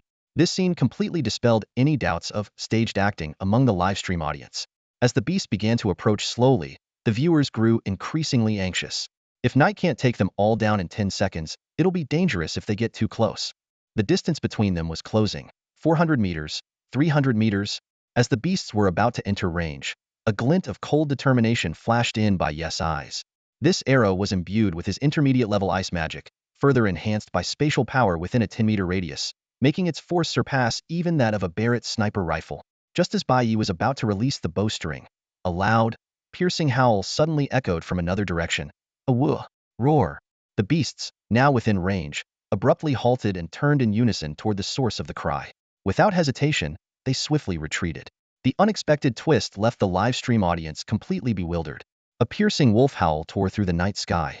But unexpectedly, the sound did not come from Bai Ye's direction. Instead, it came from where Godan and Xiao Fantu were. "How many of them are there? This is terrifying." The villagers watched in fear, only to suddenly notice that the dark figures in front of Bai Ye were retreating quickly as the howl echoed. "Wait a second, this howl?" Someone muttered thoughtfully. Why does it sound like Go Dan's usual playful howls? Yeah, I think so too. Others immediately agreed. Could Go Dan really be that powerful? Scaring off wild beasts with just one howl? Bai Ye glanced toward Go Dan's direction, his brow slightly furrowed. He swiftly adjusted his arrow, crafting an ice arrow nearly twice the size of his usual ones. The arrow shot out with a thunderous roar, glowing silver as it streaked through the night sky. Boom! A deafening explosion erupted over 200 meters away, shaking the entire grassland. The surrounding villagers stood dumbfounded, while the wild beasts on the other side scattered completely, vanishing into the darkness. In the live stream, millions of viewers were stunned. How is the bow so powerful? Did Brother Yi put explosives on the arrow? Inside the RV, Fang Qin was startled awake. Rushing out the door, she only caught a glimpse of Bai Ye's silhouette sprinting toward Go Dan's direction. Covering a 3-kilometer distance in just minutes, Bai Ye arrived with ease, his composure intact, further astonishing the viewers with his superhuman stamina. Mr. Bai, those wild beasts appeared suddenly, and they were huge, Village Chief Fong and Director Yu said, still shaken. Thankfully, Go Dan noticed in time and sounded the alarm. It chased the beasts toward the Wajiao mountain range. Xiao Fantu stood up, pointing its paw toward the mountains with a look of displeasure, clearly upset that Go Dan had gone after the beasts alone. You all stay here and keep watch. I'll go find Go Dan, Bai Ye said, immediately heading toward the mountain range. Xiao Fantu followed closely behind. Reaching the wooded hills, Bai Ye conjured a flame in his hand for illumination and asked, Xiao Fantu, can you track Go Dan? Xiao Fantu sniffed the air and ground carefully before excitedly pointing deeper into the forest, leading the way. Bai Ye followed closely, pursuing Go Dan's trail. A man and a bear moved swiftly through the forest, the unsettling silence around them broken only occasionally by the soft beeping sounds of Xiao Fantuan leading the way. As Bai Ye advanced, he opened the God's Eye live stream while retracting his magical drone. The live stream's comment section immediately erupted. This forest is way too quiet, isn't it? Yeah, totally different from when Brother Bai was hunting earlier back then. Birds were chirping everywhere. The viewers expressed their growing unease. One user, Little Zoologist, sent a carnival gift and offered an analysis. This seems to be wolf territory. As apex predators, their presence naturally silences other animals. When Bai Ye and Xiao Fantuan reached the boundary between the hilly area and the Wajiao mountain range, Xiao Fantuan suddenly slowed down, moving with heightened caution. It let out a soft whimper, signaling that Go Dan was nearby. Bai Ye immediately extinguished his flames and followed Xiao Fantuan's lead. As they rounded a massive boulder, the moonlit valley came into view, revealing a breathtaking yet intimidating scene. A pack of enormous wolves had gathered in the valley, their sizes dwarfing even adult Siberian tigers. Their howls echoed through the night. At the center of the pack stood Go Dan, significantly larger and stronger than the others, seemingly engaged in some form of communication with them. Bai Ye watched the scene intently, questions swirling in his mind. Could Go Dan's origins be connected to the Wajiao mountain range?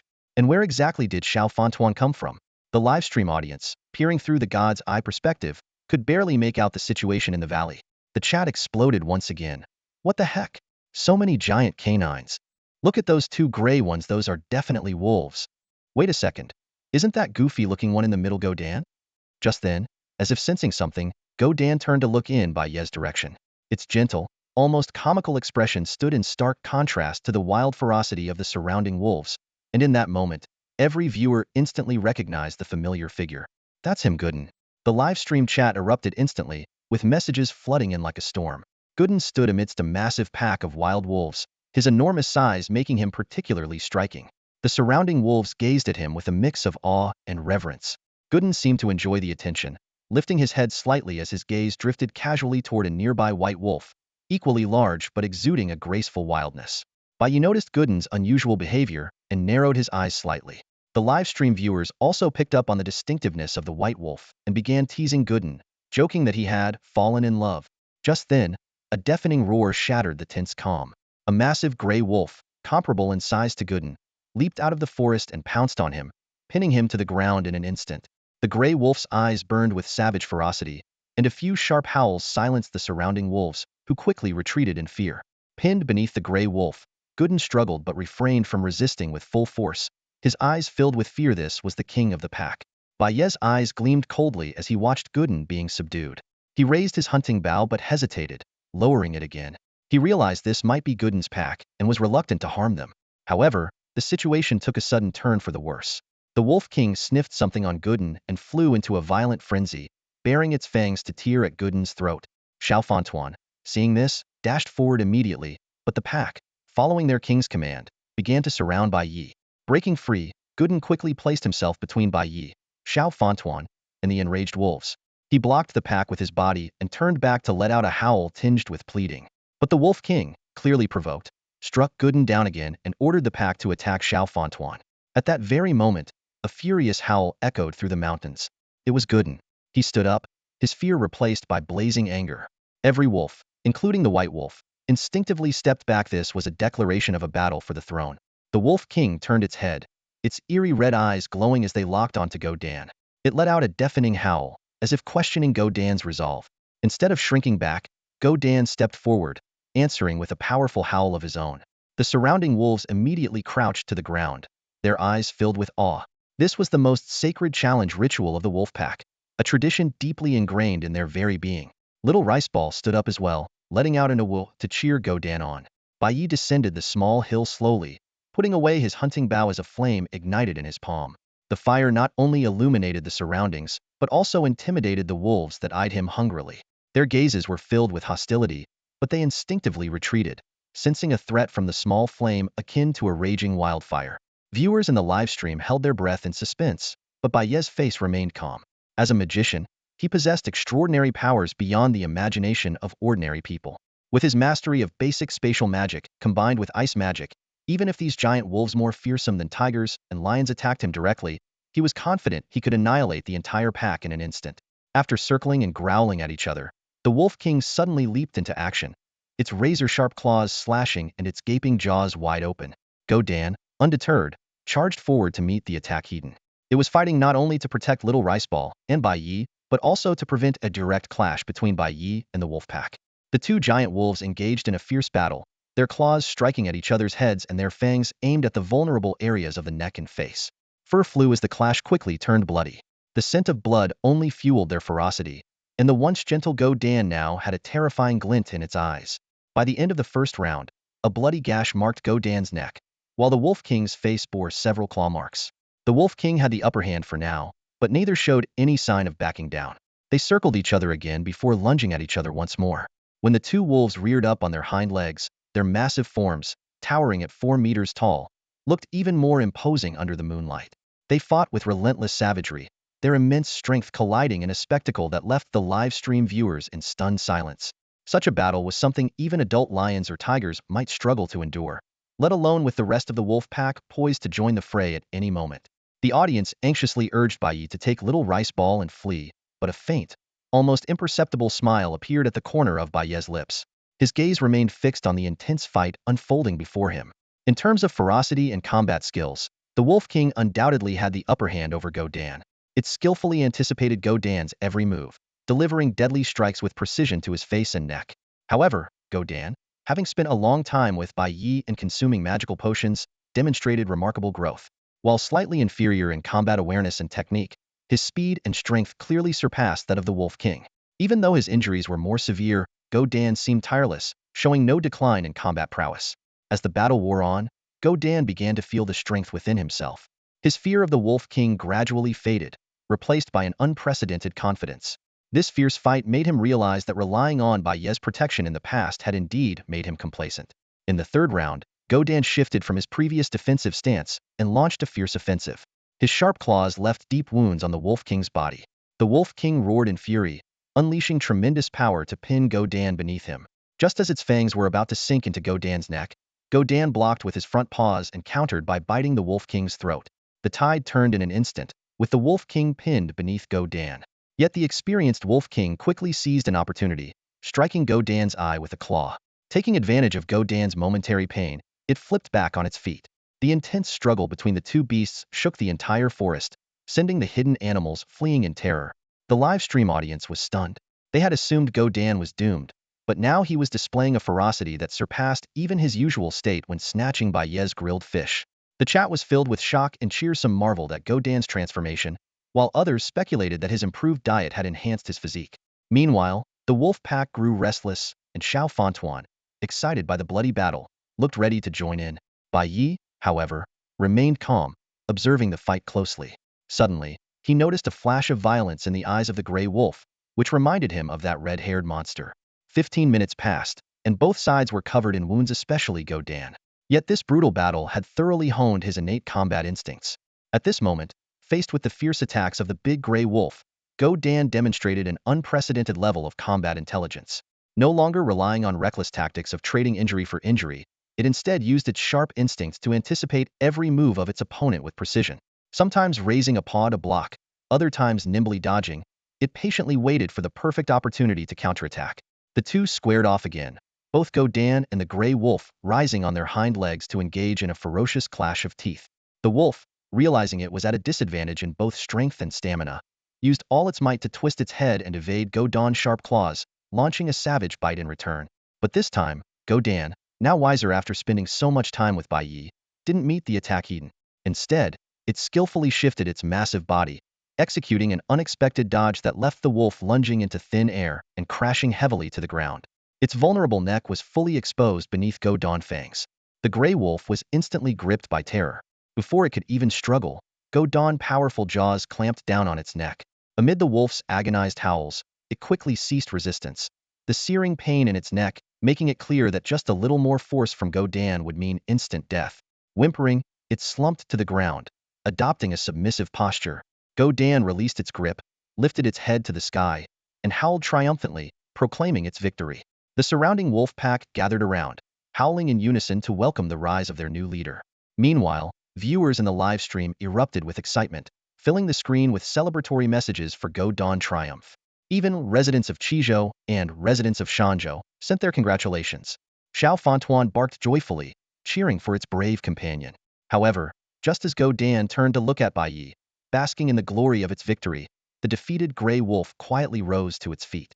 Its eyes glinted with malice as it thought to itself that if it could kill Go Dan, it could reclaim its position as pack leader. Suddenly, it launched a surprise attack, causing the surrounding wolves to growl in outrage at such a dishonorable act that defied the dignity of the wolf pack. Xiao Fantuan was just about to rush forward to help when a streak of silver light whizzed past above its head. As Go Dan sensed the chill behind it and turned around, it saw an icy arrow piercing through the gray wolf's skull, pinning it lifeless to the ground. The wolf's body convulsed violently, the light in its eyes fading rapidly. The entire wolf pack fell silent, watching in fear as Bai Ye stood there, bow in hand. The wolves near Bai Ye instinctively retreated, hiding behind Go Dan one after another. Bai Ye's motion of raising his hand and drawing the bow was as swift as lightning, completed in one fluid movement faster than a blink. The killing intent that erupted in that instant pierced straight to the soul, far more terrifying than any gray wolf, causing the highly perceptive wolves to tuck their tails in fear. The livestream chat exploded instantly. Whoa, this is insane. Brother Yi is the best. Brother Yi is so cool. I feel so safe with him. Now I finally understand why Go Dan is so obedient. This is literally a life or death matter. Go Dan happily ran to Bai Ye's side, looking up at him with eyes full of joy.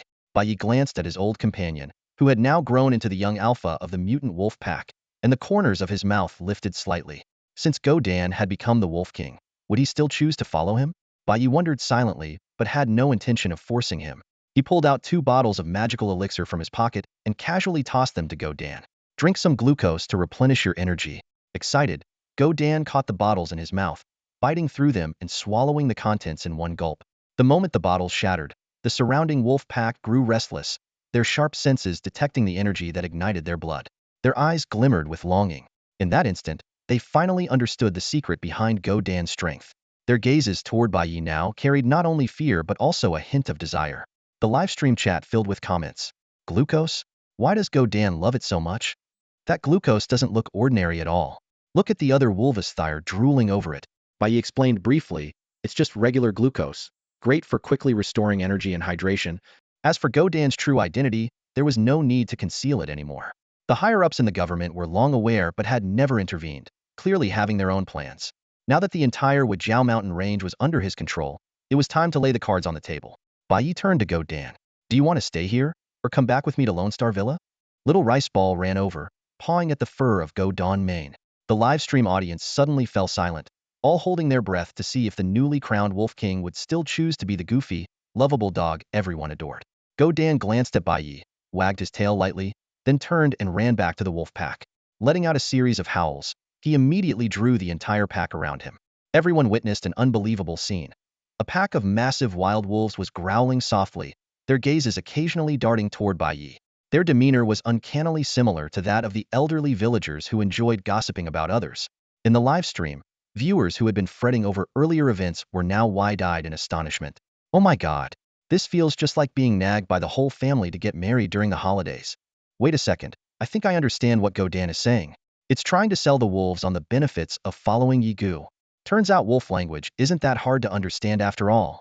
Soon, the wolf pack seemed to reach a consensus. They stopped staring at Bai Ye and instead shifted their fearful gazes toward the deepest part of the northeastern section of the Wajiao mountain range, letting out low whimpers. Godan barked a few times, and then led the entire wolf pack to stand before Bai Ye. Apart from Godan, there were 11 wild wolves in total. Just as the audience was speculating whether this was some kind of farewell ritual, the wolves suddenly erupted into an astonishing chorus. Woof woof, woof, woof woof woof woof. The millions of viewers in the live stream collectively froze in shock. My god, you're wolves, for crying out loud. When did Yigu end up with so many Godan? Haha, these wolves have given up being wolf kings to become dog kings instead. Someone immediately countered. This is called vision. Following Yigu means good food and a good life. Learning to bark like dogs is a small price to pay. Godan might look silly, but it's actually pretty clever. Little Rice Ball excitedly pointed at the wolves, tugging on Bai Ye's pants and shaking them. They want to come with us. With them around, we'll have so much fun. Bai Ye chuckled at Godan's antics, but narrowed his eyes cautiously, wondering if they had ulterior motives. Still, having a pack of guard wolves to watch over the forest would certainly help with managing the pasture. You want to bring them along? Godan wagged its tail enthusiastically and barked, woof woof. All right, but will they listen?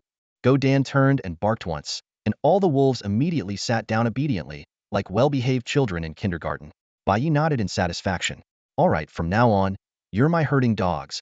He began to name them, pointing from left to right, Dog 1, Dog 2, all the way to Dog 10. Finally, he pointed at the delicate-looking white wolf. And you'll be Xiao Bai. The wolf pack erupted into joyful howls, their barks echoing through the forest. The livestream audience collectively breathed a sigh of relief, agreeing that while the names were simple, at least they weren't too ridiculous. After the excitement died down, Godan suddenly fell silent, joining Little Rice Ball in solemnly gazing toward the heart of the mountain range. Bai Ye's expression turned thoughtful. Could something in the depths of the mountain be connected to the disappearance of the daytime predators in the territory?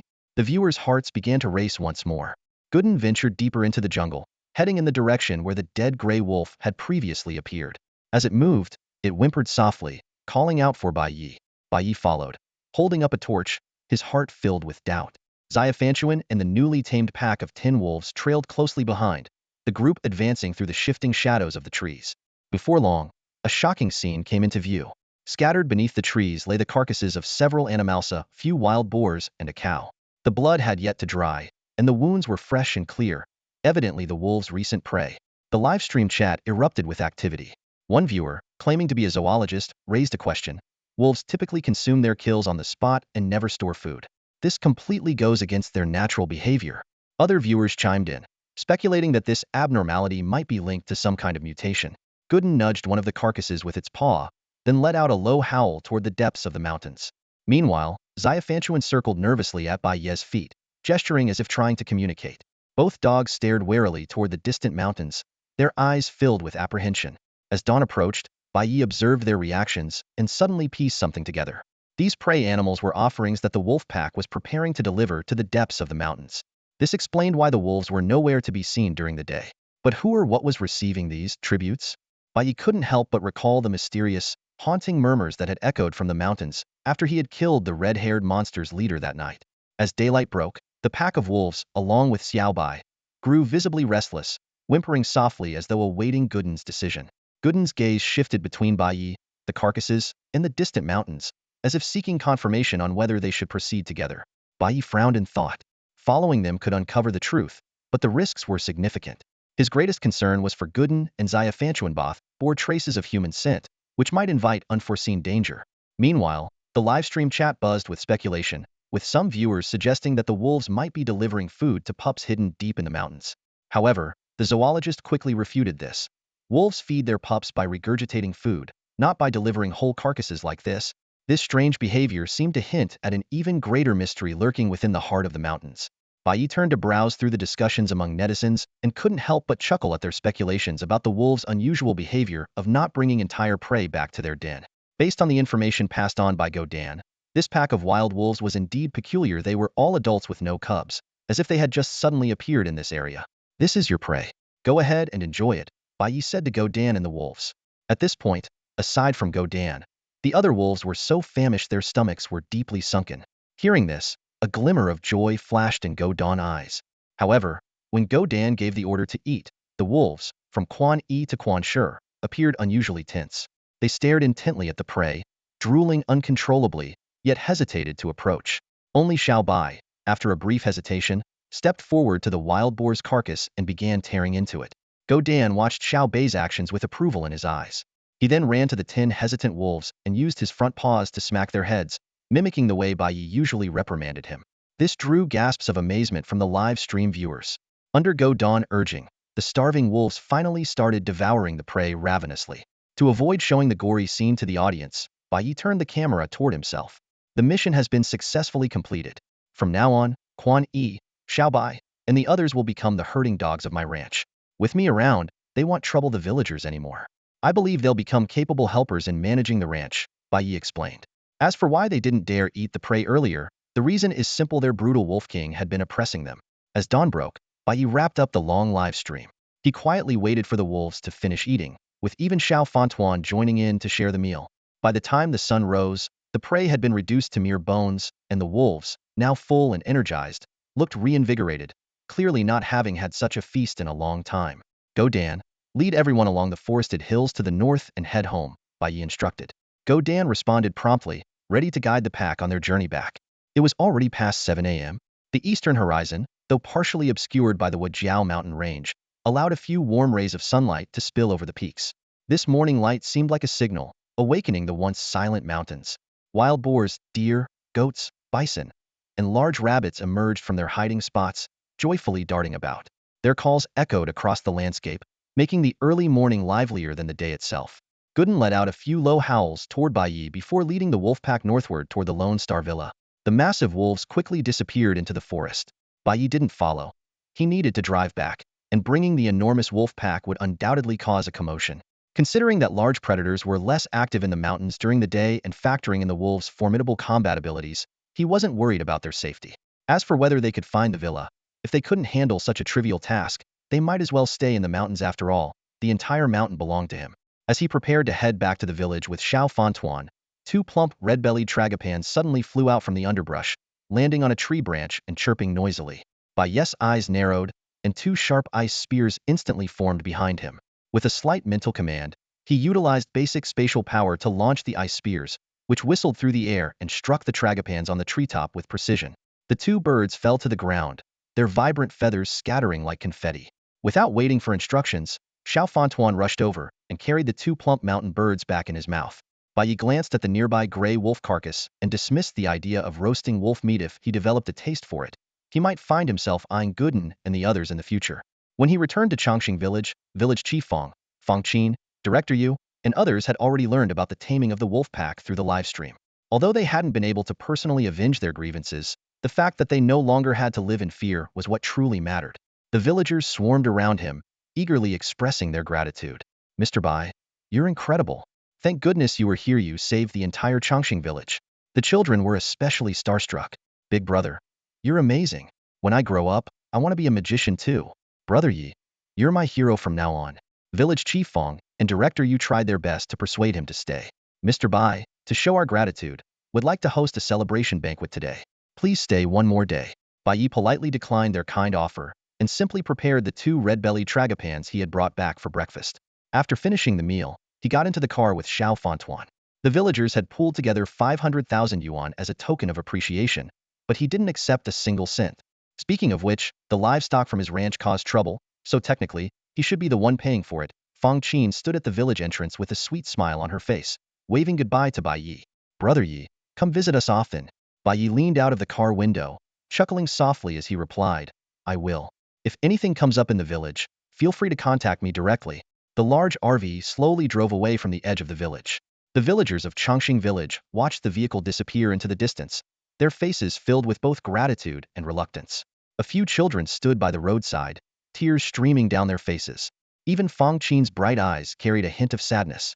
Although the villagers of Chongqing had already learned that the Wujiao mountain range was Bai Ye's ranch, home to many extraordinary animals, Bai Ye never offered an explanation. Matters like these were better handled by the higher-ups of Daxia. His task was simply to eliminate threats. After all, an individual's explanation would never be as convincing as an official statement that was the convenience of having the government's support. Bai Ye pondered as he drove. Who's really cleaning up after whom in this situation? And they didn't even try to stop me from live streaming. Interesting. He became increasingly certain that the Daxia government knew far more than he did. Around 11 a.m., Bai Ye returned to the Lone Star Villa. As soon as he stepped into the courtyard, he froze in surprise. The wolf pack, led by Godan, had arrived home before him and was neatly lined up on either side of the main gate. What surprised him even more was the sight of 2 wild boars, 3 black-haired sheep, and a wild yellow bull lying at the villa's entrance, clearly their trophies from the journey back. Woof, woof, woof. Godan wagged his tail excitedly, accompanied by Quan Yi and Xiao Bai, all looking at Bai Ye with eager anticipation. Well, bringing gifts now, huh? Becoming the Wolf King and learning to bribe me? Bai Ye nodded approvingly. Not bad, good job. The courtyard erupted in a chorus of joyful barks. Bai Ye winced at the noise and gave Godan a light smack on the head. All right. Next time, only hunt when you're hungry. The freezer's full, and fresh meat tastes better anyway. After cleaning up the game, Bai Ye went upstairs to take a shower. Outside the window, he could hear Xiao Fantuan and Godan leading the wolf pack toward the back mountain, followed by a commotion in the forest. Ever since the red-furred creature's leader had been eliminated, the area had undoubtedly become their territory. Lying on the bed, Bai Ye checked his recent stats. His live streams had accumulated over 34 million reputation points, his follower count had reached over 90 million, and he had earned 15 million in virtual gifts.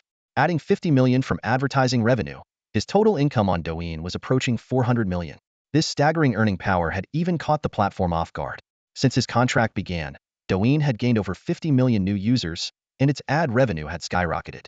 Time to sleep, Bai Ye muttered, closing his eyes. Tomorrow night was Song Qianqian's concert in Modu, and tonight he had a meeting with Tianlan Entertainment to discuss collaboration plans. Although he'd been busy with matters in Chongqing Village, he had already provided them with some ideas for stage effects, such as hidden compartments and secret passageways commonly used in magic tricks. As for the tickets, all 200,000 had long since sold out, with the standard price of 888 yuan now scalped at over 10 times that amount. By evening, Bai Ye woke up and got ready. He didn't spot Godan or Xiao Fantuan in the courtyard. The distant commotion from the back mountain indicated they were still having fun there. Shaking his head, he climbed into his massive G900 off-road vehicle and headed for Modu alone. At 7 p.m., at the Jiuxing Grand Hotel in Shanghai, inside the luxurious A88 private room, Song Qianqian and manager Wang from Tianlan Entertainment, along with a few others, were waiting. The soft glow of the crystal chandelier illuminated the space as managers and assistants sat around the large round table, chatting and laughing. Initially, they had planned to gather at the Hilton Hotel, but ever since Bai Ye performed magic there last time, it had been overcrowded and no longer suitable for public figures like them. At the hotel entrance, a young man dressed in casual attire and wearing a face mask walked in. Welcome. Do you have a reservation, sir? The hostess, noticing the guest's striking demeanor, unconsciously let her professional smile turn more genuine. I'm here to meet someone, A88. Room A88 is on the 18th floor. Please follow me. The hostess's eyes lit up as she led the way, sneaking glances at the guest, who seemed like a wealthy and refined gentleman. At the elevator, she gave a slight bow. If you need anything else, please don't hesitate to ask. Her low-cut uniform revealed just a hint of allure. Bai Ye cast a casual glance her way as the elevator doors slowly closed. Reaching the 18th floor, he gently knocked on the door of room A88. The relaxed atmosphere inside instantly grew tense. Manager Wang quickly walked to the door to open it, while the others stood up one after another. Yi? Please come in. Manager Wang, recognizing the guest's figure and demeanor, warmly welcomed him inside. Bai Ye took off his mask and glanced around the room. The 4 women and 1 man inside all turned their attention to him. Song Qianqian, dressed in a loose blue t-shirt and shorts that showed off her long, fair legs, was seated next to the main seat. Clearly, the empty main seat was reserved for him. At Manager Wang's invitation, Bai Ye took the main seat. Even though this was Tianlan Entertainment's event, it was the others who seemed nervous and reserved. Yega Song Qianqian, who normally called him Yejij with ease online, now stammered nervously. Magic streamer, Yi, Bai Ye said with a bright smile, instantly easing the tension in the room. Manager Wang busied himself arranging the dishes and drinks while introducing the assistants and managers present. Since he had to drive, Bai Ye politely declined the wine. After some brief small talk, they got down to business. The plan for tomorrow night's 2-hour concert was discussed. Bai Ye would perform magic during the opening 40 minutes to an hour, followed by Song Qianqian's singing segment in the second hour, during which a new song would be released. Both of their livestream channels would broadcast the event simultaneously. This was yet another strategic collaboration by Tianlan Entertainment, leveraging Bai Ye's popularity to promote Song Qianqian. This collaboration proved to be mutually beneficial for both parties. Tianlan Entertainment would secure substantial returns on their investment, while Bai Ye not only received a handsome payment, but also gained an opportunity to enhance his reputation. Although his influence was strong enough to independently organize an unprecedentedly grand magic show, one that platforms like Douyin would eagerly partner with, it would require immense time and effort to manage all the intricate details. Partnering with Tianlan Entertainment was undoubtedly the wiser choice. In the end, Tianlan Entertainment raised the appearance fee to 15 million, an increase of 5 million from the original offer. When the deal was finalized, manager Wang burst into hearty laughter. It's always a pleasure doing business with you. Throughout the negotiation, Song Qianqian quietly observed from the sidelines. On one side was Tianlan Entertainment's full team, including financial advisors, agents, and assistants, while on the other side stood Bai Ye alone, calm and composed, effortlessly handling the discussion. Once the business was settled, Song Qianqian's assistant nudged her discreetly, signaling toward Bai Ye with a glance. Seeing Song Qianqian shyly shake her head, the assistant, who was close to her, couldn't help but laugh teasingly before boldly speaking up. Brother Ye, could you show us a little magic trick? Hee. We're your little fangirls too. Bai Ye smiled and looked at Song Qianqian. What kind of magic would you like to see? I'm not sure all your magic tricks are amazing, Song Qianqian replied softly, a faint blush coloring her cheeks. The corners of Bai Ye's lips curled upward. There's a flower on your face. With a gentle motion of his hand in front of Song Qianqian, he opened his palm to reveal a few red plum blossoms resting there. Gasps of astonishment filled the room. Then, as he closed and reopened his hand, the blossoms seemed to vanish into thin air. Intrigued, the curious assistant asked for permission and carefully inspected Bai Ye's fingers, but found no hidden mechanisms. The group rubbed their eyes in disbelief, exchanging bewildered glances. Let me show you another Oni telekinesis magic trick, Bai Ye announced. He picked up a glass of orange juice from the table, waving his hand lightly above it. To everyone's amazement, the glass slowly lifted into the air, floating steadily while the liquid inside remained perfectly still. Holy crap! Brother Ye, you're incredible, one of the assistants exclaimed in awe, followed by the excited cheers of the others. Song Qianqian almost couldn't hold back her laughter, but managed to cover her mouth with her delicate hand. The magic performance left everyone in the room astonished. Even though manager Wang and the male consultant had seen plenty of magic tricks before, they couldn't help but question the authenticity of the cup and the drink. Bai Ye, with just a gentle flick of his wrist, caused the orange juice in the cup to ripple naturally, silencing all doubts instantly. Bai Ye then performed a series of breathtaking tricks, conjuring a flickering flame with his bare hands and forming glistening ice cubes with a single gesture. Each move drew gasps of amazement. Brother Ye, your magic is unbeatable. You're so cool, Brother Ye. The room was filled with waves of admiration. It wasn't until close to 10 o'clock, when the food had gone cold, that the group reluctantly stopped. Everyone's had enough to eat, right? Manager Wang asked. The group exchanged looks and nodded. He continued, Bai Ye, as per your request, the hidden pathways, secret compartments, and overhead wires on the stage have all been set up. Shall we go check them now to see if any adjustments are needed?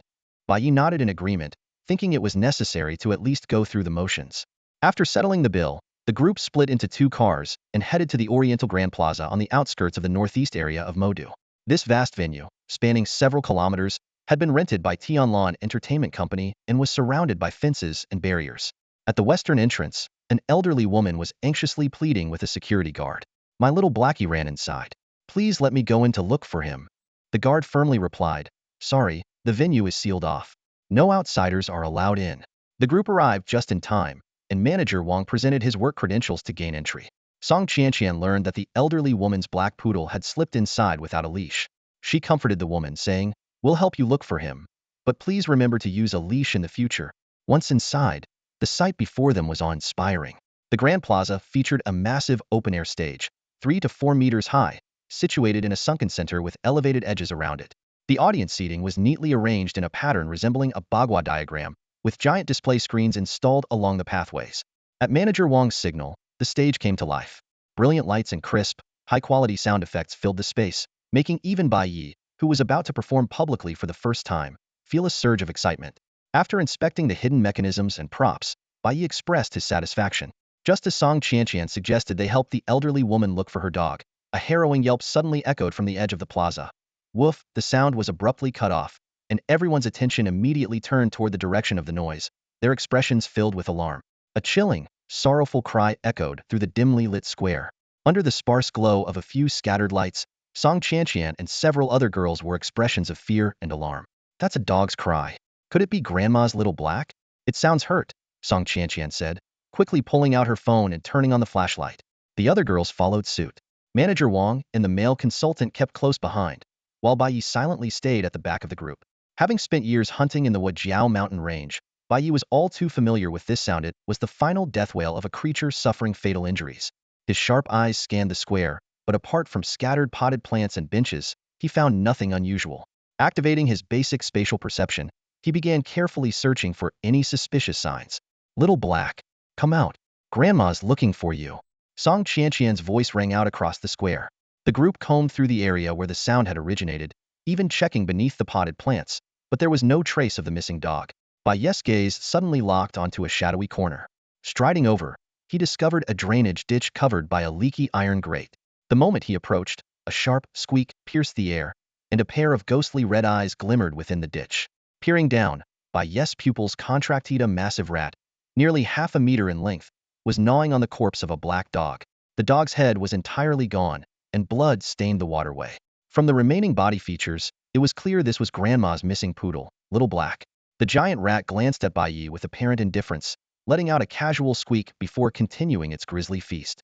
Its abnormal size and behavior immediately heightened Bai Ye's vigilance. Was this a freakishly developed rat king, or some kind of mutant, akin to the creatures of the Wajiao mountain range? Bai Ye, did you find something? Song Qianqian and one of the assistant girls approached. Hearing their voices, the rat grew agitated, clamping its jaws around the dog's corpse and retreating into the sewer. Bai Ye snorted coldly and swiftly employed his basic spatial power to immobilize the rat. It shrieked sharply, thrashing wildly and knocking over several iron grates in its struggle. With precise timing, Bai Ye conjured a diamond-shaped ice spike and drove it straight through the rat's skull. As the rat and the poodle's mangled body hit the ground heavily, the beam of a phone's flashlight illuminated the grisly scene. One of the assistant girls screamed on the spot, retching uncontrollably. Song Qianqian covered her mouth, her beautiful eyes flickering with a strange emotion. Qianqian, Xiaohui, are you all right? Manager Wang and the others rushed over, alarmed by the commotion. As they got closer, the scene before them caused the girls' faces to turn pale with shock. On the ground lay a monstrously large rat and the mangled corpse of a dog. The girls began to gag on the spot. How can there be a rat this big? One of them asked in a trembling voice. Did it kill Xiaohui? Manager Wang stared intently at the bodies on the ground, beads of cold sweat forming on his forehead. As the person in charge of the venue, his first thought was the potential impact on tomorrow night's concert. Forcing himself to stay calm, he took a deep breath and said, "Everyone, don't panic. While rats of this size are rare, they do exist. African giant rats, American tailless rats, and even our country's koipu can grow to about this size." He instinctively looked toward Bai Ye for confirmation. Sensing his intention, Bai Ye gave a slight nod. That's correct. This appears to be an unusually large rat. Xiaohui might have tried to catch it and was attacked instead. Rats are omnivorous, so eating meat isn't unusual for them. The girls' faces seemed to relax slightly. However, the assistant, Xiaohui, was still visibly uneasy. But how are we going to explain this to the old lady? Her gaze fell on Xiaohui's battered corpse again, and she immediately gagged once more. This must not be leaked to anyone, Manager Wang said firmly. For the sake of tomorrow's concert, we'll say the dog ran off. I'll call in a pest control team right away to thoroughly inspect the venue and ensure this doesn't happen again. Xiao Yong, take everyone back for now. I'll handle this. Under the guidance of the male assistant Xiao Yong, the group gradually left. Bai Ye cast one last glance at the giant rat's carcass before turning to leave. He knew Manager Wang would make sure both bodies were properly dealt with. At the west gate, an anxious, elderly woman hurried toward them as soon as she saw them approaching. Did you find Xiaohui? Grandma, we didn't find him, Xiao Yong replied. Maybe he went home on his own.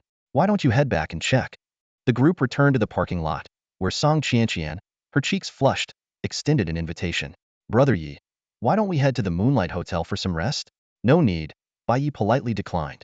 He had noticed earlier that, despite her seemingly delicate appearance, this girl had handled the gruesome scene much more calmly than the other assistants. After parting ways, Bai Ye discreetly circled back to Oriental Plaza. Using his teleportation ability, he conducted a covert search of the area but found no other signs of giant rats. Puzzled, he drove back to his Lone Star Villa. Meanwhile, in a street in Pujin district of the Magic City, Officer Liang and her colleague Zhang Yu were sitting in a parked car, keeping an eye on two homeless men near a trash bin. Officer Liang, we've been watching for days without any movement. Do you think we might tip them off? Zhang Yu asked. Officer Liang didn't respond, her focus unwavering. Recently, cases of missing homeless individuals had been reported across various districts of the Magic City. They suspected an organ trafficking ring might be behind it. Around 11 p.m., Bai Ye returned to the Lone Star Villa. In the silent depths of the Wajiao mountain range, this villa was the only source of bright light. The solar-powered lamps in the yard had already turned on automatically, adding a touch of life to the surrounding darkness. As he pushed open the door, the scene in the living room was almost comical. Wolves and Xiao Fontuan lay sprawled out like oversized plush toys, lazily basking in the warmth of the indoors. If an outsider were to stumble upon this sight, they might faint on the spot. However, Bai Ye had always been a loner and didn't have to worry about unexpected visitors. The first dog to notice his return wagged its tail enthusiastically, approaching him with exaggerated obedience. Xiao Fontuan also rolled to its feet, its round body waddling over to Bai Ye's side. With a dissatisfied look, it pointed toward the basement and let out a pitiful whimper. Godan isn't playing with you anymore? Bai Ye asked. Xiao Fontuan nodded, its face full of grievance. Bai Ye glanced around the room and noticed that Godan and Xiao Bai were nowhere to be seen. He was about to head to the basement when he suddenly stopped and activated his spatial awareness to sense the situation below. In the basement gym, an unexpected scene was unfolding. Godan held a bottle of blue magic potion in its mouth, proudly presenting it to Xiao Bai.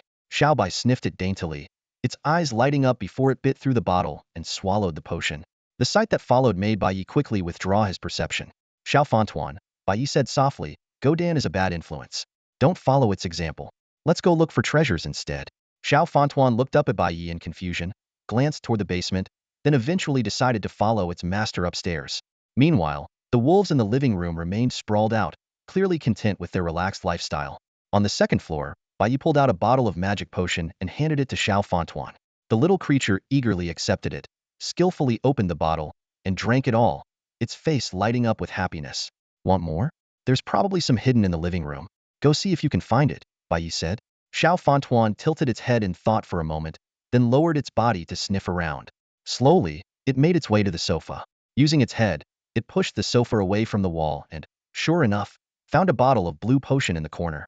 Picking up the bottle, Xiao Fontuan looked at Bai Ye with an expectant gaze. Whatever treasure you find is yours. Just remember to put everything back where it was, Bai Ye instructed before turning and heading back to his room. Gooden, I'm doing this for your own good. Love shouldn't be too materialistic. It's better to keep it pure. The words still echoed in his ears, but Gooden had no time to dwell on them, as the battle in the basement raged on.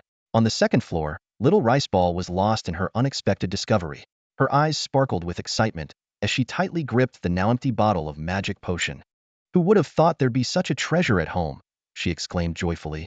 She pushed the sofa back into place and continued her treasure hunt. It didn't take long before she found another bottle of magic potion nestled among the potted plants by the balcony door. Late at night, an exhausted Gooden finally got a moment to catch his breath and hurried back to the second floor to replenish his energy. But when he saw the empty space under the sofa, around the TV cabinet, and near the potted plants, he let out a low, mournful groan. Turning his head, he spotted little Rice Ball hugging several empty bottles, sound asleep on the sofa. Gooden's eyes widened in disbelief, and he felt his body grow even weaker. Meanwhile, the Wajiao Mountains remained shrouded in an eerie, lifeless darkness. On the streets of Magic City, surveillance operations continued into the early hours of the morning. Zhang Yu yawned and said, Officer Liang, how about we switch targets? Someone else has gone missing on Qianwanwen Street.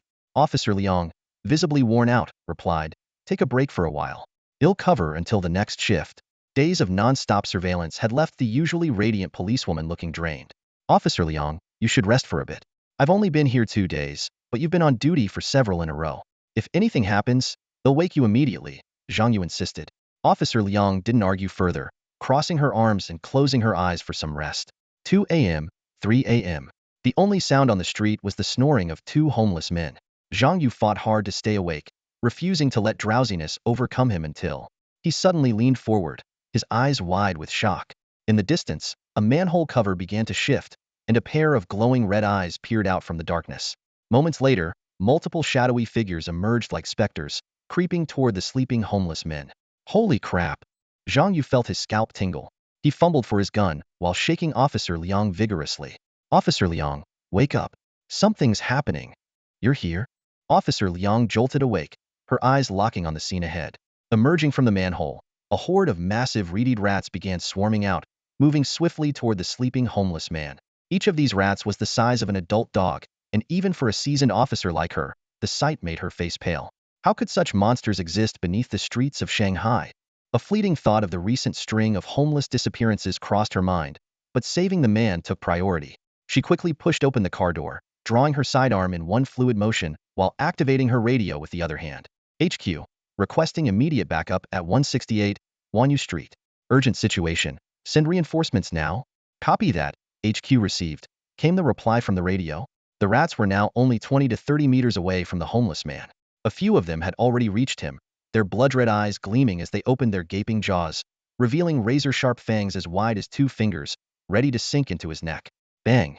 A gunshot rang out, and Officer Liang's pistol released a puff of smoke. One of the massive rats collapsed to the ground with a piercing screech. Squeak! All the rats froze in place, their heads turning simultaneously toward Officer Liang and Zhang Yu. Their crimson eyes burned with murderous intent. What the hell? Who's setting off fireworks? The gunfire startled 2 nearby homeless men awake. When they saw the dog-sized rats surrounding them, one fainted on the spot, while the other screamed in terror and bolted. Rats! Huge rats! Oh my god! To their surprise, the rats didn't chase the fleeing man.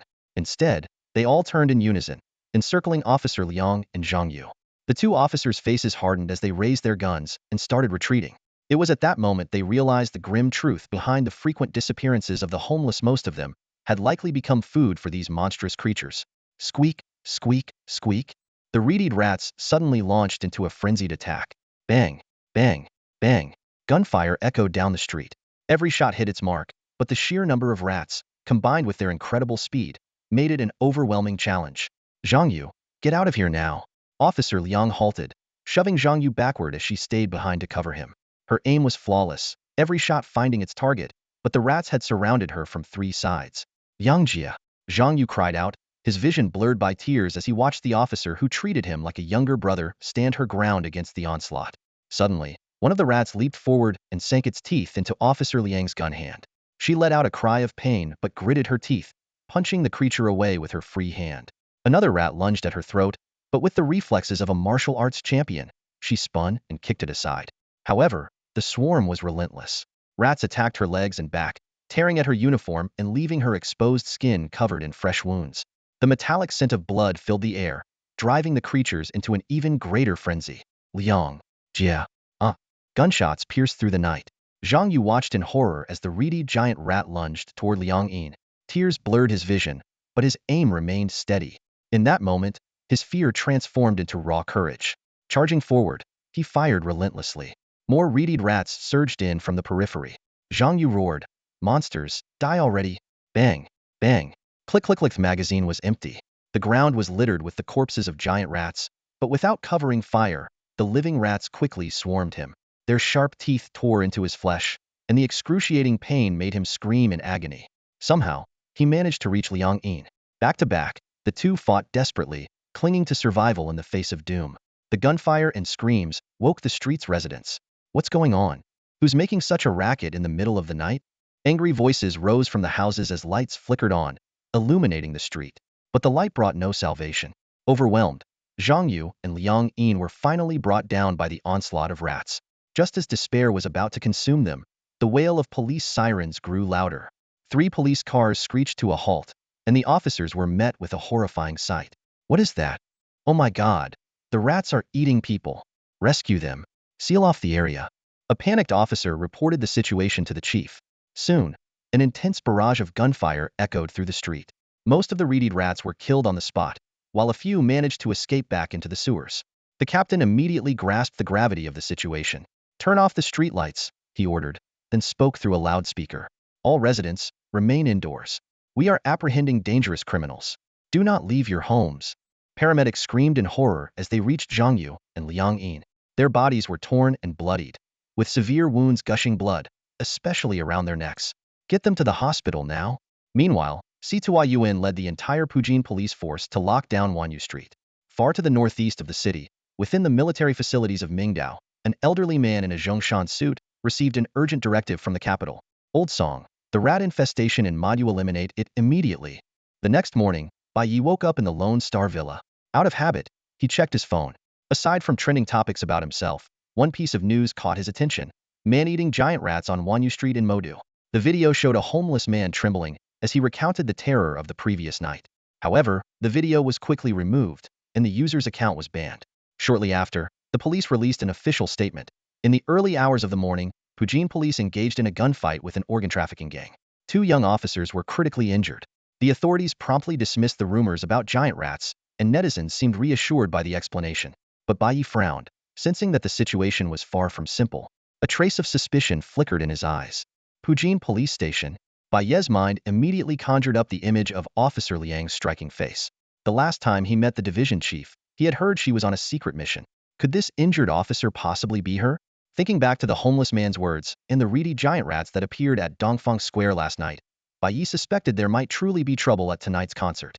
After a brief hesitation, he flipped through his phone and found the number for Pujin Police Station's chief, C2IUN. The call was answered after just one ring. Mr. Bai. Yes, Chief C, it's me. C2IUN seemed to have already guessed his reason for calling. You're asking about what happened on Wanyu Street last night, aren't you? That's right. A heavy sigh came from the other end of the line. Last night, we weren't dealing with ordinary criminals. Giant rats that eat humans appeared on Chongqing Street. We killed 95 of them, but more than a dozen escaped. Their size is shocking, some weigh around 10 or 20 kilograms, while the largest ones are over 30 kilograms. C2IUN paused. The 28 homeless people who recently went missing in the city were likely eaten by them. Those giant rats also appeared at Dongfeng Park last night. Bai Ye quickly added, Are you sure? C2IUN's tone became noticeably tense. I killed one myself. There was a brief silence on the other end. As someone with access to central SS-level classified information, Bai Ye's words carried significant credibility. This was why C2IUN was willing to share these forbidden details with him. Where did these creatures come from? Bai Ye pressed. I don't know either. But last night, a special police unit was secretly dispatched to investigate the underground sewers all night long. Maybe they found something. Who are the 2 severely injured officers? Ah, C2IUN sighed again. It's Liang Yin and Zhang Yu, the 2 you know. Those kids? Bai Ye frowned deeply, his mind flashing with the image of Liang Yin's serious face and Zhang Yu's ever-cheerful demeanor. Which hospital are they in? Modu People's Hospital, Building B, Room 601, ICU. After hanging up, Bai Ye's heart felt heavy, weighed down by the chief's size and the gory scene of the reedied rats devouring the little black teddy dog last night. He felt restless and uncomfortable. After getting out of bed, Xiao Fantuan immediately bounded over cheerfully. This little guy had consumed Wakno so many bottles of magic potion last night and now seemed full of energy, his round eyes sparkling with intelligence. Strangely, unlike Gooden, who always underwent noticeable changes after taking the potion, Xiao Fantuan only seemed to have become more energetic. Bai Ye briefly instructed Xiao Fantuan to lead dogs 1 through 10 to the ranch to forage for food and handed them 3 bottles of premium magic potion. Watching the group of dogs leave excitedly, he shook his head and then drove off toward Modu People's Hospital. Nearly 2 hours later, Bai Ye stood in front of Building B. Patients and their families came and went, some laughing, some crying. Taking a deep breath, he stepped inside. Room 601, Intensive Care Unit. Liang Yin and Zhang Yu were placed in the same ward. Their condition was heartbreaking. Both were brutally mauled by the reedy giant rats, leaving their faces unrecognizable and suffering severe disfigurement. The most critical injury was the severing of their carotid arteries. If not for the timely intervention of the Pujin District Police, they wouldn't have even had a chance to be saved. Despite an entire night of emergency treatment at the Magic City People's Hospital, both remained in a deep coma, their lives still hanging by a thread. Outside the ward, family members with reddened eyes stood vigil, with muffled sobs occasionally breaking the silence. A Pujin District Police officer stood by the door on duty, his face etched with sorrow. Bai Ye, wearing a mask, stood silently at the corner of the hallway, watching the group of about 10 people gathered outside room 601. After confirming the location, he slipped into an empty corner and disappeared in an instant. Passing soundlessly through the walls of 2 wards, Bai Ye reappeared inside room 601. At the same time, a thin layer of frost quietly spread across the surface of the surveillance camera and the glass window on the ward door, completely obscuring the view inside. The room was eerily silent. On the 2 hospital beds lay figures swathed in bandages like mummies, with only the faint beeping of the heart monitors indicating they were still alive. Zhang Yu was on the left bed, and Liang Yin on the right. A bottle of magical potion appeared in Bai Ye's hand. Considering their fragile state, he carefully administered about 1 milliliter to each of them. Though the amount seemed small, the potion contained immense energy. He recalled how this potion had once brought a dying kitten back to life, and healed his own chest wound inflicted by Godan. It should help them recover, perhaps even restore their appearances, though multiple doses might be necessary. A few minutes later, the beeping of the heart monitors grew steadier and stronger, signaling that the two were beginning to absorb the potion's energy.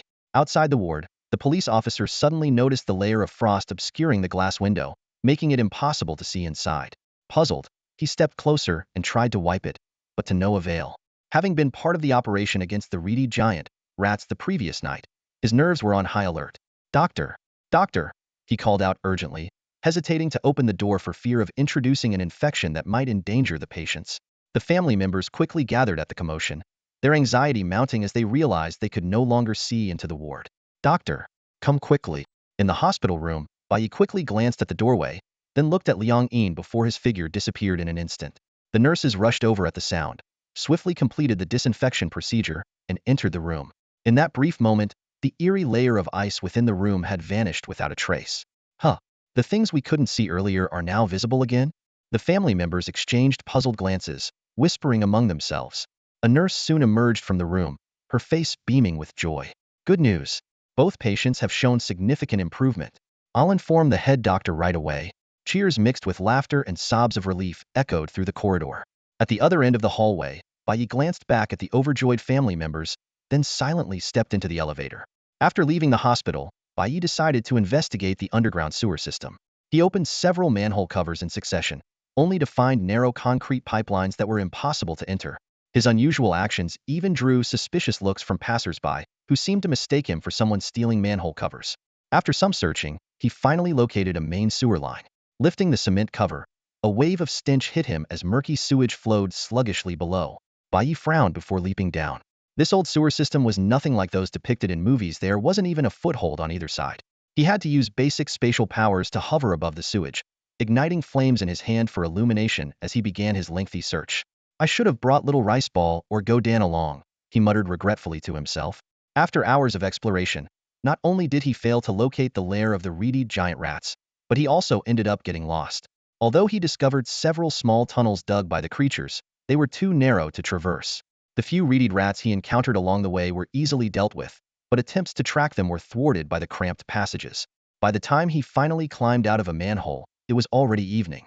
An elderly man nearby suspiciously took out his phone, comparing Bai Ye's face to a photo of a wanted criminal.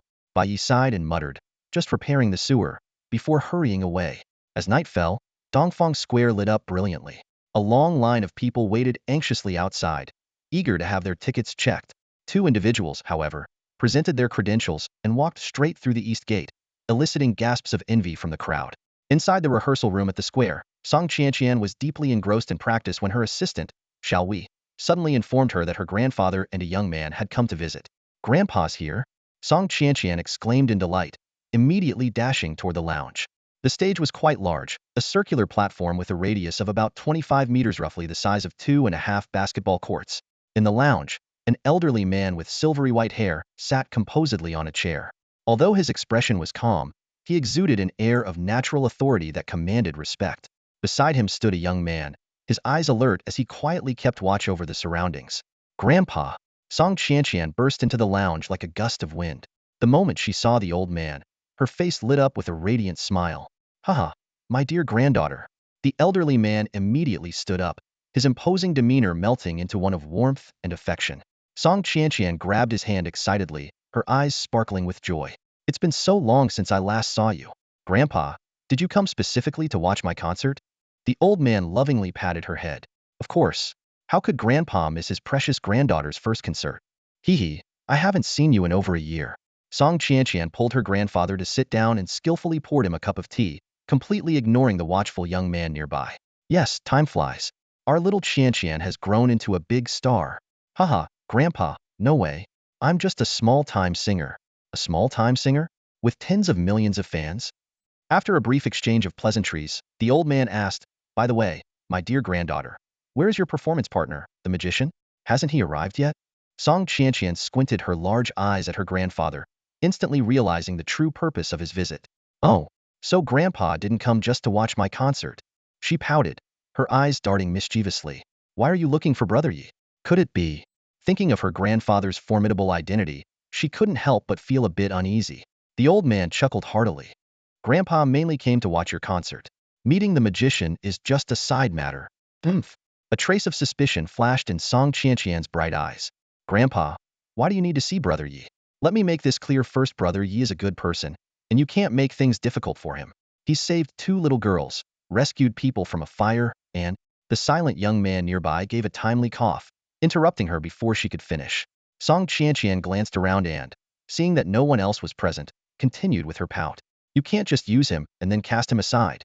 Not that Brother Yi is a donkey or anything, but still, you can't break his heart. Ha ha ha.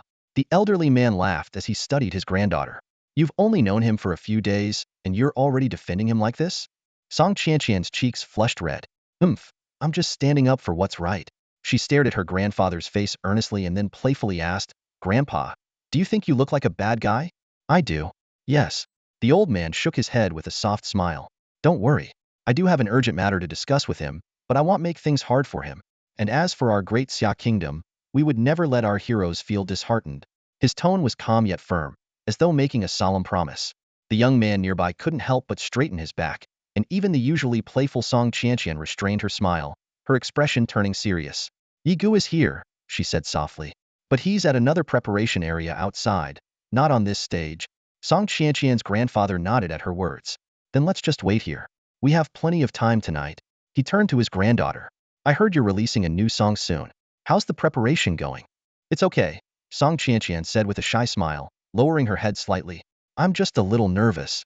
At exactly 7 o'clock, as the city lights began to glow, the entrances to the concert venue opened simultaneously in all 4 directions. Each entrance had over 10 security checkpoints. Through loudspeakers, staff announced, ticket checks have begun. Please line up in an orderly manner. Cutting in line is strictly prohibited. Violators will face penalties, and in severe cases, will be blacklisted. The long-waiting crowd surged excitedly toward the entrances. Finally, the moment we've been waiting for. Someone shouted enthusiastically. This is amazing. Not only do we get to see Yi Gu perform, but we also get to hear Song Qianqian sing. 2 shows for the price of 13,000 yuan is totally worth it. Wait a second, buddy. Did you say your second-tier ticket was only 3,000? Someone nearby groaned. I paid 6,800 for the same tier. Over 200,000 fans streamed into the venue in an orderly fashion, while outside, a large number of people who didn't manage to get tickets were still shouting, buying tickets at high prices, offering 10,000 for a second-tier ticket, 30,000 for a first-tier one. Even borrowing a ticket would work. Unlike usual events, there wasn't a single scalper in sight outside this concert. They had all become part of the audience, waiting in line to enter.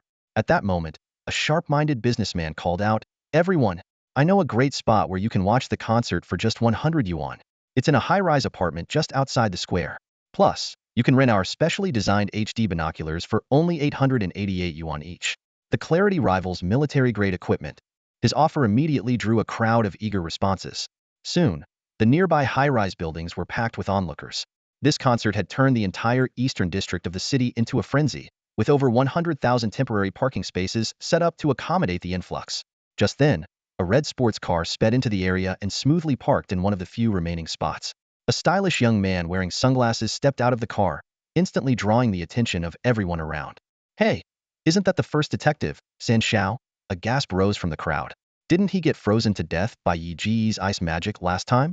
How is he still alive? Laughter erupted around them. The audience's attention was quickly drawn to another commotion. Look, it's Luan. Someone excitedly pointed into the distance. And there's the tough guy, movie king Jing Ge. More and more celebrities began to appear on the scene, eliciting waves of exclamations. As expected of Yi Gu, the top star of the entertainment industry and a variety show legend, fans buzzed with excitement. Even the seasoned celebrities, who had been in the industry for years, couldn't help but feel a twinge of awe as they looked at the sea of people before them. With 200,000 attendees already inside the venue and countless more outside, the scale was staggering. To ensure safety, the government had deployed over 2,000 police officers to maintain order, and Tianlan Entertainment had coordinated with multiple hospitals, keeping ambulances and medical staff on standby. As the clock neared 8 p.m., the stage suddenly lit up with dazzling lights, and the massive screens around the venue came alive. The hosts, a man and a woman with seamless chemistry, stepped onto the stage and led the crowd in a countdown. 3, 2, 1. As the countdown ended, the main plaza lights dimmed, and colorful spotlights danced across the stage, accompanied by a powerful background score. Suddenly, a thunderous roar echoed from the sky. A large helicopter came into view. At the open cabin door, a figure appeared, dressed in an elegant white magician's suit, wearing a top hat and draped in a flowing white cape. It's Ye. The crowd erupted into chaos, with deafening screams filling the air. Some overly excited fans fainted on the spot, prompting the medical team to spring into action. As the helicopter hovered closer to the stage, countless playing cards fluttered down from the cabin. Bai Ye leaned forward gracefully, descending slowly with the cards as his white cape billowed in the wind. Wearing his signature enigmatic smile, he addressed the audience through a microphone. Good evening, everyone. A simple greeting ignited the crowd into a frenzy, with cheers and applause echoing endlessly into the night. Here he comes, the one and only, world-renowned master magician Ye. He's here. The voices of the two hosts boomed across the stage, but were nearly drowned out by the thunderous cheers and screams of the crowd. A helicopter hovered 110 meters above the ground, its spinning blades stirring the air into a frenzy around the stage. The moment Bai Ye appeared at the cabin door, the atmosphere erupted into chaos. Ye Gij, my husband. Ye, I love you. The deafening shouts echoed one after another. In the crowd, people kept fainting, and those around them instinctively lifted the unconscious individuals over their heads, passing them to the outskirts. Medical staff and security personnel hustled back and forth at the edges of the crowd, catching the fainted fans while occasionally stealing glances at the spectacle unfolding in the sky. As Bai Ye leaped from the helicopter, a fleet of magic drones ascended alongside him. The number of viewers in the live stream skyrocketed, instantly surpassing 26 million and breaking all previous records. The moment the live feed appeared, the comment section exploded like a tidal wave. Holy crap! It's starting. Is he jumping straight out of the helicopter? This magician outfit looks absolutely stunning. But soon, a few sharp-eyed viewers noticed something unusual. Wait a second, something's not right. He's falling way too fast. Shouldn't there be a parachute or some kind of flying device? The altitude is getting dangerously low. At this speed, 20 meters per second, this could end badly. The audience at the venue remained in a frenzy, oblivious to the growing concern. Meanwhile, the livestream viewers grew silent, their excitement giving way to anxiety for Bai Ye's safety. The distance between him and the stage shrank rapidly. 40 meters, 30 meters, 25 meters, 20 meters. His white magician's robe flared dramatically in the fierce wind. Manager Wang and the crew stood frozen at the edge of the stage, their eyes glued to the sky. No one knew how Bai Ye planned to land safely. His methods remained an unspoken mystery of his craft. On stage, Bai Ye looked out at the roaring crowd, a faint smile playing on his lips. Slowly, he raised his hand, removed his magician's hat, and casually tossed it downward. Under the gaze of over 200,000 live audience members and nearly 30 million livestream viewers, Bai Ye's figure collided with the hat as it floated down from over 10 meters in the air, vanishing instantly without a trace. The stage lights followed the solitary hat as it gently descended. Where did Yega go? Did he just disappear into the hat? The audience gasped in astonishment. Suddenly, a ring of fire erupted around the hat. As the flames dissipated, the hat vanished as well. The lights, now without a target, wandered across the stage, searching for Bai Ye. The two hosts stood dumbfounded. Although they were usually privy to the show's secrets, this time, they had no idea how the trick was done. The venue fell silent as the audience held their breath, hearts pounding. This technique was eerily similar to the astounding stunts Bai Ye had performed previously on the streets and in front of the police station. Half a minute later, a sudden burst of light illuminated the center of the stage. A lotus flower of cyan flames bloomed out of thin air. The lights immediately focused on it, and the audience's eager gazes followed. Yega must be inside the flower, someone exclaimed. As the lotus slowly unfurled, Bai Ye, dressed in a white magician's suit, appeared, standing effortlessly in midair. Yega is so cool. This is incredible. The audience erupted with excitement, while the live stream chat was flooded with a torrent of comments. Bai Ye gracefully removed his magician's hat and bowed to the audience. I am the magician, Yi. Thank you all for being here tonight. I will do my best to bring you the wonders of magic. He lightly blew into the hat, and in an instant, a fiery bird with red and yellow plumage emerged from it, transforming midair into a pure white dove. While this was a classic magic trick, the number of fiery birds kept increasing until hundreds burst forth all at once. The large floodlights outside the square lit up, and the flock of doves flew toward the light, painting the sky a brilliant white. It was only then that the audience realized the sheer scale tens of thousands of doves had emerged from that single hat. Bai Ye smiled as he began walking through the air above the stage. The audience widened their eyes, trying to spot any hidden support under his feet, but they found nothing. Backstage, Manager Wang and the crew watched with pleased expressions. They knew the doves had been prepped in hidden compartments beneath the stage, and Bai Ye's apparent midair stroll was made possible by specially designed black wires. But their satisfaction was abruptly interrupted when the assistant's voice broke through in alarm. Manager Wong, there's a problem. The direction Yi is heading. We didn't install any wires there. What? Manager Wong's expression shifted from smugness to shock upon hearing his assistant's words. His voice trembled with fear. If he gets injured by accident, we'll go bankrupt. Didn't we already give him the design blueprints? The assistant was panicking as well, stammering, We did. We even checked them together last night. Stop him immediately. It's too late. We're doomed. Manager Wong looked up, feeling as if he could hear the sound of his heart shattering. But to everyone's astonishment, after stepping off the tightrope, Bai Ye landed steadily in midair as if walking on nothingness. A faint smile played on his lips, his white robe fluttering in the breeze, while playing cards occasionally drifted down from him. The entire scene was mystifying and breathtakingly cool, drawing waves of screams from the audience. Manager Wong whipped around to face his assistant, glaring and demanding, Are you sure there are no wires installed there? The assistant was equally dumbfounded, staring at Bai Ye suspended in the air and stammering, Don't know anymore.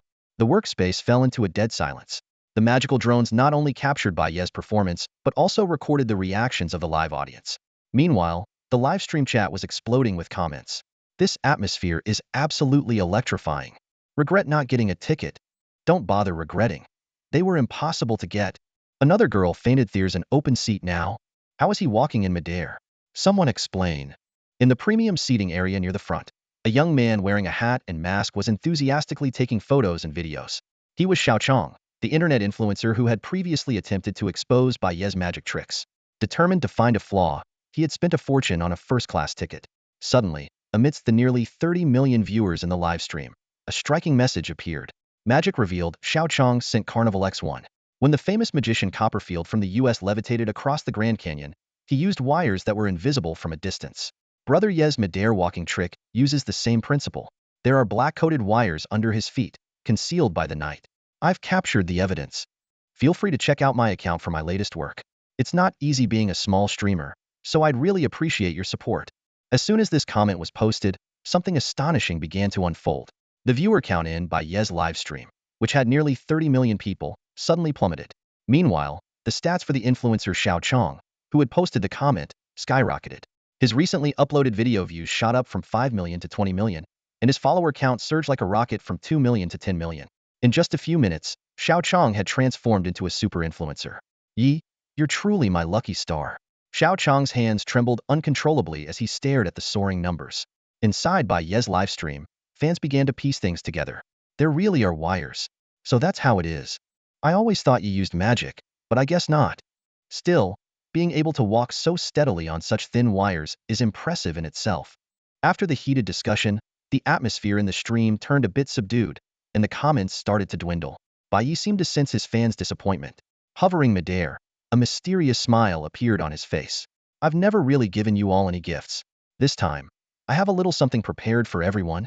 Yi, I want one. Over here, Yejij. Over here. The crowd at the scene erupted with excitement, and even the livestream viewers couldn't help but express their envy. I wish I was there in person. At that moment, Bai Ye slowly raised his hands. A pair of dazzling blue-green flame wings unfurled behind him. Gasps filled the scene, and the livestream chat exploded. Yejij is so cool. An angel? A mage with azure wings? This is the manifestation of Do Chi wings. Yi is a Do Emperor. Bai Ye smiled faintly, adjusting his hat with elegance before leaping into the air. With a graceful flap of his fiery wings, he soared across the night sky like a blazing phoenix. Multicolored roses and candies rained down from above, prompting the crowd below to scramble for them with cheers and laughter. The live stream fans were filled with envy. I want those too. Even angels would pale in comparison to Yi. Wait, didn't they say there were wires? How is he flying now? Magic reveal Xiao Chong. Come explain this. Meanwhile, Xiao Chong, clutching a yellow rose and some candy he'd caught, looked up at Bai Ye, who appeared divine as he glided through the air. He stood there in profound silence. Xiao Chong stared at Bai Ye in the air, his heart filled with confusion. No supports, no suspension wires, no visible points of contact. How was he managing to fly? He carefully observed the flowing white robe behind Bai Ye and speculated that it might be some kind of advanced flight device at work. After all, according to Bai Ye, his equipment often cost millions, and such an effect could indeed be feasible. As the notifications from Douyin kept popping up on his phone, Xiao Chong hesitated for a moment before deciding to turn it off. His previous blind guess about Bai Ye transforming into a panda had already damaged his credibility. This time, He resolved to remain silent until he had solid evidence. The atmosphere at the scene grew increasingly electrified. The audience stood up one after another, catching the rose-shaped candies Bai Ye was tossing down while shouting and jumping with excitement. Brother Ye! Brother Bai Ye! Hubby! The deafening cheers echoed non-stop. However, the lively commotion disturbed the residents beneath the square. Deep within the sewers, a group of reedy giant rats was awakened, visibly agitated. Suddenly, a sharp screech came from even deeper underground, enraging the entire swarm. They began crawling en masse toward the surface, their crimson eyes gleaming dangerously in the darkness. Above ground, near the various sewer exits, several casually dressed young men quickly drew their firearms. Reporting to the captain, rats spotted at position 7. Awaiting orders. Rats at position 1. Awaiting orders. Rats at position 5. In the performance area, Song Qianqian was watching the show with her grandfather. Brother Bai Ye is amazing. Grandpa, what do you think? She asked excitedly. The elderly man nodded, gazing at Bai Ye in the air with a glint of admiration in his eyes. Shortly after, Song Qianqian skipped away to prepare for her own act. Meanwhile, a young bodyguard standing beside her grandfather approached with an alert. Mr. Song, there's a large swarm of reedied rats nearby. There might be a rat nest underground. But then, the situation took an unexpected turn. Reports came in from all observation points. The reedied rats had stopped at the sewer exits, refusing to advance. They huddled in the shadows, staring fearfully at the firebird Bai Ye in the sky. The young captain reported this strange occurrence to Mr. Song, and the two of them instinctively looked up at Bai Ye, who was still flying overhead, showering the crowd with gifts. As Bai Ye approached the perimeter, he keenly noticed something unusual near the sewer entrance. A group of armed young men stood on high alert, while several pairs of crimson eyes glimmered ominously in the shadows of the sewer. Reedy giant rats. This was exactly the scenario he had been dreading. What puzzled him even more was that these reedied rats had already climbed to the entrance, but suddenly stopped advancing. When he realized those crimson eyes were fixed intently on him, he couldn't help but feel surprised. Could it be that they were afraid of his magic? Seizing the moment, Bai Ye decided to continue his performance. Do you all like the little gifts I've prepared? He shouted through the microphone, flying toward the outermost edge of the audience. Yes, Brother Ye, I love you. The enthusiastic responses from the crowd echoed loudly.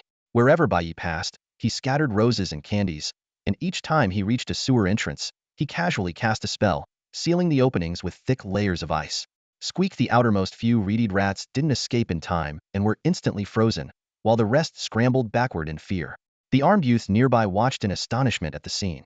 Captain, he has sealed off the entrances at positions 5 and 7, they reported urgently. At the edge of the work zone, Song Lao gazed calmly at Bai Ye soaring through the air. A ripple of emotion crossed his otherwise composed expression as he gave a slight nod. Instruct the soldiers to guard every sewer entrance closely. Keep the civilians away. Outside the northern audience stands, a larger sewer entrance had already allowed 2 or 3 reedied rats to emerge. As one rat lunged toward a soldier, several icy spikes suddenly descended from the sky, pinning the creature to the ground. The remaining rats fled back into the sewer in panic, and a thick layer of ice promptly sealed the entrance. Brother Ye, husband, am your darling wife. The crowd was still in a frenzy. Meanwhile, on the far outskirts, a little girl clutching a stuffed bear sat on a man's shoulders. Drawn by the commotion around her, she slowly turned her head to look. Take the body away. A few warriors quickly stepped forward, lifting the corpse of the reedy giant rat, while the others kept a vigilant eye on the surrounding crowd. Suddenly, a curious gaze from a little girl fell upon them. The warriors immediately reacted, hastily hiding the giant rat's body behind them. Daddy, look, what are they doing? The little girl tugged at her father's shoulder, staring in confusion at the suspicious group of plainclothes warriors. Just as her father was about to turn and check, Bai Ye happened to glide across the sky. Shaolin, look. Look up there, your favorite big brother is here. Her father, a devoted fan of Bai Ye, exclaimed excitedly. Little one, Bai Ye called from above, elegantly flicking his white robe. Instantly, countless playing cards scattered from his body. Most of the cards floated gently downward, but some remained suspended midair, forming a staircase that led directly to the little girl. Big brother. The girl instantly forgot about the warrior's strange behavior and screamed with excitement. Bai Ye's lips curled into a warm smile as he retracted the fiery wings on his back and began descending the card-formed staircase step by step. Each time his foot left a card, it would drift softly to the ground. The crowd held their breath, mesmerized by the magical scene, with phones raised to capture photos and videos. Livestream viewers surged past 30 million, and the comment section exploded in a frenzy. Holy crap! This is unreal. Whoa, Newton's worst nightmare, this is insane. Is there some kind of invisible support? Magic revealed Xiaochong. Meanwhile, internet celebrity Xiaochong, watching the spectacle on a large screen from afar, was left utterly dumbfounded. Finally, Bai Ye stopped on the last card, crouching down gently. Little one, may I borrow your teddy bear? He asked. Suzhou. The little girl, her eyes sparkling with excitement, handed over her stuffed bear. The surrounding fans erupted in deafening cheers. Yega! Yega! Yega! Do you believe that Big Brother can bring your teddy bear to life? Bai Ye asked with a playful smile. Unexpectedly, the little girl nodded without hesitation. I believe. Moved by her innocence, Bai Ye chuckled softly and patted her head. Watch closely, he said. Rising to his feet, he placed the stuffed bear between his palms. To everyone's astonishment, the bear began to float effortlessly in the air between his hands. Wow! Gasps of amazement rippled through the crowd. Under the astonished and curious gazes of the crowd, Bai Ye's fingers moved delicately, like a masterful puppeteer controlling marionettes. The teddy bear floating in the air suddenly came to life, walking with lifelike movements and eliciting a chorus of gasps. Ah, my teddy bear is alive. Daddy, look! A little girl exclaimed excitedly, patting her father's head. Her father, equally stunned, stared at the scene in disbelief. Whoa, it can even roll. The crowd broke into waves of exclamations. The teddy bear performed an elegant dance midair, transitioning from street dance to cha-cha, and then to a graceful waltz, drawing cheers and applause from the audience. While all eyes were on the performance, plainclothes officers swiftly sprang into action. They discreetly removed the reedy giant rat's corpse and temporarily sealed off the sewer entrance with a cover. As the performance neared its end, Bai Ye guided the toy bear toward the little girl. My teddy bear! The girl squealed with joy, hugging it tightly to her chest. Fans on site began shouting enthusiastically, Brother Ye! Yejij! Husband! I love you! Bai Ye warmly interacted with the crowd, shaking hands with the spectators. Some girls were so overwhelmed with excitement that they fainted. Meanwhile, viewers in the live stream expressed their envy and admiration for the scene. Standing tall, Bai Ye adjusted his magician's hat and announced, Let me show you a truly magical trick, the Snow Bridge of Wishes. With a snap of his fingers, a half-meter-wide snow bridge materialized out of thin air, gracefully stretching toward the center of the stage. Under the watchful eyes of the crowd, Bai Ye stepped onto the snow bridge with poise and walked toward the stage. The live stream chat buzzed with excitement. Some dubbed him the Prince of Ice and Snow, while others speculated about the cost of the props.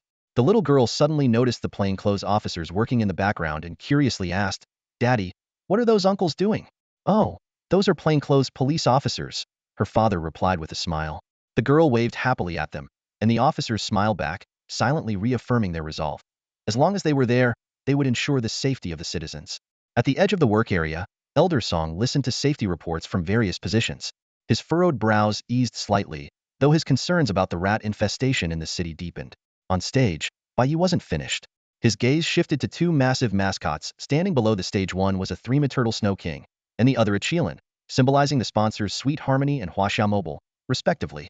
The teddy bear magic might have been a bit too small. Next, let's bring something bigger to life. With that, he walked toward the towering mascots. Over in the workspace, Manager Wang and his team stared at the stage, utterly dumbfounded. As staff members, they were intimately familiar with the props used on site. But it was precisely this familiarity that made them even more astonished. How could such simple props create such magical effects? As Bai Ye approached the Snow King mascot, they instinctively craned their necks.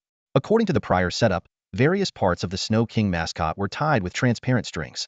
But could these strings alone truly control such a massive prop as seamlessly as the bear puppet from before? While they were still puzzled, Bai Ye bent down slightly, as if picking something up from the ground. The next moment, the venue erupted in enthusiastic cheers. The Snow King mascot had come to life. It waddled on its stubby legs, waving adorably at the audience and even blowing playful kisses. The live stream chat exploded instantly, filled with exclamations of unbelievable, flooding the screen. Elder Song glanced at the astonished Manager Wang and his team, a faint smile tugging at the corner of his mouth. He turned and whispered a few words to the young team captain beside him, who nodded knowingly. Bai Ye's performance continued. He approached the Qilin mascot, and with a subtle raise of his hand and a delicate movement of his long, nimble fingers, the Qilin came to life alongside the Snow King. The two massive mascots began moving vividly around the stage, sometimes waving and sometimes striking playful poses. The highlight of the act was Bai Ye orchestrating the Snow King to ride the Qilin, and even staging a comical scene where the Snow King carried the Qilin in a mad dash, sending the entire audience into fits of laughter. The live stream viewers were even more ecstatic, flooding the chat with praise and humor. Some joked about why the famous magic debunking master hadn't jumped in to explain this one, while others teased that Xiaoqiang had barely updated his channel since encountering Bai Ye. In the premium seating area, Xiaoqiang was glued to his phone. His inbox was overflowing with private messages, with many wealthy fans offering high sums for an explanation. Tempted, he opened Bai Ye's live stream, ready to type only to hesitate and stop. Looking up at the stage, where the giant mascots moved with lifelike precision, even his keen observational skills could only catch faint glimpses of the strings in Bai Ye's hands. The internet sensation Xiaoqiang stared at the live stream screen, his brows furrowed. Two mascots that big? There's no way they're being controlled by just those invisible strings, he thought to himself. Mechanisms? No, machines can't make such fluid movements. Could there be someone inside? In the end, he decided to play it safe and deleted the comment he had typed. Meanwhile, a smaller magician influencer had set up a professional-grade telephoto camera. Through the lens, he clearly captured the control strings in Bai Ye's hands. His heartbeat quickened as he shakily opened Bai Ye's live stream. Finally, I've been waiting for this chance, he muttered in excitement. Inside Bai Ye's live stream, the 3 million viewers were fervently discussing the spectacle, tagging various magic masters and debunking experts. Among the repeated mentions was Xiaoqiang's username. However, all the tagged experts remained silent. Suddenly, a bold gift notification swept across the screen. Ghost Hand Magician sent a Carnival X1. Immediately after, this magician posted a lengthy explanation. Bai Ye is using transparent strings to control the mascots, similar to a puppet show. I've captured evidence with professional equipment. Check out my account for proof. Please follow and support. This statement caused an uproar in the live stream, and the viewer count began to plummet rapidly. Xiaoqiang clicked into Ghost Hand Magician's live stream, where he saw several photos and videos clearly showing reflective control strings. He couldn't help but exclaim, Bai Ye's skills are practically world-class puppetry. As the audience buzzed with debate, another striking comment popped up. Magic revealer Xiaoqiang sent a Carnival X1. He pointed directly to the critical issue. Ghost Hand Magician, how could an inflatable Snow King bend and run using strings? That completely defies the laws of physics. Immediately after, another comment appeared. Magic Overlord sent a Carnival X1. With skills like this, you dare call yourself Ghost Hand? Inflatable objects can't be controlled like puppets. There's likely some mechanism or staff inside. Before long, well-known magic influencers on the platform joined the heated debate. Faced with the professional critiques from these major influencers, Ghost Hand Magician's smug expression began to falter. He wanted to refute them, but realized their points were valid. Worse yet, as viewers began to suspect he was just seeking attention, they started unfollowing him in droves. The Ghost Hand Magician's excitement and passion were instantly doused like a bucket of cold water. He watched helplessly as his follower count, which had just broken 5 million, plummeted to a mere 100,000 within seconds. A single misstep had caused his original 500,000 followers to sharply decline to just 100,000. Clenching the thread in his hand tightly, he was filled with regret, unable to cry despite the overwhelming despair in his heart. At that moment, Bai Ye's voice rang out again, instantly drawing everyone's attention. Next, I'll need a volunteer from the audience to assist me with a small magic trick. Before the words had fully landed, Bai Ye gracefully leapt off the stage and landed steadily on the back of a qilin. The sight left the live streaming room's influencer Xiaoqiang, the little magic tyrant, the Ghost Hand Magician, and countless viewers utterly stunned. The comment section exploded instantly. An inflatable qilin with this kind of quality? No way. This qilin can actually walk? Could it really be alive? Resurrection magic. Resurrection magic. The entire set went into an uproar. The audience erupted in a cacophony of shouts. Bai Ye, pick me. Over here, over here. I'm willing. Even those with social anxiety seemed to overcome their fears, desperate for a chance to experience Bai Ye's magic firsthand. The spotlight roamed across the audience a few times before finally stopping on a girl in the VIP section. She wore a light-colored dress paired with black stockings. Her slightly plump figure caused the stockings to press into her thighs, leaving faint marks. Her long hair cascaded over her shoulders, exuding a hint of mature elegance. The lucky audience member stood up excitedly and, under the gaze of 200,000 viewers, walked toward the center of the stage. Bai Ye, still astride the qilin, approached the VIP section alongside the Snow King. With a snap of his fingers, the Snow King bent down and gently lifted the girl, placing her on the qilin's back. The girl immediately wrapped her arms tightly around Bai Ye's waist, letting out an excited squeal. What's your name? Bai Ye asked. Zheng Xian. Her voice echoed through the venue via the microphone. The audience erupted into even louder cheers, especially from the female fans. Zheng Xian, let go of my husband. Pick me instead. She must have saved the galaxy in her past life. Bai Ye smiled and said, that's a lovely name. His words made Zhang Xin's cheeks flush even redder.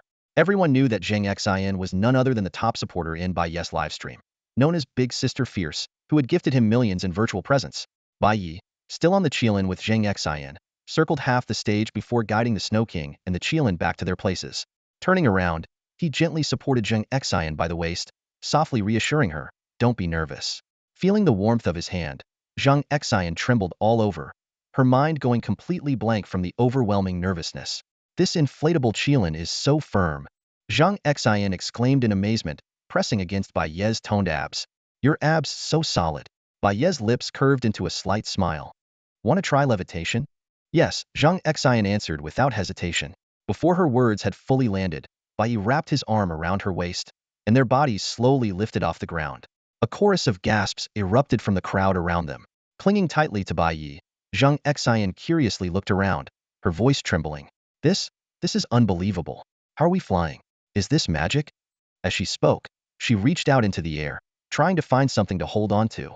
Bai Ye, unfazed, turned off the microphone at his ear and whispered, "No magic here. It's just a prop with wires pulling us up."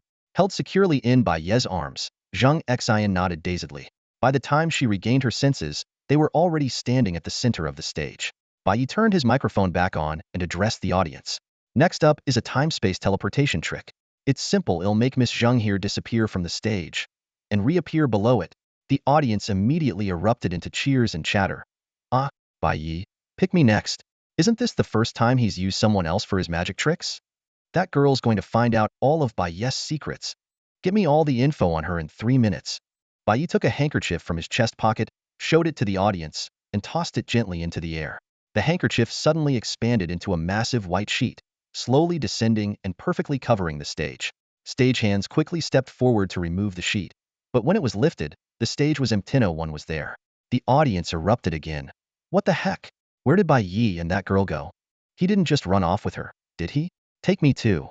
Meanwhile, in a concealed compartment beneath the stage, Bai Ye glanced at Zheng Xian with a mischievous grin. "So, do you believe in science now?" Puffed, Zheng Xian burst out laughing. "So all those amazing tricks of yours are actually so simple? Come on, we've got 30 seconds to finish the trick," Bai Ye said. Zhang Xian blinked and playfully pouted. "I can't run fast. Carry me." Without hesitation, Bai Ye swept her up into his arms and dashed deeper into the hidden passage. "You're heavy," Zhang Xian teased, wrapping her arms around Bai Ye's neck. "Bai Ye, why don't you stay with me? Whatever you want, I can give it to you. I really like UID, never toy with your feelings. If you agree, I swear you'll be the only one I love." Bai Ye shook his head and kept moving. Ahead of them, a solid wall loomed. Zheng Xian gasped, "Bai Ye? Don't worry, it's a secret door," Bai Ye reassured her. Just as he finished speaking, a burst of flames erupted ahead. Bai Ye wrapped Zheng Xian in his cloak and leapt straight into the fire. Outside, the audience scanned the area in excitement. A drone hovered over the eastern stage. Suddenly, a fiery gateway flared to life on the ground, and a white figure leapt out from the flames. "Wow! Bai Ye!" The crowd roared with excitement. The concert was nearing its grand finale. Bai Ye landed steadily on the ground, holding Zheng Xian securely in his arms. The fiery gate behind him slowly extinguished, leaving only a charred mark on the ground. Gently, he set Zheng Xian down, a mysterious smile playing on his lips. "See? I didn't lie to you." Zhang Xian nodded in delight, but as she realized their time together was coming to an end, a wave of unease stirred within her. A bold idea flashed through her mind. She suddenly lunged forward, attempting to embrace Bai Ye and plant a kiss on him, a kiss that would make millions of girls green with envy. The scene erupted into chaos. Female spectators voiced their outraged protests. "Stop it! Let go of Night Bro, you shameless girl." The livestream chat exploded with comments flying by like a storm, while the male audience looked on with envy, cheering, "Night Bro, you're a true legend." Bai Ye felt Zheng Xian's overwhelming closeness and saw her tiptoeing with an infatuated look. His previously confident expression froze instantly. This girl is way too bold. Just as Zheng Xian was about to succeed, Bai Ye's body suddenly transformed into a flurry of playing cards, scattering in the air. The crowd burst into laughter and cheers. The female audience gloated. "Night Bro is amazing. Serves her right. Trying to take advantage of Night Bro? No way." Meanwhile, the male audience stood stunned, and even the livestream chat teased, "Does Night Bro need some supplements? Should we send him some?" Zhang Xian stared blankly at the playing cards in her hand, her dreamy expression turning stiff. She cast a resentful glare at Bai Ye, who had reappeared from the cards, and muttered, cowardly little brother, before turning to leave. Though her bold move had been dodged, the thought of their earlier interaction still brought an involuntary smile to her lips. Just a million views? You want escape next time? With the performance nearing an hour, Bai Ye announced the final act, the Dance of Ice and Fire, a performance for tonight's main star. Qian is coming out.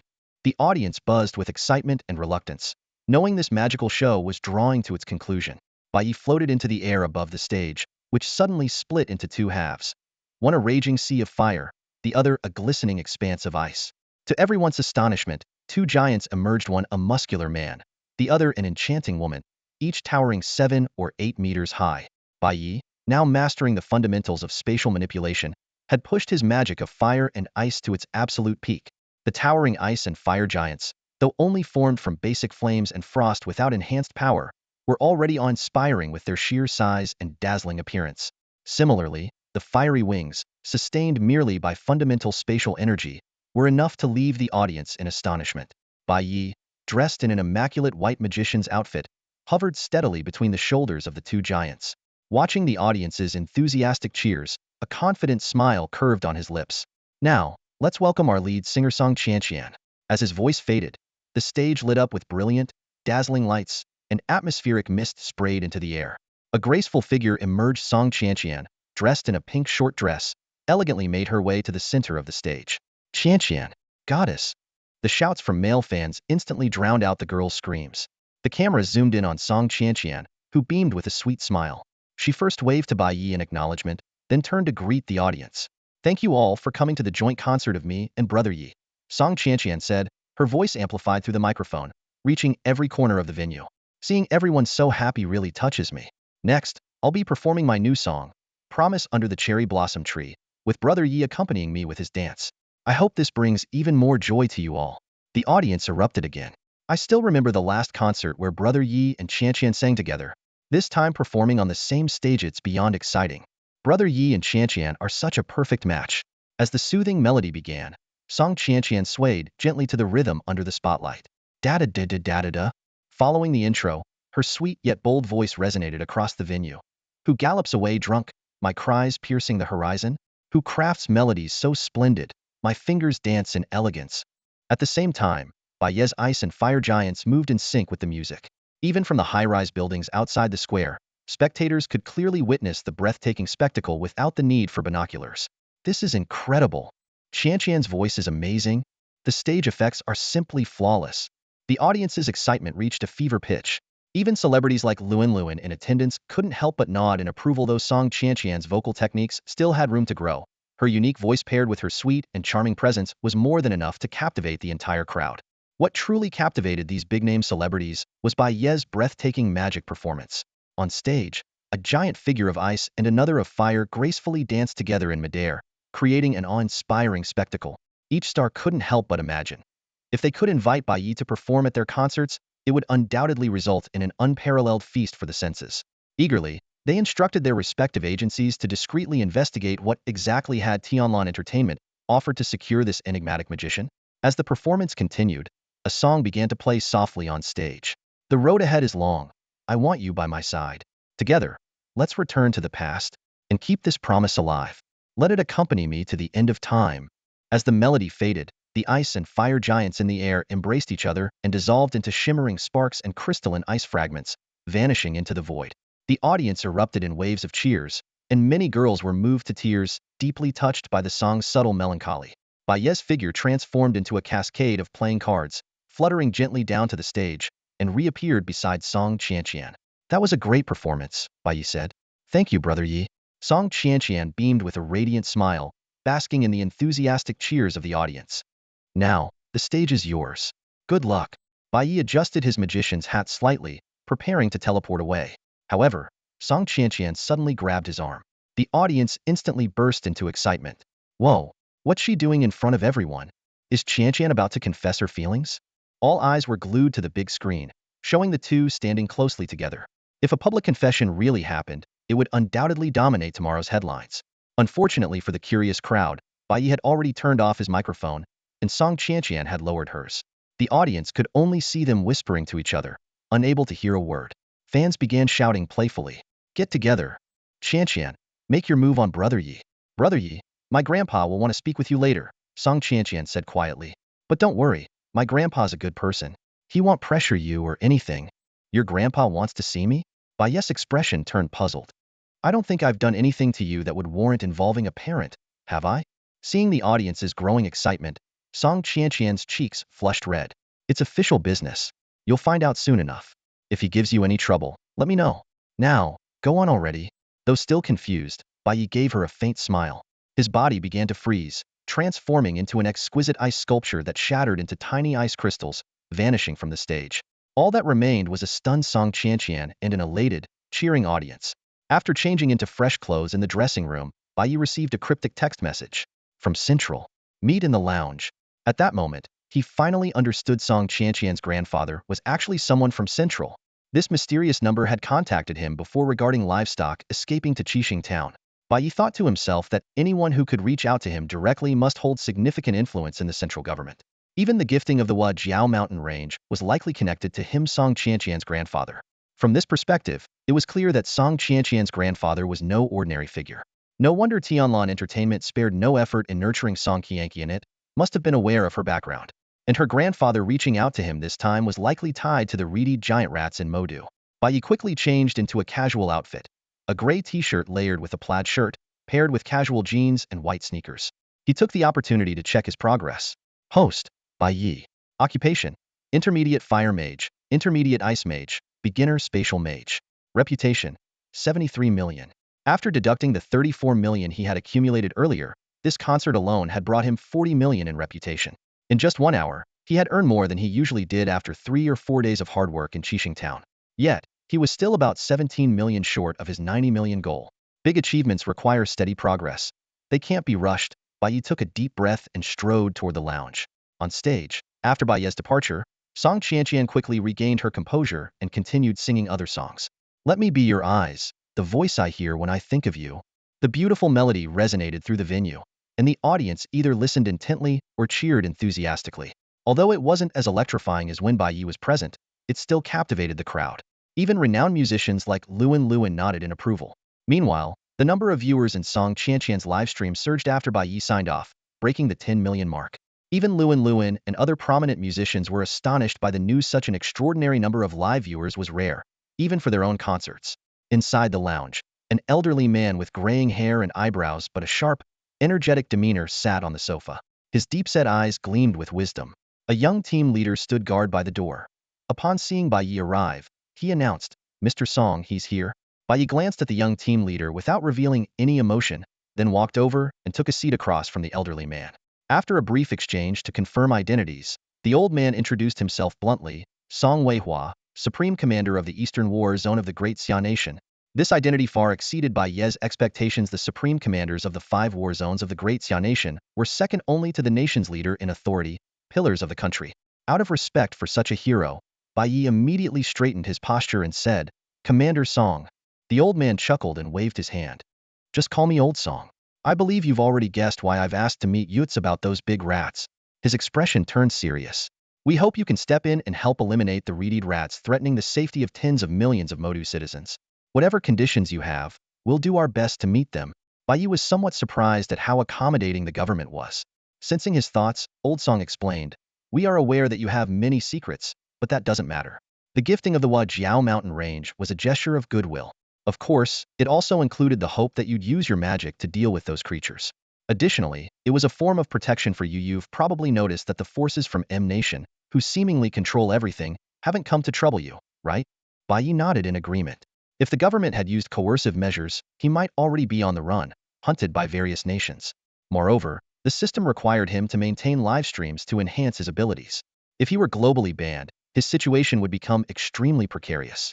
"I went underground earlier today," Bai Ye began, "but the sewer system is a maze, and the passages they've opened up are only a few dozen centimeters wide, making it impossible to enter their nests."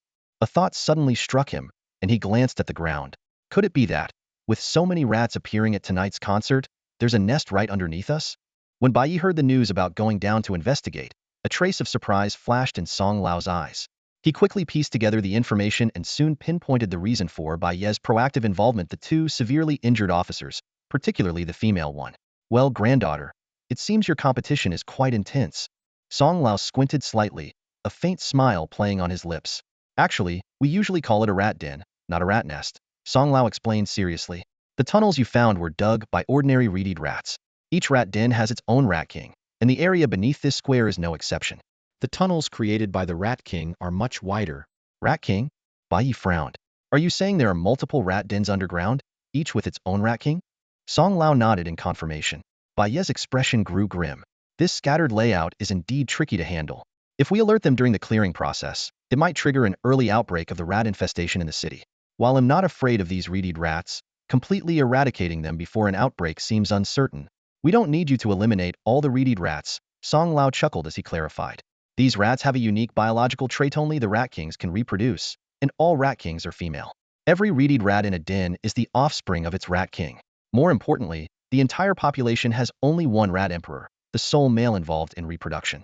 Your task is simple: locate and eliminate the rat emperor to address the problem at its root. Bai Ye glanced at Song Lao in surprise. Clearly, the Central Authority's knowledge of these mutated creatures far exceeded his expectations. Does the rat emperor have any distinguishing features? Song Lao shook his head. Each population's rat emperor is different. Some are incredibly powerful, while others might not even surpass an ordinary reed rat. However, one thing is certain: once the rat emperor is in danger, the entire population will do everything to protect it. This is a challenging mission, but perhaps your pet can come in handy. Understood. When do we act? Tomorrow night, just before dawn. You can decide the exact time. We've already identified several Rat King tunnels, and we'll deploy a team to guide you in. Around the perimeter, 20,000 soldiers will seal off all exits. As long as you find and eliminate the Rat Emperor, this infestation will be over soon.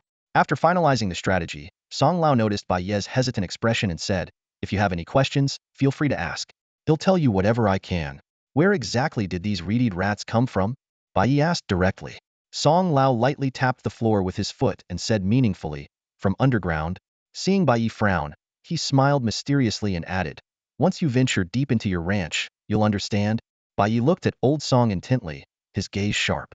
"The mutated livestock at my place, are they the same as these reed rats? All from underground?" "Some are, some aren't," Old Song replied steadily. "Then, that thing deeper inside. What is it?" Bai Ye pressed on. "Have you seen it?" "No." Old Song shook his head. "Last time, after killing a larger red-furred creature, I only heard its sound." A flicker of surprise crossed Old Song's eyes, and a subtle, meaningful smile tugged at his lips. "It seems even it is wary of you. So, what exactly is it?" "In your words, it's just a slightly bigger snake," Old Song said cryptically. Bai Ye thought to himself, this old man just refuses to spell it out. The two continued their secretive conversation until Song Qianqian's concert ended. A deliberate cough from the young captain outside the door interrupted their discussion. "Grandpa!" Song Qianqian entered the room, now dressed in an oversized sweatshirt and denim shorts, her long, fair legs drawing attention. She frowned slightly, pouting as she complained, "You promised to watch my performance, but you left as soon as I started." "Humph." Her expression quickly softened into a sweet smile as she turned to Bai Ye. "Brother Ye, he didn't bully you, did he? Just say the word, and I'll avenge you." Bai Ye simply shook his head with a light chuckle. Old Song wore a genial smile, but his thoughts were less amused. This girl is siding with an outsider way too much. If I hadn't come looking for him, you probably wouldn't have even seen him by now. Hearing her grandfather's words, Song Qianqian's face flushed with embarrassment. She had to admit, considering Bai Ye's personality, he might have left right after the concert ended. Seeing his granddaughter's shy demeanor, Old Song shook his head discreetly and decided to give things a little nudge. "Xiao Yi, I've booked dinner for us. Just the two of us would feel a bit too quiet. Why don't you join us?" Song Qianqian's eyes lit up at this, and she shot her grandfather a grateful look. "Brother Yi, come with us. Otherwise, Manager Wang and the others will drag us to one of those noisy celebration parties later." Before she could finish speaking, Manager Wang appeared at the door, beaming. However, his smile froze upon hearing her words, and he awkwardly scratched his head. He was about to step inside when the young captain blocked his path. "All right then," Bai Ye said as he stood up, following Old Song and Song Qianqian out the door. He and Manager Wang, "You'll have to handle the celebration party on your own." Song Qianqian's laughter echoed behind them. Manager Wang watched as Bai Ye and Song Qianqian's silhouettes gradually disappeared into the distance, his face marked with anxiety. Tonight's celebration banquet had gathered influential figures from the entertainment industry, sponsors, and other key players, a once-in-a-lifetime opportunity for any artist. Yet, these two young individuals seemed utterly indifferent to the grand event. Just as he was about to chase after them, the young team captain coldly stepped in to block his way. With a wave of his hand, he signaled two plainclothes soldiers to escort Manager Wang away. Confused and clueless, Manager Wang was led to another lounge, where the team's assistants and agents had already gathered. Soon, they were all required to sign a confidentiality agreement related to a magic performance. Meanwhile, the concert's audience was orderly exiting the venue, their discussions buzzing with excitement. Bai Ye and his group quietly blended into the crowd and left unnoticed. Near the Eastern District, they found a small restaurant specializing in local dishes and casually ordered a few items. The four of them sat around a table, chatting about everyday matters. Song Qianqian's crisp laughter rang out occasionally, while Elder Song wore a smile that Bai Yi found somewhat peculiar. Bai Yi assumed Elder Song would bring up important matters, but throughout the meal, the old man simply joined in the casual conversation. Finally, a sudden phone call interrupted the cozy atmosphere. Elder Song hurriedly said, "Grandpa needs to handle something at the base. You all have fun," and left with the young team captain. "Brother Yi, let me take you somewhere," Song Qianqian said excitedly, pulling Bai Yi toward the car. Seeing the sparkle in her eyes, Bai Yi, who had planned to go home and rest, reluctantly asked, "Where to?" "Pearl Square, the arcade." Despite the smaller crowd at Pearl Square tonight due to the concert, the arcade remained lively as ever. The sounds of games, laughter, and chatter blended together, creating a vibrant atmosphere. Wearing masks, the two quickly immersed themselves in the energetic environment. Song Qianqian exchanged some tokens and eagerly dragged Bai Yi to the racing game section. Sitting in the simulator seat, she seemed to rediscover the joy of childhood, cheering happily. To her surprise, Bai Yuho had never played racing games before displayed an impressive level of skill. "Brother Yi, you're amazing. I thought you'd never played before." Bai Yi chuckled lightly and replied, "I really haven't." His words left Song Qianqian wide-eyed with astonishment. Tisk came the disdainful voices of three kids nearby. "This uncle is just average at playing. And this auntie is such a simp." Song Qianqian whipped her head around, glaring at the two elementary school-aged kids beside her, feeling both amused and exasperated. She had never been called a simp before, let alone auntie. Bai Yi couldn't help but chuckle as well. Both of them were considered national heartthrobs in the entertainment industry, yet here they were, losing face in front of a few kids. A mischievous glint appeared in Song Qianqian's eyes. "Hey kids, since you're so confident, how about a little competition? The losing side pays for the winner's next game. Deal?" The child closest to her snorted. "Fine. How do we play?" "I'll team up with this big brother," Song Qianqian said, gesturing to Bai Yi, "and the three of you will be on one team. Let's see who can take first place." The three kids huddled together, whispering excitedly. 3 against 2. If we win, we gain a lot. If we lose, we don't lose much. Plus, they're so bad at this, we're bound to win. We'll have money for snacks tomorrow. Deal." The kids raised their chins in unison. No cheating. Adults can't lie to kids. Of course, lying makes you a puppy, Song Qianqian teased before turning to Bai Yi. "Brother Yi, think you can handle this?" Bai Yi nodded with a confident smile. In the first round, they lost. The kids were indeed pretty skilled. "Big brother and big sister are actually pretty good. A few more tries and you'll definitely win," the kid said, trying to butter them up, afraid they might give up. "Bring it on, you little simps." Song Qianqian laughed, accepting the challenge. By the second round, Bai Yi had already mastered the arcade game's controls, even picking up a few tricks from the kids. He deftly executed straight dashes and drifted around sharp turns, clinching a narrow victory. In the following rounds, Bai Yi dominated, winning game after game. In the final match, he even set a new record, prompting an announcement over the arcade speakers. The three kids were stunned, repeatedly shouting, "He must be cheating." When they finally ran out of tokens, Song Qianqian generously handed them a few more. Later, as the two approached the counter to claim their 51 prize, the staff cheerfully handed them 2 complimentary drinks. Behind the counter, the balding arcade owner lit up with excitement at the sight of them. What a stunning pair. The arcade owner was watching the backs of 2 customers when he suddenly frowned. Why do they look so familiar? After Bai Yi and Song Qianqian left with their game tokens, the owner quickly turned to the server, Xiao Ke. "Do you think they look like someone?" "They definitely look familiar." Xiao Ke suddenly realized, they looked just like Yi Gu and Qianqian, who were performing earlier at the East Square. Sigh. The owner shook his head and sighed. Big stars like that wouldn't come to a small place like this. Besides, they just finished a concert. The server nodded in agreement. As they were talking, a commotion broke out in one corner of the arcade. "Come on. It didn't fall again. So close, so close. Ugh, so frustrating." "Boss," the server said with a laugh, "ever since we set up that tiered tower on the coin pusher, it's been a hot spot." The owner glanced toward the bustling coin pusher area, a shrewd glint flashing in his eyes. Meanwhile, Song Qianqian was enthusiastically dragging Bai Ye around to play shooting games, air hockey, basketball, and more. Bai Ye's quick reflexes and precise movements drew gasps of admiration from the surrounding crowd every time. Song Qianqian was having a blast, her laughter ringing out like silver bells. As their game tokens were running out, Song Qianqian suggested, "Brother Yi, let's try our luck at the coin pusher." The coin pusher area was packed with people, with exclamations and cheers erupting frequently. Once they found an open spot, Song Qianqian eagerly dropped in a token but got nothing in return. Bai Ye, however, quickly noticed the trickery behind the machine coins at the bottom were glued in place, and the token chute was designed to reduce impact. "My luck is so bad." Song Qianqian stepped aside. "Brother Yi, it's your turn." Bai Ye quietly activated his spatial powers and casually dropped their last token. With a thunderous crash, the tiered tower collapsed, and a cascade of coins poured out. "Wow, that's amazing." Song Qianqian cheered excitedly, while the onlookers were stunned. "Incredible. That must be over 1,000 coins." The owner rushed over upon hearing the commotion. Seeing the emptied machine, he nearly fainted.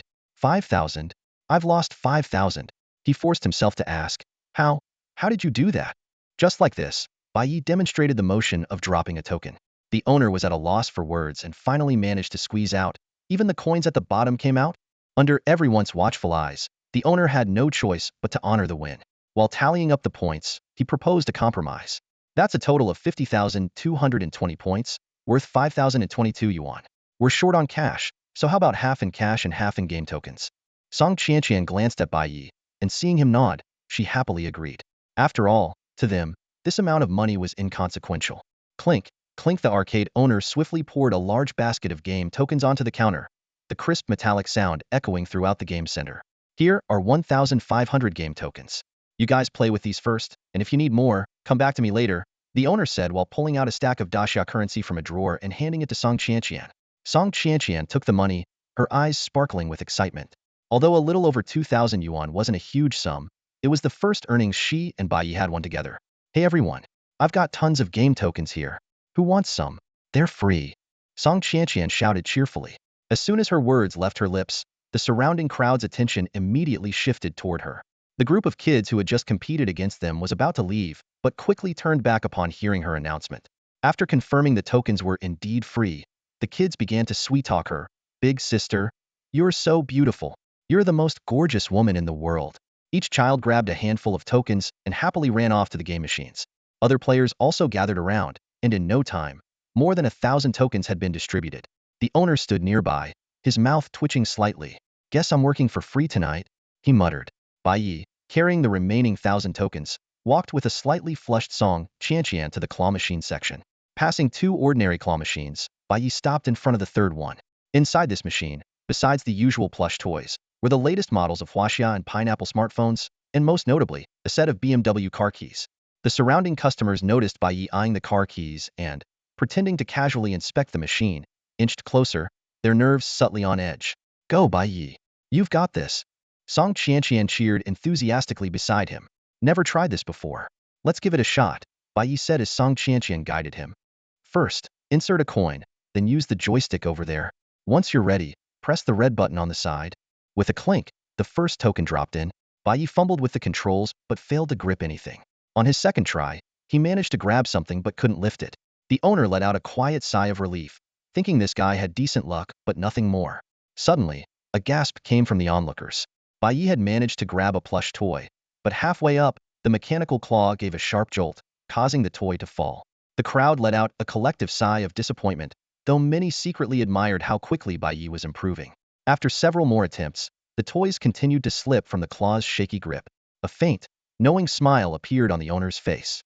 "You really think you can snag something from the high-value prize section with just a single token? Bai Ye, why don't we try the machine next to this one?" Song Qianqian suggested.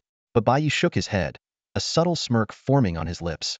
Using his spatial awareness, he had already figured out that this machine had been tampered with. The claw was noticeably looser than those on the other machines. He inserted another token and carefully maneuvered the joystick, aiming directly for the BMW car keys. The claw machine arm trembled slightly, but firmly held onto the BMW car key as it began to move. With a crisp clink, the key dropped smoothly into the prize slot. Got it." Song Qianqian jumped up excitedly, carefully retrieving the BMW 3 Series key from the slot. Her eyes sparkled with joy. "Yega, you're amazing." The crowd around them erupted instantly. No way. He got a BMW 3 Series key for just 30-something bucks. That's insane. Exclamations of disbelief filled the air. Whispers spread through the crowd.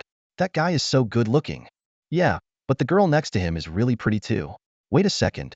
Doesn't his back look like Yega's? The murmurs grew louder. The owner stood nearby, his expression shifting from shock to disbelief. How is this possible? Why didn't it drop? Suddenly, something seemed to dawn on him. Wait, could it be Yi? And that girl Song Qianqian? As Bai Ye continued playing, the claw machine yielded watches, phones, and souvenirs one after another. The owner watched as his machine was emptied piece by piece, but instead of panicking, he seemed to regain his composure.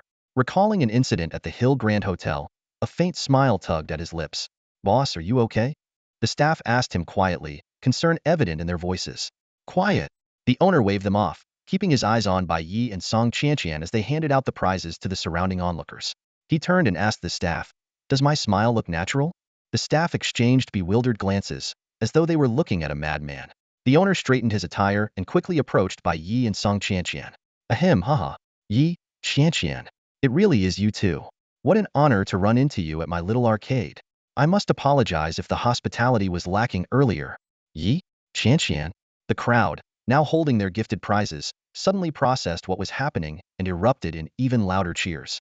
It's really Yega and Qianqian. The goddess. Yega. Excited shouts echoed throughout the arcade. In the blink of an eye, a crowd of customers surrounded by Yi and Song Qianqian. Screams echoed through the air as phone cameras were pointed at them, and shouts for autographs rose one after another. Whoa, it's Yi Gu and Qianqian Jia. Oh my god, we were just playing games with them. Even a few kids who had been engrossed in the arcade games ran over excitedly, abandoning their favorite machines. As the crowd grew tighter, Song Qianqian grabbed Bai Ye's hand and smiled, darting towards a gap in the crowd. Boss, forget about the car, she called out while running. But make sure to donate the money to the Children's Welfare Center. The employees left in the arcade exchanged glances. They had assumed the boss would be heartbroken, but to their surprise, he waved them off with a broad grin.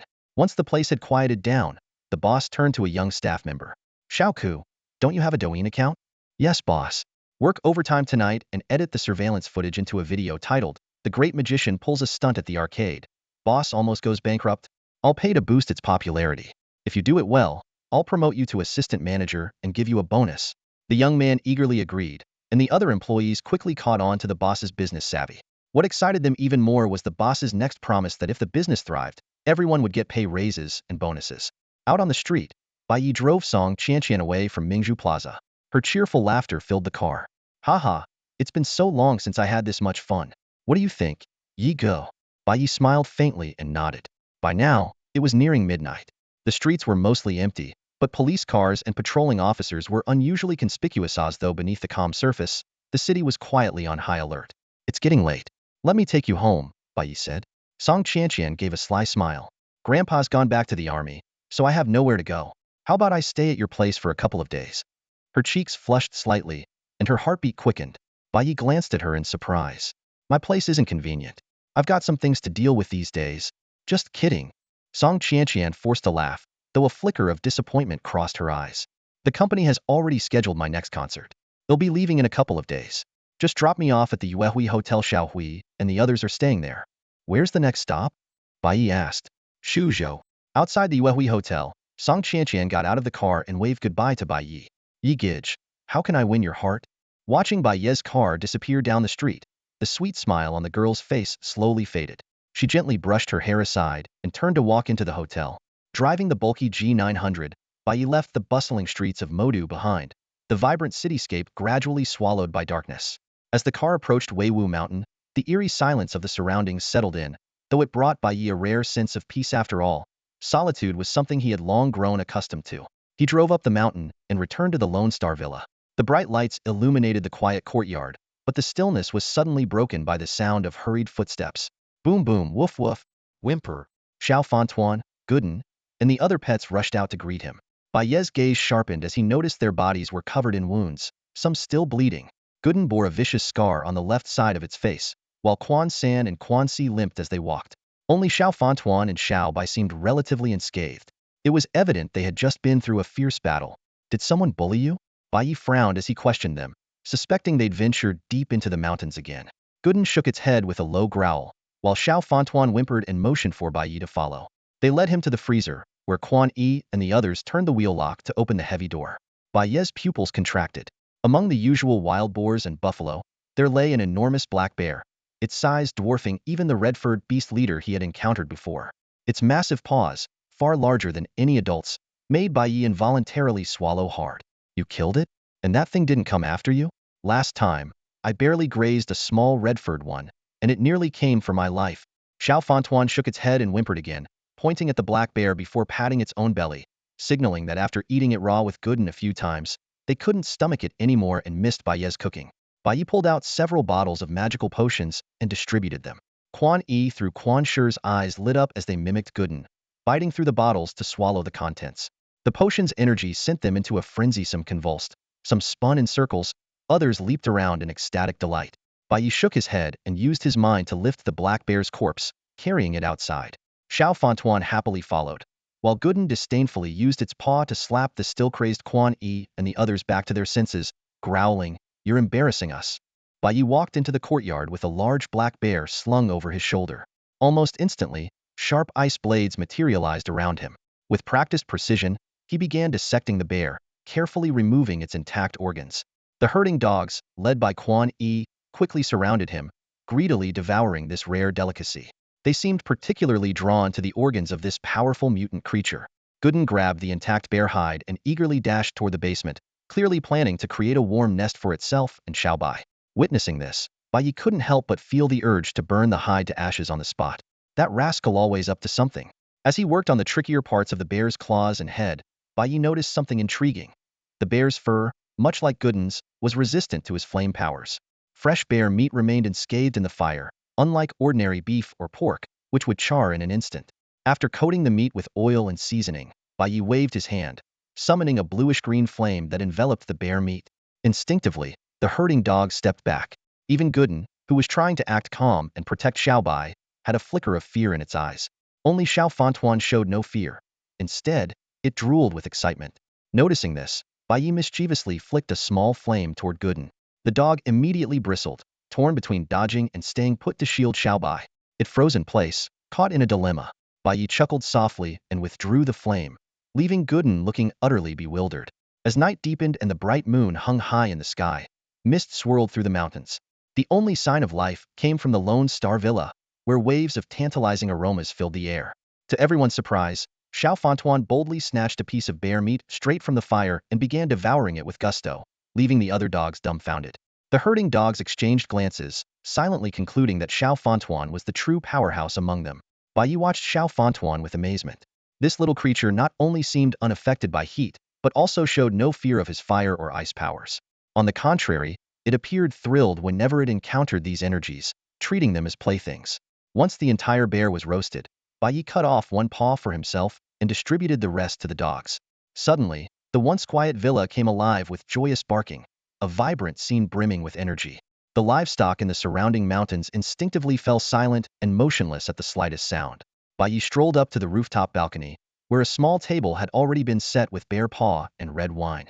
Leaning back comfortably in a chair, legs crossed, he let the sea breeze from the east wash over him as he gazed at the faintly visible silhouette of the Wajiao mountain range under the moonlight, savoring this rare moment of tranquility. The next day, Bai Ye woke up naturally around noon. Using a few plump rabbits and fresh venison, he prepared a sumptuous lunch. At the dining table, Xiao Fontuan, Go Dan, Xiao Bai, and Quan Yi gathered around, eagerly digging into the feast. "Let's go. Time to check out your new territory," Bai Ye commanded. With that, the entire group charged enthusiastically into the Wajiao Mountains. Xiao Fontuan and Go Dan barked excitedly, leaping and bounding ahead. With Bai Ye, their master, following behind to keep an eye on them, they could play freely and without restraint. As they set off, Bai Ye opened the gods livestream. The viewer count skyrocketed. 5 million, 10 million, 15 million. The chat exploded into a frenzy of comments. "Whoa, Brother Yi is live streaming? Perfect timing for my lunch break. Regret not going to the show in Shanghai last night. I went to the live show, and it was absolutely mind-blowing. Apparently, over 1,000 people fainted at the event. I was one of them. Just one look at Brother Yi, and I passed out." Promising Youth sent Carnival X5. 36D of Gentleness sent Carnival X10. Sister is so fierce sent Angel Guardian X5. When the ID Sister is so fierce appeared, The regular viewers gasped in surprise. Seeing that Zhang Xian hadn't revealed their secret, Bai Ye felt a wave of relief. He then addressed the audience. For now, I don't have plans to continue with live magic performances. While a single show can be profitable, the novelty of repeated magic acts tends to wear off quickly. Today, let me give you all a relaxed tour of my ranch. He pointed the camera towards Xiao Fantuan and the others, who were riding on Quan Yi's back and darting agilely through the forest, their excited barks echoing in waves. Wait, aren't those wolves? How did they end up acting like dogs? Haha, like master, like dogs. Xiao Fantuan looks so impressive now, even Quan Yi and the others follow its lead. Man, it would be amazing to visit this ranch for a day. Forget it, bro. This place is thrilling, but way too intense for us. Who knows what kind of wild beasts might be deeper in there? One wrong step and your life could be at stake. Viewers in the livestream anxiously filled the chat with comments. This is a private ranch, not open to the public, Bai Ye casually remarked, then signaled to Godan to pick up the pace as they ventured further into the mountains. The narrow mountain path twisted and turned as the two climbed and waded through streams. The surrounding trees were lush, flowers bloomed in vibrant colors, and various livestock roamed leisurely, enjoying the afternoon. However, wherever Bai Ye and his companion passed, all creatures, whether beasts on the ground, birds in the air, or critters in the soil, seemed startled and scattered in all directions, adding a lively commotion to the forest. The scenic views along the way captivated the livestream audience. Rare flowers, valuable trees, and exotic animals appeared frequently. Merchants in the audience stared wide-eyed, barely able to keep their mouths closed, let alone wipe the drool. Whoa, that towering tree over there at 8 o'clock, Bai Ye, is that golden phoebe wood? A timber enthusiast excitedly sent 5 virtual gifts. The chat exploded instantly. That 1,000-year-old golden phoebe in Yunzhou was valued at 1 billion yuan. Even a fallen branch could sell for hundreds of thousands, and Bai Ye's tree is twice its size. Bai Yejij, do you need a maid? I can do laundry, bathe you, start fires, and even have kids. Fans flooded the chat with enthusiastic offers. Bai Ye glanced at the tree indifferently and said, while golden phoebe is indeed rare, it's far from being worth that much. Those prices are just hype. At most, this tree is worth a few hundred million. Don't make such a fuss. Let's go, Godan. As they ventured deeper, more rare resources appeared. Massive amounts of agarwood, 500-year-old ginseng. Experts began privately messaging Bai Ye, inquiring about prices, but he remained unmoved. Meanwhile, in the northeastern region of the Great Xia Nation, a group of poachers led by Westerners was glued to the live stream, their eyes gleaming with greed. Omega, that's a golden pheasant, bigger than a goose. In Xia, it could sell for over 1 million. Wells, look at that falcon. A 2-meter wingspan. Dubai royalty loves those. Easy $10 million. And that wild horse, its form is magnificent, better than any prized thoroughbred. The 3 Western men exchanged knowing glances, their lips curling into greedy smiles. His ranch seems to be quite dangerous. In the live stream, the short-haired Wells stared intently at the scene of little rice ball chasing down a massive venomous snake, about 5 or 6 meters long, while stroking his chin thoughtfully. The burly figure of Wiggins stood beside him, squinting as he remarked, of course it's dangerous. But there's an old saying in Dacia fortune, comes from taking risks. If we pull this off big time, it'll be enough for us to live comfortably for years. He turned to the tattooed middle-aged captain and added, still, those mutated animals are extremely fierce, and that magician in the forest won't be easy to deal with either. We need to prepare more gear. As he spoke, he made a throat-slitting gesture with his hand. The captain nodded in agreement and gave orders. Wiggins, keep leading those Daxia people to track down those 2 tigers for the next few days. Wells, head to the northern part of Myeondian and get more weapons, especially RPGs. Yes, sir. The 2 responded in unison. Deep in the Wajiao mountain range, Bai Ye and his group were moving through the forest like mountain bandits. The livestock were unusually lively, hopping and running around with cheerful cries echoing through the trees. They had just completed their patrol of the black bear's territory, where the flora and fauna were not only more abundant, but also generally larger in size. Bai Ye glanced up at the sun, estimating there was still plenty of time, and decided to venture further with Godan and Little Rice Ball. After a challenging climb, they finally reached the peak of a towering mountain. Before them lay a sheer cliff, its face steep as if carved by a blade. Gazing out, they could see the endless layers of dense forest stretching into the horizon.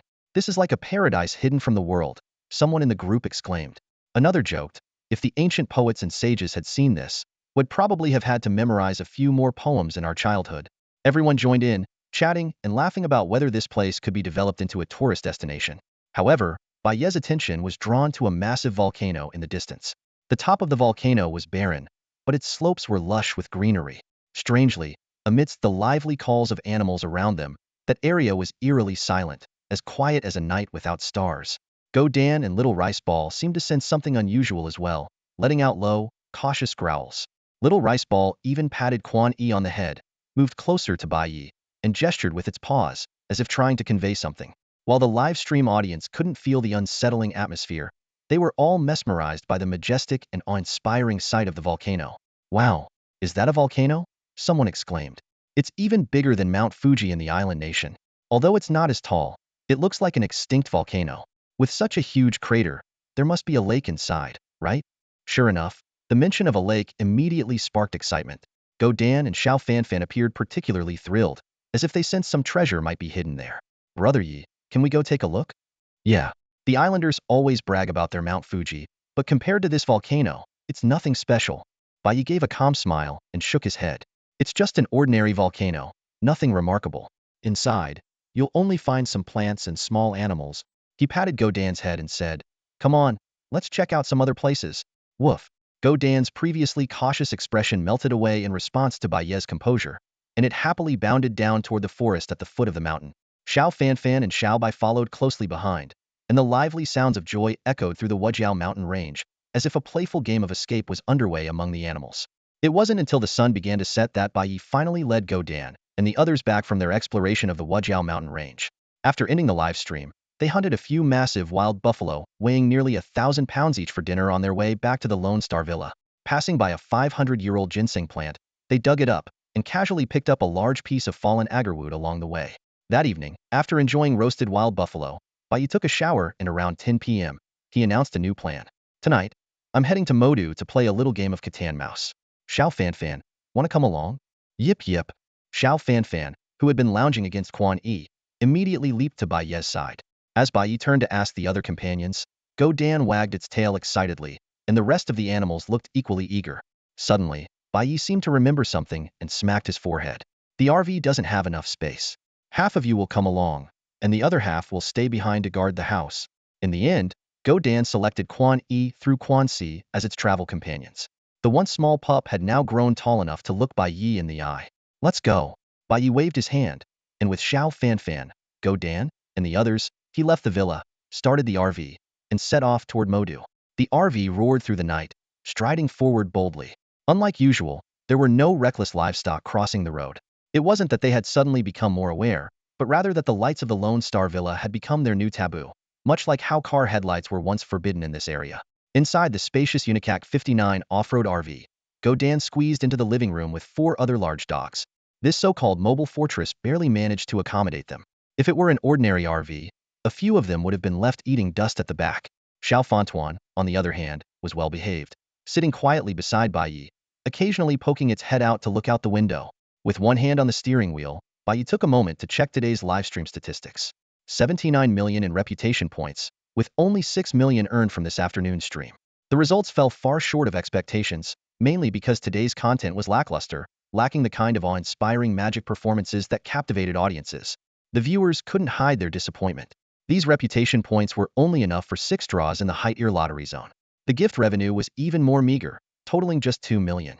Those self-proclaimed wealthy fans probably realized that in front of Bai Yi, who could casually produce priceless golden phoebe wood, they didn't quite measure up. By now, Bai Yi had long lost interest in money. His Douyin account held nearly $1 billion, and the top-grade agarwood he brought back today, which could sell for 100,000 per kilogram, was casually tossed into a corner of the yard. A 500-year-old ginseng, conservatively valued at 50 million, was nothing more than a decorative piece in the living room. The entire ranch's value far exceeded that of the world's largest gold and diamond mines. As they entered the city of Modu, the streets became noticeably quieter. At every intersection, there were police officers and patrol cars standing by. Browsing the news, Bai Yi learned that the Modu government had just issued a curfew. No travel was allowed after midnight, and all establishments had to close by 11:30 p.m. The official reason given was a military drill. This announcement caused a considerable stir online, but the public displayed an admirable sense of solidarity, and chaos was avoided.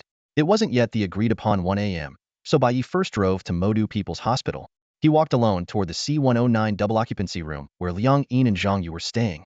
Over the past 2 days, after taking Bai Ye's magical potion, their conditions had not only stabilized but were rapidly improving, leaving the entire hospital staff in awe. Although many experts had rushed over after hearing the news, the police quickly issued a strict ban, prohibiting any non-medical interactions. At this moment, the door to the hospital room was open, and Liang Yin and Zhang Yu were discussing the news on TV. Because of the curfew, their families had already left early. Wearing a mask, Bai Ye stood at the doorway and politely raised his hand to knock. The two patients on the hospital beds turned their heads toward Bai Ye.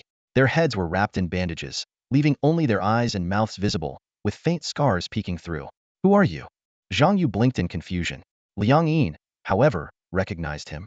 A flicker of shock flashed in her beautiful eyes before she quickly turned her head away, unwilling to let Bai Ye see her current appearance.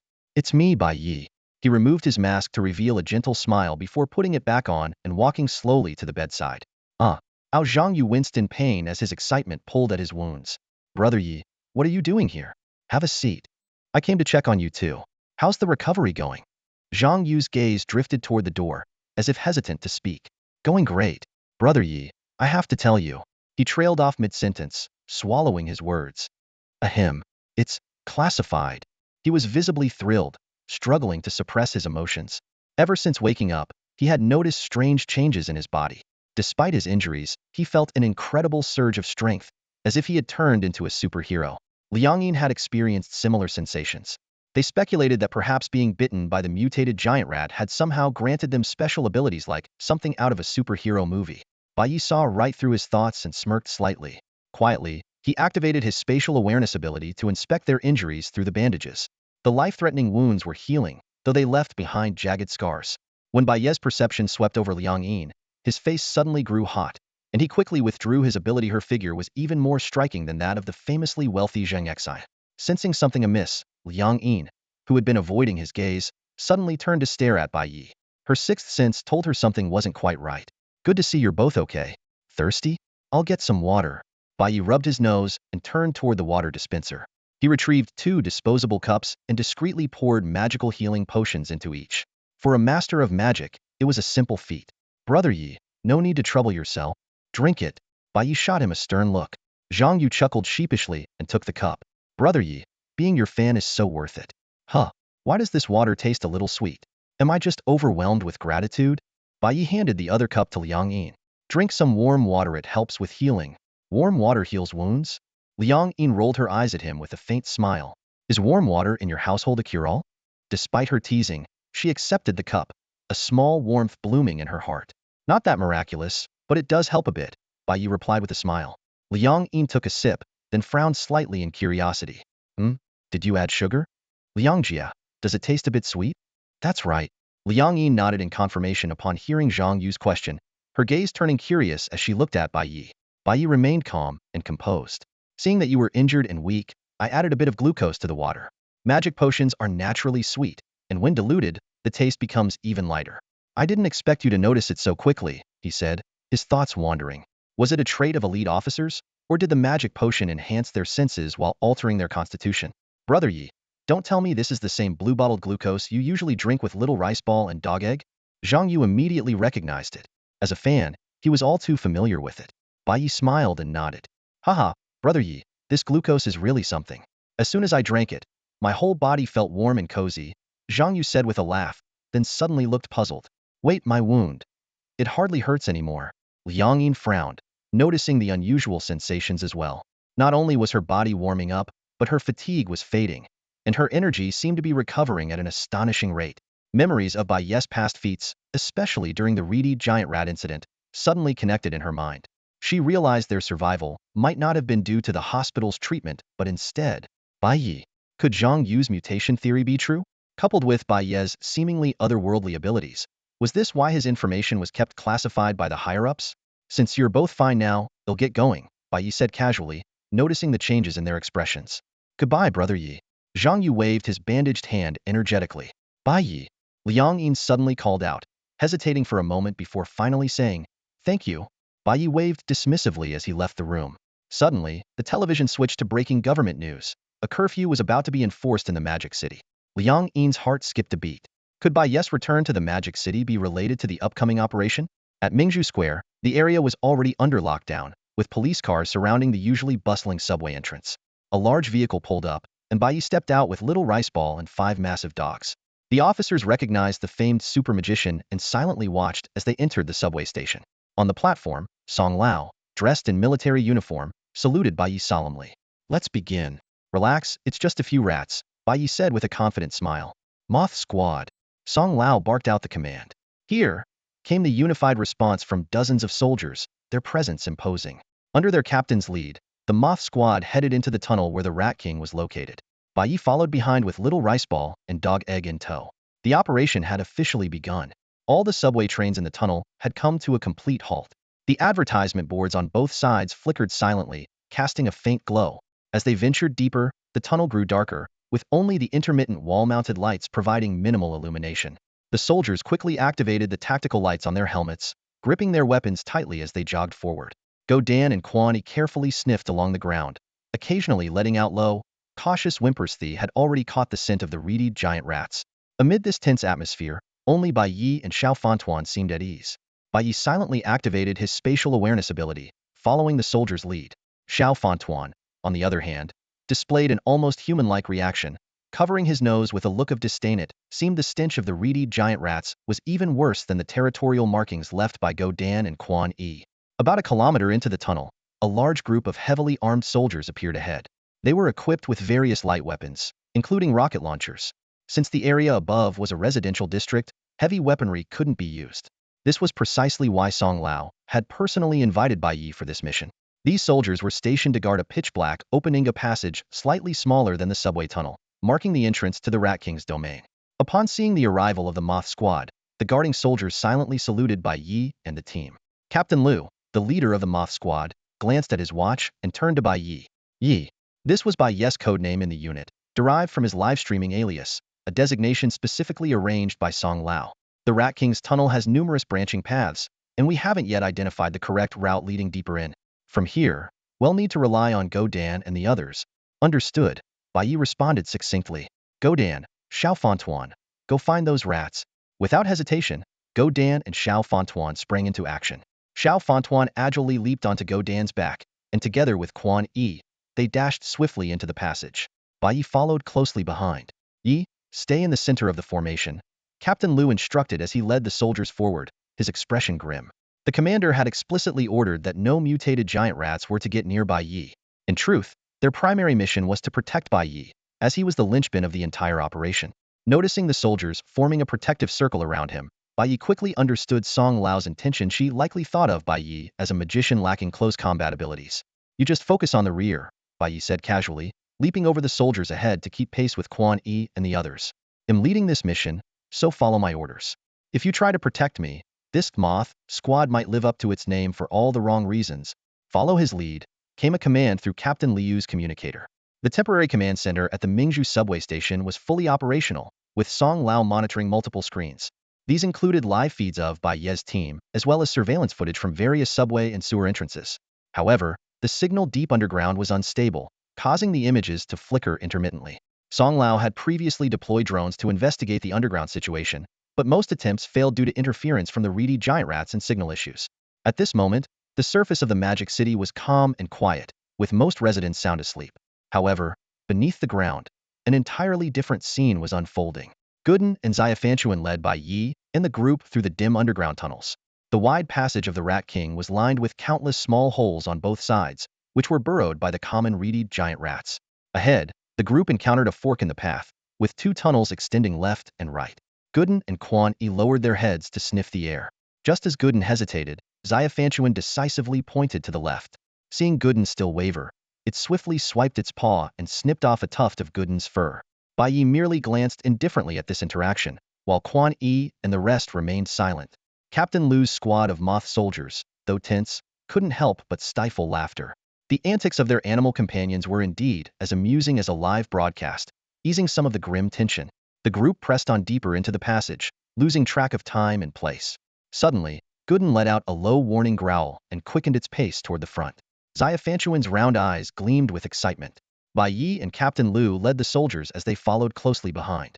Turning a corner, they were met with a grisly sight: a group of reedy giant rats feasting noisily on an animal carcass. The grinding sound echoed through the tunnel, chilling to the bone. Gooden, Xiafanchuan, and Quan Yi's eyes instantly turned bloodshot as they lunged into the swarm of rats, launching a ferocious attack. Claws slashed and fangs tore, and within seconds, dozens of rats were either dead or gravely injured. The remaining rats shrieked in terror and fled deeper into the tunnels. Captain Liu and his team were left dumbfounded, momentarily forgetting to raise their weapons. They had all studied the military's data and understood just how dangerous these reedy giant rats were, agile and capable of gnawing through metal with ease. It was for this reason the team had been named Moth, symbolizing their readiness to face death. Yet the battle before them seemed almost effortless. Gooden and the others eagerly chased after the fleeing rats, with Bai Ye following at a steady pace. Captain Liu quickly rallied his team to keep up. Suddenly, piercing shrieks echoed from the darkness ahead, followed by the glint of countless pairs of crimson eyes that filled their entire field of vision. They had stumbled into a massive rat lair. A furious screech erupted from the swarm, triggering a chain reaction. Tens of thousands of reedy giant rats screamed in unison, creating a deafening wave of sound. In the next instant, the ferocious rodents surged toward Bai Ye and the group like a relentless tide, their overwhelming numbers enough to send shivers down anyone's spine. Captain, we're surrounded at the back too. The urgent report from the Moth Squad soldiers shattered the eerie silence within the tunnel.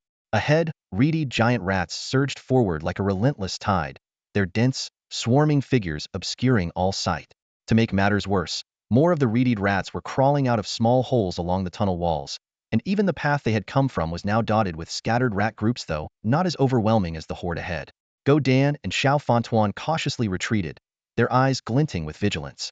Despite their formidable individual combat power, capable of taking down dozens of reedied rats with ease, they were now facing a swarm numbering in the tens of thousands. These rats weren't moving chaotically but surged together as a solid wave of rats, crashing forward with unstoppable force. Open fire, Captain Liu commanded. Gunfire erupted in the tunnel, bullets raining down like a storm, mingled with the piercing, shrill cries of the rats. However, the soldiers at the front soon realized something was wrong. Captain, there are too many reedied rats ahead. We can't suppress them with our firepower. Even with their rigorous training and precise shooting, the bullets were like pebbles tossed into the ocean of rats, barely stirring up small splashes of blood before being swallowed by the unending tide. Go Dan and Xiao Fantuan had already charged to the front lines, fully unleashing their primal instincts. The docile demeanor they often displayed in live streams was nowhere to be seen, replaced by fierce, merciless killing intent. Their claws slashed like razor-sharp blades, and their fangs became scythes of death, each strike taking down several giant rats. Further back and along the sides, the Moth Squad soldiers had split into smaller teams to coordinate their defense. Though their pressure was relatively lighter, they were barely holding the line. Meanwhile, in the Temporary Operations Command Center at the Mingzhu subway station, military officers were tensely watching the live footage of the battle. Song Lao's gaze was fixed solemnly on Bai Ye. Headquarters, we've encountered a massive swarm of reedied rats. The situation is critical. Requesting instructions, Captain Liu reported while continuing to fire. Light weaponry is completely ineffective against these overwhelming numbers of rats. Follow Ye's commands, Song Lao replied succinctly. Captain Liu turned to Bai Ye, who had been silently observing the tunnel ahead. Ye, the reedied rats' assault is too overwhelming. Our firepower can't suppress them. I recommend we retreat and find another route. Firepower insufficiency? That's not a thing, Bai Ye said with a faint smile, his gaze piercing through the rat swarm to its depths. He had held back from acting earlier to avoid alerting the Rat King. But now, he had locked onto his target. Not a thing? Captain Liu asked, glancing at Bai Ye in confusion while continuing to shoot. Go Dan, Xiao Fantuan fall back, Bai Ye ordered. The two battle pets immediately obeyed, retreating without hesitation despite their bloodlust. Seeing their leaders withdraw, Quan Yi and the other battle pets quickly followed suit. The four reedy giant rats were covered in gruesome wounds, with blood continuously oozing from their bodies. Instinctively, they wanted to flee, but they were held back by the ferocious attacks of Go Dan and Xiao Fantuan. Little did they know that if Bai Ye weren't present, Go Dan and Xiao Fantuan would have already retreated long ago. Squeak, squeak, squeak. Seeing Go Dan and Xiao Fantuan pull back, the densely packed swarm of rats surged forward in unison. Captain Liu and a few soldiers stood tense yet curious, pondering. How exactly would Bai Ye handle this? Why were the higher-ups so confident in his ability to eliminate these fearsome mutant rat swarms? Yi, how can we assist you? Captain Liu shouted as he saw Bai Ye preparing to act. Just protect yourselves, Bai Ye replied calmly, leaving behind a composed silhouette as he strode forward. Captain Liu, while fending off the reedy giant rats charging from the flanks, kept his eyes fixed on Bai Ye's every move. Ahead, the reedy giant rats were already lunging at Bai Ye, their sharp fangs glinting coldly, with some even leaping directly toward him. Why isn't he making a move? This is too dangerous. Captain Liu's expression changed drastically. Yet, Go Dan and Xiao Fontuan leisurely cleaned the blood off their claws, showing no sign of worry. Suddenly, countless flashes of cold light appeared around Bai Ye. Amid the sharp whoosh of the piercing air, accompanied by the shrill squeak of death cries, the charging reedy giant rats were instantly torn apart by the cold light, blood spraying everywhere. No matter how many approached, none could breach the area surrounding Bai Ye. Captain Liu and the others were left dumbfounded, their firearms seeming utterly useless in comparison. Upon closer inspection, they realized the cold light was caused by hundreds of rapidly flying ice spikes. At the Mingzhu subway station, Song Lao, who had always maintained a composed demeanor, couldn't hide the excitement in his gaze. I didn't expect him to possess such abilities. Nearly 100 ice spikes orbited Bai Ye, each piercing through multiple reedy giant rats with every swift motion. The dense swarm of rats was entirely halted at Bai Ye's feet, unable to advance even an inch. With every step Bai Ye took forward, a new layer of rat corpses piled up beneath him. The entire tunnel was filled with the thick stench of blood, with streams of crimson pooling into winding rivulets on the ground. The reedy giant rats at the front began to retreat in fear, but the relentless push of the swarm from behind forced them forward, only to be impaled by the ice spikes before they could react. The rat swarm piled up like a mountain, nearly blocking the entire tunnel. The sight of countless glowing red eyes and sharp gnashing teeth formed a truly horrifying scene. Bai Ye glanced down at his now blood-stained white sneakers, frowning slightly. Under the stunned gazes of the Falcon Squad members, his body slowly rose into the air. What the hell? Even the well-trained soldiers couldn't help but curse. The rat swarm that had previously seemed insurmountable was subdued by Bai Ye alone. Everyone, trust in science. Bai Ye's words echoed in their minds. Arrows rain down now. Bai Ye's voice suddenly rang out, and Captain Liu and his team widened their eyes like saucers once more. Behind Bai Ye, countless ice arrows materialized in an instant, each glowing with a chilling light and tipped with razor-sharp points that sent shivers down the spine. At his command, the ice spikes that had encircled him came to a halt, replaced by hundreds, then thousands of newly formed ice arrows. With a deafening whoosh, they tore through the air, raining down upon the swarm of rats like a torrential storm. Shrill squeals echoed through the tunnel. The devastating onslaught of arrows obliterated the reedy giant rats, piercing them through and through. The towering walls of rats at the front collapsed like dominoes, leaving piles of lifeless bodies in their wake. The tunnel was filled with the muffled sound of arrows tearing through flesh, agonized screams, and the relentless gunfire from the rear. Holy crap! Captain Liu and the warriors of the Moth Squad stood dumbfounded. Even with their extensive combat experience, they were left speechless by Bai Ye's overwhelming power. This unprecedented barrage of arrows far exceeded anything they could have imagined. The reedied rats were being wiped out faster than they could advance, with a firepower that surpassed an entire battalion. Gooden and Little Riceball, however, were unfazed. They merely glanced up briefly before resuming their meticulous cleaning of bloodstains from their fur. After following Bai Ye for a while, they had learned the importance of hygiene after all. A messy home meant no glucose to drink, and that was a serious issue. In the temporary command center at Mingzhu Plaza subway station, Elder Song and other senior officials cheered excitedly. These reedied rats had long been a thorn in their side, with heavy weaponry deemed too risky to use underground. Yet Bai Ye alone had perfectly resolved this dilemma. Deep in the underground tunnels, the path to the Rat King's lair was already littered with corpses. The remaining reedied rats were paralyzed with fear, their once menacing crimson eyes now dim and filled with terror as they gazed at the figure hovering above.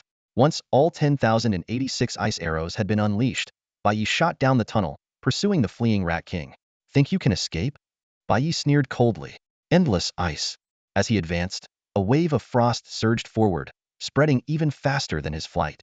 The corpses of the giant rats on the ground were instantly frozen into icy sculptures, emitting crisp cracking sounds.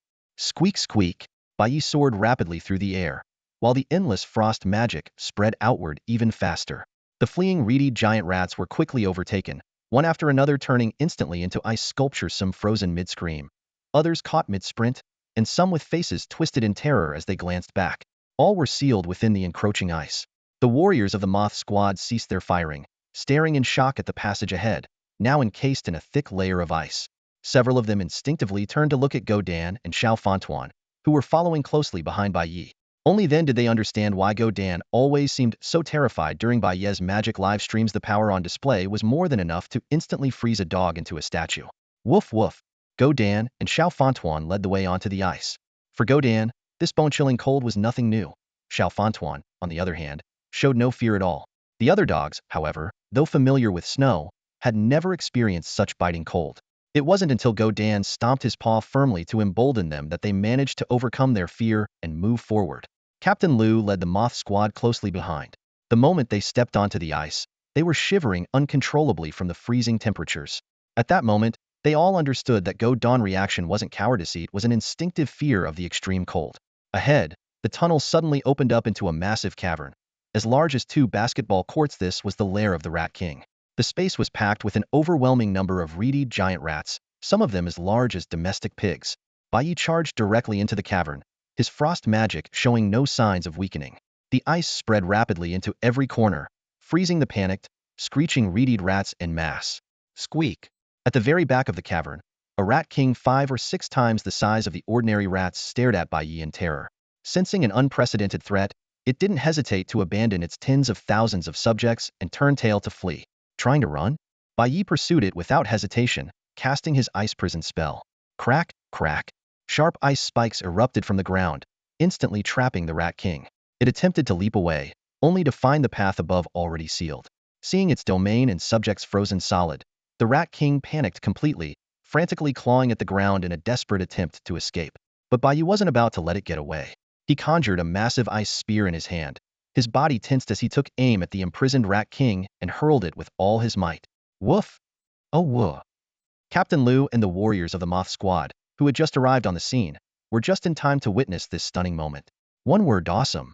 When the warriors of the Moth Squad arrived, the beams of their tactical lights pierced through the darkness, illuminating the figure of the Rat King trapped within the icy prison.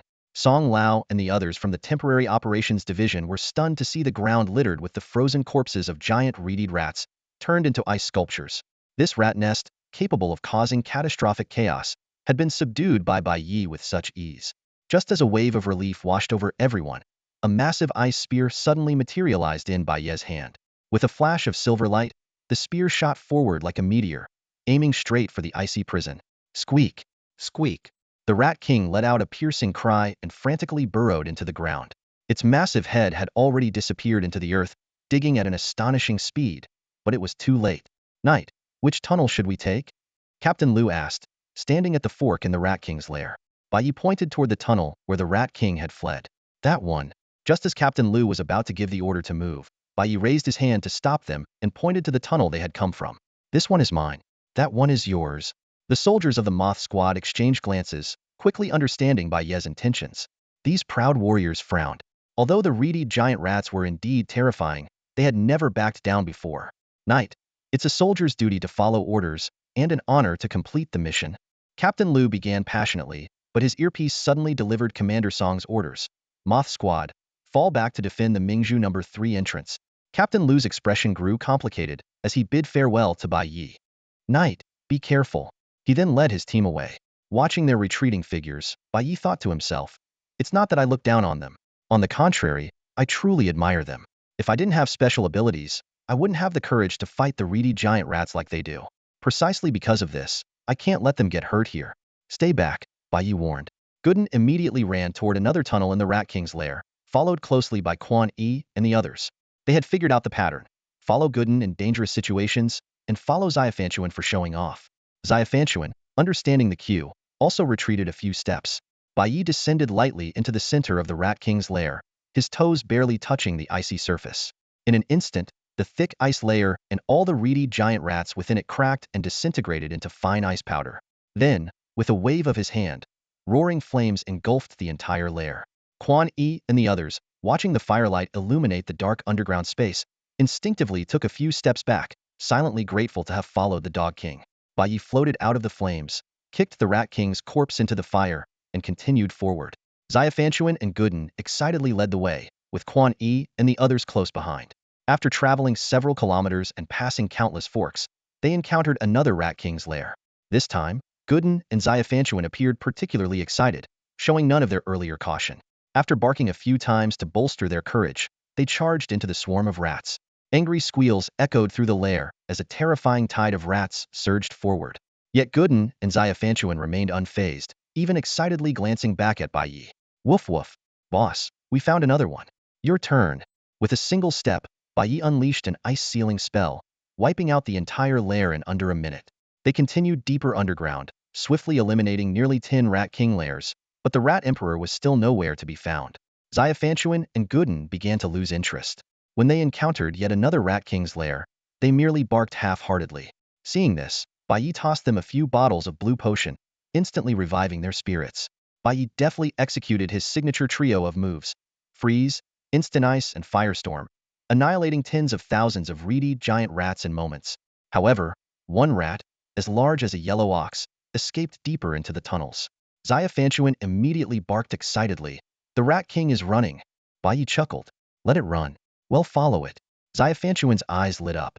Jumping onto Gooden's back, it patted Gooden's head and barked excitedly, "Yip yip yip," while pointing in the direction the Rat King had fled.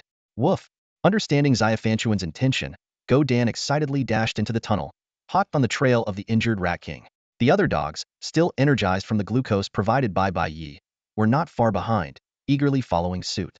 The passage was dim and damp as Bai Ye led the group himself, a bear, and 6 dogs deeper into the underground maze. He carefully examined the scratch marks on the tunnel walls, their weathered appearance suggesting the passages were at least 3 to 4 years old. This discovery confirmed his suspicion. The reedy giant rats had long established their presence beneath the city of Modu. Meanwhile, in the temporary command center at Mingzhu Square Metro Station, the atmosphere was tense. The lack of updates from Bai Ye left several officers visibly concerned. "Commander, without news from Bai Ye, it's hard to grasp the situation deeper inside," one officer remarked. "Should we call the Moth Squad back for support?" another suggested. Old Song shook his head firmly. "If even he is in danger, sending reinforcements would be futile. Stick to the original defense plan. Ensure the soldiers at each location remain vigilant. We cannot allow the rats to escape to the surface." "Understood." Though still uneasy, the officers promptly complied. Deep underground, an overwhelming number of reedy giant rats converged from all directions, their incessant squeaking echoing through the labyrinthine tunnels. Bai Ye's group, still tracking the injured Rat King, quickly noticed the unusual phenomenon. Go Dan and Xiafanchuan wasted no time attacking the reedied rats on sight. These mutated rodents, capable of injuring humans with ease, fell swiftly under the sharp fangs of the dogs. Watching the scene unfold, Bai Ye's lips curled into a faint smile. So, the Rat King isn't fleeing, it's assembling an army? Even faced with a swarm numbering in the millions, Bai Ye remained unfazed. To him, it was merely a numbers game requiring a few more spells. Unless these rats possessed the same predator-level strength as the creatures in his ranch, they posed no real threat. Channeling a surge of spatial energy, Bai Ye instantly moved to the front of the pack. Seeing this, Go Dan, Xiafanchuan, and the others quickened their pace to catch up. Even Kwani mimicked Go Dan's excitement, panting with his tongue out and wagging his tail eagerly. The air grew thick with the pungent scent of rats as they pressed forward. Ahead lay an enormous den of rats. Bai Ye darted forward, the ice spikes in his hands gleaming with a frosty light as they precisely claimed the lives of the reedy giant rats in his path. These horrifyingly large rodents didn't even have time to let out a scream before collapsing lifelessly under the piercing force of the ice. The tunnel grew wider as it stretched deeper, soon reaching dimensions 2 or 3 times larger than a typical subway tunnel. This far exceeded the scale of the Rat King's lair they had encountered earlier. A faint smirk appeared on Bai Ye's lips. This had to be the nest of the Rat Emperor. Suddenly, the reedy giant rats ahead sensed danger and let out a piercing alarm. The sound echoed through the underground space, triggering a series of chain reactions. In the darkness, thousands of pairs of glowing crimson eyes lit up one after another, so densely packed it was suffocating. A thunderous roar erupted from the depths, silencing all the other noise from the rat horde. The source of the sound was a colossal rat, its size rivaling that of a small car. Its roar instantly ignited the frenzy of every reedy giant rat, and the swarm surged forward like a tidal wave, completely blocking the passage. Without hesitation, Bai Ye conjured a massive fireball and hurled it into the dense swarm. The deafening explosion sent countless fragments of rat corpses flying in all directions, and the stench of blood filled the air. Seizing the moment, Bai Ye dashed into the rat den with lightning speed. He turned back swiftly and formed a thick ice wall at the entrance. Go Dan and Xiao Fantuan tried to follow, but Bai Ye's authoritative shout stopped them in their tracks, keeping them outside. Inside the Rat Emperor's lair, the ground was piled high with countless reedy giant rats, writhing and undulating like a boiling sea of blood. At the center, dozens of bull's-eyed Rat Kings stood in reverence around an even larger, monstrous rat, undoubtedly the Rat Emperor, ruler of this domain. With a furious roar from the Rat Emperor, all the reedy giant rats went berserk, charging at Bai Ye with unrelenting ferocity. Flames ignited around Bai Ye as he summoned countless ice spikes, bracing himself for the fierce battle ahead. The Rat Emperor? Bai Ye's gaze locked onto the massive super rat. Instead of launching a direct attack, he chose to begin his slaughter along the edge of the colossal Rat Emperor's den. In an instant, countless reedy giant rats surged like a tidal wave, engulfing Bai Ye completely. Screeches and roars echoed continuously, but bursts of fire erupting from the massive sphere of rats signaled Bai Ye's fierce counterattack. Reedied rats fell in droves, some pierced by icy spikes, others consumed by flames, and some even frozen solid into ice sculptures. This wasn't a battle. It was a one-sided massacre. Soon, the area around the Rat Emperor's den was piled high with mountains of rat corpses. Gooden let out a relieved whimper upon seeing Bai Ye unharmed. To the little creature, this two-legged being, who provided food, shelter, glucose, and protection, was far too important. Meanwhile, Xiao Fontuan excitedly gestured, signaling Bai Ye's plan in action was sealing off all the side passages of the Rat Emperor's den with his icy powers, just like the one on their side. These passages were the rats' only escape routes, as the lower and upper sections of the den had no exits. Bai Ye's intention was clear. He aimed to wipe out the entire den of rats in one fell swoop, significantly reducing the burden on the government. The Rat Emperor seemed to realize Bai Ye's plan and let out an ear-splitting roar of fury. The reedy giant rats within the den instantly went berserk, forming an even more frenzied rat tide surging toward Bai Ye. You think sheer numbers can wear me down? Bai Ye's eyes glinted coldly as he unleashed one of his reserved mid-level fire spells, thousand-layer fire wave. This powerful but visually unremarkable spell was rarely used due to its potential to cause collateral damage. Flames spiraled around Bai Ye like a hurricane at sea, and then, with sudden ferocity, the raging fire waves swept outward in all directions. The charging tide of rats was instantly consumed by the inferno, leaving no time for even a dying scream. Within seconds, the area within dozens of meters around Bai Ye was reduced to scorched blackness, the air thick with the nauseating stench of charred flesh, and the ground littered with dismembered rat remains. At the center, the Rat Emperor and its lieutenants initially showed signs of fear, but soon roared in rage, commanding their forces to continue the assault. However, the reedied rats had already been terrified out of their wits. Those farther away began frantically gnawing at the ice-sealed tunnels in a desperate attempt to escape. Despite their mutations, their innate cowardice remained. Afraid? It's too late. Bai Ye's voice was icy. The moment you preyed on humans, your fate was sealed. Today, I'll send you all to your end. With those words, he charged at the Rat Emperor with blinding speed, unleashing his full arsenal of ultimate moves. Ice Prison, Fire Lotus, Skynet, and Fire Chains. Bai Ye unleashed his full power, nearly exhausting his magic reserves. He quickly pulled out 2 bottles of deep blue potion and drank them in one gulp, immediately feeling magic surge back into his body like a rushing tide. At this moment, the magic he cast reached its peak potency. In the heart of the massive Rat King's lair, the Rat King and dozens of rat lords were each imprisoned within icy cages. They frantically gnawed at the ice pillars, rammed the bars, and clawed desperately at the ground, trying to escape the deadly trap. The looming threat of death drove these once proud rulers into unprecedented panic. Suddenly, countless fiery chains shot out from all directions, piercing through the seemingly indestructible ice pillars. Sharp, agonized squeals echoed through the cavern, only to fade into silence moments later. Every rat lord and the Rat King had been impaled by the blazing chains. Yet, this was only the beginning. The entire lair erupted into chaos as countless blue and red lotus buds began to bloom in every corner. On the upper levels, the reedy giant rats screeched in agony as they were scorched, frantically fleeing downward, only to crush their companions below, forcing them upward in a frenzied stampede. Even the rats on the lowest levels could feel the looming shadow of death. At the cave's entrance, Gooden, Quan Yi, and Little Riceball were observing the scene. Suddenly, a wave of intense danger washed over them. Gooden's fur stood on end, and with a terrified bark, it quickly retreated. Little Riceball also pulled back from the icy ledge, wriggling its way to a safe distance. Quan Yi followed closely, all of them trembling as though their very souls were quaking. What confused them even more was the realization that the true source of terror seemed to be the 2-legged creature standing among them. Abruptly, the blue and red lotuses within the Rat King's lair bloomed simultaneously, flooding the entire cavern with blinding light. Even the solid ice layers melted in an instant. A terrifying heat wave surged from behind, prompting Gooden and the others to flee in a panic, their hearts pounding so fast it felt like they might burst. Only Little Riceball paused after retreating to a safe distance. It stood still, gazing intently at the transformation within the Rat King's lair through the entrance. Its round eyes sparkled with a mix of astonishment and excitement. They were all relieved that they had heeded the humans' warning. Otherwise, they might not have even been able to save their own hides. Inside the Rat Emperor's den, an earth-shattering battle was unfolding. Countless reedy giant rats were disintegrating layer by layer within the blazing fire lotuses, turning into ashes. The intense heat scorched the surrounding soil, causing it to crack and peel away, transforming the entire underground space into a hellish inferno. The piercing squeals echoed and gradually faded, until silence reigned. When the fire lotuses finally dissipated, the once mountainous pile of giant rat corpses had been reduced to a layer of ash. Bai Ye slowly floated toward the corpse of the massive rat, thinking that the mission to eradicate the rat infestation in the Magic City had gone far more smoothly than expected. However, as he examined it closely, his pupils contracted sharply. It was a female rat, not the rat emperor, but a rat queen. Just as Bai Ye pondered the whereabouts of the rat emperor, the ashes behind him suddenly stirred. A red figure leaped up like lightning, lunging straight for his back. It was a giant rat, similar in size to an ordinary rat queen, but its body was entirely crimson. Though charred black from the flames, its eyes still glowed with a chilling blood-red light.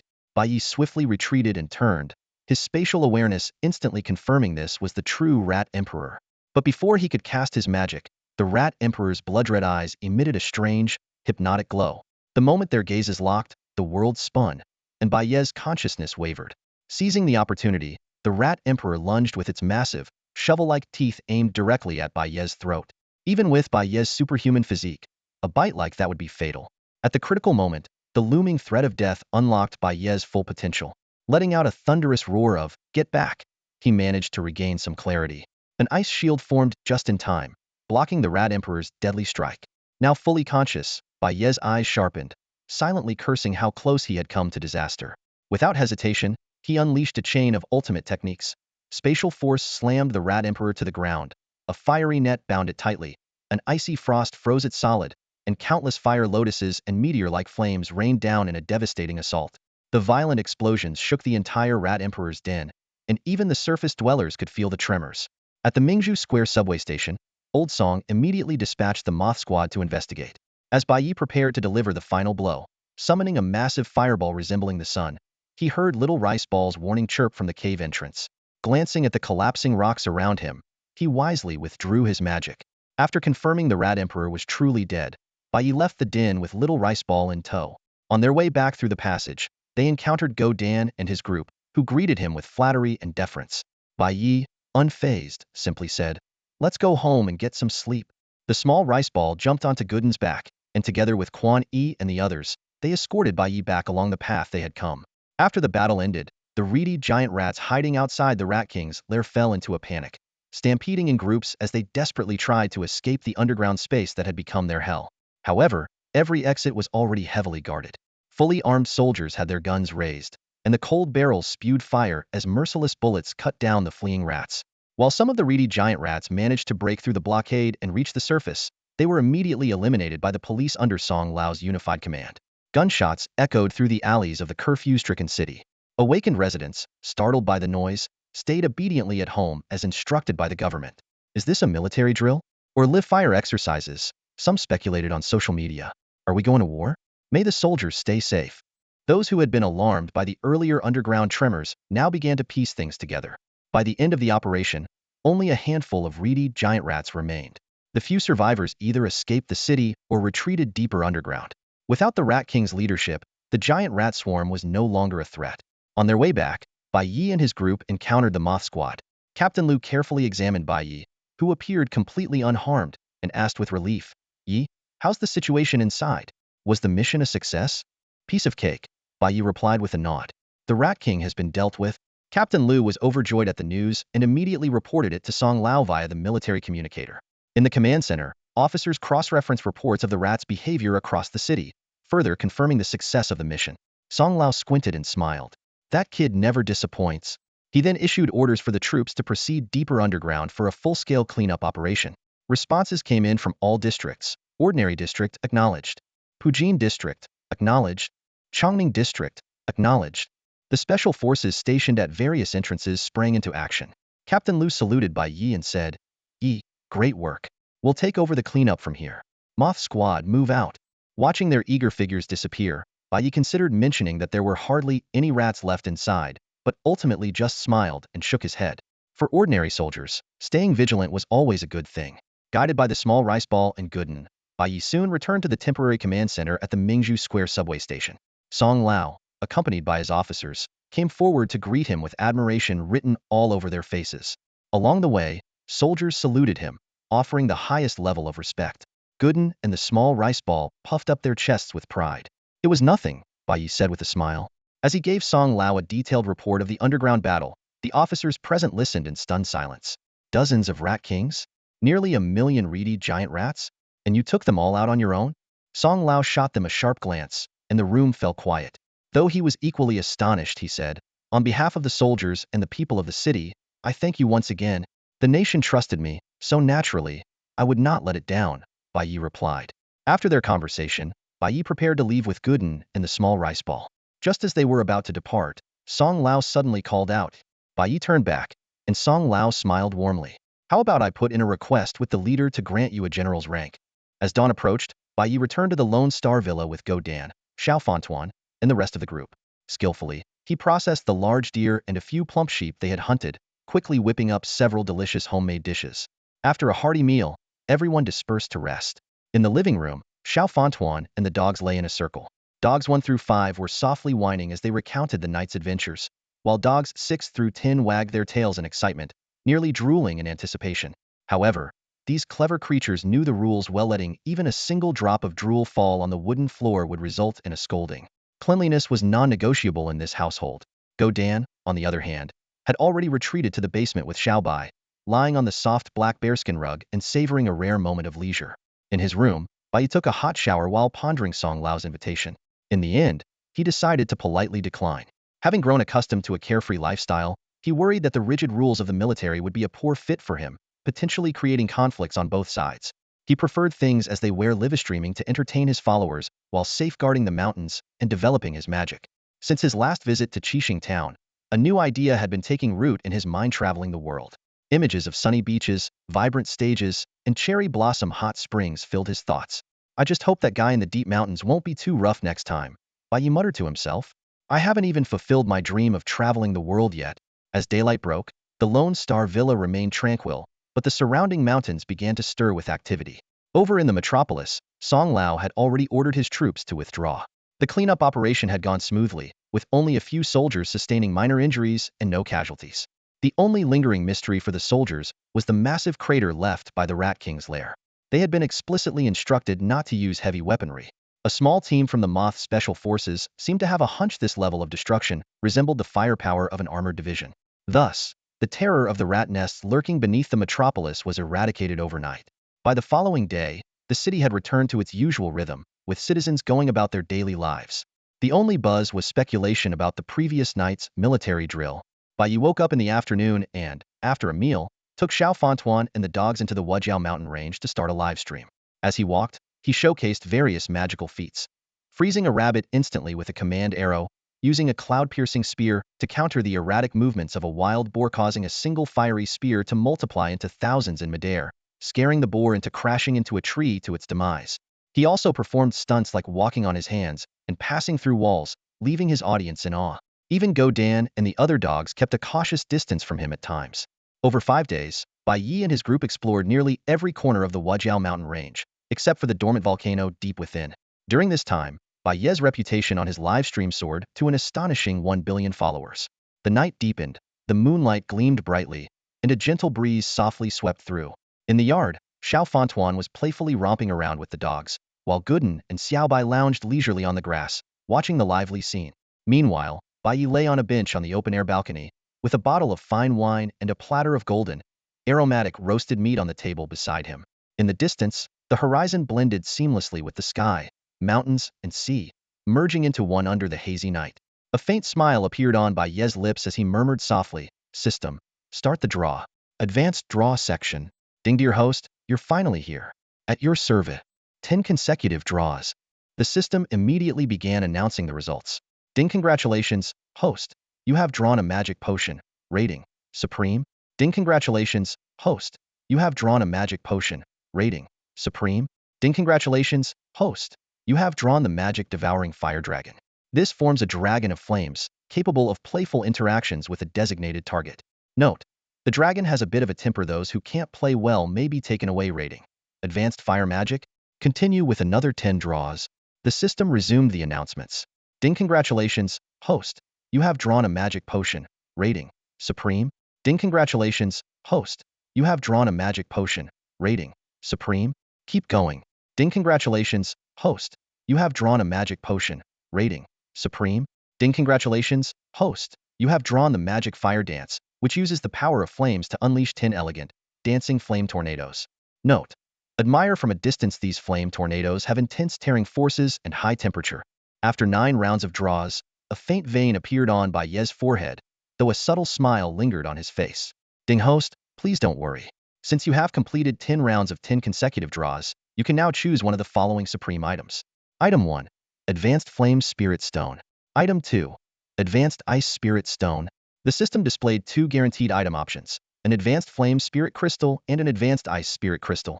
Both types of crystals could enhance the corresponding magical attributes and grant immunity to their respective elements. Seeing these 2 options, Bai Ye's tense expression relaxed slightly. After a brief moment of consideration, Bai Ye chose the Advanced Flame Spirit Crystal. Firstly, because he was most proficient in fire magic, and secondly, because the system offered the highest number of advanced fire magic spells. This choice gave him a subtle sense that it might have been predestined. The rewards from the Advanced Lottery Zone were substantial. Over 90 bottles of Supreme Mana Potions, 1 guaranteed Advanced Flame Spirit Crystal, and several minor magic spells. With 100 million reputation points remaining, Bai Ye turned to the regular lottery zone. The system indicated that he could perform a 10 draw, though without any additional bonuses. Without hesitation, Bai Ye began drawing continuously. The results from the regular lottery were displayed one after another. A large number of high-grade mana potions, a space confinement spell, a teleportation spell, a language prodigy skill, and an intermediate space spirit crystal. The most notable rewards were the space confinement spell, which could immobilize a target at a specific spatial position, and the teleportation spell, which allowed objects weighing up to 10,000 kilograms to be moved within a 50-meter range. Finally, the lottery session consuming 100 million reputation points came to an end. Although the quantity of items obtained wasn't overwhelming, the quality had significantly improved compared to before, with over 80 bottles of high-grade mana potions alone. Bai Ye immediately began utilizing these precious spirit crystals. He first swallowed the fiery red, octahedral flame spirit crystal. Instantly, his entire body radiated a flame-like crimson glow. Closing his eyes, he calmed his breathing and relaxed his body, fully absorbing the energy of the flame spirit crystal.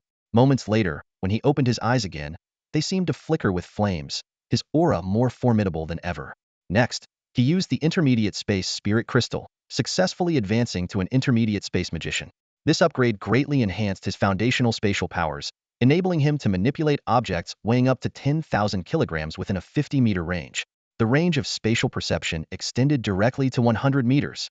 Bai Ye felt the surge of power within him, suppressing his excitement as he focused on continuing to study skills like Hellfire, Dance of Flames, Spatial Confinement, and Little Language Genius. In the yard, Go Dan was leisurely chewing on fresh grass when it suddenly looked up at the rooftop, blinking in confusion.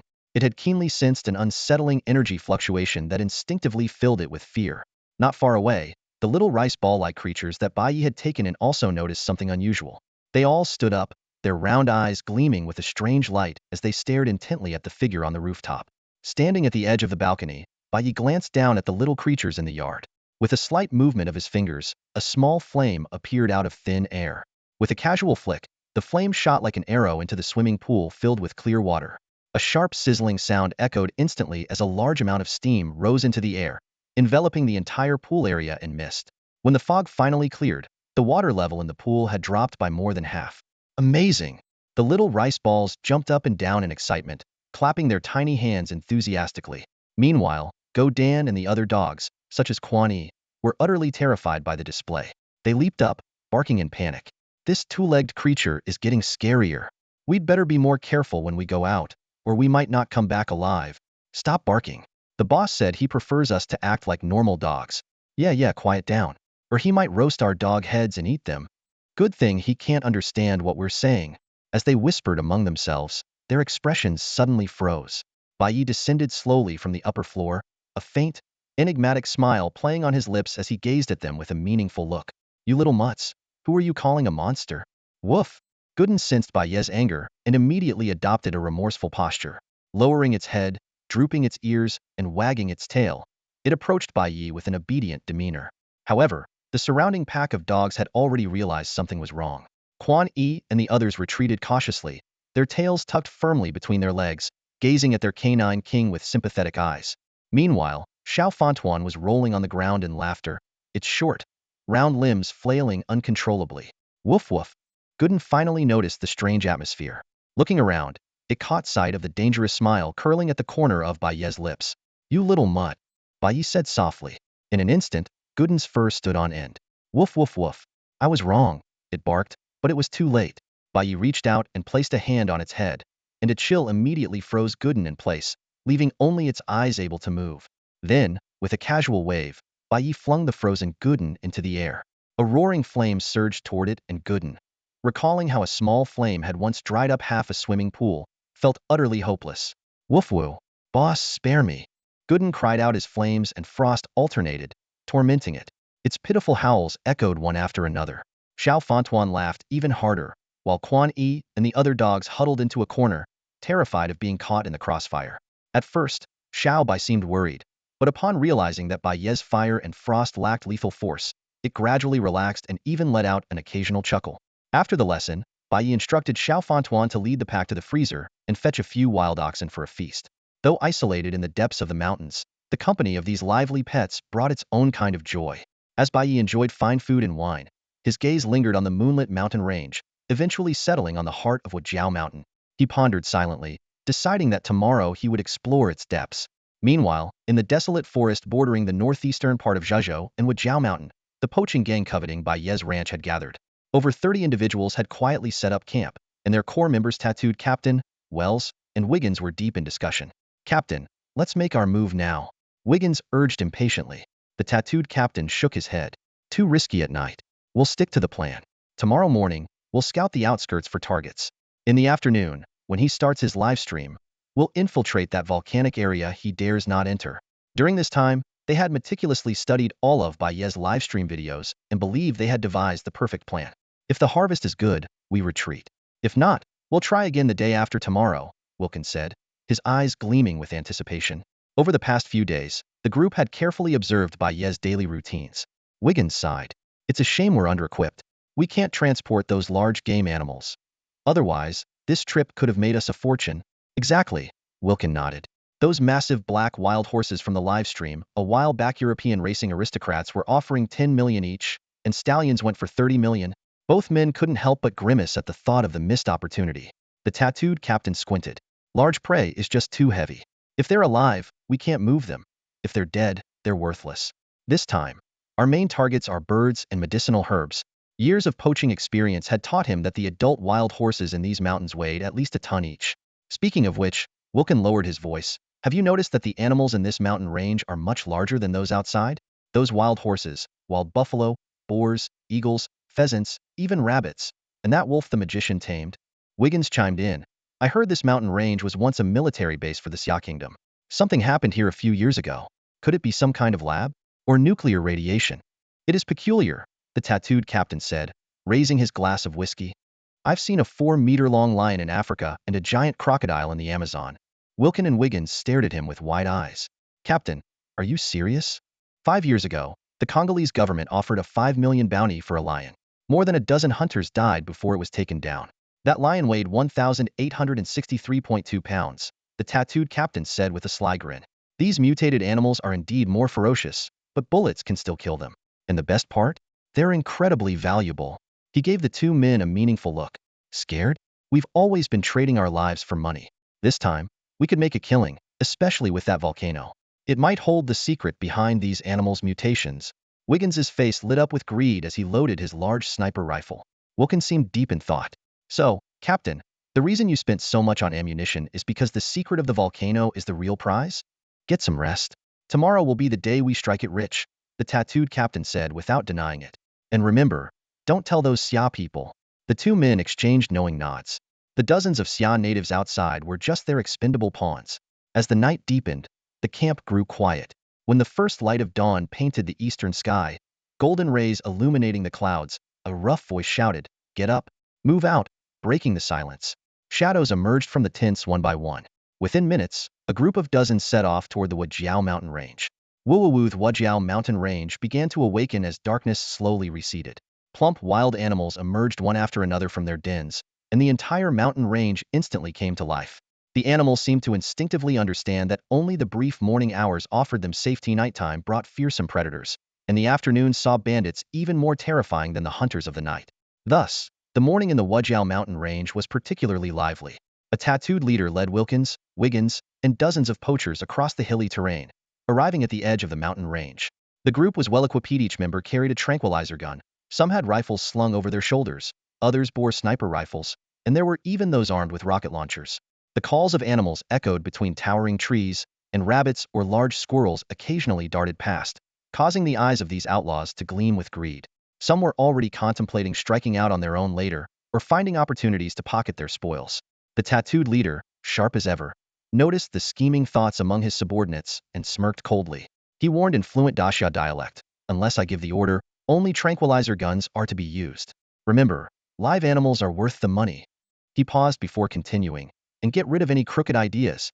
Without my channels, you won't even be able to sell the goods. You'll just end up rotting in prison.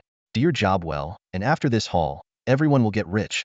Hearing this, some poachers fell silent, while others hastily pledged their loyalty. The tattooed leader then assigned tasks, instructing Wilkins and Wiggins to each lead a team in separate directions, while he led the remaining group straight into the mountain's interior. They agreed to rendezvous at the volcanic area by noon. Before long, the tattooed leader's team made their first catch.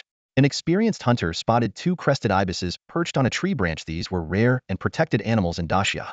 At the leader's signal, two seasoned poachers raised their tranquilizer guns and fired in perfect unison.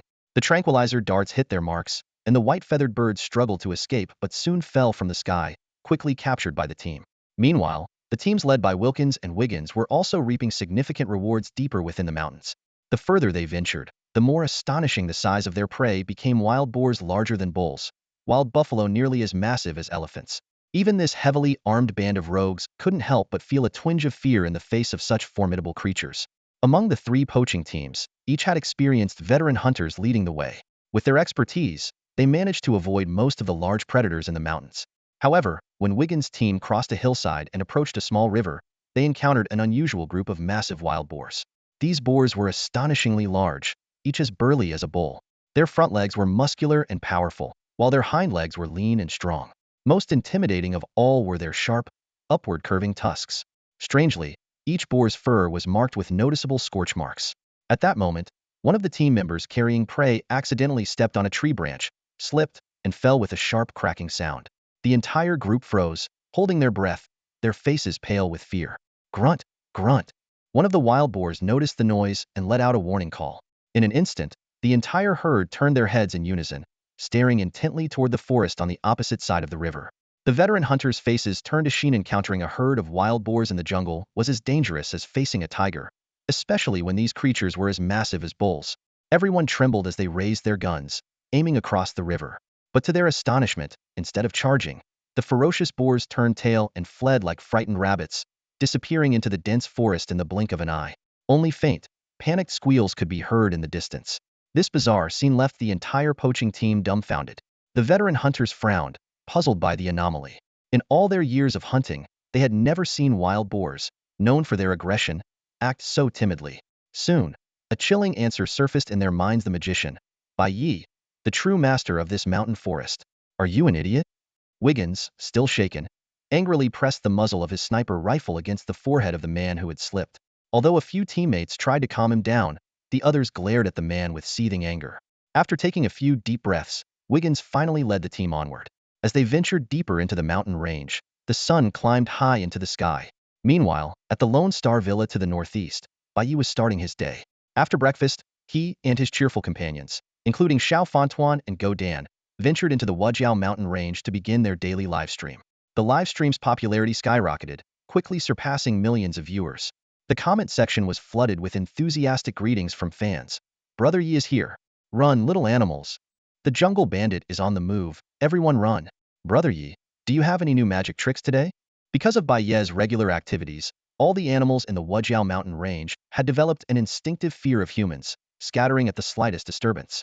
This inadvertently allowed the three poaching teams to penetrate deeper into the forest with ease, eventually converging at a predetermined location. Their haul was substantial, capturing numerous rare animals such as falcons favored by Saudi royalty and collecting various valuable medicinal herbs. Yet, their success didn't satisfy them. Under the leadership of the tattooed captain, the group, brimming with excitement, set their sights on the direction of the volcano. In the northeastern part of the Wajiao mountain range, Bai Ye's group had already slipped into the forest. The small animals in the woods perked up their ears at the sound of the familiar and terrifying barking, their fur standing on end. Farm animals panicked, their cries echoing through the forest.